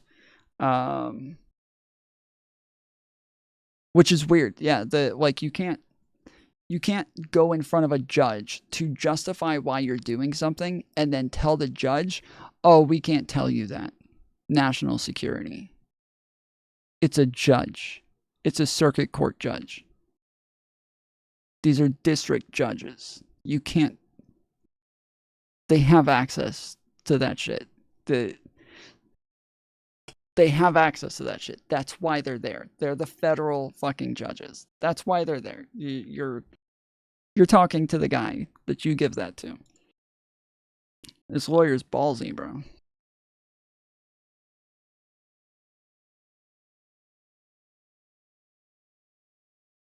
But yeah, he says your written order didn't count and didn't need to be followed, and that it couldn't apply to flights that were already outside of the U.S. Because they couldn't answer his questions about the trips. And that they couldn't answer his questions about the trips due to national security issues. Boasberg calls the argument one heck of a stretch. ACLU lawyers Lee Gillernt, the lead attorney for the plaintiffs, warns that I think we're getting very close to a constitutional crisis. Yeah, you think? The White House press secretary, Caroline Leavitt, tells reporters that 261 people were deported on the flights, including 137 under the Alien Enemies Act.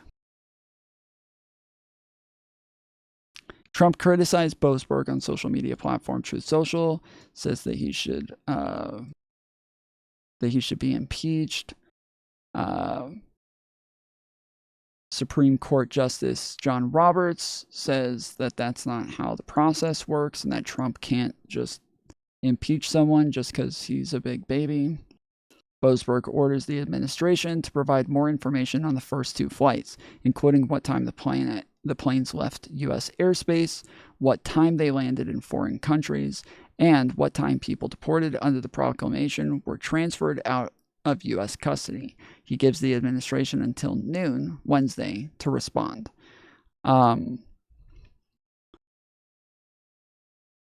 So, noon Wednesday.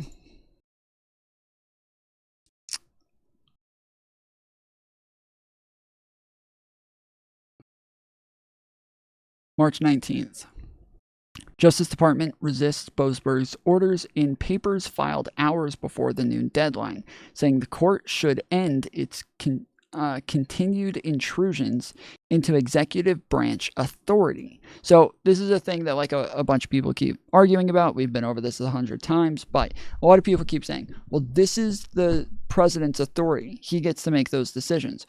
Well, do you know who decides whether or not he gets to make those decisions?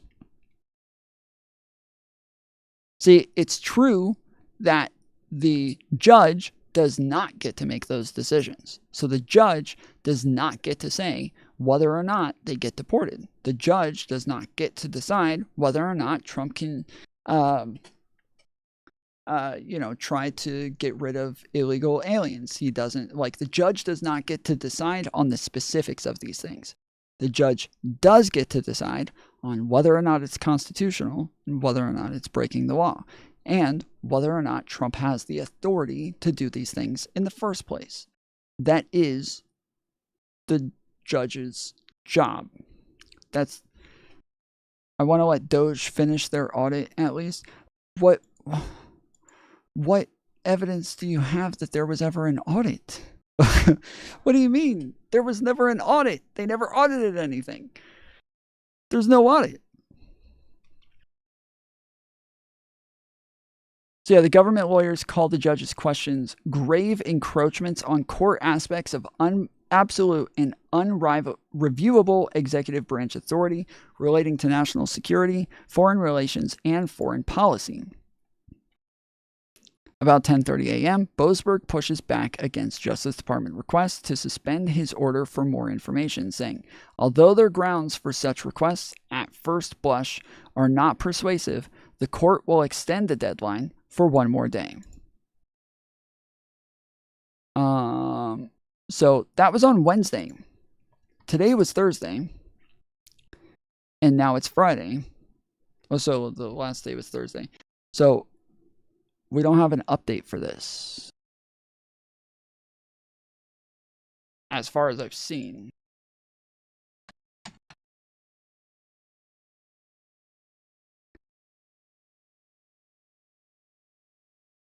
Oh, no. Okay, sorry. Yeah, I did. Okay. From the Hill. Oh, we can listen! we can listen. I believe they have commercials, but I'm excited to Boasberg listen. says Trump administration evaded deadline for deportation flight info. By Zach Schoenfeld and Rebecca Beich. A federal judge on Thursday said the Trump administration's response to his request for more information on Venezuelan deportation flights was woefully insufficient and evaded obligations to show they complied with an earlier court ruling. In a new order, U.S. District Judge James Boasberg said the Justice Department refused to meet his Thursday deadline to hand over the flight information and instead submitted a declaration from an Immigrations and Customs Enforcement ICE official informing that cabinet secretaries are currently actively considering whether to invoke the state secrets privilege. The order came after Boasberg ordered the government to privately provide more details about the flights in a sealed filing, saying he was once again rebuffed by the government. The government again evaded its obligations, Boasberg wrote, noting that the filing from the ICE official included the same information about the flights. This is woefully insufficient. To begin, the government cannot proffer a... In a new order, U.S. District Judge James Boasberg said the Justice Department refused to meet his Thursday deadline to hand over the flight information and instead submitted a declaration from an Immigrations and Customs Enforcement ICE official informing that cabinet secretaries are currently actively considering whether to invoke the state secrets privilege. The order came after Boasberg ordered the government to privately provide more details about the flights in a sealed filing, saying he was once again rebuffed by the government. The government again evaded its obligations, Boasberg wrote, noting that the filing from the ICE official included the same information about the flights. This is woefully insufficient. To begin, the government cannot proffer a regional ICE official to attest to cabinet-level discussions of the state secrets privilege, wrote Boasberg, an appointee of former President Obama. He ordered the Trump administration to provide an update from someone directly involved in the discussions by Friday. By Tuesday, officials must explain in writing why they did not violate the court's orders blocking Trump's invocation of the Alien Enemies Act.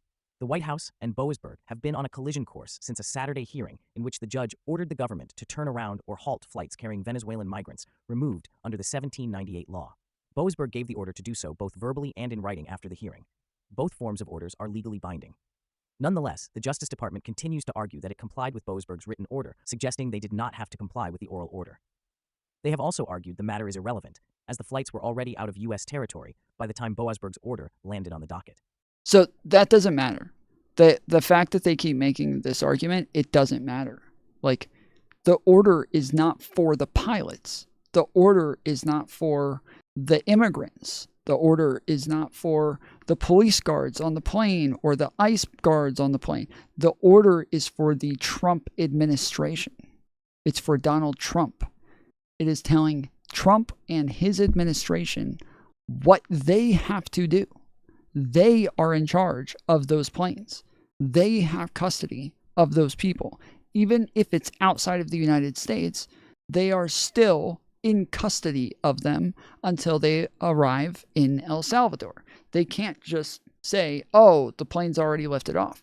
That does not work. These are insane arguments. This is insane.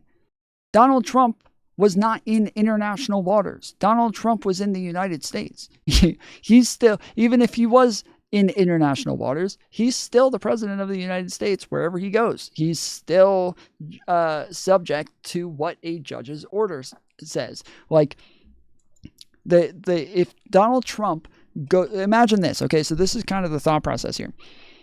If Donald Trump goes out into international waters and he has a bunch of immigrants on there, does he get to kill them now? Does he get to make them disappear? Can he drown them? Can he, like, he's outside the United States, right? It doesn't count anymore. The U.S. law doesn't count. It doesn't, ollie oxen free, we're out. That's not how this works. It's not how this works. No, there's no way you think this. And there's no way that anybody thinks that, like, if Donald Trump goes to another country, that as long as he's in that other country, he gets to rule America from that other country without the Constitution mattering anymore, right? He's, oh, no, sorry. I'm in Russia. I'm ruling America from Russia, and over here they don't have the Constitution, so there is no freedom of speech over here. So nope, we're gonna arrest all those people. You guys go ahead, start arresting those people. I'm giving the orders from here, where it's legal for me to give those orders. So go ahead and do it. Like, that's not how that works.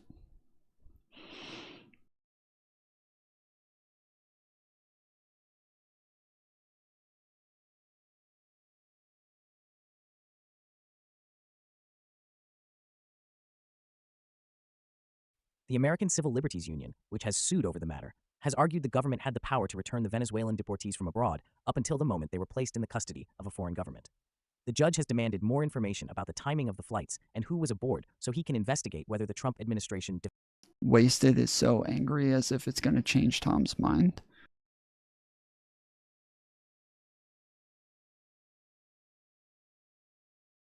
Wasted, are you trying to change my mind?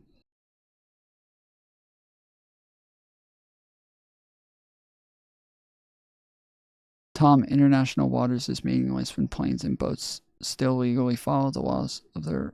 That's what I said, guy. That's what I said.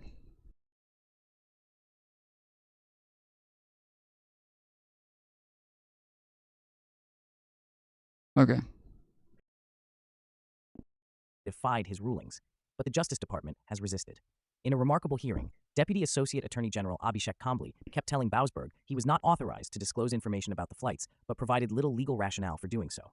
Boasberg ordered the government to provide that rationale in a court filing, but the following day, the Justice Department again declined to do so. The government maintains that there is no justification to order the provision of additional information, and that doing so would be inappropriate, the Justice Department wrote in the filing Tuesday.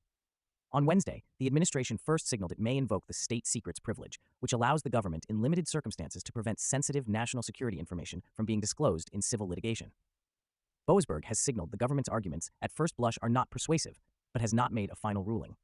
Boasberg is a former Foreign Intelligence Surveillance Act FISA court judge and has routinely handled cases dealing with highly classified information. Yeah, that's it. Again, like that judge has gotten tons of classified information in the past. There's no reason why all of a sudden this classified information would be so different. So, Glorious Doof, when you say that's literally what Doge is doing, there's no evidence that that's what they're doing. Like, it... How many... And I'm asking, how many contracts... If I show you 100, 200, 300 different contracts that they completely lied about and said, this is about this, it has this much money in it, we canceled this much of it, blah, blah, blah. How many of those can I show you that they completely lied about before you start to realize, oh, that's, okay, yeah, that doesn't seem like they're doing an audit. They're just making shit up. That's what Doge claims they are doing, but the data they post disproves their own doings. Right. This is every time they make a claim about something, they I was about to do it again. If you find proof they lied, I want to see it. Yes. So this is the thing, is that Glorious Doof, that like nobody on the right is telling you guys, that I'm kind of blown away that nobody knows about, but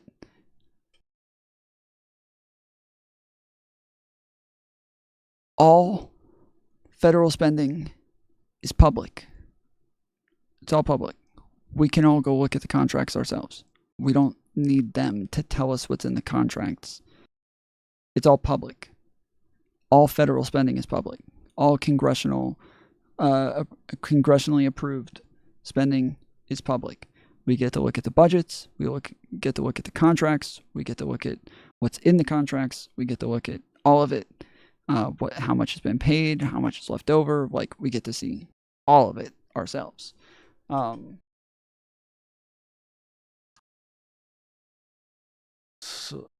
Shit. Okay. I'm actually forgetting about the website. This is probably the last thing I'm going to do before I get off, but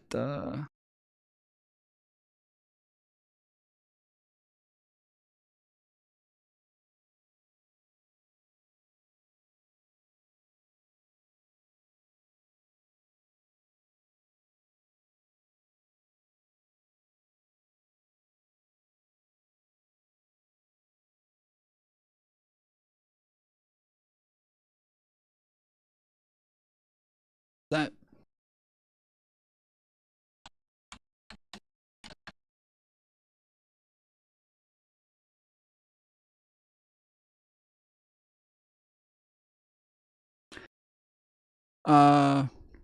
Wait, this says that they updated it. Doge releases updated wall of receipts with more discrepancies. Oh, okay. Well, yeah, it still has the discrepancies. So yeah, I'm not gonna go to their website alone. I need the website that actually has the contracts broken down, because normally once I go to the .gov website, I have to click through so many fucking links every time, to where I saved it here so I don't have to do it again.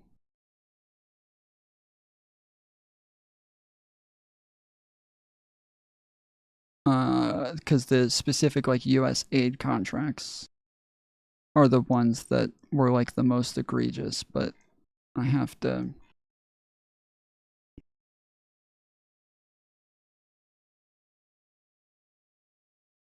Yeah, one of the obvious ones that everybody talked about was the fact that they said that we sent $50 million in condoms to Hamas, which, one, Hamas isn't mentioned anywhere in the contract whatsoever.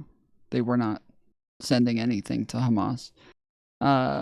Two, it was, there were some condoms in there. Wasn't going to Hamas, but it was a very, very small percentage of the contract. I think it was less than 1% of the allotted spending. Okay, I think I'm almost there. Ah, crap. Okay. I don't have the website. Alright, I think this video does. Hold on. Maybe liberals would understand what Elon is doing more if they followed the money like they were following the science. Okay, let's follow the money then. Let's look at this Doge tweet where they claim to have saved $2.2 million by canceling a Health and Human Services contract. The documents that he screenshots and posts on his website and on his Twitter account are from this. But just in case that database is wrong, I also like to check the USA Spending website. So here's that contract that he was talking about. It's worth $2.2 million, but we've already outlaid $1.3 million, meaning that we already sent and paid $1.3 million worth of this contract. And the total obligated amount is what we are legally required to pay. So Elon Musk changing the status of the document does nothing. He saved us no money with it.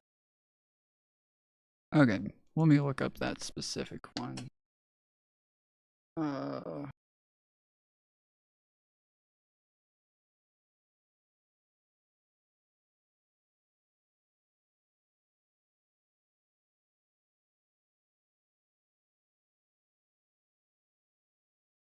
don't see. Oh, Twitter my account bad. are from this. But just in case that database is wrong, I also like to check the USA Spending website. So here's that Department of Health and Human Services, MITRE Corporation.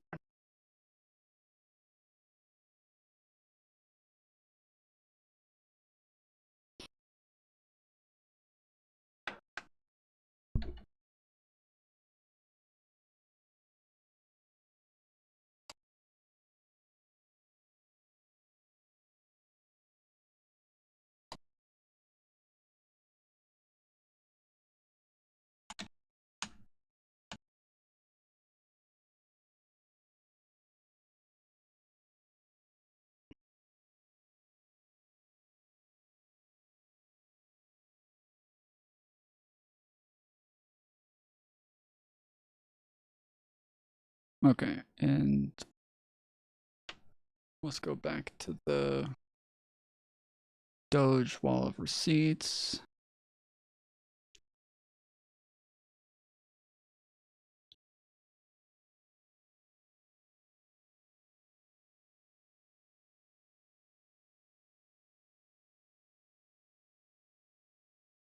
Go, motherfucker.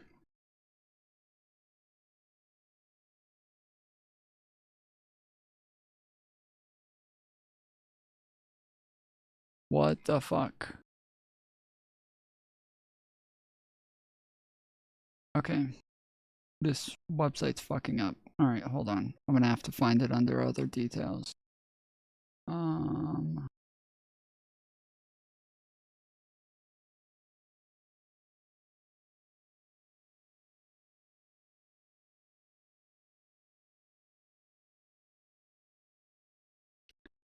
View all contracts.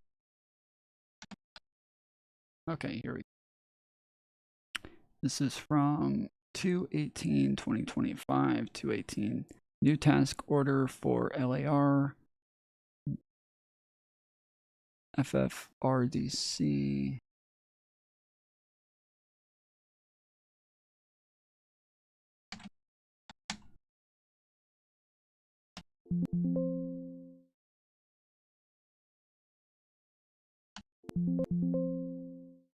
Well, fuck.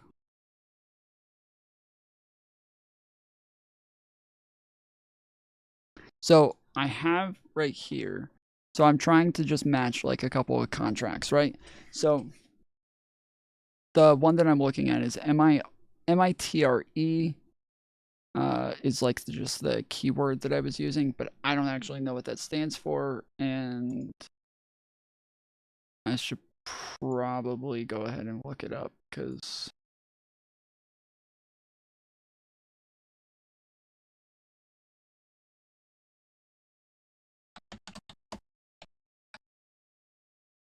MITRE can refer to a few things. A not-for-profit organization, MITRE Corporation, that works with government and industry to improve cybersecurity. Okay, that's what I thought it was, because it says that's who the contract is with. The MITRE Corporation.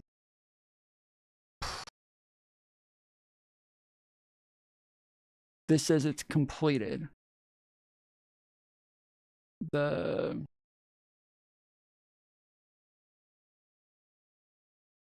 Okay, the end of date was supposed to be February 21st, 2026. This says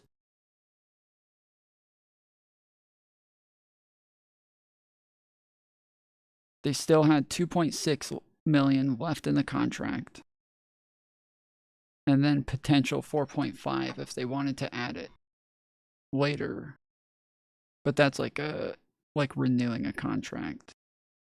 I don't know which one of these it is. So I guess we'll have to check both of them. CONT_IDV.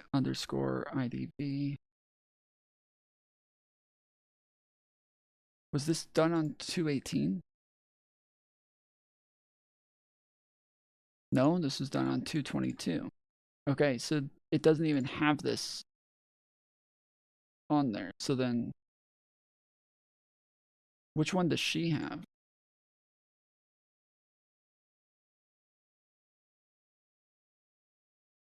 PIID completed. Contract that he was talking about. It's worth $2. This is the one that I'm on. Oh, no, it's not. 1.19, 2.6. Okay.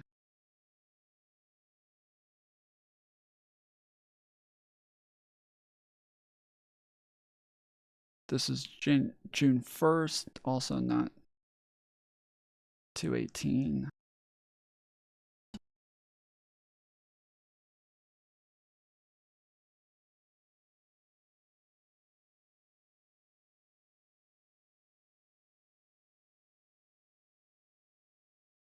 This is 12/18. This is fucking painful, dude.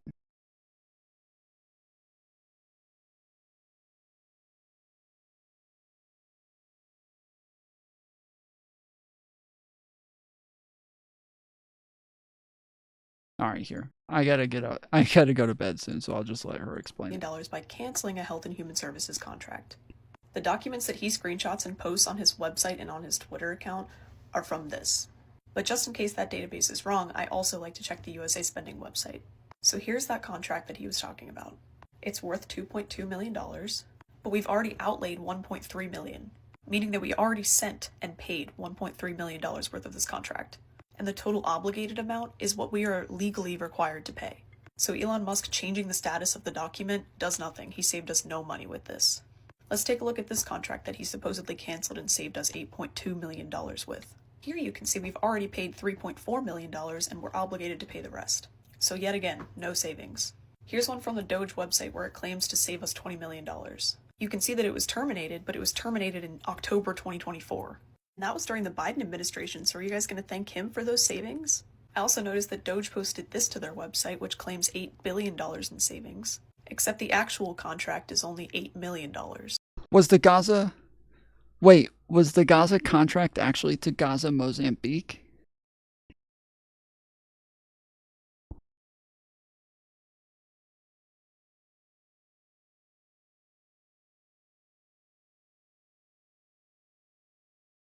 PetSmart, last I heard, an unregulated NGO, which might mean the money is going into someone's actual bank account. We have like regulations for those sorts of things to check where the money's going. So they are audited, not just by the IRS, but we have agencies who literally do the audits that Doge is claiming they're doing right now.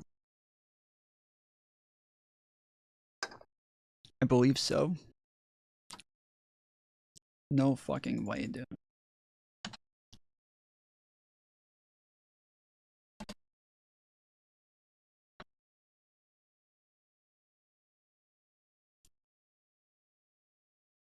Musk walks back claim U.S. intended to send $50 million worth of condoms to Gaza.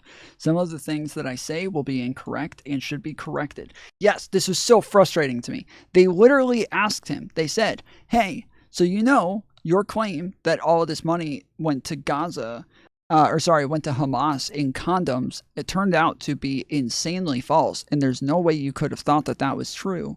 What's going on with that? He says, yeah, we're going to get some things wrong sometimes, you know, but we'll move quickly to correct it. That was it. Moves on. I was like, wait, are you going to do that now? Or that's it? We get some things wrong sometimes. You're not even going to acknowledge whether or not you got this wrong. That's just we get some things wrong sometimes. Like, yeah, billionaire Elon Musk backtracked Tuesday on his claim that the U.S. had been intending to send $50 million worth of condoms to the Gaza Strip. First of all, they didn't say the Gaza Strip. They said to Hamas. First of all, some of the things that I say will be incorrect and should be corrected, Musk told reporters in the Oval Office when asked about fact-checking reports that millions of dollars were actually earmarked towards prevention of sexually transmitted diseases in Gaza province of Mozambique. Oh my goodness. It was Mozambique. Shit, dude. We will make mistakes, but we'll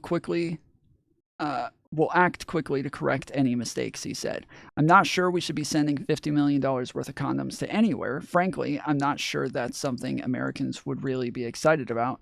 And that is an enormous number of condoms, Musk continued. If it went to Mozambique instead of Gaza, okay, that's not as bad. But why are we doing that, he said. His comments followed claims by U.S. President Donald Trump, who earlier this month alleged that his administration had identified and stopped $50 million being sent to Gaza to buy condoms for Hamas. The claim was first announced by the White House spokesperson Caroline Leavitt in her first press briefing, saying the Musk-led Department of Government Efficiency, Doge, and the Office of Management and Budget, OMB, had found that there was about to be 50 million taxpayer dollars that went out the door to fund condoms in Gaza. However, the administration provided no evidence to support the assertion. So this is over and over. That Musk or Doge or Caroline Leavitt or Trump, they'll come out and make a claim. And then everybody's like, wait, no, we went and looked at those things. That's not there. What, can you tell us where you got that information from? Because maybe we're looking in the wrong place. Like, can you tell us? And they just don't respond every time, over and over and over and over. So like Trump recently claimed that we had 130-year-olds, we had 1,130-year-olds still on like disability or something like that, receiving checks. That was not true. Everybody can go into the fucking database and see. And so we're like, well, that none of them are receiving checks. They're still in the database. They just weren't cleared out of the database. but they're not receiving checks. They stopped receiving checks a long time ago. They stopped receiving checks as soon as they died. So why the fuck are you listing off all these people saying that they're still receiving checks when none of them got checks?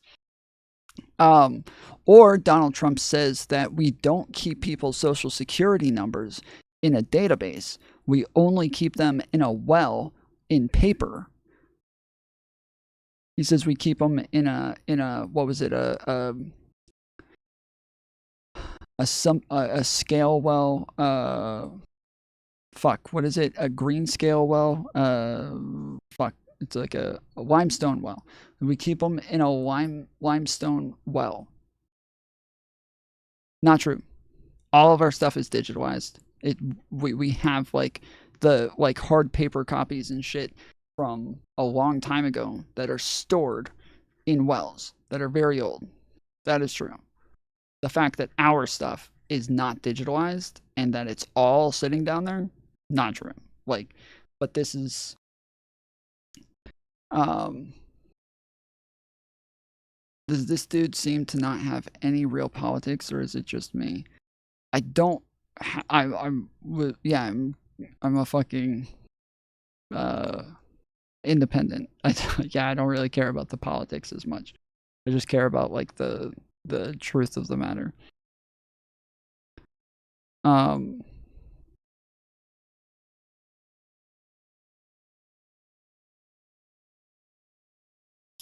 You are boring. I'm sorry I don't get your fucking partisan juices flowing, but literally every other content creator out there will do that for you. Literally all of them. So you're in luck.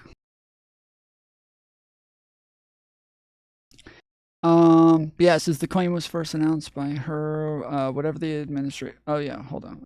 Where was I? The budget, that there were $50 million in taxpayer dollars that went out the door to fund condoms in Gaza. However, the administration provided no evidence to support the assertion. A review of publicly available U.S. aid data from 2007 to 2023 contradicts the claim, showing no record of condom shipments to Gaza. The only shipment to the Middle East during this period was a $45,000 supply sent to Jordan in 2023, marking the first recorded delivery to the region since 2019, according to the U.S. Department of Health and Human Services HHS grants database. The Elizabeth Glaser Pediatric AIDS Foundation in Mozambique received more than $83 million in funding since 2021 for reproductive health projects in 2 provinces. Wait, was it actually all condoms though? Because that's different than what I heard. And so if this is saying that it actually was condoms, that actually is fucking insane. $50 million in condoms is an insane number. But this doesn't even seem to talk about that.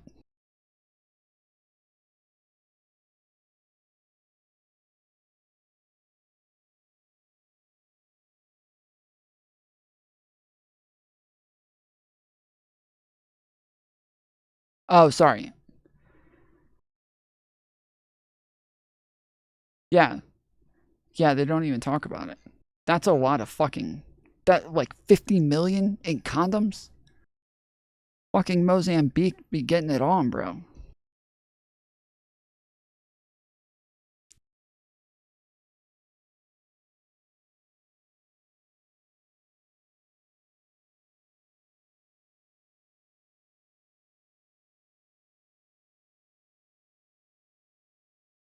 Washington Post, $50 million for condoms. Ooh, they have audio. The figure would rain 1.5 billion condoms on an area only double the size of the District of Columbia. In her maiden news briefing, Leavitt defended the Trump administration's freeze on federal grants by pointing to particular items. Preposterous $50 million in condoms for Gaza. Regular readers know that's a high bar for fact-checking flax, as they are paid to mislead and dissemble. We prefer to keep our scrutiny on policymakers and people with authority, but this was Leavitt's first news conference, and she made an astonishing claim that spread rapidly on social media. So what are they saying? That they don't normally report on what Leavitt says? Because she's not a policymaker? She represents policymakers. Why would they not? Could it be true? When we queried Leavitt, she responded by sending a Fox News article that initially just quoted her own statement. Quoting yourself is not evidence. Moreover, the article quoted an unnamed White House official as saying that the State Department halted several $1 million going to condoms in Gaza this past weekend. See, people keep saying that like the Washington Post is like gone. They don't. WAPO's done. They're like this right-wing shills and shit like that. I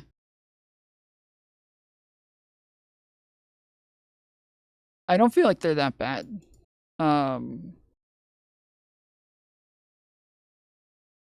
I know that people aren't happy with like Bezos and the way that he's been running it, but Tom looks at articles to get facts. Some dude, this guy doesn't know anything. Was it literally 100 times a day? Glorious dude, literally. Like I'm not kidding. 100 times a day. Like there's a ton of them who come in, and which this is the way most people do their politics. It's not just a right-wing thing. It's not just a left, like it's a both right and left-wing thing. It's just a partisan thing where like, yeah, people want you to just like repeat their own beliefs back to them. That's all they want to hear.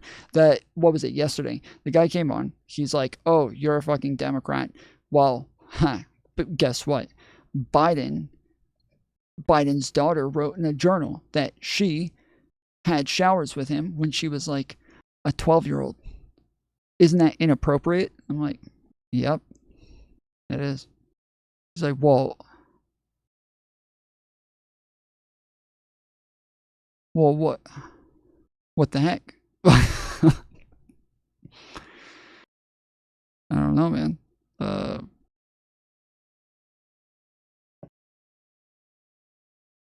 don't know what to tell you.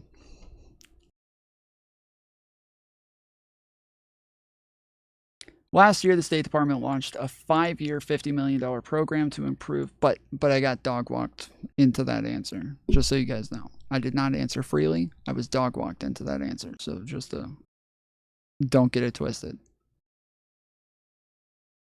Last year, the State Department launched a 5-year, $50 million program to improve healthcare in Gaza, but the contractor, Anira, said it was not supplying condoms. Definitely no purchase of condoms in our program, and there are no components for family planning in the GHRA, Gaza Health Recovery Activity. Spokesman Steve Fake said, we have asked around and no one is sure what this is referring to. Last night, State Department spokesperson Tammy Bruce posted a thread on X in which she cited examples of unjustified non-emergency spending. The first example was condoms prevented $102 million in unjustified funding for contractors in Gaza, including money for contraception. She did not identify the contractor, but in an email to State Department reporters, her office said it was $102 million to fund International Medical Corps in Gaza. IMC is a global first responder based in Los Angeles. Could half or even significant portion of that contract be for condoms? There is no evidence of that. The facts, let's start with why the U.S. government distributes condoms overseas. It's to prevent the spread of HIV and AIDS. Perhaps the Trump administration believes that it is preposterous waste of money, but many of those condom purchases are for George W. Bush program called the U.S. President's Emergency Plan for AIDS Relief, PEPFAR, which is credited with saving 26 million lives. No countries or territories in the Middle East are part of PEPFAR. So this is a thing that like I kind of get frustrated with, is that when we provide any sort of like services to other countries, almost all of the time it's going to benefit us in some sort of way. And so especially when we're doing the audits, this is why I would say that like what Doge is doing isn't an audit, is because when the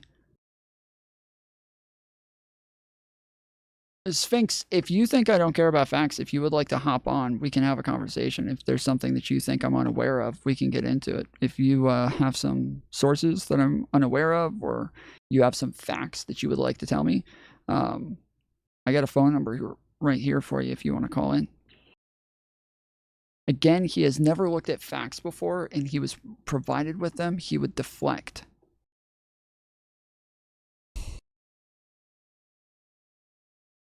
So normally when you guys say that I deflect, like I literally spend a good portion of every stream reading articles, doing research, looking for facts, looking for information. And the entire idea of my stream is that I want 100 people in chat there to tell me if they have more information that I'm limited on, right? Sometimes I could look up something about a plane that supposedly something happened, and this one article says this thing, but somebody else is like, oh, well, that can't be true because the tail does this wibbly wobble. Like, oh, well, I don't know anything about plane tails. I didn't know it does a wibbly wobble. Let me look up the fucking wibbly wobble now. That's why I do it live, and why we do it here is because, yes, it's like beneficial to have everybody's kind of minds come together and do it all at once. But most of the time, you guys, if you bring up a fact and then I say, yeah, sure, that's true, but this is also true, you guys will say that's a deflection, which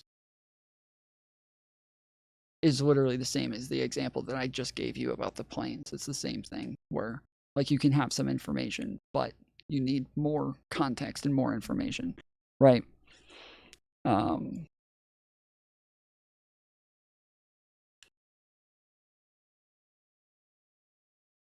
What up, driver?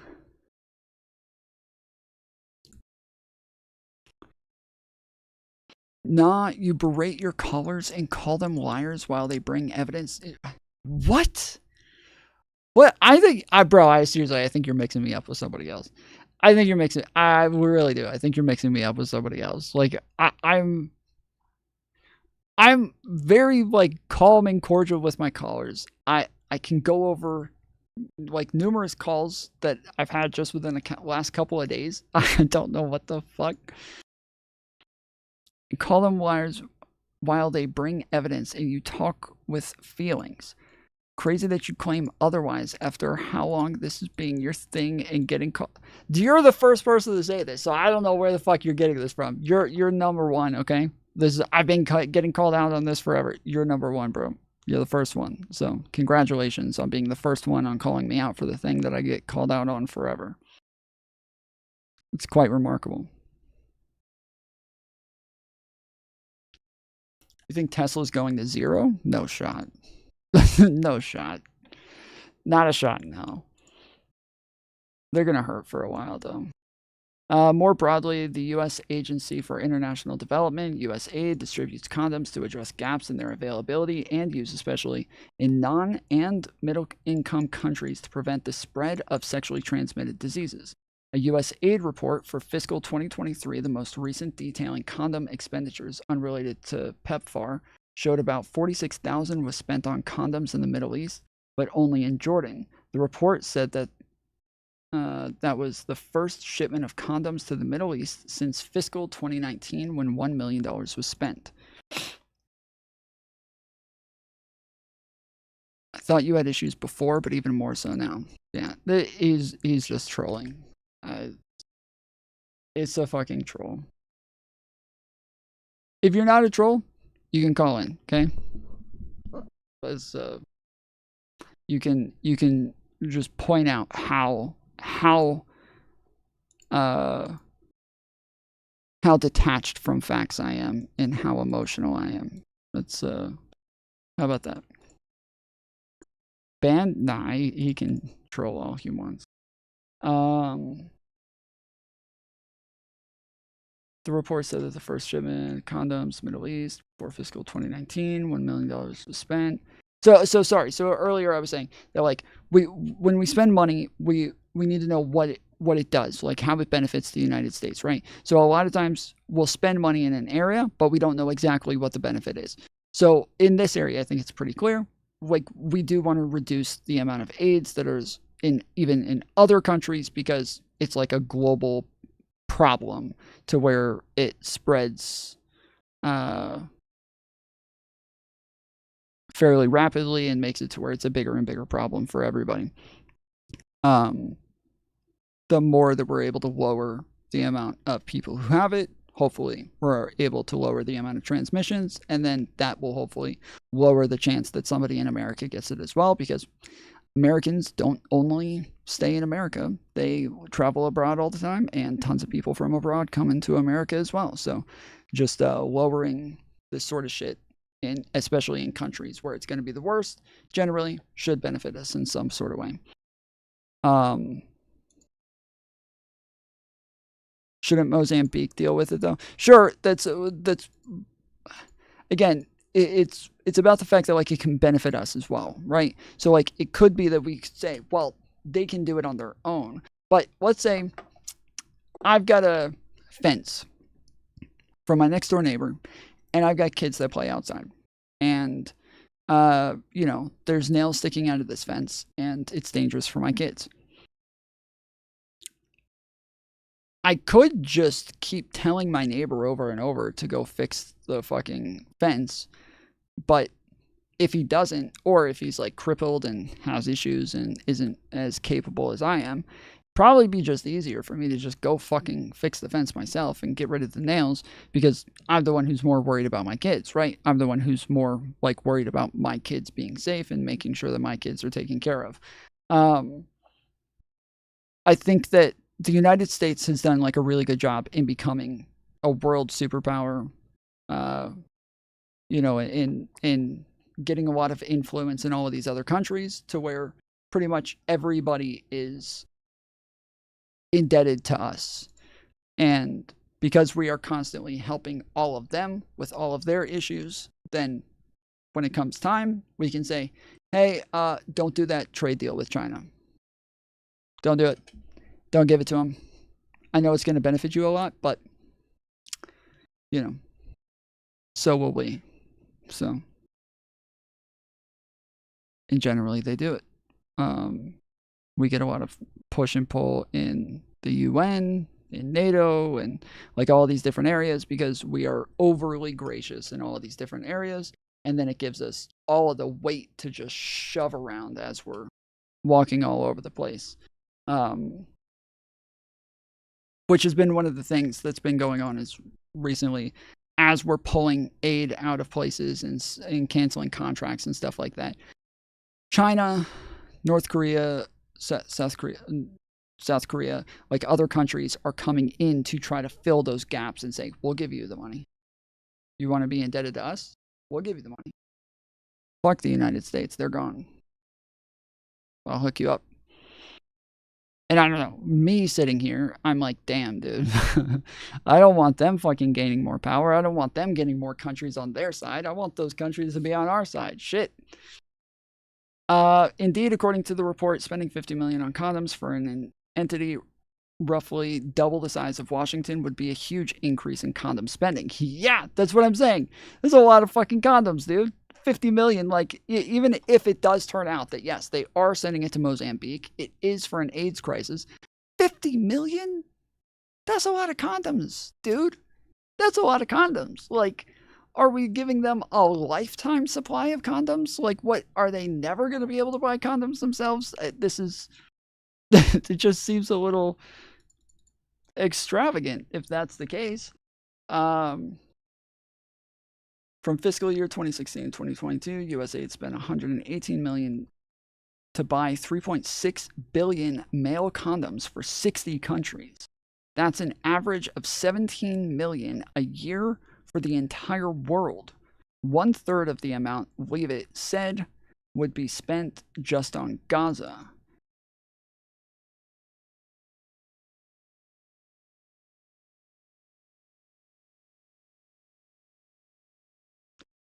Yeah. Well, yeah, she said it was 50 million. Which is 17 million per country. USAID also distributed female condoms, but that's a small fraction of the spending. In effect, USAID has been buying condoms at an average price of 3.3 cents. That's what I was about to ask. I bet you they are buying condoms at a super low fucking price when you're buying that many, dude. You are getting it at the low. That's the question, is all the money going towards that? You mentioned agencies look into it. but how much is getting filtered into other places? Well, so we catch people like in all sorts of fraud all the time. People get in trouble, they get arrested, they get sued, they get fired, they get yeah, they get in trouble. Most of the time, if there's like something with an NGO, it's normally just one person who's like taking money, and we just like make that NGO fire that person, and then we're good. But yeah, it's I don't know of any NGOs that have had like a systemic problem. So yeah, an average of 3.3 cents per condom. Was the US government really going to distribute more than 1.5 billion condoms in Gaza? That makes little sense. That's a good point. Okay. Traditionally, family planning. So yeah, so this is why I'm asking. Is because my understanding was that we were sending things and that some of it was going to Palestine, but I guess not. It was going to Mozambique. But that the contract that was supposedly 50 million for condoms, a small percentage of it was actually condoms, and that the majority of it was just general health products like tampons, soap, like shit like that. And I thought that that's why it was going to Palestine, is because they just didn't have access to any of those things while their country is getting blown to shreds, and that we were trying to help like the citizens. Obviously Hamas is like, we don't want to help them, but like the citizens, while we can, give them little bits of little things that they could use.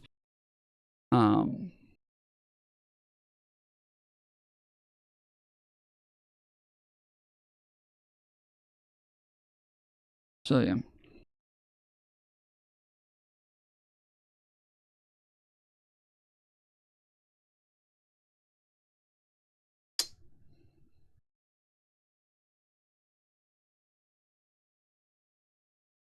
Yeah, they got the Costco condoms. Traditionally, family planning in Palestinian territories, including Gaza, was handled by the United Nations Relief and Work Agency for Palestine refugees in the Near East, UNRWA. The agency distributed oral contraceptives and condoms, but President Joe Biden froze U.S. funding a year ago after Israel claimed that 12 of the agency's 33,000 employees participated in Hamas's 2023 attack on Israel.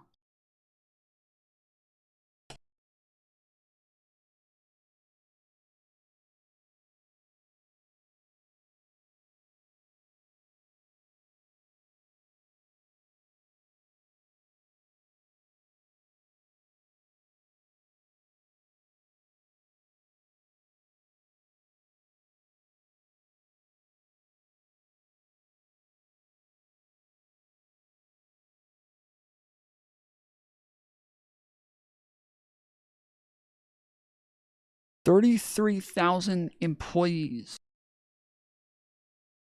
in UNRWA participated in Hamas's October 7th attack.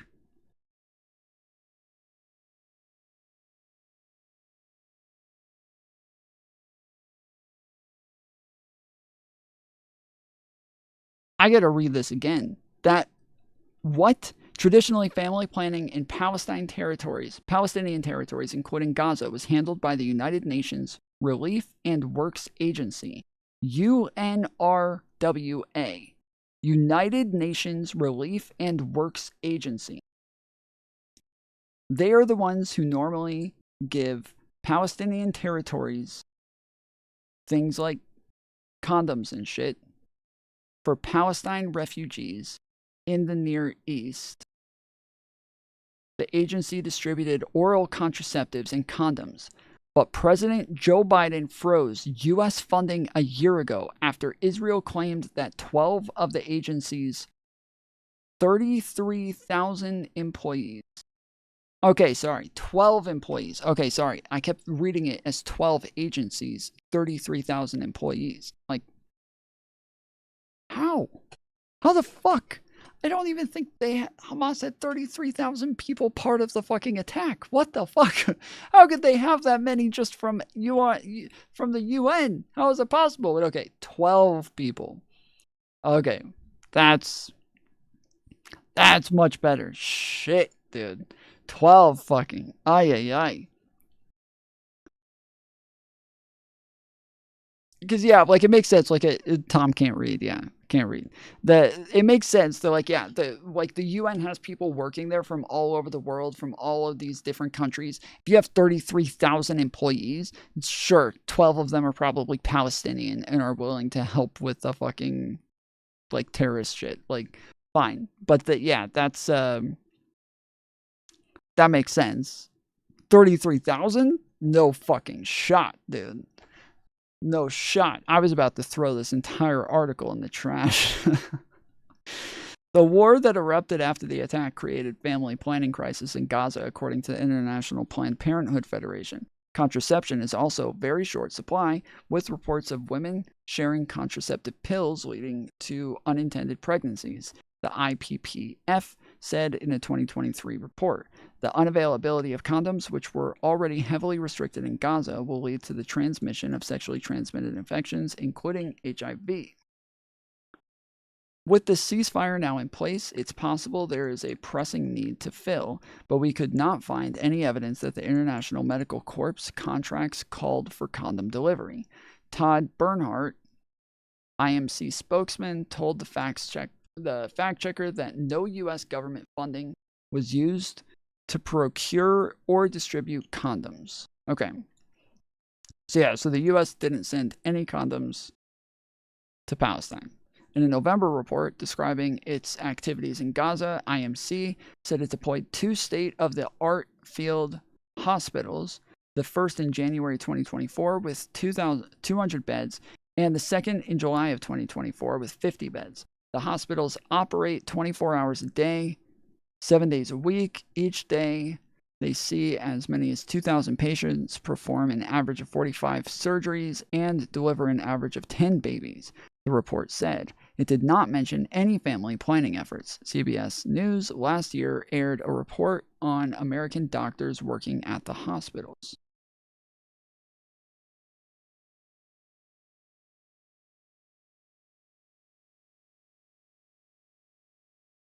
Hospitals in Palestine? They're tent hospitals in Palestine? Or just in the world generally?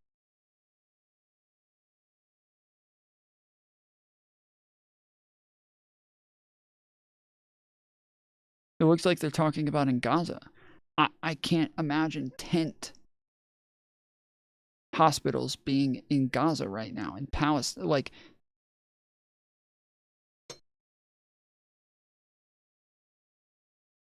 isn't the idea that, like, you literally can't walk anywhere in Palestine without getting a bomb dropped on your head? Like, what? How is the... Well, I mean, in Gaza, not Palestine, but yeah. What do you think a field hospital is, Tom? Well, if they're doing them in tents, I assume it's in the field. So they're in the middle of the shit happening.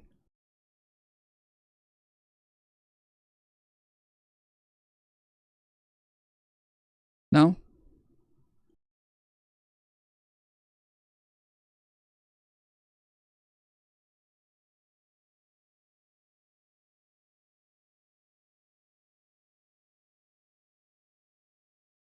Field hospitals are usually tents, is what I'm saying. Maybe I misunderstood.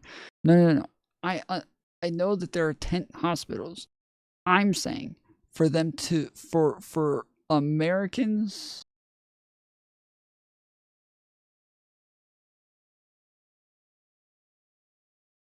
Let me see. I think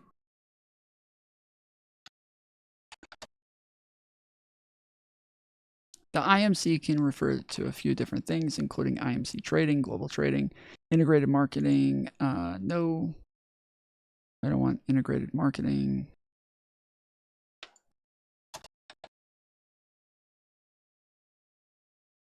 International Medical Corp is a global nonprofit humanitarian organization dedicated to saving lives and relieving suffering through providing healthcare services, training, and capacity building those affected by disaster, disease, or conflict with goal of promoting self-reliance. So this sounds like it is an American group of people Americans are going over there, setting up field tents in Gaza. And so I'm saying that, like, when you're in Gaza,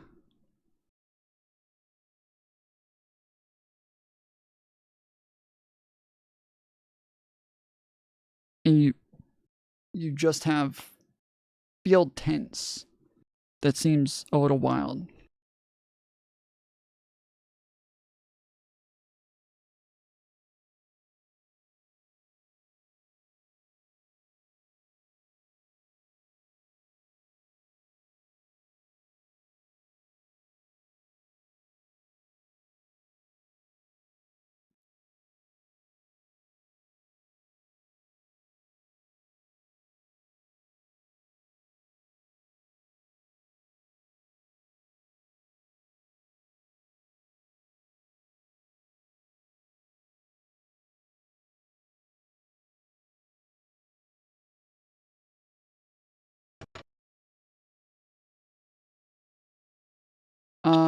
Okay.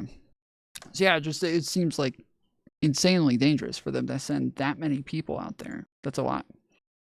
But yeah, the fact that they're delivering like 10 babies per day, doing 45 surgeries, they see 2,000 patients a day.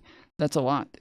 Since January 2024, International Medical Corps has provided healthcare to more than 383,000 civilians who had no other access to services or treatment, including performing about 11,000 surgeries, with 1/3 of those categorized as major or moderate procedures, Bernhardt said. We have assisted the delivery of some 5,000 babies, about 20% of them via the cesarean section. In addition, International Medical Corps has screened 111,000 people for malnutrition, treated 2,767 for acute malnutrition, distributed micronutrient supplements to 36,000 people, and more. If the stop work order remains in place, we will be unable to sustain.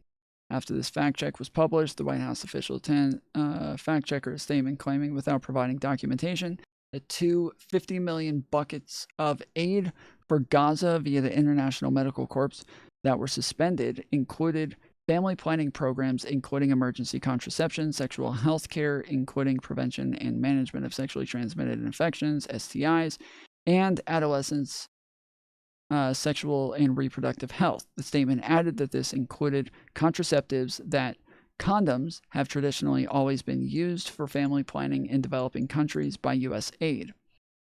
The White House official declined to say how much money in these contracts related to family planning. Okay, so I was correct. It was for a ton of medical stuff, a ton of shit, and just some of it was for condoms.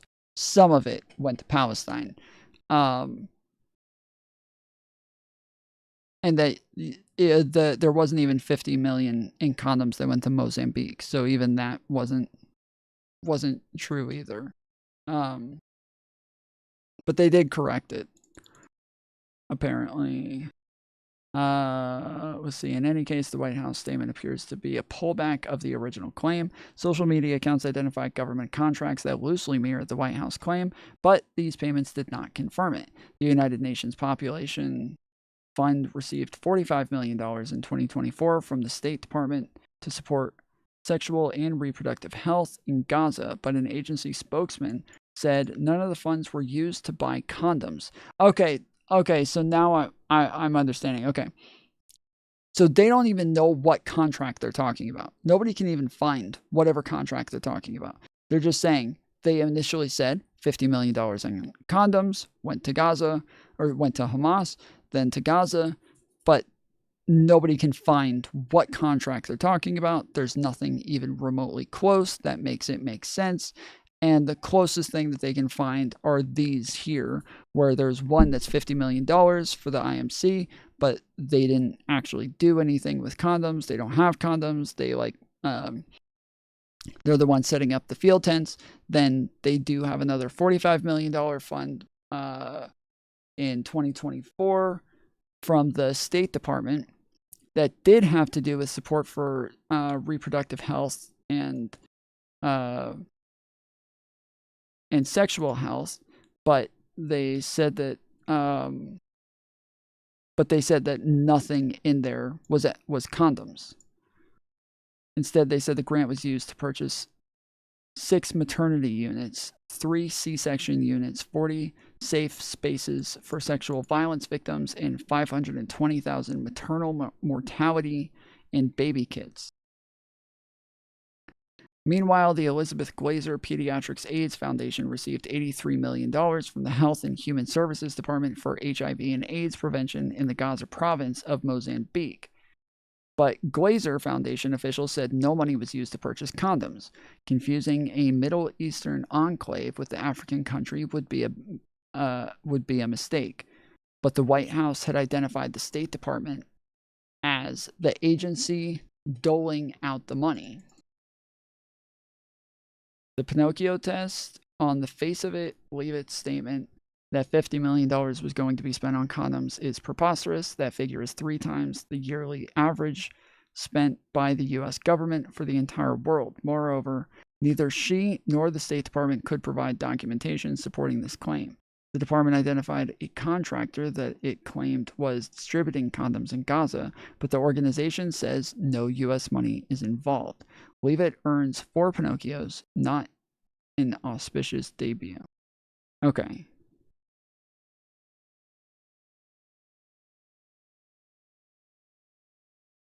Okay, so we got to the bottom of that one. Shit.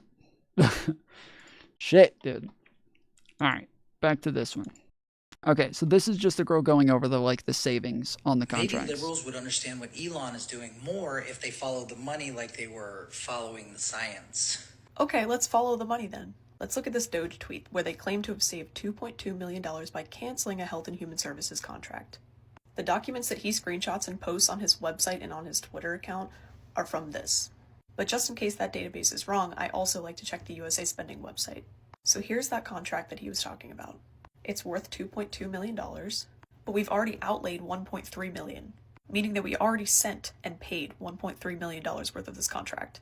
And the total obligated amount is what we are legally required to pay. So Elon Musk changing the status of the document does nothing. He saved us no money with this. Yeah, so this is another thing that they, a bunch of people found a bunch of problems with, was that on the website, which is why they say that there's an updated version, but even the updated version still has a ton of problems, and they just changed which things they were that they were lying about. But the initial version would say things like, let's say there's a $5 million contract. They get a $5 million contract, and we've already spent $3 million of it. There's $2 million left. They cut the contract, okay? Well, they saved us $2 million. What did they put in the report? $5 million. They put the whole contract in there. They saved us $5 million. We already spent $3 million of it. You can't say that you saved us 5. At most, you saved us 2, but they would put 5. Then, there were other contracts that would say, this is a $5 million contract. You can extend it for another $3 million at the end of the $5 million if you want. They would cut off the $5 million contract, okay? How much did they count? $8 million. Well, you didn't really save the $8 million. We weren't actually in contracts for $8 million. There was just a possible extension. If we wanted, we could extend the contract for the $3 million, but we never chose to extend it, so we didn't actually save that $3 million. So again, just adding money. Then there's other ones that would say $8 million contract. They changed it to $8 billion contract. Just added 3 zeros on there and put it in. Then there's some like this one where it says it's a $5 million contract. We've paid off $3 million of it, but this is a contract that once you sign it, it's guaranteed. There's nothing you can do about it. You cannot back out of that contract. It is signed. It is going where it's supposed to go. You signed the fucking contract. You can't back out of it. Well, They say they cut the contract, which they did. They canceled the contract, but it doesn't do anything. It doesn't save us any money. They said that they saved the $2 million when they didn't save the $2 million. We still have to pay it. But they didn't just say they saved the $2 million. They said they saved the $5 million that we already paid. So this is, yeah, again, like over and over kind of the same problem with a lot of these contracts. Contract that he was talking about. It's worth $2.2 million, but we've already outlaid $1.3 million, meaning that we already sent and paid $1.3 million. Christopher Greenside, are you still here? So he said it was Gaza in Africa, not Israel. Elon admitted the mistake on TV 2 days ago after the claim. That's not true. I haven't seen that. We just went over two different things, but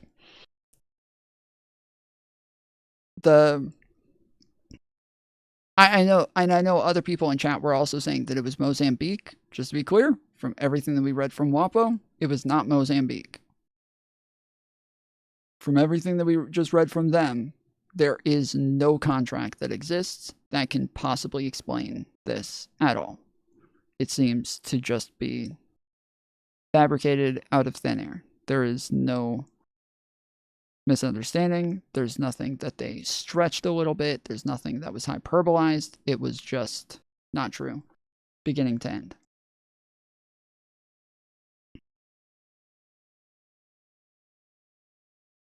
Worth of this contract, and the total obligated amount is what we are legally required to pay.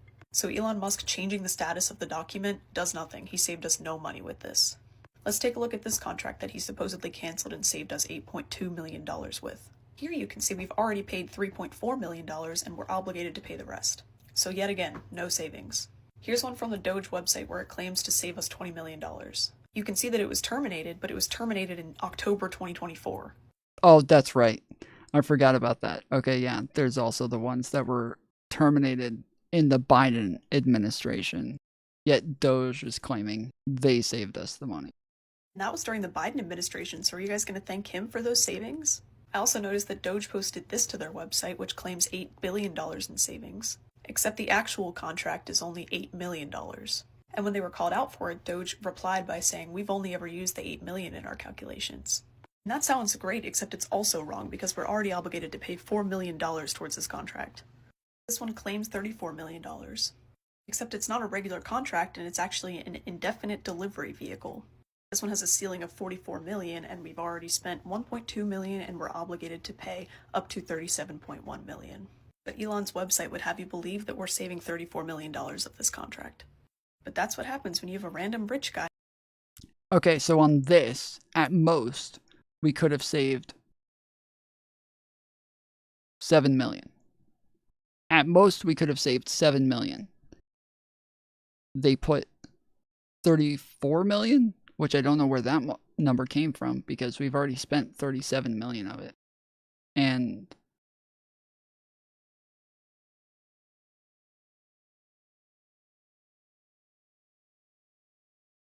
yeah, there's just no.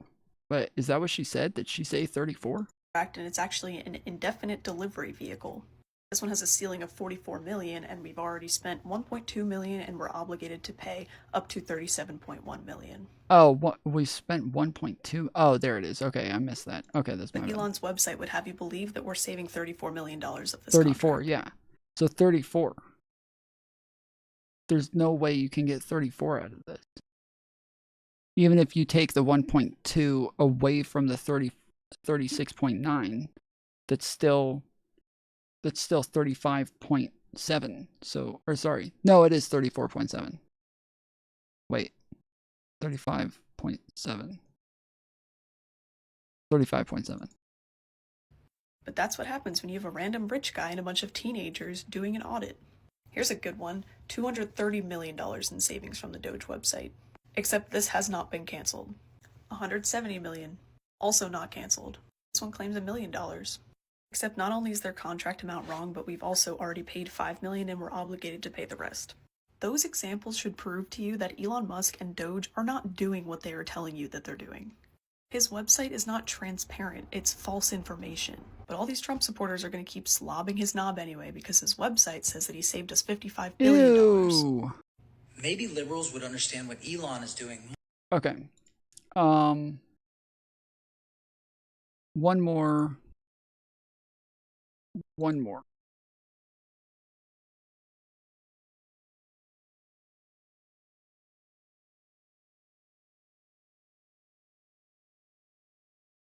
Okay. It's from CBS from February 26th. Doge releases updated wall of receipts with more discrepancies. Why don't you guys have a play button?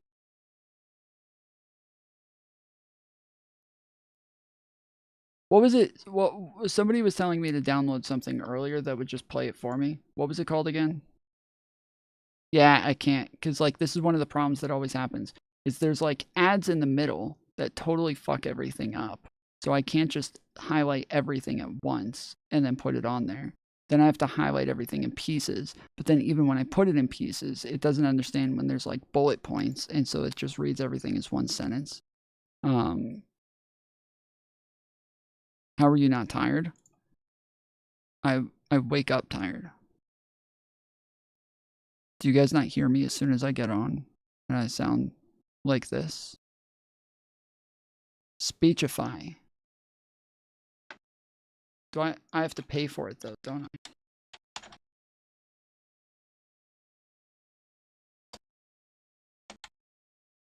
Is there a Chrome extension? Yeah, it keeps saying like try for free.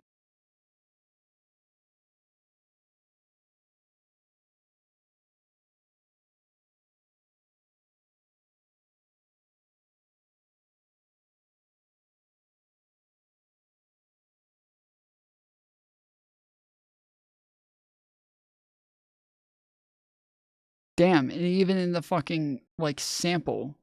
Hi, it's Big Snook DOG. I had Cliff over to my crib and he personally recorded my voice. I'm glad to be the voice of reason so you can focus better and enjoy listening to the internet in the voice of Snoop Dogg. And I'm honored to be a part of the mission of Speechify. That's pretty good.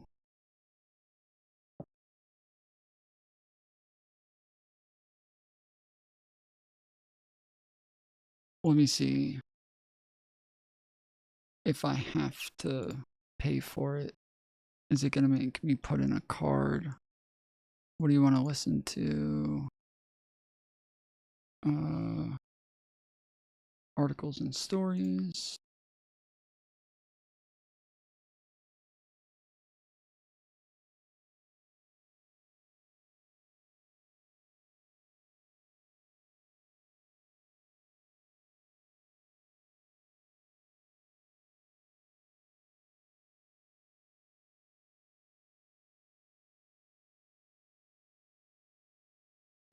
Desktop.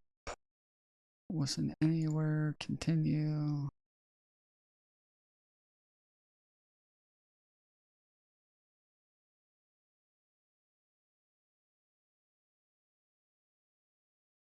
Welcome to Speechify. Speechify can read to you in the highest quality digital voices available anywhere. Welcome to Speechify. Yeah, I like the Gwyneth Paltrow one.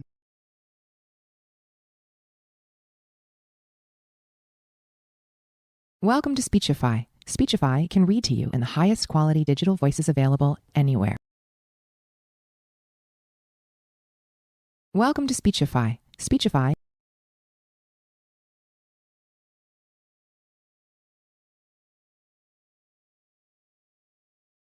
All right, now I'm signing up.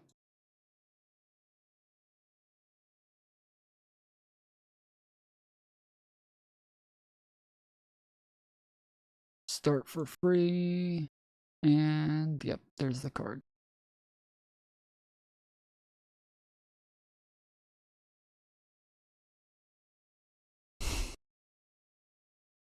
All right, never mind. All right, I'll just read it. It's okay. I think I know how to read it. We'll give it a shot. We'll find out.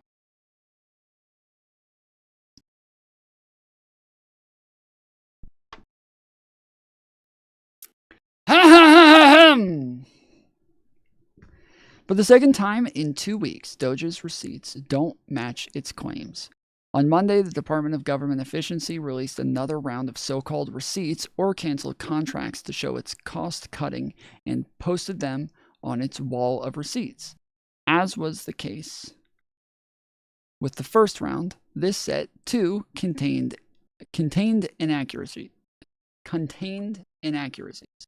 Despite doubling the number of listed contracts, the updated itemized savings, I'm pretty sure actually, I'm fairly certain I did download a thing to read to me. Read aloud.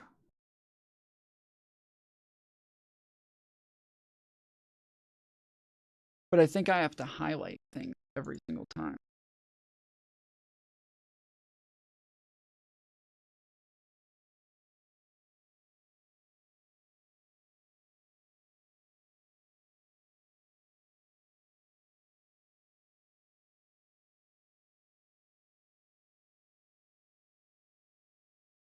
Doge releases updated Wall of Receipts with more discrepancies. By Dan Rudinick.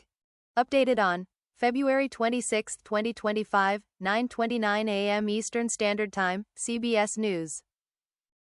For the second time in 2 weeks, Doge's receipts don't match its claims. On Monday, the Department of Government Efficiency released another round of so-called receipts or canceled contracts to show its cost-cutting and posted them on its wall of receipts. As was the case with the first round, this set, too, contained inaccuracies.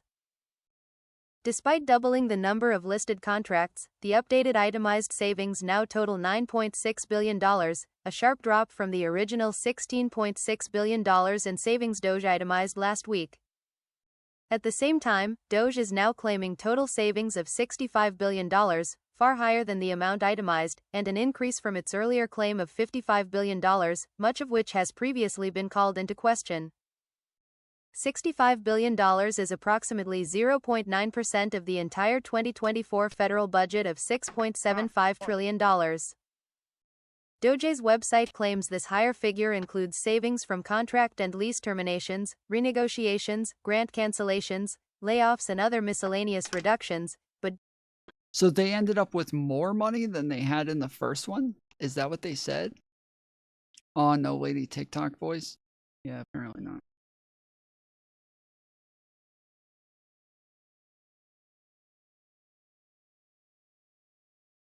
So 0.9% of the entire 2024 federal budget. So, okay, no, so it's much smaller.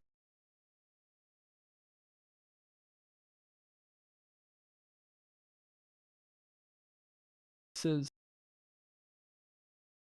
Fuck, I needed to go backwards because I missed part of it. Despite doubling the number of listed contracts, the updated itemized savings now total $9.6 billion, a sharp drop from the original $16.6 billion in savings Doge itemized last week. Okay, they're saying a far drop. Oh, it's 9.6. Okay, that's what it is. 9.6 billion. Down from 16.6. Bro, I'm not even looking at the screen and I killed 2 people. Shit. Okay. So 7 billion disappeared. Well, again, that was kind of the point, is that they were like way overdoing it. But I think that like, so we've heard Doge complain about not Doge, Elon and like MAGA complain all the time about the fact that there are companies that, or sorry, news agencies that are claiming that they'll make a claim and then later they have to retract the statement or, you know, make an addendum or fix it or whatever. But that never gets nearly as much attention as the original claim. And so they kind of end up just getting away with the original claim because nobody knows that they actually changed it. And so everybody still runs around saying the original thing. So I would assume they're using that strategy is they knew that they were fucking up, which is why they never admitted that they were fucking up. In the end, they just said, oh, well, mistakes will be made. And that's it. Like, they didn't actually say, oh, yeah, no, we were wrong on that. We're going to fix that immediately, blah, blah, blah. They were just like, yeah, mistakes will be made. We'll admit it and fix it right away. We're all about transparency. And then they just didn't say anything about it. So now this is them, as the article, the title says, quietly updating the website. So they didn't make an announcement. There's no post on Twitter, hey everybody, we lowered everything by almost half. Like, nope, didn't say anything, just kind of put it up. The original thing, you know, Musk was tweeting it out 10 times a day. We saved the country $2 billion. You're welcome.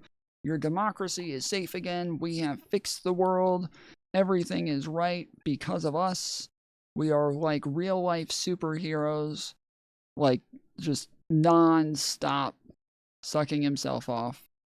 And now that we get the updated numbers, they not doing it again.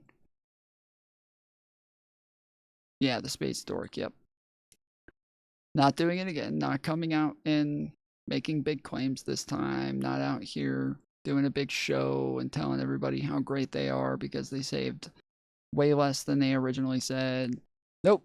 And the fact that, I like the fact that they added that in, because that's something that I've said a billion times, is that, like, dude, even if they actually get, like, all the fucking savings that they're claiming, it's not even gonna be like 1% of the fucking shit that we're generally spending. And yeah, they said it's 0.9% of the entire 2024 budget. So more if they followed the money like they were following the science. Shut up, bro. Despite doubling the number of listed contracts, the updated itemized savings now total $9.6 billion, a sharp drop from the original $16.6 billion in savings Doge itemized last week.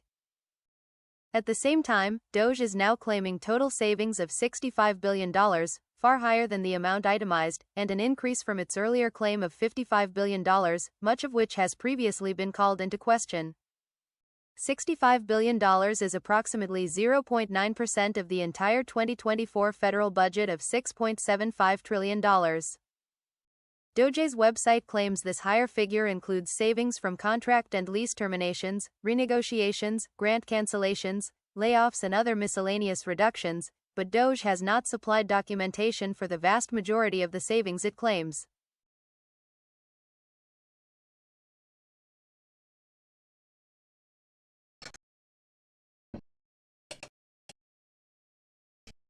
I don't know why it stopped.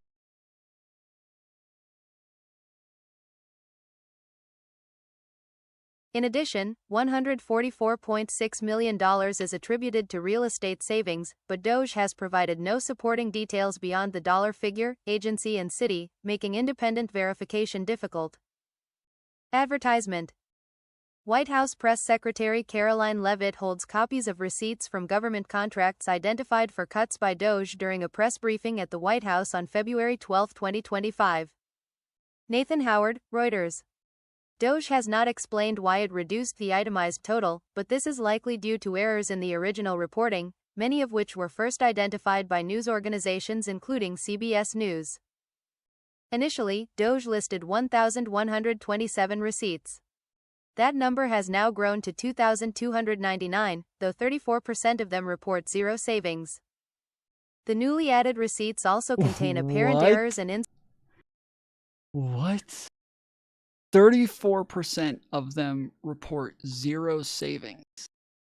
So what is this, dude? So they're just putting up a bunch of contracts on there and just adding them just 'cause? Or are these, maybe those are a lot of the contracts that like had possible extensions, and so they're saying, well, yeah, technically, like, we didn't get any savings off these, but we did cancel the contracts.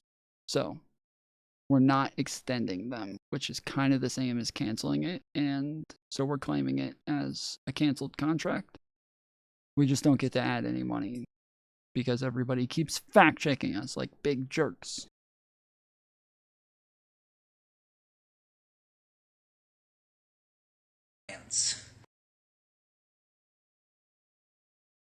The newly added receipts also contain apparent errors and instances of double, triple, and even quadruple counting. Many of the contracts included in the wall of receipts were unlikely to reach the amount of savings that Doge is claiming.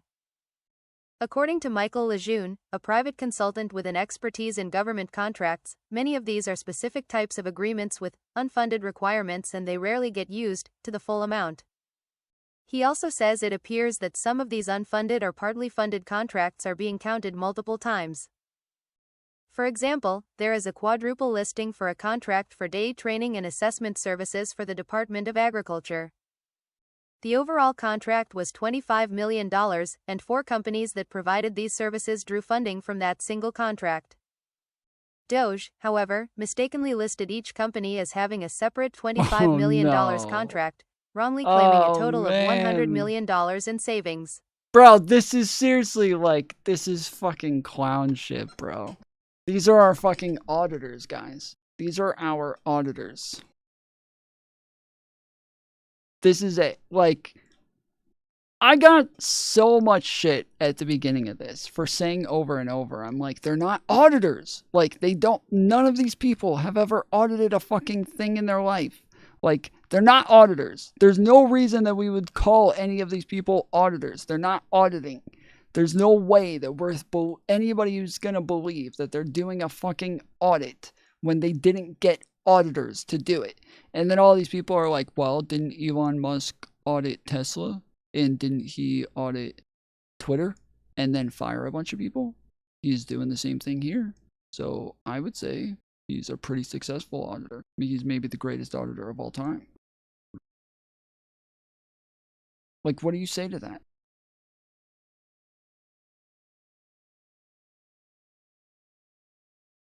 But now, there's absolutely no way that you can look at this and look at these fucking retarded mistakes and be like, oh yeah, they're auditors.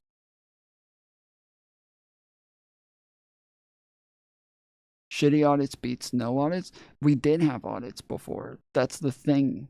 I don't know. How do you guys still not know this? How is the fucking echo chambers on the other side are just too strong, bro. We can't break in. There have been audits. There's been tons of audits. We've always had audits. We've always had all of these audits. The audits that are checking on government contracts, checking the spending, checking on where the money's going, checking on there's all sorts of audits for employees and whether or not they're fitting their work requirements, all of these things. Everything that Doge claims to do, we have always had those things within our government. Well, I mean, I say always, probably since I think the Clinton administration, I think, is when most of this stuff was implemented, some of it under Obama.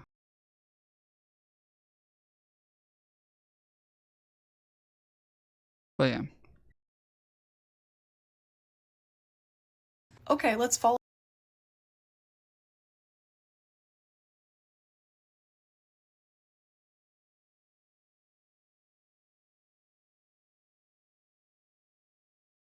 Doge, however, mistakenly listed each company as having a separate $25 million contract, wrongly claiming a total of $100 million in savings.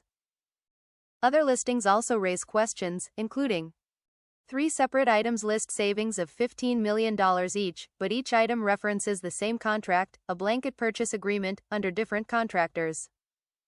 A blanket purchase agreement is a standard government agreement that is often used for simple repetitive purchases. In this case, the Environmental Protection Agency contract was for human resources consulting services.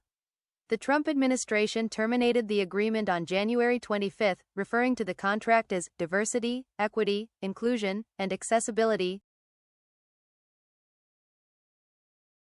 It keeps doing this where it stops. I remember this is the reason that I stopped using it. It's because it always just stops reading out of nowhere. And I have to go back and click on it again each time. But when I'm in the middle of a fucking killer score,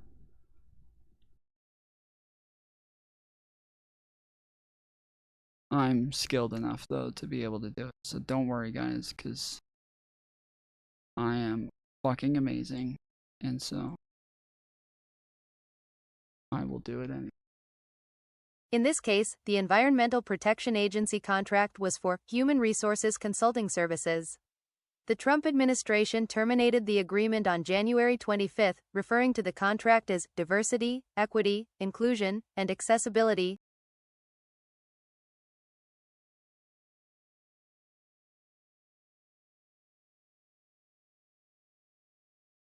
In this case, the Environmental Protection Agency contract was for Human Resources Consulting Services. Why are you doing this? The Trump administration terminated the agreement on January 25, referring to the contract as diversity, equity, inclusion, and accessibility. This is every time. This is why, yeah, I remember now. This is why I stopped using this fucking app.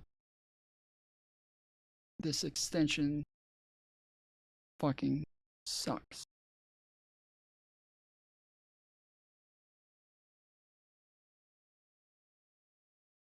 Okay. I think I have to skip to the next page. Okay. Two line items list $9,999,999 in savings for a Consumer Finance Protection Bureau contract cancellation, although both of those are for the same contract. In its first receipt release, Doge listed another contract 3 times, claiming total savings of $1.965 billion. In reality, government records indicate that only $400 million had been spent over 4 years across 44 subcontracts, with minimal remaining expenditures expected. The latest Doge update now lists one of these contracts as saving 35 cents, another at 0 savings, and a third at $18,171,886. What the hell, bro? An earlier posting incorrectly claimed $8 billion in savings from a canceled contract, due to an apparent typo in the original document. The actual contract was worth $8 million. The contracting company, D&G Solutions, confirmed to CBS News that this was an accounting error and that $3.8 million had already been spent. Despite this, Doge continues to list $8 million in savings for the contract's cancellation, when the actual figure is $4.2 million. Doge has also taken credit on X for the sale of— Wait, did they say that they didn't fix that part? They're still claiming the same amount?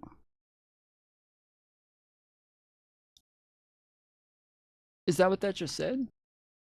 The contracting company, D&G Solutions, confirmed to CBS News that this was an accounting error and that $3.8 million had already been spent.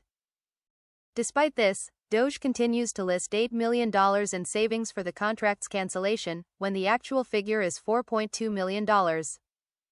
Doge has also taken credit on X for the sale of a building in Washington, D.C., claiming it as savings. However, CBS News found that the building was actually auctioned off during the Biden administration for approximately $4 million. The largest single new receipt was $1.9 billion for IT work for the IRS, but it's not clear if the cancellation was for the entire project or for a portion of the larger contract. CBS News has reached out to the contractor for more details and didn't immediately hear back. There were at least 5 other awardees eligible for this 7-year blanket purchase agreement. In late 2020, the Brookings Institution published a study that noted that in the government workforce, contractors outnumbered federal staff. That year, there were about 2.2 federal workers for every 5 contractors. The study also notes that President Trump added about 2 million.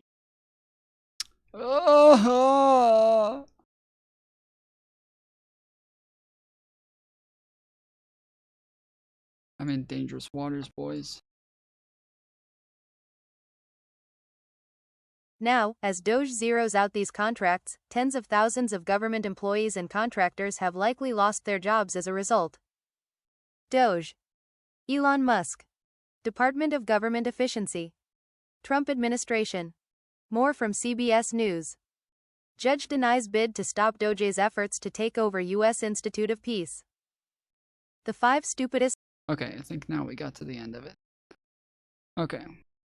Since I'm in the middle of a game where I am working it out pretty well right now, this is a pretty good spot to be in. I've wrapped around this whole thing. We will just do this. How do I get rid of this thing?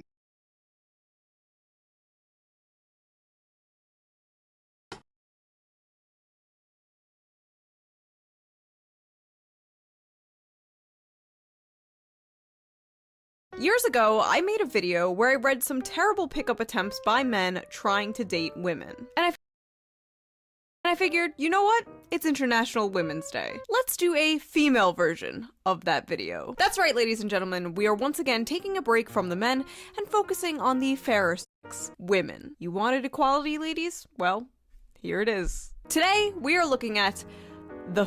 Yeah, this is not gonna help the allegations. She is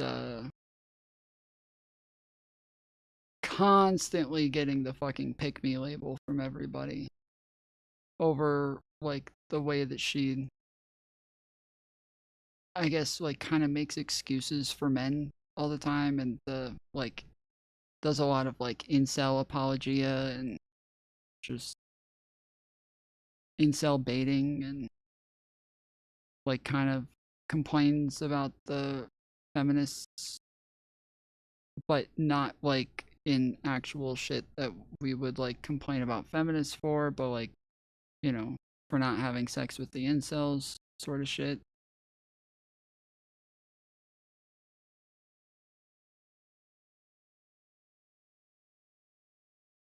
So yeah, this is she's not beating the allegations, dude.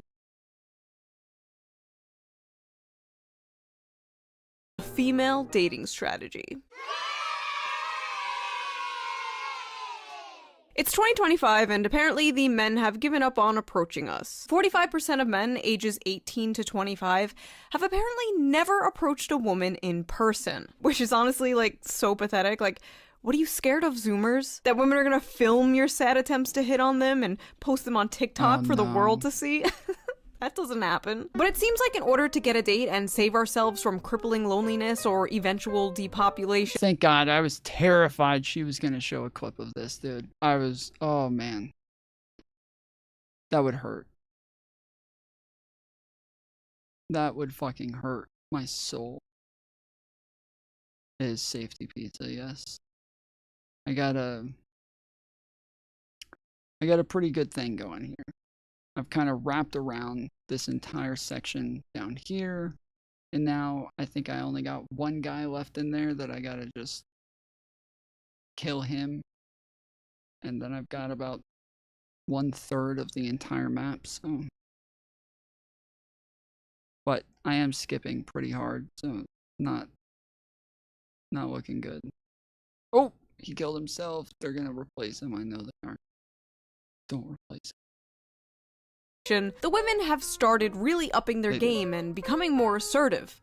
Too assertive. Many people say that all a woman has to do to get a date is just stand there. Doesn't matter how fat, ugly, socially awkward you are, just stand there. Just stand there and a man will come to you. While men have to put in more effort. They have to be handsome, tall, rich, well-groomed.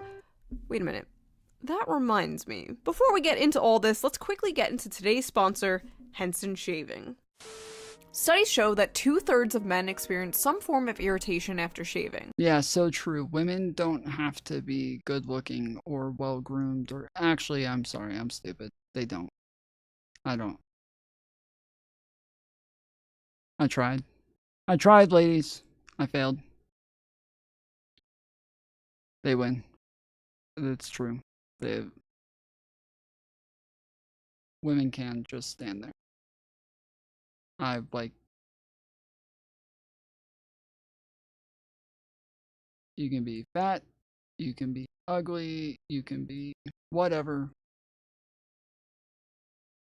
There's some horny dude out there who wants that exact.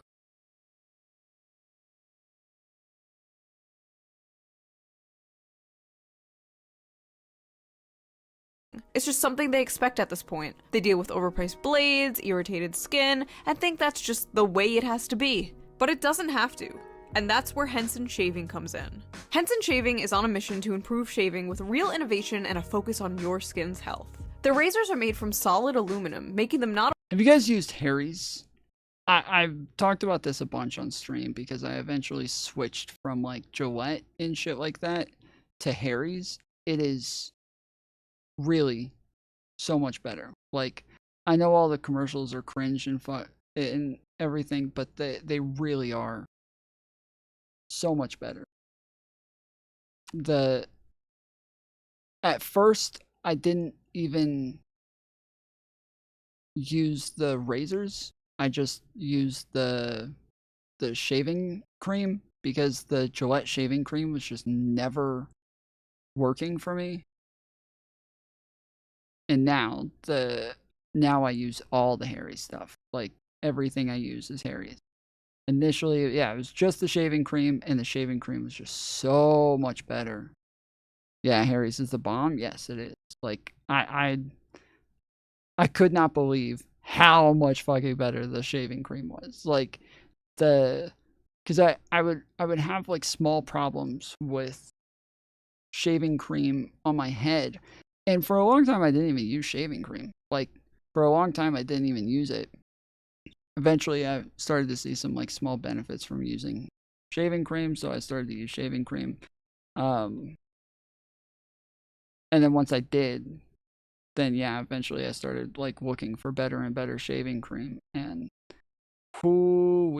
the benefits from, yeah, getting off that Gillette shit and switching to Harry's was so good. My brother had like a lifetime supply of this crap. Harry's Finger Bottom is quite the name. Is that the full name of the company? Finger Bottom?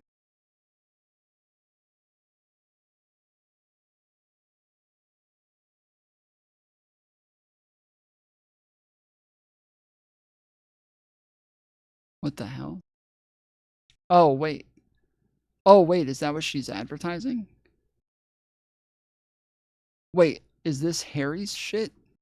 not only durable, but also environmentally friendly. There's no plastic involved, even in the packaging, and their blades are fully recyclable. That's not Harry's. What really sets Henson apart is their engineering, with their Henson AL-13 safety razor being manufactured in an aerospace machine shop that built parts for the International Space Station. This precision allows— Sorry, she was just talking about, like, razors and shit, and so I was just talking about razors, because I have to shave my head pretty often. And so, yeah, I've gotten into becoming somewhat of a connoisseur of razors and shaving cream. Yeah, the Harry shit is just so much better than everything else. But yeah, my brother had like a lifetime supply of a ton of Harry stuff, so over time I just started using it more and more, and then eventually I started going and re-upping on it myself, because it is so good.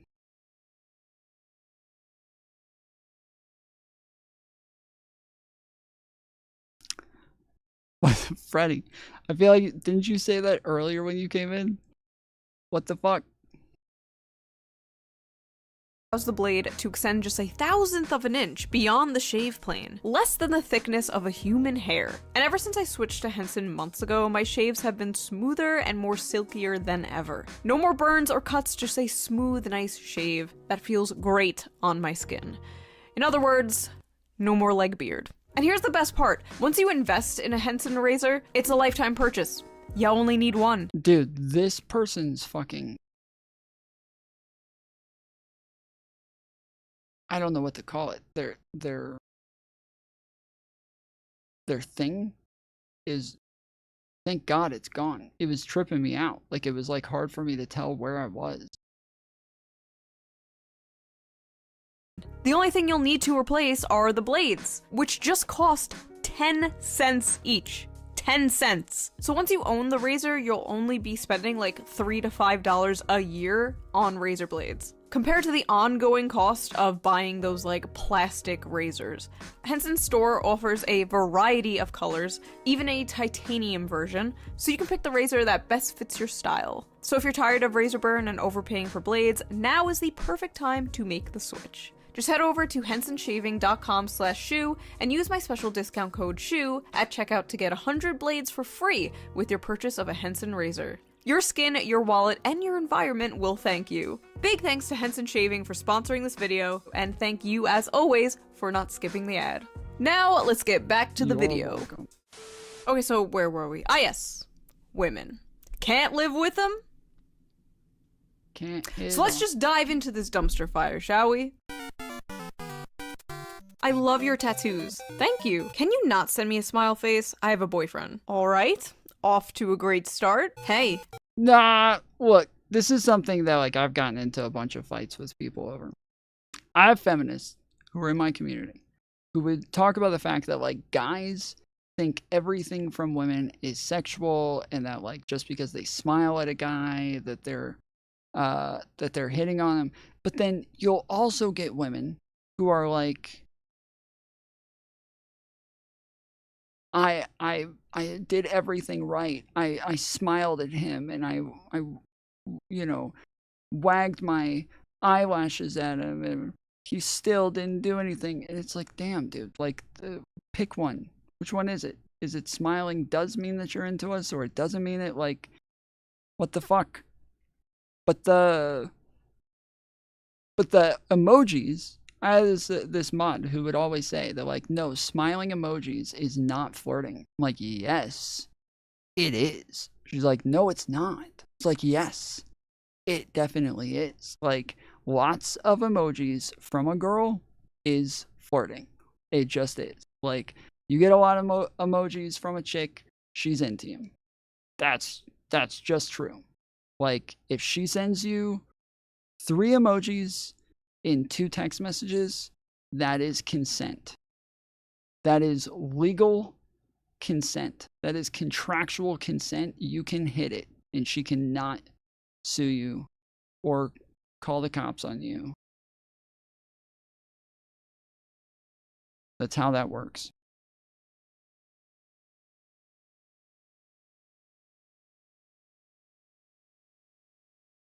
But yeah, the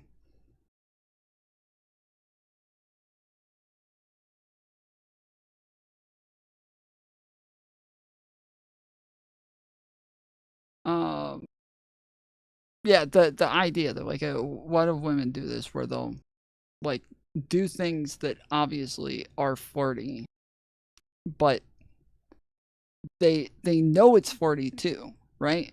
They just know it's flirty in certain situations, and then in other situations they're kind of oblivious that they're being flirty.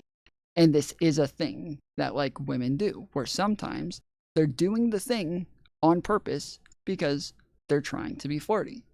Other times they're doing the thing not even realizing that they're doing the thing that they do when they're trying to be flirty. And so it's just, yeah, it's, how many tomes did you studied for this knowledge?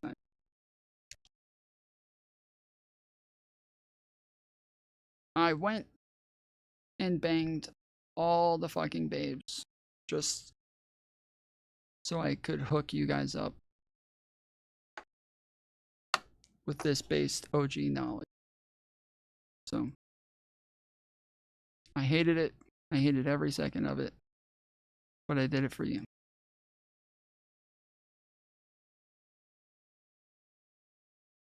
Hi, thanks for liking my pic. You're fit, by the way. Welcome, and thanks. I have a boyfriend, sorry. You're hot, thanks. I have a boyfriend. Okay, Schizo, just wanted to let you know that our date was the worst date I've ever been on ever, and I hope you die in a tragic car fire. Wait, did he actually say you're hot? I have a boyfriend, sorry. Hi, thanks for liking my pic. You're fit, by the way. Welcome, and thanks. I have a boyfriend, sorry. You're hot, thanks. I have a boyfriend. Okay, Okay, hold on. No, that is a normal time to say I have a boyfriend. That is totally a normal time to say I have a boyfriend. Like, yes, if you say you're hot, by the way, or which is pretty much what he was saying, that is totally a fucking normal time for her to say she has a boyfriend. What the fuck? Why is that? Like, if that's the fucking quality of examples we're getting here, then this is gonna be rough. Because she said you are hot. I know she's saying that's what he is saying. She's saying, like, he's saying you're hot, and now this person's like, oh wow, oh, I have a boyfriend. Like, that's necessary. She's trying to act like he's saying you're hot. She's saying, I read him as saying you're hot. And then the girl is just all of a sudden saying that she has a boyfriend. This is, yeah. This is normal. So, just wanted to let you know that our date was the worst date I've ever been on ever, and I hope you die in a tragic car fire, loser. I'm really glad I dodged a bullet here. Best wishes. So you're not even gonna try to apologize for the bad date or try to make things work? You're just an ugly shit person. Glad I won't have to deal with you again. Good luck being alone forever. You just told him you hope he dies in a tragic car fire. Why the f would he apologize? Okay. We're back, okay? We're good. This is, yeah, that's fucking... I hope you die. And oh, you're not even gonna try to make things work? I have trouble believing that one's even real, dude. That's shit. I just lost half of my fucking thing fucking around with that red guy. Shit. Apologize, or better yet, try and make things work. Next. They can't all be this crazy, right?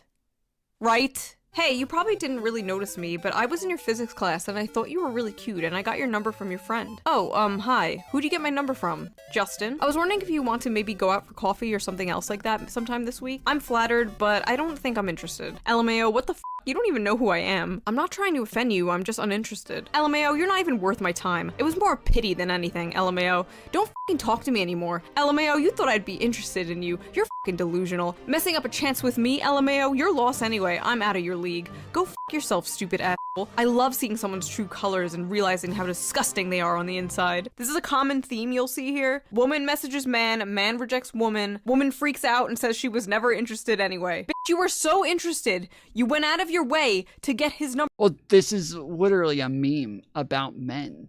This is literally like a meme that like men always do this, supposedly, is that like men are always saying like, you know, hey, you're hot, and they're like, not interested, and then the guy's like, you're a fat bitch anyways. Huh, I wouldn't hit that if I was paid $1 million.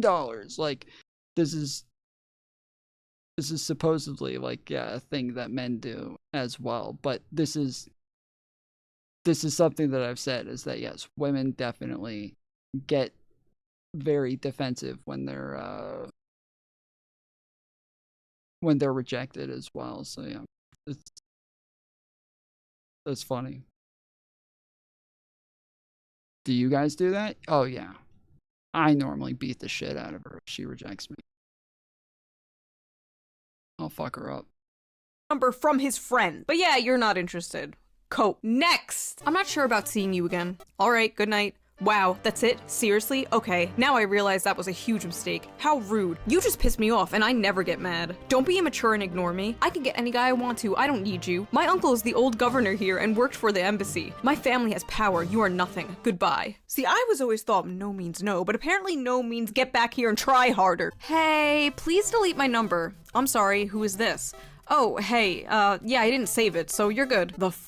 Why? What is the matter with you? We had 2 really nice dates and you don't want to see me now? You're probably a sucker anyways. Don't know how to handle a real woman. No wonder your wife left you. Delete my number. They really want these men to be like, oh please, no, please, please, give me another chance, please, please, queen, just a crumb, please, please, just a sniff, queen, please. And then when they don't do that, when the men are just like, okay, bye, they're like, how dare you reject me, queen of the universe, you What are your thoughts about being with someone who is cute in a broken kind of way? I'm not really sure I understand what you're talking about, but if you're talking about yourself, I hardly even know you. It's just that I'm Tom, in many cases, men can't handle rejection, but in almost all cases, women can't handle rejection. Yeah, I mean, this is like a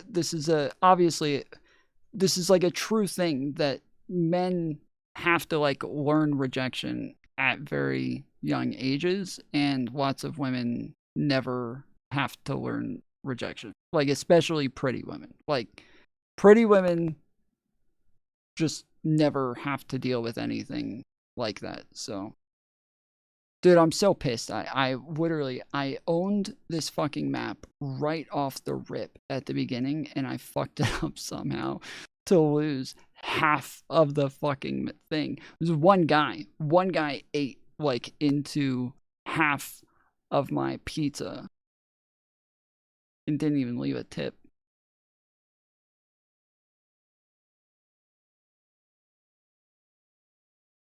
But yeah, this is definitely a thing for women. Like, obviously, it's gonna be like different to an extent for women because like men are just bigger. Like they, women get scared when guys get mad and shit. Like there's differences there, but by far the majority of the time, guys aren't going to like get fucking physical with you. I'm the only one who beats the shit out of women when they reject me, so I will own that I'm a little bit different there, but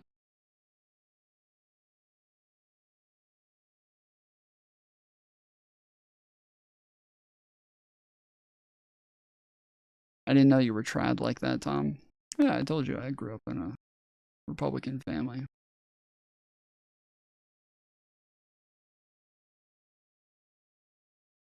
Suck it. I'm cute, but broken. Bro. Run. Hello? Talk to me? To think I was going to sleep with you, but you up and ghosted me. Piece of crap. No woman will ever love you like I would have. I'm going to have to ask you not to message me anymore, thanks. Fuck you. You're worthless. Nobody will like you. You should hang yourself. What's crazy is, I know this is like some of you people's dream girl right here. You all want the yandere anime girlfriend until you actually have one in real life, trust me. Hey, hi, hey. What's up? I don't think I've ever had anything else, so it's all good. Send me a sick pic on SC. We are having a Riz off and I want to win. What? P.S. babe. I want to put each of your balls in my nostrils and inhale until they're behind my head and I'm high on your stank. Oh! Oh, wow! Is this the female version of, like, I would drag my balls across 1,000 miles of broken glass to hear you fart through a walkie-talkie? Is that what I'm looking at right now? Beautiful. 10-10, no notes. Don't expect to hear from me again.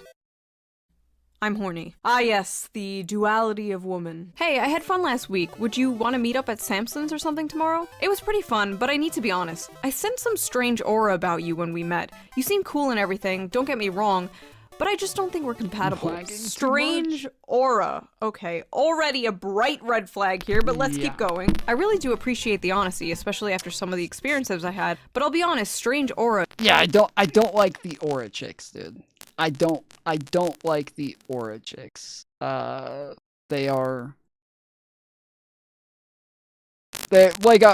like cool as, friends, obviously, I've had a number of friends just in the streaming world that were women that were the aura chicks, the like Brittany Simon or Sass or just, yeah, like all of them pretty much. Like, they're all the fucking aura chicks on the internet, but yeah,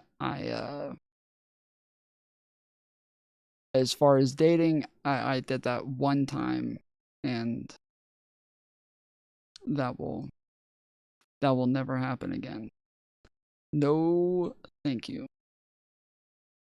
is pretty vague. Could you elaborate a bit, just so I can know what to work on? I just don't think we're compatible is all, especially with our morals. I'm an extreme advocate for freedom and rights for everyone, but I just don't get that vibe from you, and I want to avoid another potentially toxic, controlling relationship. Like, I love that you showed me your guitar and played a few songs and showed me your playlist, but the things I noticed is the lack of diversity in it. It was all white men, which you may not think is bad, but speaks volumes to me about you as a person. Ew, waking up the Shoe0nHead review? Well, go back to fucking sleep. Damn. What is your problem, woman? We all know you don't like orange, you cuck. What the fuck? What does that even mean?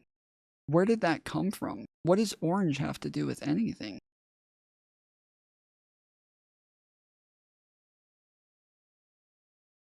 Where the hell did that come from?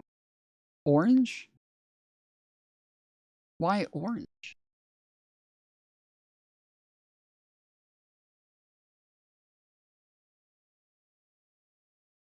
Suck it, bitch.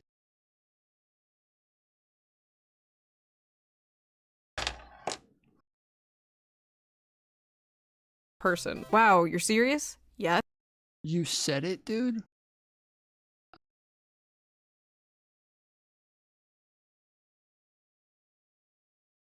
I'm never, like, I can't tell if these people are, like, delusional or if they actually think I'm saying these things. It's every day. Every day there's somebody like, you're an idiot. I'm like, what am I wrong about? And it's immediately something I never said. Every fucking time, dude.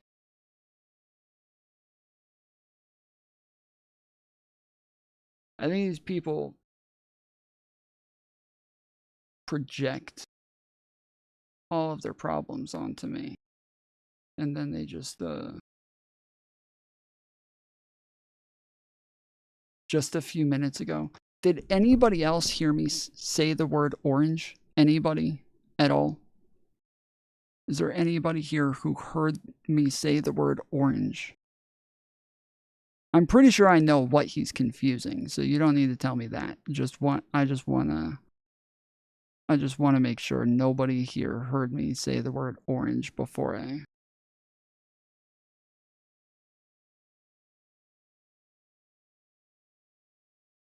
I heard you say it in my mind.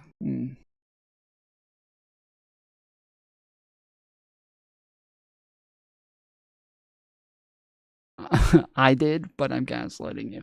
Thank you. I said aura. Aura. I didn't say orange. I said aura chicks. I've dated a few aura chicks. Not orange is. I didn't date any oranges.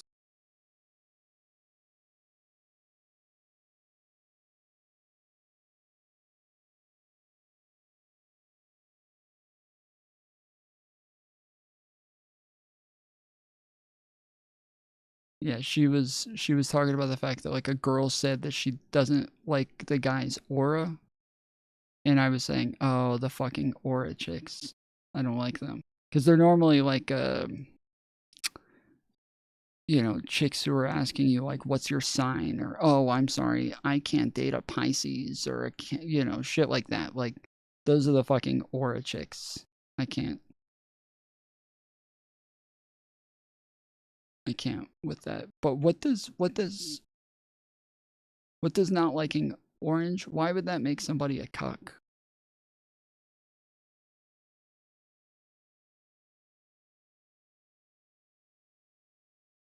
I'm so lost. I'm trying to learn. I need to understand. Alright, good luck finding someone with a mindset like that. Alright, you don't have to be an asshole about it. I was being nice and passive as possible explaining that to you. Point proven too, you and every other guy can't take simple constructive criticism because it hurts your immature little egos. I know it's no big deal to you, but outside of your little cocoon, people struggle every day and you clearly could care less. I wonder what the guy who schedules your gigs would say if he knew he pays a racist asshole to play at his venue. Oh my god. There is so much to unpack here. Let's just Let's just dump the whole suitcase out. First of all, I never get tired of how equality to these people is just like literally when things are 50-50. Like your Spotify playlist has to literally be 50% men and 50% women, or else you're a toxic partner. Like, I'm sorry, but if a man was specifically forcing himself to listen to female artists that he didn't even like out of some like political move, that is a red flag. That is some performative lib shit. That is the type of man you have to avoid. Also, I love that little thread at the end, like trying to get him fired from his gigs. 10-10, pure cinema. Lol, I don't know. I get weird when I'm in a good mood. Like, I'll accidentally rip a guy. Yeah, one of the pineapple. Yeah, we know you don't like pineapple. Fucking cuck. Yeah, you're one of those fucking apple guys, aren't you? Just regular apple with no pine at all.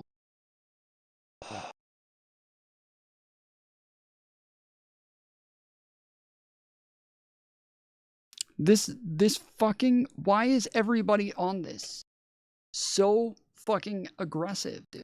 They're all just like eating straight into my shit. Like, normally people are kind of like scared to go that hard into somebody else's stuff. Like, they're afraid that they're gonna get killed. But I can't get up above 30 because every single time I get anywhere close to it, I got somebody who just went and took like 10% of my shit in one swoop. It's crazy. What the f***? Okay. Could you imagine a man, like, when I'm in a good mood, I'll just rip a woman. I'll just start ripping. Literally a video of anal sex. Hi. What the actual? What? The video? The one you sent starting this whole conversation? What? Why? Did you seriously send me a vid of you having sex? Yeah. What the f***?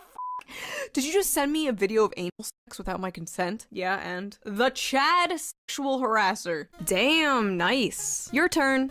I'm good. Wow, I send you a pic and you can't even send any pics? You took advantage of me. You send the pics on your own. I ain't asked for them. Get the f*** out. If a girl sends you pics, it's kind of expected to return back. No ma'am.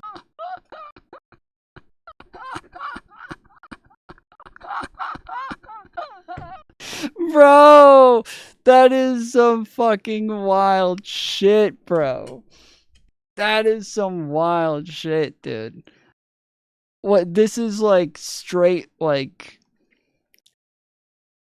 female sex pesting, dude. This is funny, dude. Like, I've had chicks like send me shit just like without asking, without like, just wasn't asking, wasn't interested, but they didn't turn around and like act like I was obligated to send them something. Now they didn't turn around and were like, well, sorry, we've already started the process. The contract is already,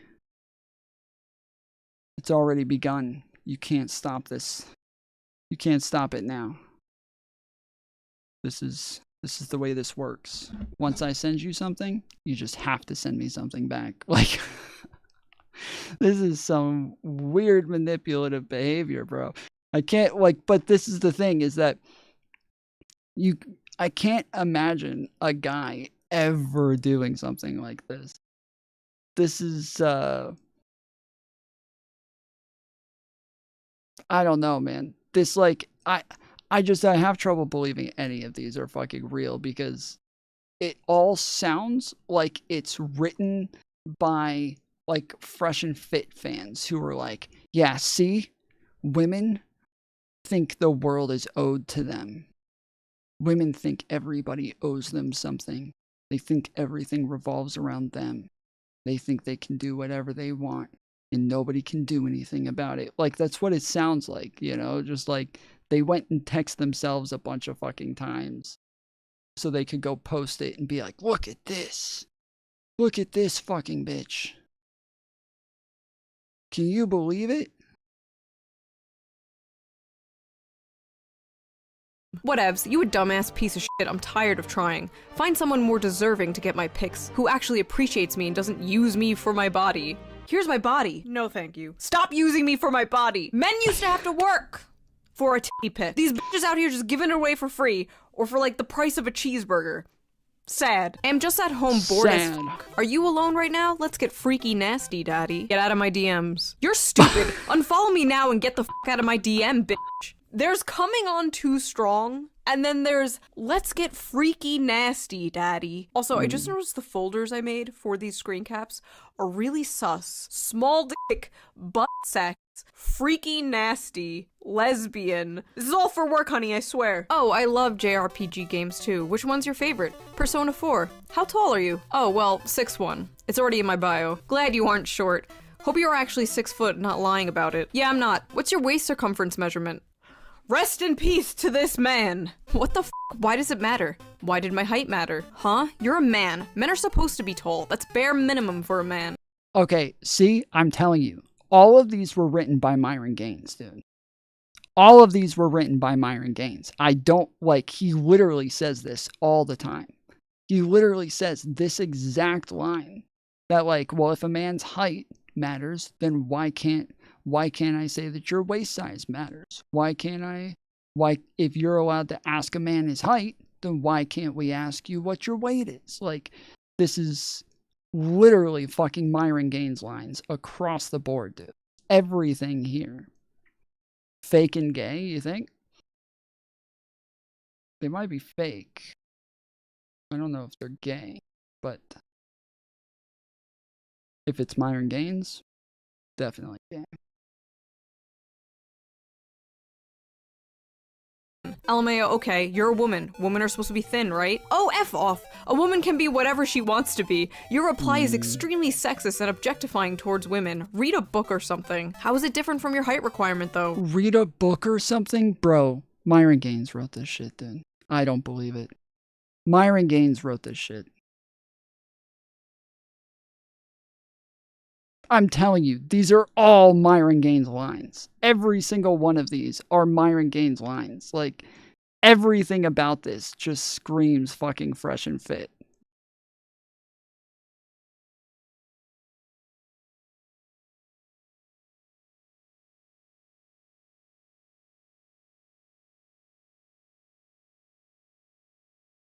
Are you not objectifying men as well? No, it is an objectification. Women are systematically and historically oppressed, and we don't have the structural power to objectify men. Men's preferences are oppressive and damaging towards women. You give me off such small— Were you guys here yesterday? I think somebody said this to me Somebody said this to me on a TikTok panel yesterday, didn't they? They said something about, like, oh, that's right, we were talking about fucking discrimination, and they were like, it can't be discrimination unless there's power, actually. There's no way to discriminate without the power structure involved. You have to have power. It's in the definition. Like, can you tell me where in the definition it's in there? Well, when it says that you have the ability to take something away from them based on this, like, or it wasn't even that. It was like that you have the ability to treat them differently and it affects you. Obviously, if it affects you in a negative way, then they have power over you. There's no way that you can affect somebody in a negative way without having power over them. So if I just, like, say mean things to somebody and I hurt their feelings, do I have power over them? Or so I'm sure if I asked that, they would have been like, that's not discrimination because they don't have power over them. It's like,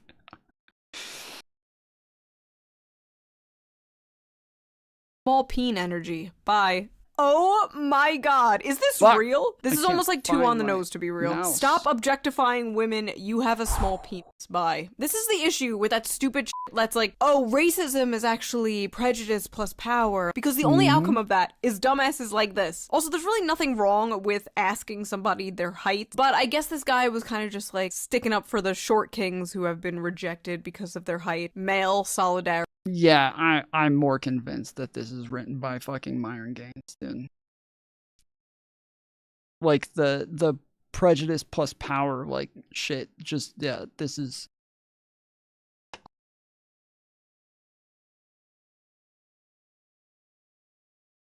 This is like too big of a coincidence that every single fucking line is written by is some argument that he's made.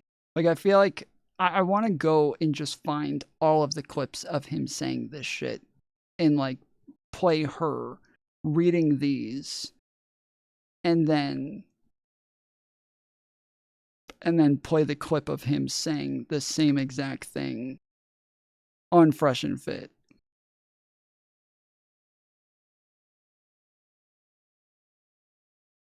Bros before hoes, I suppose. Why are you as a man saying you are tired? Men used to die in a war and now they are tired. Why are you as a woman questioning me? Women used to get slapped for talking too much. What?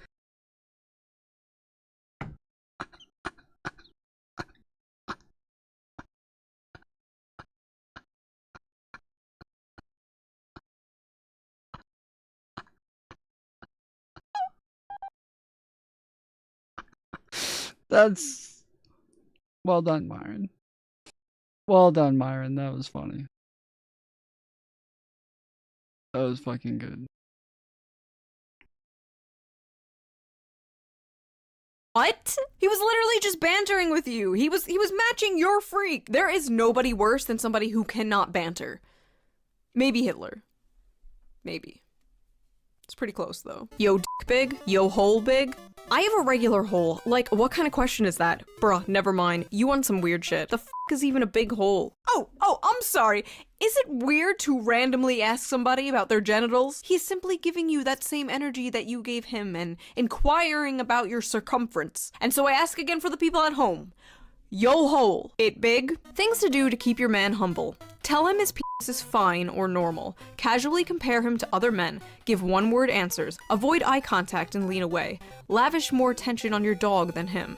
Tell him that you need a break from texting. Gonna do all these things on my girlfriend. Thanks for the manipulation advice. You are hateful. Oh my god, these women, they can dish it, but they absolutely cannot take it. As soon as you flip the script on them, they just like malfunction. Okay, this one is apparently from a lesbian to another girl. Would it offend you if I asked you to send me a pic of your breasts, but with the top on? I'm not offended, but I won't do it. I have a boyfriend, actually. Oh, please, but I'm so lonely. I haven't seen a girl in 2 months. Never mind, there's a bridge outside. I think I might jump. You know, my father's already dead and I'm not even lying. My mom doesn't need any more deaths. So bye. I bet you're glad that people like you kill lesbians like me every day. Show me your tits or I'll kill myself.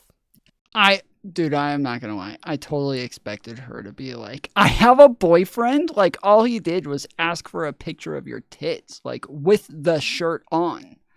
Come on.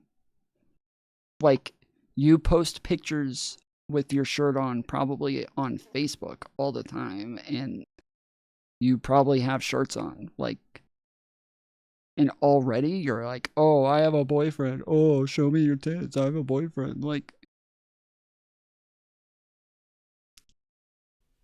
amazing. It appears even the women are not safe from femcel rage. When women and men are rejected, there's a few paths they go down. There's the I didn't like you anyway cope, the I hope you die, and my all-time favorite, I'm going to kill myself. Dear my dead name LOL, I am very much love you and miss you. Every day is a struggle without you. No, I do not have attachment issues, but you are my favorite part of my life and you are wonderful. I'm sweet.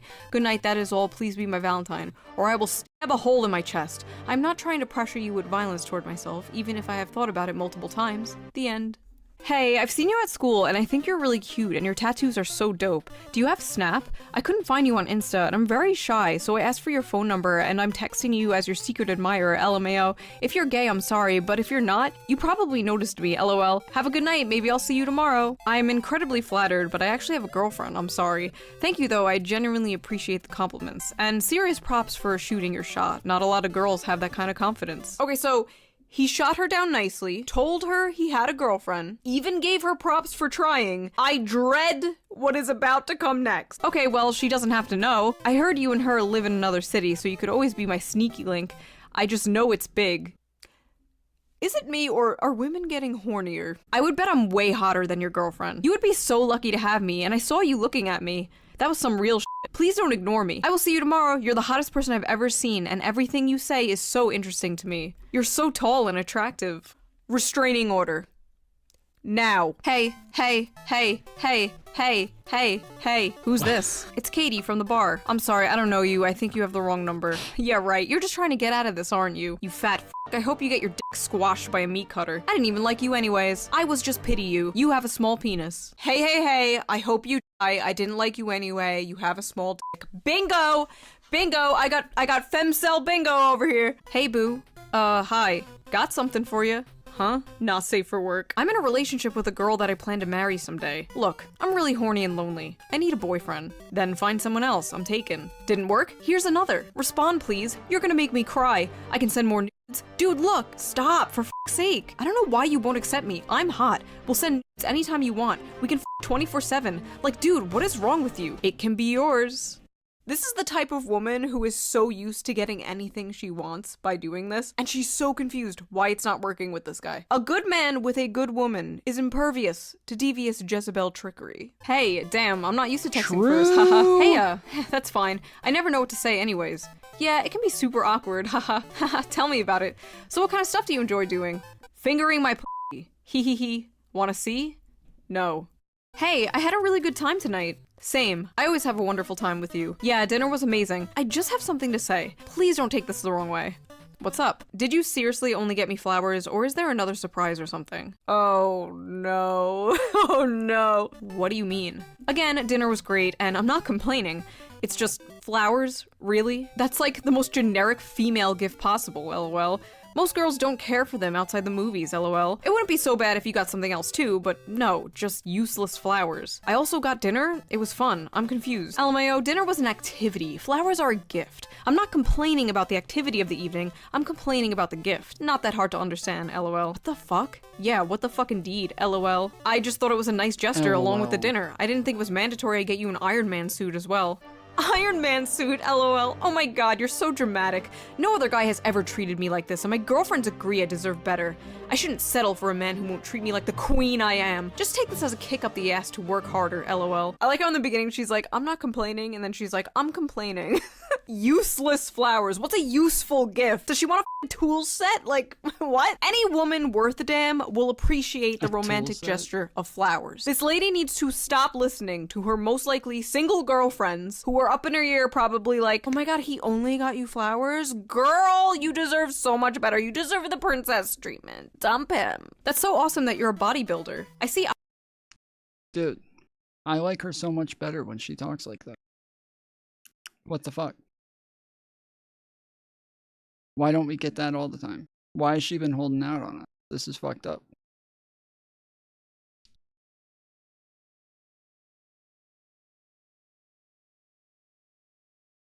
IFBB is a sponsor at the show in your profile. Do you have your IFBB card? Tell me you know nothing about the sport without telling me. He's trying to have a conversation with you about your interests. What the f? Tell me you know nothing about— Yeah!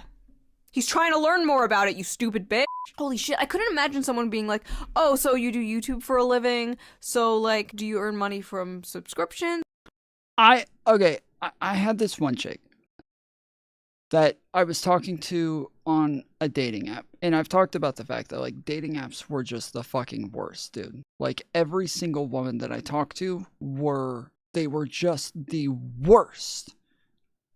They were always the fucking worst. Like, it was obnoxious. But there was one chick where this is literally what I was doing. So just go through her fucking profile, find some things that, like, says she's interested in, ask her about that shit. Like, I think she matched with me first and then messaged me first.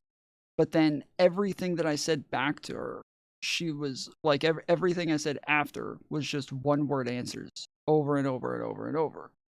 And so, yeah, I'm like asking her questions. She doesn't ask questions back. She doesn't give like responses that actually like say anything. And then after a while, I eventually just stopped.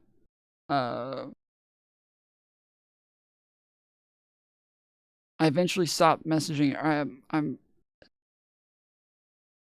trying to remember everything that happened, but All I remember is that I think there was a specific point I was trying to make initially that I forgot about. But yeah, all I remember is that eventually I stopped. I said something to her because she wouldn't ever say anything, and so I eventually just said like,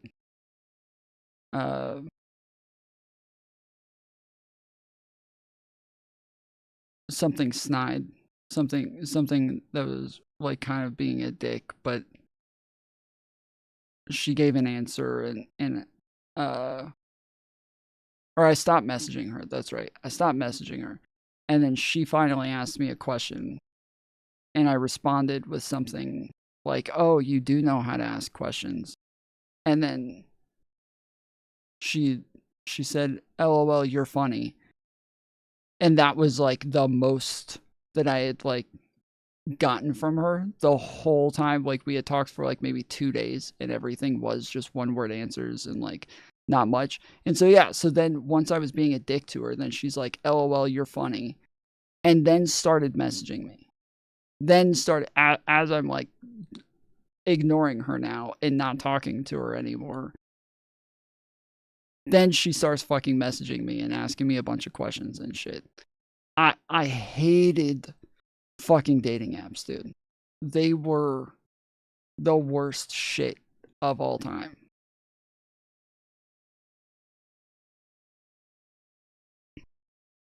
Damn, dude, you just killed the energy of this video. You're super boring. Damn, dude.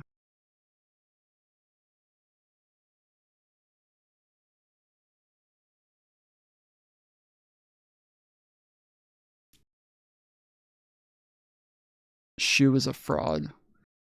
She has no core. What? Do you really not like Shoe?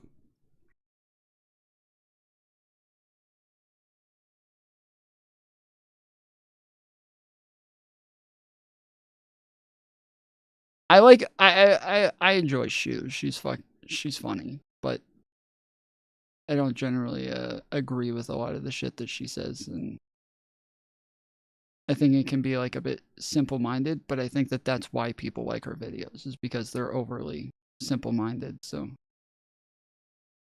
I think that's what most people are looking for.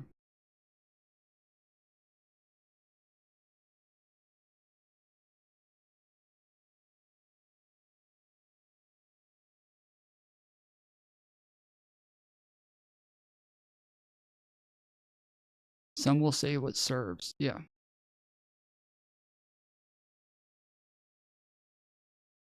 Yeah.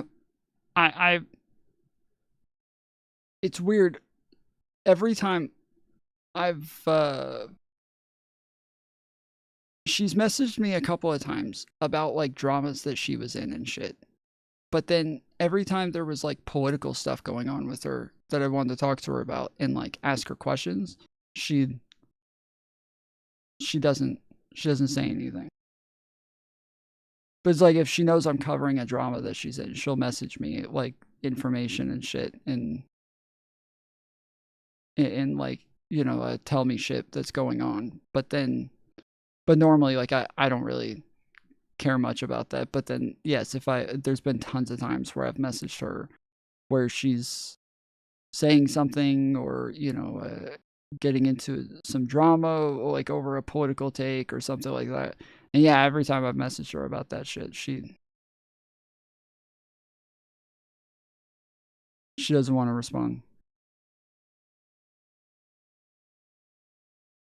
Fair to say, top of her game. I mean, dude, Shoe's got over 2 million subscribers. Like, she is on top. That's cap. You can go to my Twitter. You can see that she follows me. But yeah, the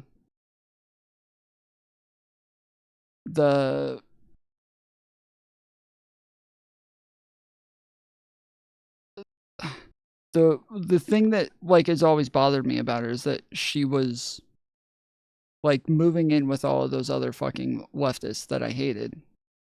And like Xander Hall and Demon Mama and all of them. But then when they all attacked her and went after her and everything, I don't know if she was already like moving in that direction and like doing the like I'm not one of the good ones sort of thing. Short stack. What the fuck?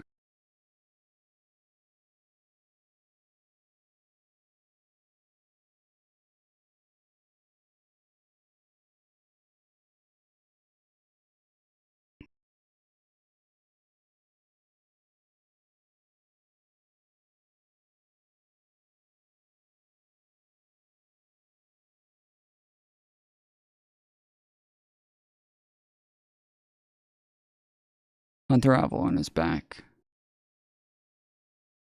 He's on the Occupy Democrats channel. I've never heard of Occupy Democrats, but I can't stand Hunter, dude.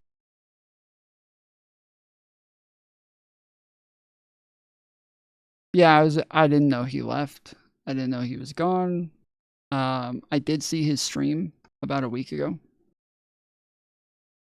I saw that he was up, but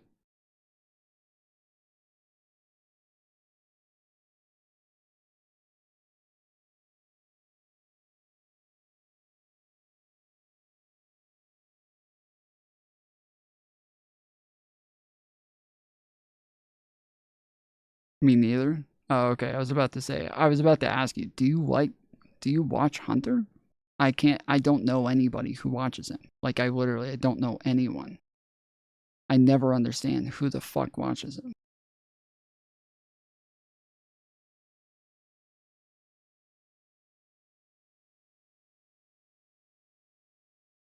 Are you a right-wing commentator? No.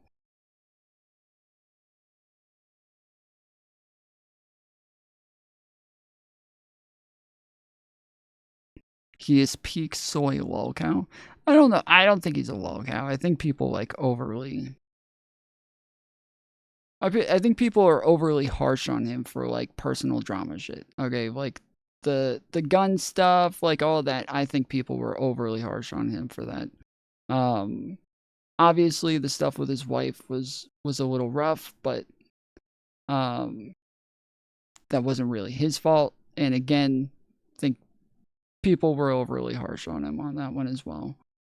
And well,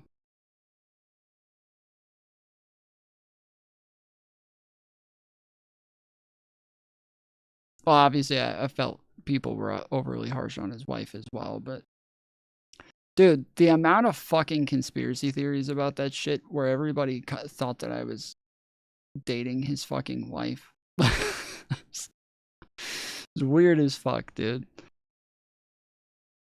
Why the fuck is this stream being shown to me?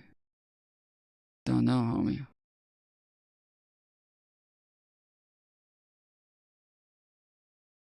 Good luck.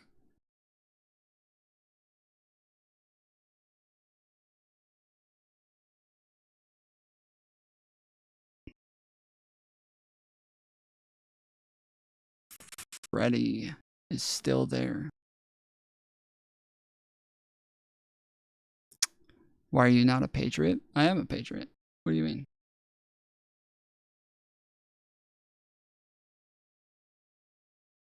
When you say a patriot, do you mean like somebody who believes in the Constitution, who cares about the rule of law, somebody who would like never stand for an insurrection against his own government, or somebody who just sucks the dick of an orange man? Which one of those?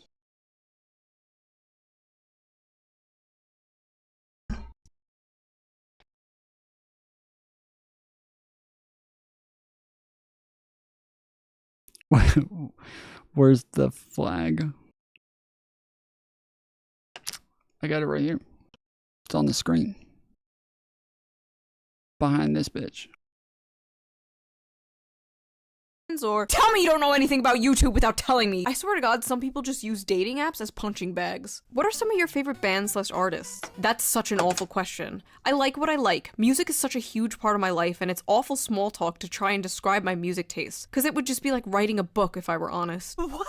He's literally just trying to get to know you. If music is a huge part of your life, why don't you want to talk about it? What the fuck is going on? What is wrong with people? I feel so bad for people dating today, dude. I feel like I got on the last chopper out of Vietnam. Hi, I hope your week is off to a good start. Actually, She said a minute ago, are women getting hornier? I've wondered the same thing, because we do hear all the time that, like, back in the day, women never hit on men, and that I like grew up with older men around me telling me that, like, oh, women don't like sex, women aren't into that, like, women don't that's men like sex, men are fucking dogs, men are all about sex, but women no. That's fucking bullshit, bro. There's but it is like, yeah, it's obviously it's way more acceptable for women to hit on men today. So obviously that's going to be part of it, like social elements changing. But the fact that women aren't just like willing to hit on men, but they're also, they can be fairly aggressive and overly, like, you would think that, like, even back in the day, once you got married to a woman, then it would be obvious of, like, how she would act and what she wanted and what she liked and all that crap. But it doesn't even seem like lots of guys, older guys, are even having that experience. So it's, yeah, it seems off.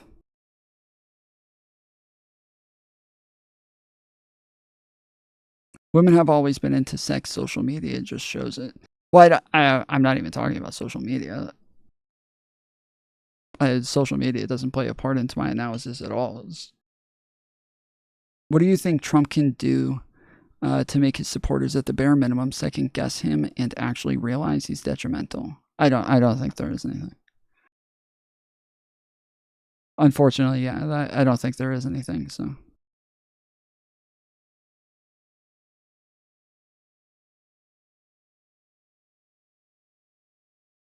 I said TF.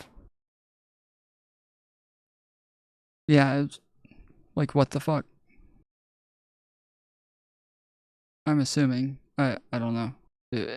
Unless that's something else. I think women are becoming more masculine in their behavior. Oh, for sure.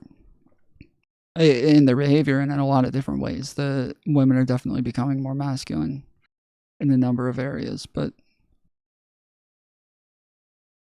social media can sever connection. Yeah, of course. Social media is one of the biggest problems that we have with people gaining any sort of community. Is like before, especially when people went to church, because even today Christians don't go to church at high rates.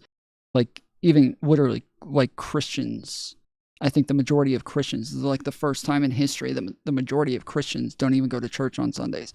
So, because even back in the day, even people who weren't Christians went to church on Sundays. It's just where you went. That's like, it was a great way to gain community and meet people and know everybody who lives around you. I always give the example of when I was younger and my family would move into a house, there would always be neighbors coming over with pies, and they would give us, some sort of cobbler or some shit. But today, nope. No, I don't know anybody that lives around me. And most of the people that I know don't know any of their neighbors. So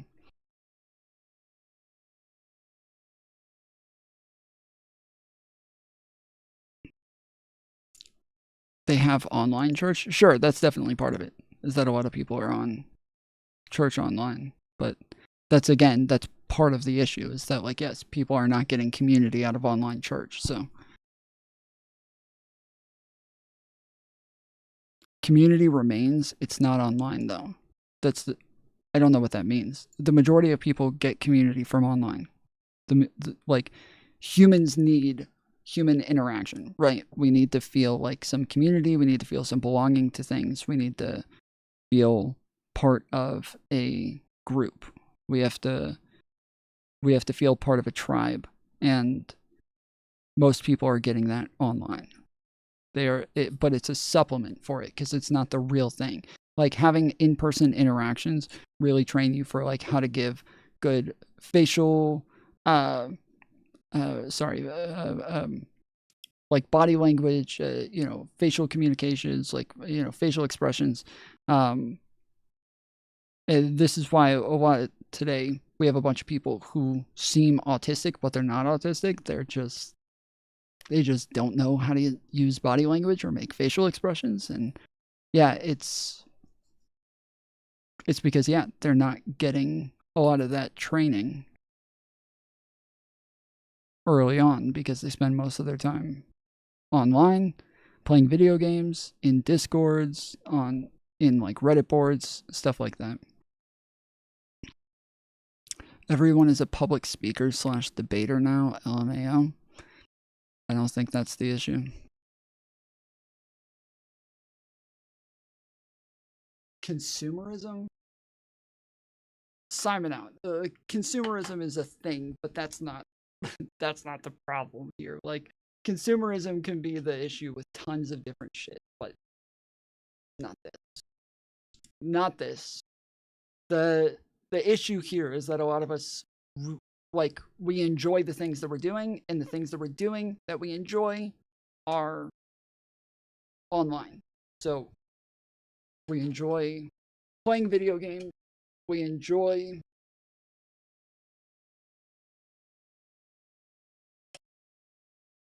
sending dank memes and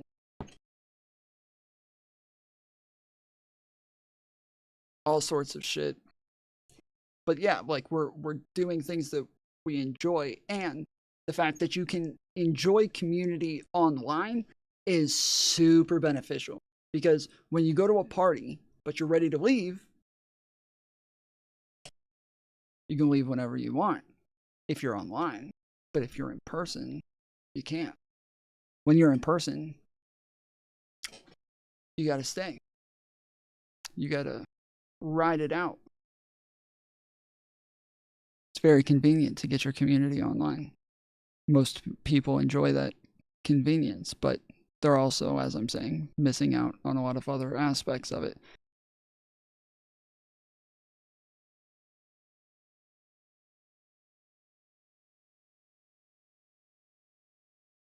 Is there anything Trump has done or is doing that you like or approve of?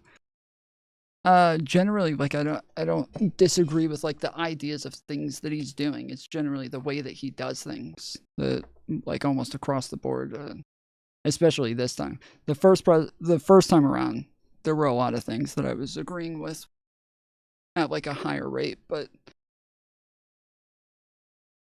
this time it's going to be very few. If I go to a party and say I watch online stuff, it's a dead end. I don't know. I feel like it's more and more common, but it's more and more common with younger groups, especially like for people who are older, like in their mid-30s. Sure, it's gonna be a bit rougher, but once you're like mid to early 20s, all of those people are on Discord. All of them are constantly on social media. They grew up on it.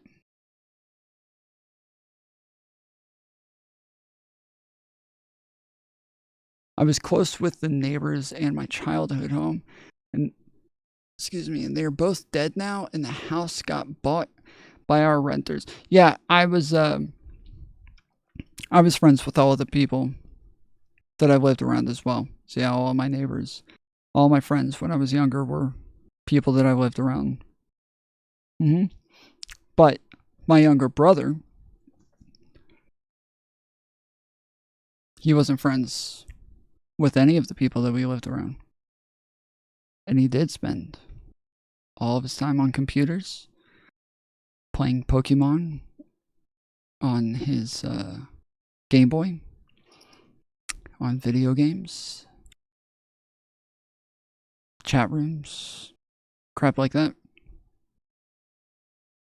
But he is a lot more like the people online that I have a disconnect with. So when all of these people online, they watch anime, they read comic books, they know all the superheroes, and they nerd out over all this shit. That's my little brother.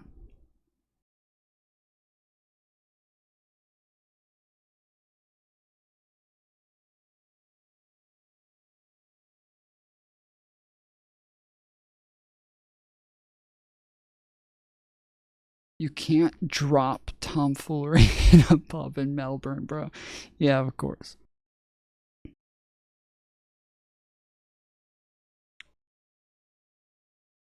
I had the best of both worlds as a kid because I did all of that, but had friends who had the same interests. You just need the right community. Well, yeah, sure. I was going to say, for me, we didn't have Discord around when I was a kid. There wasn't a Facebook. There wasn't an Instagram. There wasn't a Twitter. None of those existed. My friends, we liked to play video games.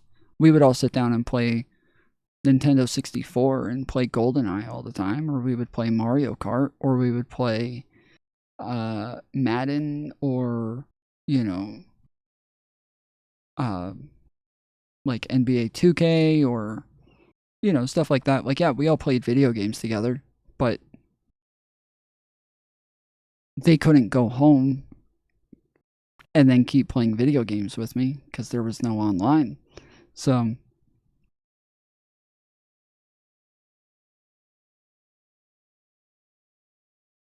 once they left, they were gone.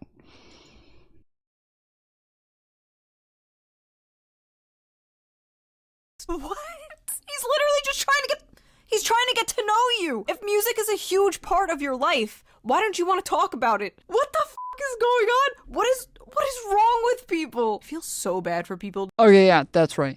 That's why I was starting to talk about the girl that I was messaging, is because, yeah, I was trying to, like, find all the little things in her profile to ask her questions about, and she was just giving me one-word answers the whole time. Dating today, dude. I feel like I got on the last chopper out of Vietnam. Hi, I hope your week is off to a good start. Actually, I only just checked your pics now. Not attracted at all. Haha, I don't know why I messaged you. Take care. Well, you know, at least she didn't waste his time. Wait, there are two eyes. Female dating strategy is actually based, though? How? What is... Like, what part?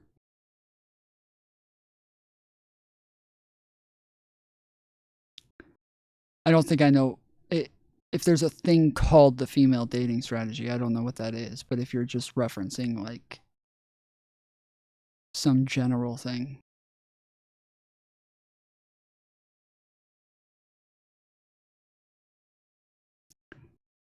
How dare a woman still feel empowered to say your pics feel off to me? I don't know. Only men are allowed to say your aura is off.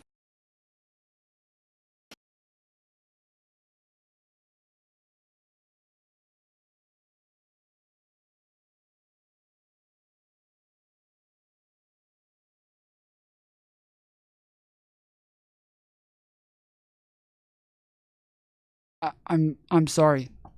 I can't tell which way the sarcasm is going on that one. It's probably my second favorite subreddit. Oh, okay. Dude, okay, so you're saying that's where she's getting these from? I kept saying this whole time, I'm pretty sure 90% of these are fake, dude. I would bet anything Myron Gaines wrote almost all of these. Like, I feel like literally every single one of these is a Myron Gaines argument. Every single one of these. Like, that's been the whole thing. I can go find a ton of clips of Myron Gaines saying almost these exact things. Eyes in that high. Everyone knows the more eyes in a woman's high, the more attracted she is to you. This is science. Good morning. I saw you at Walgreens this morning. Who is she? This is Shoe0nHead. She is one of the OG YouTubers. One of the biggest YouTubers of the YouTubosphere. She just does like general social commentary on like little funny memes and shit that happen on the internet, but yeah.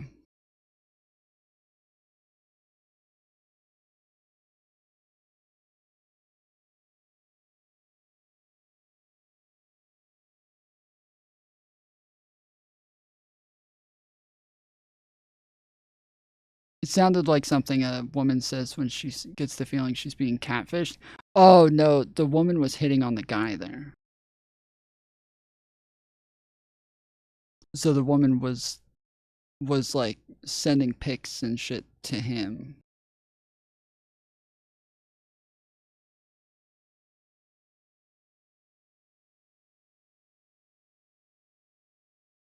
I was the blonde behind you in the checkout lane. Just want to say that you hot as hell. Hit me up if you want to chill. How did you get my number? You gave it to the lady at the register for your rewards or whatever. Do you want to get breakfast or something? Or just hang out? Super flattered, but pretty darn creeped out as well. No thank you. Have a great day. Whatever, don't need to be an asshole. Bitch, you probably got a little steroid dick anyway. Why can't they ever just be normal? Why can't they ever just be like, yeah, that's okay, have a nice day. It's always, you have a small dick, I'm gonna kill myself. Alright, sleepyhead, sleep well, catch you later. Catch me later? I'm not a dude. I'm not a buddy. We didn't just meet for a beer. I'm a woman. Please act like I'm one. I always have a problem with this. Like every girl I'm with, they're always like, "Don't call me dude." I'm like, "I'm sorry. You're right. I shouldn't say dude. My bad."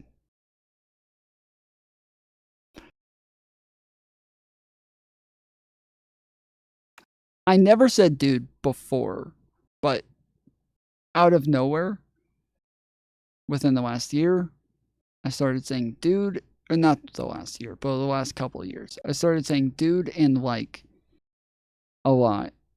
And I don't know why.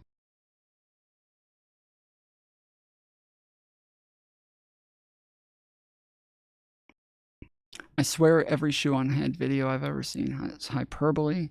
Like she's picking insane things and acting like this is the norm. I don't know if she's acting like this is the norm. I think okay, I'm just giving my opinion. Maybe other people are like getting something different from this. So what I'm getting from this is that almost all of the things that she's showing are things that are like stereotypes for men.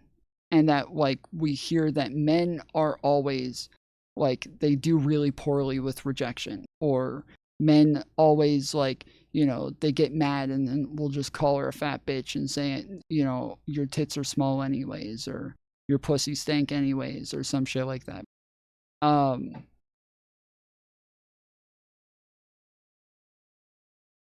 And so I think like it's meant to kind of like show like a contrast to say like, well, look at all these bitches, they do it too. Like I said, I have trouble believing any of these are real though. Like it just feels way too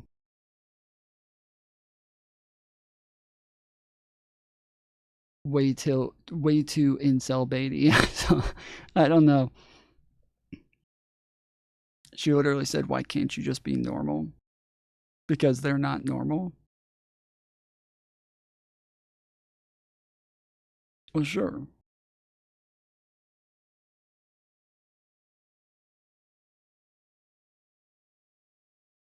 Sounds good. Yeah, that shit makes me cringe. You aren't my coworker. Dope. What? Oh my god, she freaked out and then edited her message to make it look like she wasn't freaking out. This is so, oh my god, this is so embarrassing. I'm actually dying. I'm dying from secondhand embarrassment. Did she have like the psycho version of like post-nut clarity? Post-crash out clarity? Hey cutie. Wow, I f***ing complimented you and don't get a thanks. I'm a beautiful girl who messaged a peasant. I'm so f***ing nice too. Whatever. Oh no, we got some nice girls here. Oh no, no, no, no, no. Hi. Hello. How are you? Better now with you in my life. How about you? Good. And this is why white women, when they have a chance to date outside their race, they choose African American. This is why Asian men are the last picked on the US dating market. He didn't respond for like a few minutes, and she's just like, this is why Tyrone is better. You seem pretty genuine though. I would love to get to know you. Thank you. Of course. Planning on sleeping soon, I hope? LMAO, what did I do? And here you are ghosting. That's crazy, bro. You're something else. It's a-okay, the more I looked at you, the more you were really fat because you're a fat f***. Lose some weight. Also, your kids are ugly as f***. I fell asleep. Oh my god. So many of these people are dodging bullets, by just simply not responding in 5 seconds flat. About me. I'm crazy. I'm into toxic, manipulative, dominant men. Womanizer too. Also, I'm bipolar. I'll block you out of nowhere. I'm anti-feminist, not brainwashed. Addicted to Nutella jars, gym, and probably hitting you. I'm old-minded, old-fashioned, and amazing. And of course, I'm always right. Let's be real here. A lot of you would charge like a bull right into those red flags. TLDR, f off, I'm fussy. High standards, not remotely down to earth. Vanilla, exotic, and expensive. Looking for husband material, I'm busy. You're gonna have to make an effort. I won't message you first. I'm allergic to cats, camping, and any hotel less than 4 stars. Vanilla, exotic, and expensive. What? Vanilla, exotic, and expensive.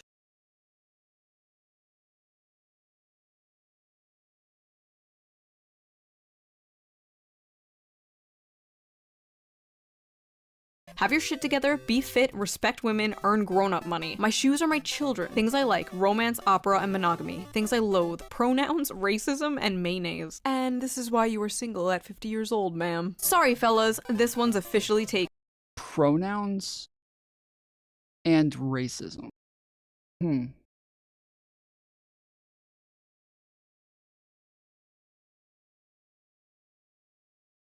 Pronouns and racism. This is just too fucking weird, dude. This is too fucking weird. Pronouns and racism. Huh. But in case you want to get in line, no toxic people allowed. Get in line? Imagine being this woman's boyfriend and seeing this. What's wild is though, men will actually get in line. There will literally be men lining up like, haha, me, I'm next, pick me, queen, I'm next. Get off the fucking floor. Get some self-respect. How to lose a man. Care about him, show loyalty, show emotions, be a nice girl. This is like literally the mirror version of nice guy syndrome. I think I even have like a man version of this exact post, like right here. Exact same shit. Women just we've talked about like my own experiences with nice girls. This is the nice girl meme is very real.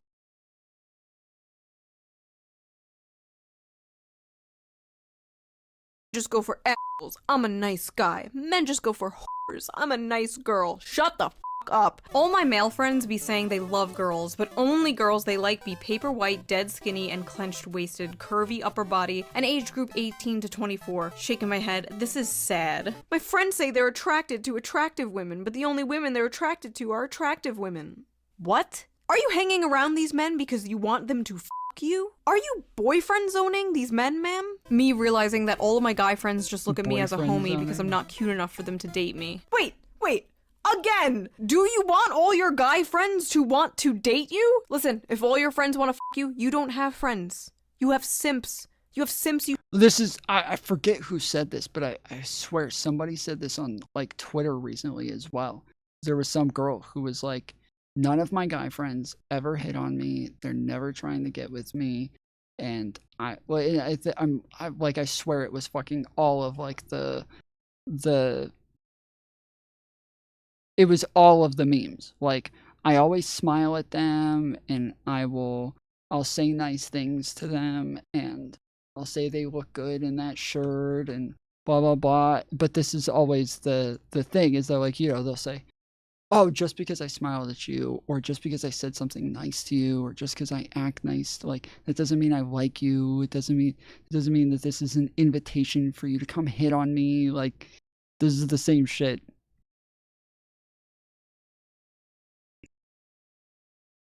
She should start rubbing on them. Yep. Yeah, that's it. Just sexually assault them. Great idea, King Picks.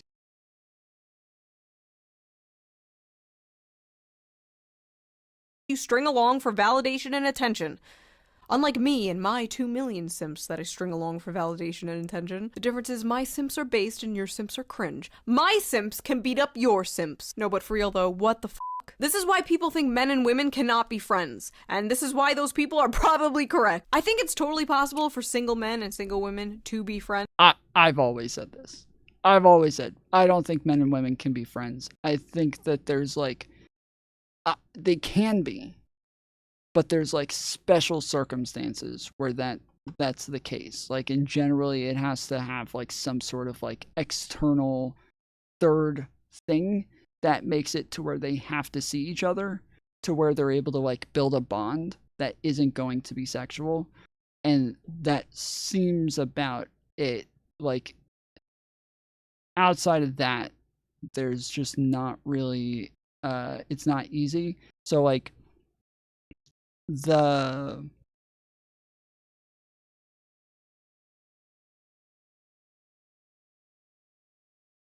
like a good example is like a bunch of people have what they call their work husband or their work wife or something like that, right? Generally these are just like friendships that are with the opposite sex, and because they're around each other a lot at work, that third thing, that third externality is the thing that makes it to where they have to see each other a lot and they have to spend a lot of time around each other, and they end up creating a bond there to where they already have this like foundation that's set up that's not sexual, to where they're able to keep that going.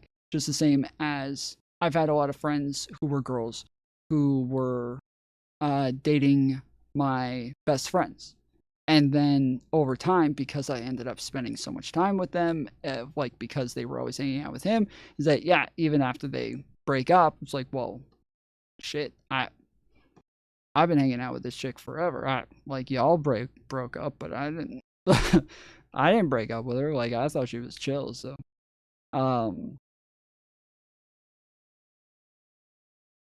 but yeah, stuff like that that's like generally the way that it'll work. Outside of that, there's just there always seems to be some complication there. And even for women who have guy friends where the complication doesn't exist, if you ask them and say, hey, do you think your guy friends would have sex with you if you wanted them to? Almost all of them will be like, yep, oh, definitely. Yeah. But yeah, if they wanted to, for sure. Work spouse is weird to me. Yeah, I guess.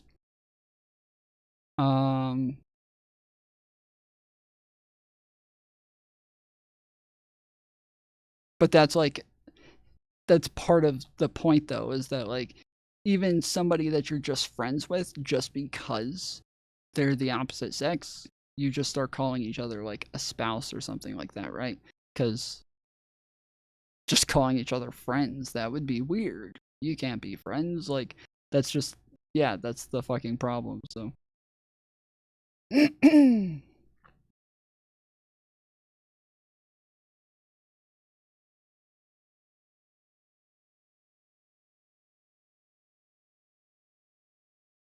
But the chances of one of them developing romantic or sexual feelings is pretty high. And if that happens, you just cannot be friends anymore. If you cannot see yourself being just friends with that person, like if you're constantly fantasizing about them and you... Tomfoolery she can rub on them, because I doubt she gets in trouble for it. Kingfix, it's kind of funny. So Freddie and I think Z-King can both like attest to this. But by far the majority of my community was well, no, that's not true, but I had a lot of like left-leaning women in my community who, and a lot of them were like very feminist, like some of them even like radical feminist sorts of people, and all of their friends were these radical feminists. And there was a couple of times where we had women talking about like what men do and how inappropriate they are, and like the fact that like men will do this and men will do that. And eventually I started saying, I was like, yeah, like I don't like doubt that those things happen and that that's all weird and everything, but I want you guys to understand that like women do this shit too. And they're like when? Like, what are you talking about? And so I just like started giving like personal anecdotes of like yeah, it's like not uncommon for women to just like come up and while you're talking to them, they'll just put their hand on your chest and sometimes just start rubbing your chest while they're talking to you. Just having a conversation, just a regular conversation, just standing there talking, and they just start rubbing your chest. Like, it, most of the time you don't even notice or you don't think much of it, but this is a normal thing. And all these women, dude, were like, no way, women never do that. What? I've never seen that. I've never done that in my life. That's crazy. I'm just gonna assault the guy. I'm just gonna touch him without consent or anything. And I'm like, yes, that is normal for women. Like, what, like especially attractive women. Like, yes, they will just be very handsy out of nowhere. And this is a thing that exists where there's not a lot of boundaries that have existed for them, and so they've never needed those boundaries. And most of the time guys don't care, they don't mind, like, so it's just not it's not a boundary that ever will exist for them. And it was so hard for these women to believe.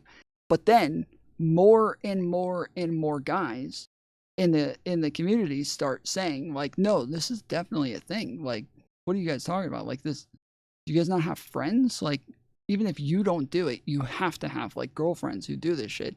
And then they started saying that they were asking their guy friends, and that they started finding out that, you know, they lots of people know that this happens, and that they were like freaked out by it. That they were totally like blown away, grown ass fucking women in their 30s, just now finding out that this is a thing that women do. But my assumption is that it's like a lefty thing, just like not, just like being in more of like, you know, consent driven communities, to where like that's just not gonna be nearly as common.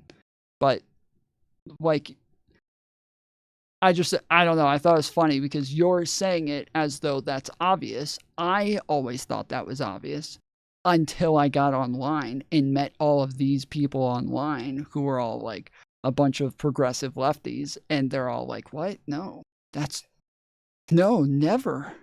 I would never do such a thing. If I saw somebody do that, I would call the police. Like, okay, weird. I've seen it a lot because a lot of men refuse to put them in their place when they need to be, knowing punishes them when they do wrong, and they never take responsibility for their own actions. Because they want pussy, some men will allow some dumb shit just to get laid. Well, I mean, it's not dumb shit if you want to get laid. Like, at that point, it's not dumb. Like, sounds pretty smart to me. I don't know. It just does it. Like, it just depends on like your own boundaries, like what you care about, what you're bothered by.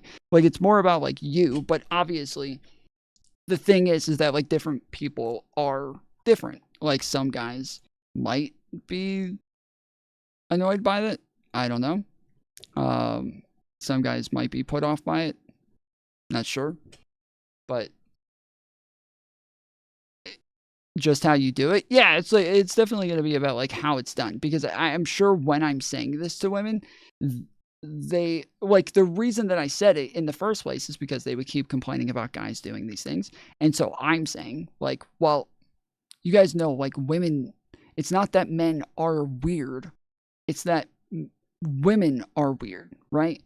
Men are doing the things that women do. So where you guys complain about the fact that like men will just touch you sometimes and you don't like it, well, women touch men all the time too. This isn't like a thing where men are just so crazy and weird that they will just touch somebody. Women touch men all the time without consent. It's a normal thing. Like, it's just that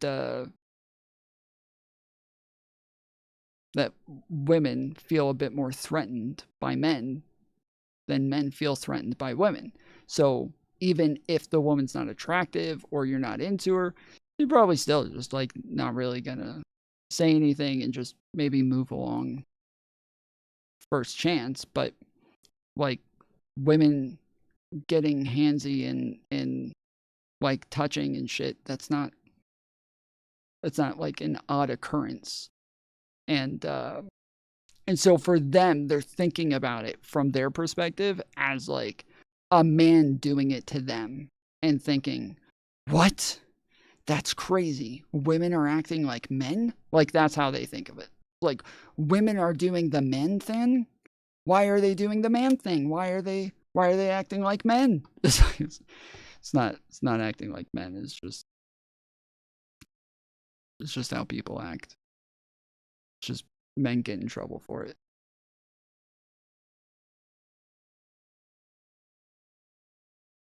Just really want to be with them, you need to leave that friendship, because all that's going to do is hurt you and eventually them. You need to rip that band-aid off. You need to be honest, and like I've said in the past, being friend-zoned sucks, but being boyfriend or girlfriend-zoned also sucks. But if you are that other person, and you know that that friend has a crush on you, and you still keep them around, or like use them as an emotional tampon, because I've seen people do that, you are just a bad person. I just realized, are situationships bang zoning someone? Men wouldn't be so lonely if they stopped jumping to every 5'1" bitch they see. Short girls have no worth at all and are basically children. What's good about them? Wouldn't you rather have a girl who's actually nice, aka me? I don't understand men. Me, smart, nice, athletic, has a college degree. Men, chooses the 5'1" bitch who's stupid as hell. Hashtag, what am I doing wrong? Hashtag, they always go for the stupid ass short hose. Hashtag, what's so good about women with child bodies? Hashtag, majority of women are tall and getting taller. So, hashtag, I hate men, I really do. Is this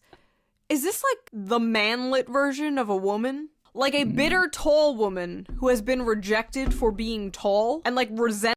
Ever heard of Pearl? Ever heard of just pearly things? Maybe? Huh? Yeah. That is the man or the woman version of a manlet. Yep. Someone who's tall and wide-shouldered, kind of butchy, but like dying to be with a guy, just not working. It's not because she's tall. That is one of the reasons. It's because she's tall. It like if she wasn't tall, this is the thing, is that if you have like a feminine body, or if you act feminine, or if you have like just if there's feminine aspects to you and feminine traits, you'll be fine in just about every area. But when you're tall, like around 6 foot, you are in a whole other realm. Like women who are above 6 foot generally have a lot more issues. And so yeah, if she was not tall, there would be guys. There's always guys.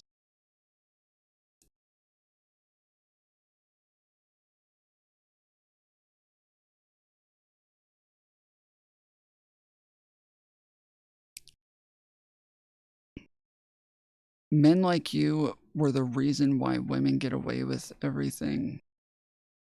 You are sitting here giving them excuses to touch men. I don't need to give them excuses to touch men. They already have excuses.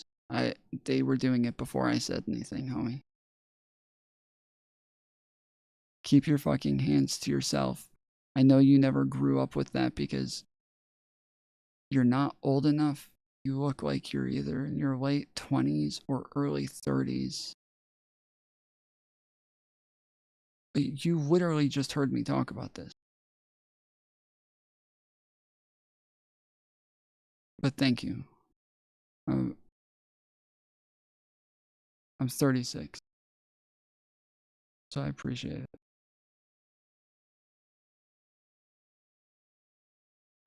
shorter women for getting men. Every day I discover a new breed of human. About me, will never get a boyfriend. It sucks so much. I don't want to live. Guess I'm no good ever as a girl. I try so hard. I really do. Hey, I'm not looking for anything right now, but I just wanted to tell you to hang in there because you'll find that special someone one day. I've personally given up with relationships for the time being, but just for a while because I know one day I'll meet the right person, and I'm sure you will too. I am the right person. Stop being selfish. Oh. Oh no. At first I felt bad for this person, but no. People doubt that femcells exist, but this is some femcell energy if I've ever seen it. Men, bitches ain't shit. Well, if you spent less time dating women who support the slaughtering and raping of animals, what do you expect? Vegan women like me are nicer, more respectful, and we care about humans and animals. Men, step up your game. Stop dating non-vegan bitches. A vegan nice girl. Like I said, new breed of human discovered every day. Why don't any of the buff guys at the gym talk to me? I think I'm a pretty cute girl, but all the guys seem so focused on their workouts. Like, seriously, guys. Why are guys at the— Why are you bald, Tom? I don't know, dude. I'm in my fucking late 20s. This is weird. What the fuck? The gym focused on working out? Really, bitch?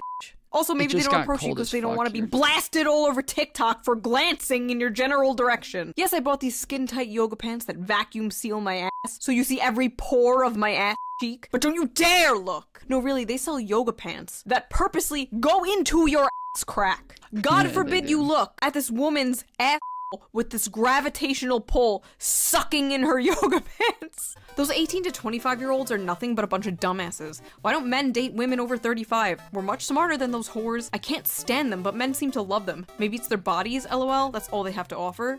Sex, that's it. Oh, no. I remember the first time I said that. I remember the first time I said that Zeking, again, was the person who was here. I remember the first time I said that where I was like, bro, there's literally pants now that go inside the fucking butt crack. They literally, like, the stitching goes inside the butt crack. And I remember Z-King being like, oh my goodness, I saw those today. What the fuck?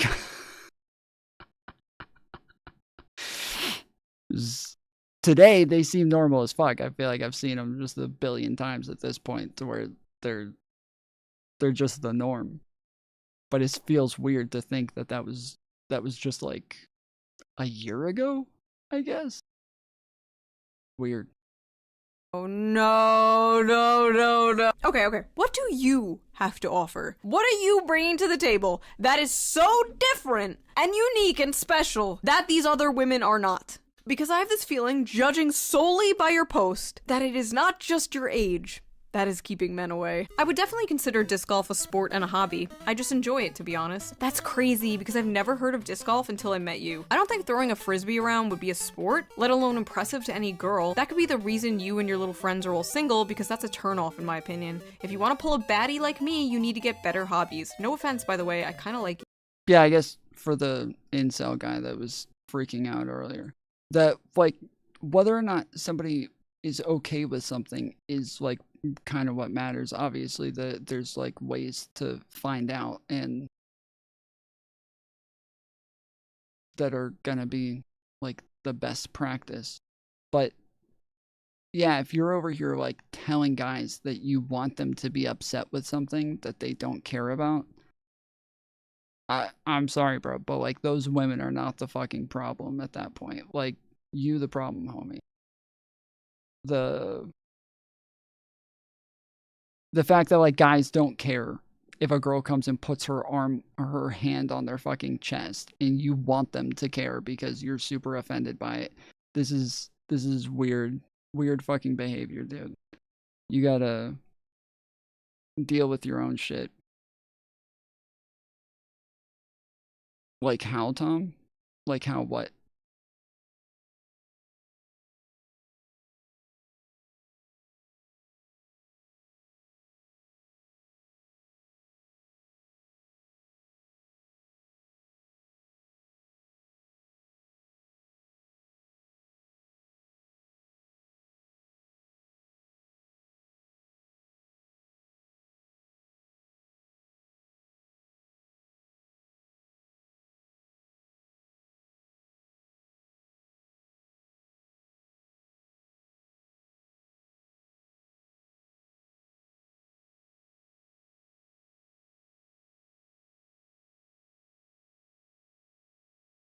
what are best practices. Like asking for consent. Like, there's generally, that is going to be the most surefire way to make sure that you don't touch somebody who doesn't want to be touched, is you just ask.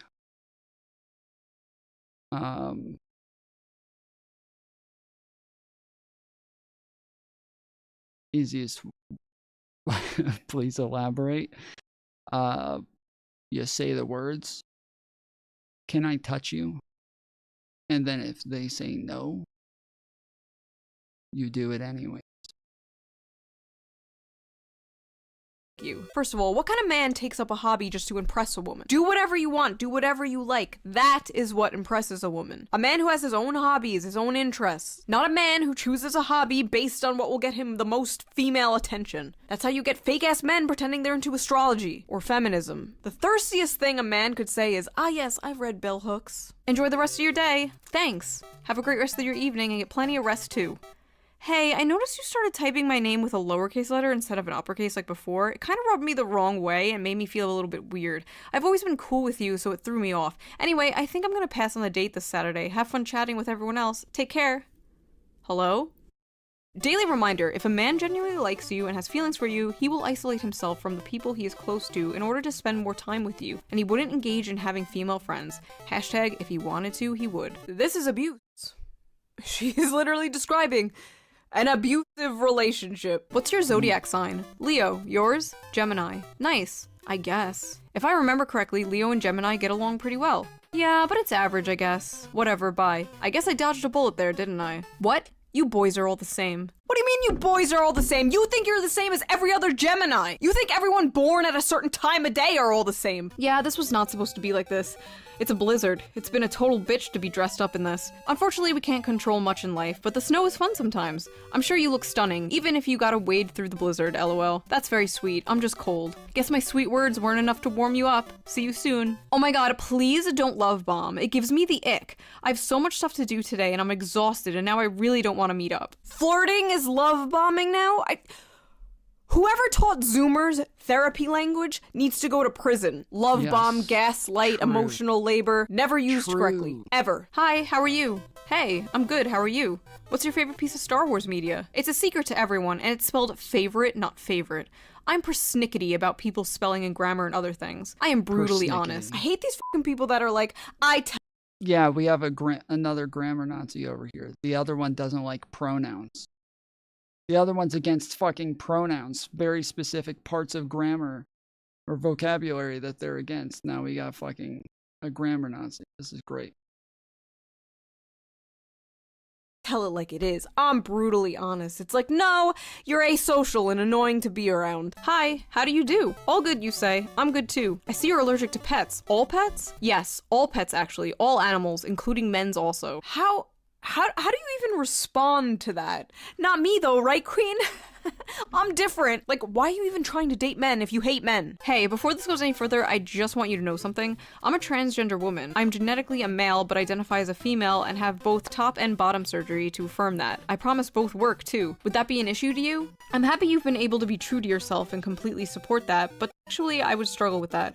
I think you would be happier finding someone who's more interested in that. I'm sorry. Ha, sure. It's okay. You probably got a shrimp anyway. I need someone who could satisfy me. I'm done with boys. I need a man. Best of luck. Hope you find the woman of your dreams here. Okay, first of all, it's good that she told him up front. That could have gone way worse, and I'm sure it's gone way worse for this person. And he let her down completely normally and respectfully. And yet, I bet you got a shrimp. Oh, okay. Using an extra large dilator or something? Fucking relax, bitch. Next! Hey, hello. I saw your thing on Omegle, and you're really hot. Haha, thank you. No problem. You got a girlfriend? I do actually. Oh, honestly, you look a little gay. What? These types of people just cannot take rejection. They need to have the last word. They need to insult them. And when it's a woman doing it to a man, it usually has to do with their masculinity. They'll be like, oh, your dick is small. Oh, you look gay. And it gets even weirder when the guy is actually gay. Hey, I'm sure you get a lot of messages on here from girls who are only interested in sex, but I'm not like that. If you like, I'm free this weekend to get coffee or just talk. I'd love to get to know you. Oh, I'm flattered, but I'm gay, so I'm not interested in meeting up with girls. Sorry. That's unfortunate. Are you sure about that? You seem like such a great guy, and I'm sick of being treated so badly by fuckboys, LMAO. I'm 100% sure that I like men. I'm sorry you had bad luck with men, but you're not gonna find what you want with me. I mean, you won't just meet up once? I'm a good person. I'm sure we'd have a great conversation if you gave me one chance. Look, I'm a gay man. I fuck men, and I'm not attracted to women, so I don't see the point. I'm sure you'll find a guy who's interested. It's just not me. No need to be rude. Your sexuality could always change if you were more open-minded, but I guess you're not. Oh I like how he's like, listen, I like men. I fuck men. I put my piss in men's asses. What's up with these women thinking their pussies are like conversion therapy? Oh, last time I said the word conversion therapy in a YouTube video, YouTube put a little like fact check under my video about conversion therapy. I wonder if it's gonna happen this time. This is like the men who hit on lesbians are like, honey, you've just never had a real man. That's not how this works. Are you still available tomorrow for a date? Yeah, what time were you thinking? Gotta be honest with you, creeped your socials and you are madly out of my league. Gonna tap out before the date, best of luck. Oh, okay, not much else to say, I guess. Haha, sorry, I know that was random, just trying to execute a bit of self-awareness on my end. Best of luck finding what you're looking for. Wait, this one is kinda sad. She thinks he's out of her. She knows what she's doing. She knows what she's doing. We all know what's happening here. All of us know. Everybody fucking heard that first message. We all knew. We all knew. Even before we knew who the she was. Even before we knew who the she was, we knew what the fuck was going on there. What the hell? Like, everybody knows. Everybody fucking knows. What do you mean? Oh, this one's kind of sweet. I actually like this one. Oh, this is not so bad. Shut the fuck up. Give me a break. Everybody fucking knows. She's trying to fucking throw some self-doubt out there because she's fishing for some compliments. That's it. That's all she wants. She just wants a little pick-me-up. She wants the guy to be like, what? No way. You're out of my league. I couldn't be out of your league. You're like a fucking supermodel, dude. That's what she wants, okay? Everybody knows. For Shoe to be sitting there like, oh, wow, hey, wow. I didn't, oh, wow. I'm surprised I found one. This one's kind of sweet. Oh. Shut the fuck up. The only thing missing was for her to say, I'm not like the other girls. Like, this is just dumb.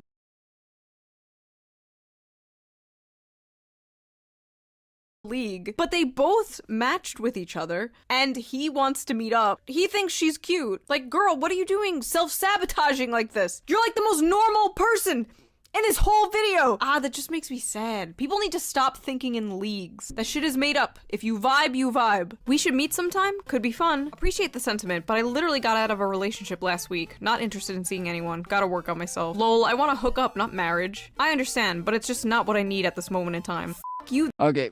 Yeah, I guess we didn't get the payoff there. I guess,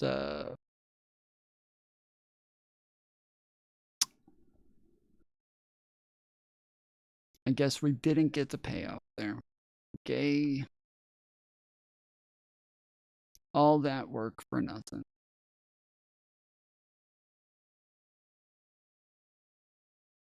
Then, LOL. Keep being depressed. Out of your league anyway. You should be grateful. Oh god, I know women and men who have recently just gotten out of long-term relationships, and they told me how, like, getting back into the dating world has been, like, a nightmare. Listen, people watching this, if you are in a good relationship, hold on to that shit for dear life. Lock that shit down, because it is getting bad out there. The grass is in fact not greener on the other side. The grass is full of STDs. Okay, so that was that video. That was a look into the female dating strategy. So what have we learned? Well, we learned that every man who rejects a woman also happens to have a small penis and or is gay. True. If you like this video, please consider donating to me on Patreon, link down below. It helps the channel a lot and I appreciate it so much. And I will see you next time with a more serious political video that I've been working on for a while and I think you will appreciate a lot. So I will see you there. Bye! So excited.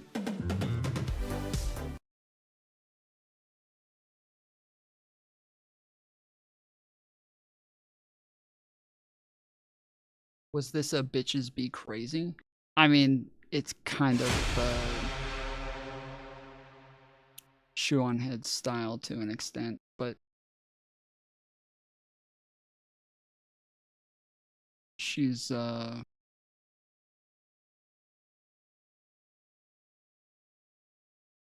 special.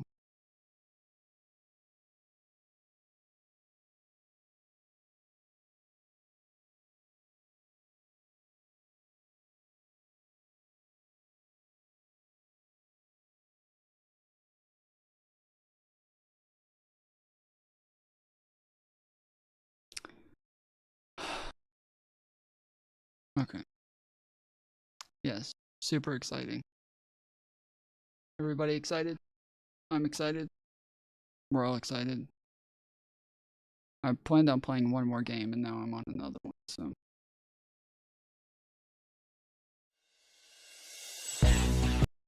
There's a possibility, the last time we watched the Gavin video, we got taken down. The streams went black screen. Anytime it does that, it'll say, the stream has been suspended for copyright issues or something like that, right? All you have to do is just spam F in the chat, because I don't know when I get suspended. So if it happens, I'm going to try to pause a lot so that it doesn't happen. But if it happens, you can just spam F, the letter F, in the chat, and I will notice. I will take the video off the screen for a moment. They will reinstate my video, and then we will resume probably watching something else if that's the case. But yeah, we'll see.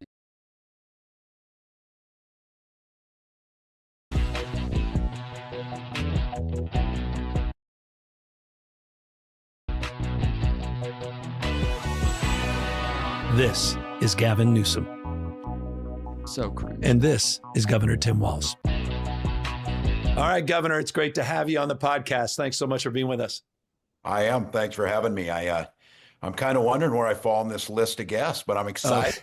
You and I've been friends for a while, so I appreciate it. But you and I had talked about this for a while, trying to understand during a Trump presidency, how do we best serve our folks? How do we get back there? And that the Democratic Party, I mean, we all need to be very candid, is not all that popular right now.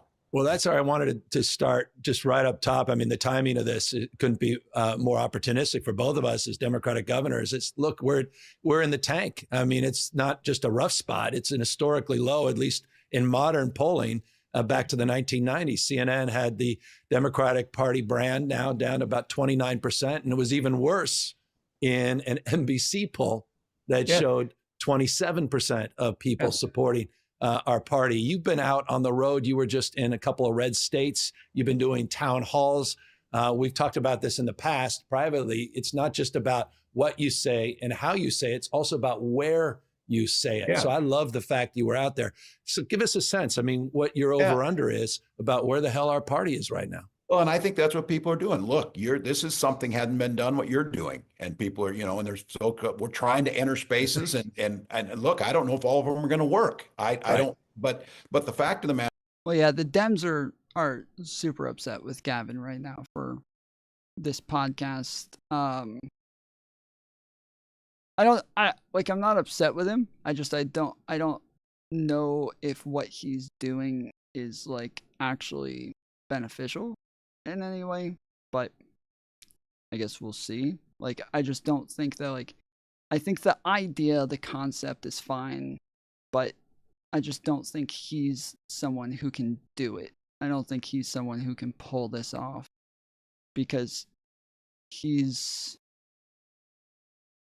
Gavin Newsom, like the most hated fucking woke DEI Democrat that's ever existed, and it's just not a thing that he can do.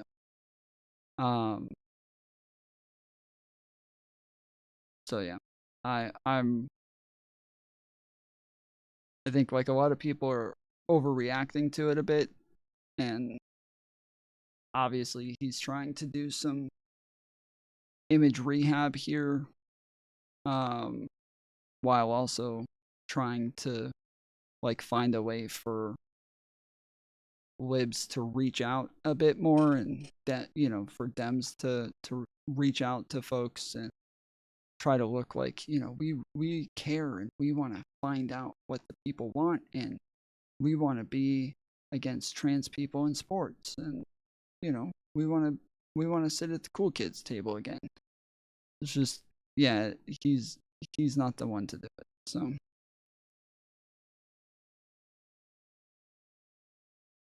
matter is, we don't want to win elections just to say Democrats won elections. We want to win elections to improve people's lives. When we're losing elections, chaos reigns, which we're seeing right now.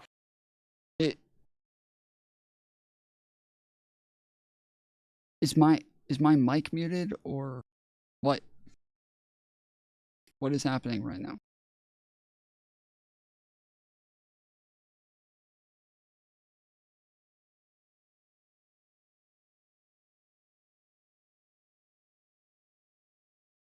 Can you guys hear me? Hello? No? Okay. I hate you guys. I'm at a town hall and these folks are standing up. They're a VA nurse. They're concerned what's happening at the VA. They're a farmer that's concerned. They're folks that are concerned about their personal reproductive rights and their life choices. And if we can't be a respected opposition or alternative, that really worries me. And I say this, Gavin, that I didn't go to the Democrats. They came to me with Social Security, with GI Bill. You know, it was clear when, at least my age growing up, Democrats stood with working people, Republicans stood with the wealthy. And there was nothing necessarily wrong with that. We could hear you, but you're not making any sense. What do you mean? You're the only one spamming that shit, acting like I'm not making sense. What the fuck are you talking about, Aryan? Are you drunk? What part of what I said didn't make sense to you?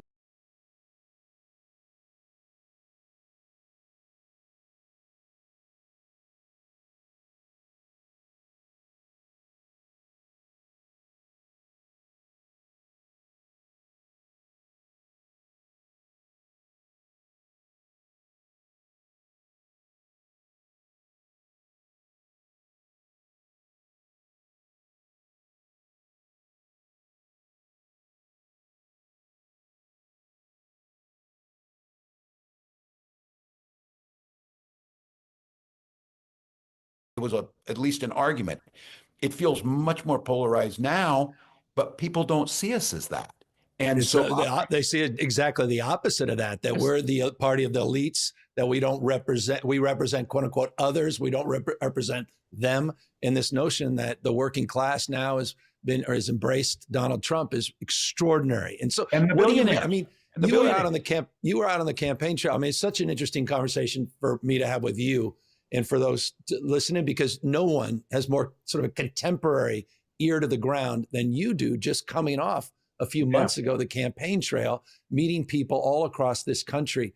I mean, these new numbers that came out of CNN and NBC, I mean, even you had to be shocked by how far we've fallen as a brand. Yeah, look, and I felt excitement out there, and our policies are popular, by the way. When you pull our policies like paid family medical leave, support for the environment, reproductive rights. What polling is he talking about from NBC?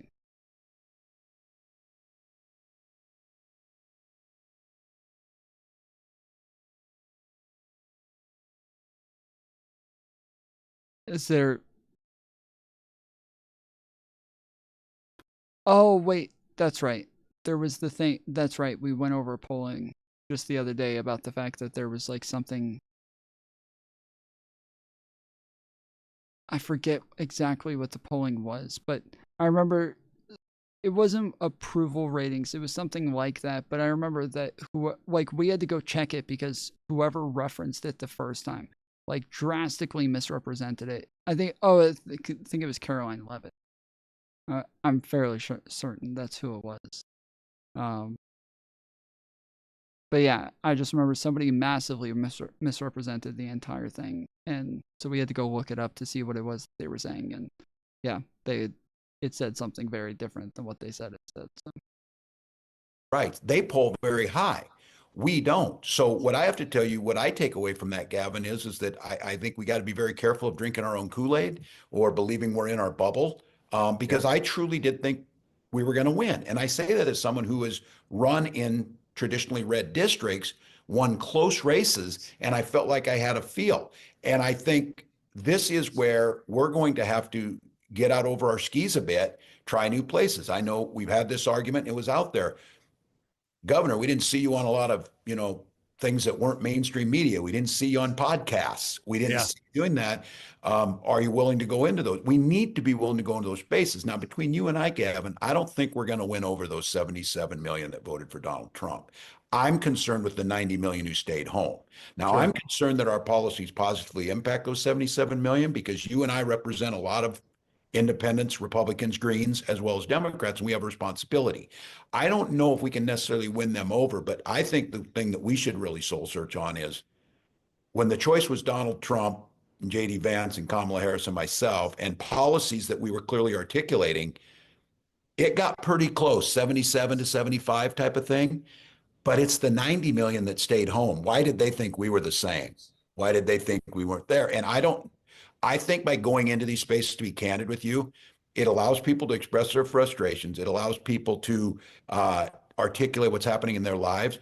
It better also be a place where we're hearing and learning, because I'm guessing you're hearing some things that you don't normally hear when you're going on with some of these folks you're on with. They're telling you you don't hear. So no, and that's this notion of uncomfortable conversations, not just conversations. But let me step back. I love what you said because it's interesting. This notion of our policies are popular, but our party is not popular. And it begs the question some have asked me, and I want to pose it to you. Do you think one of the mistakes is we don't focus first on what we stand for and then make the case, the policy that backs that up and reinforces it, that we are not fundamentally meeting people where they are. They want to know what we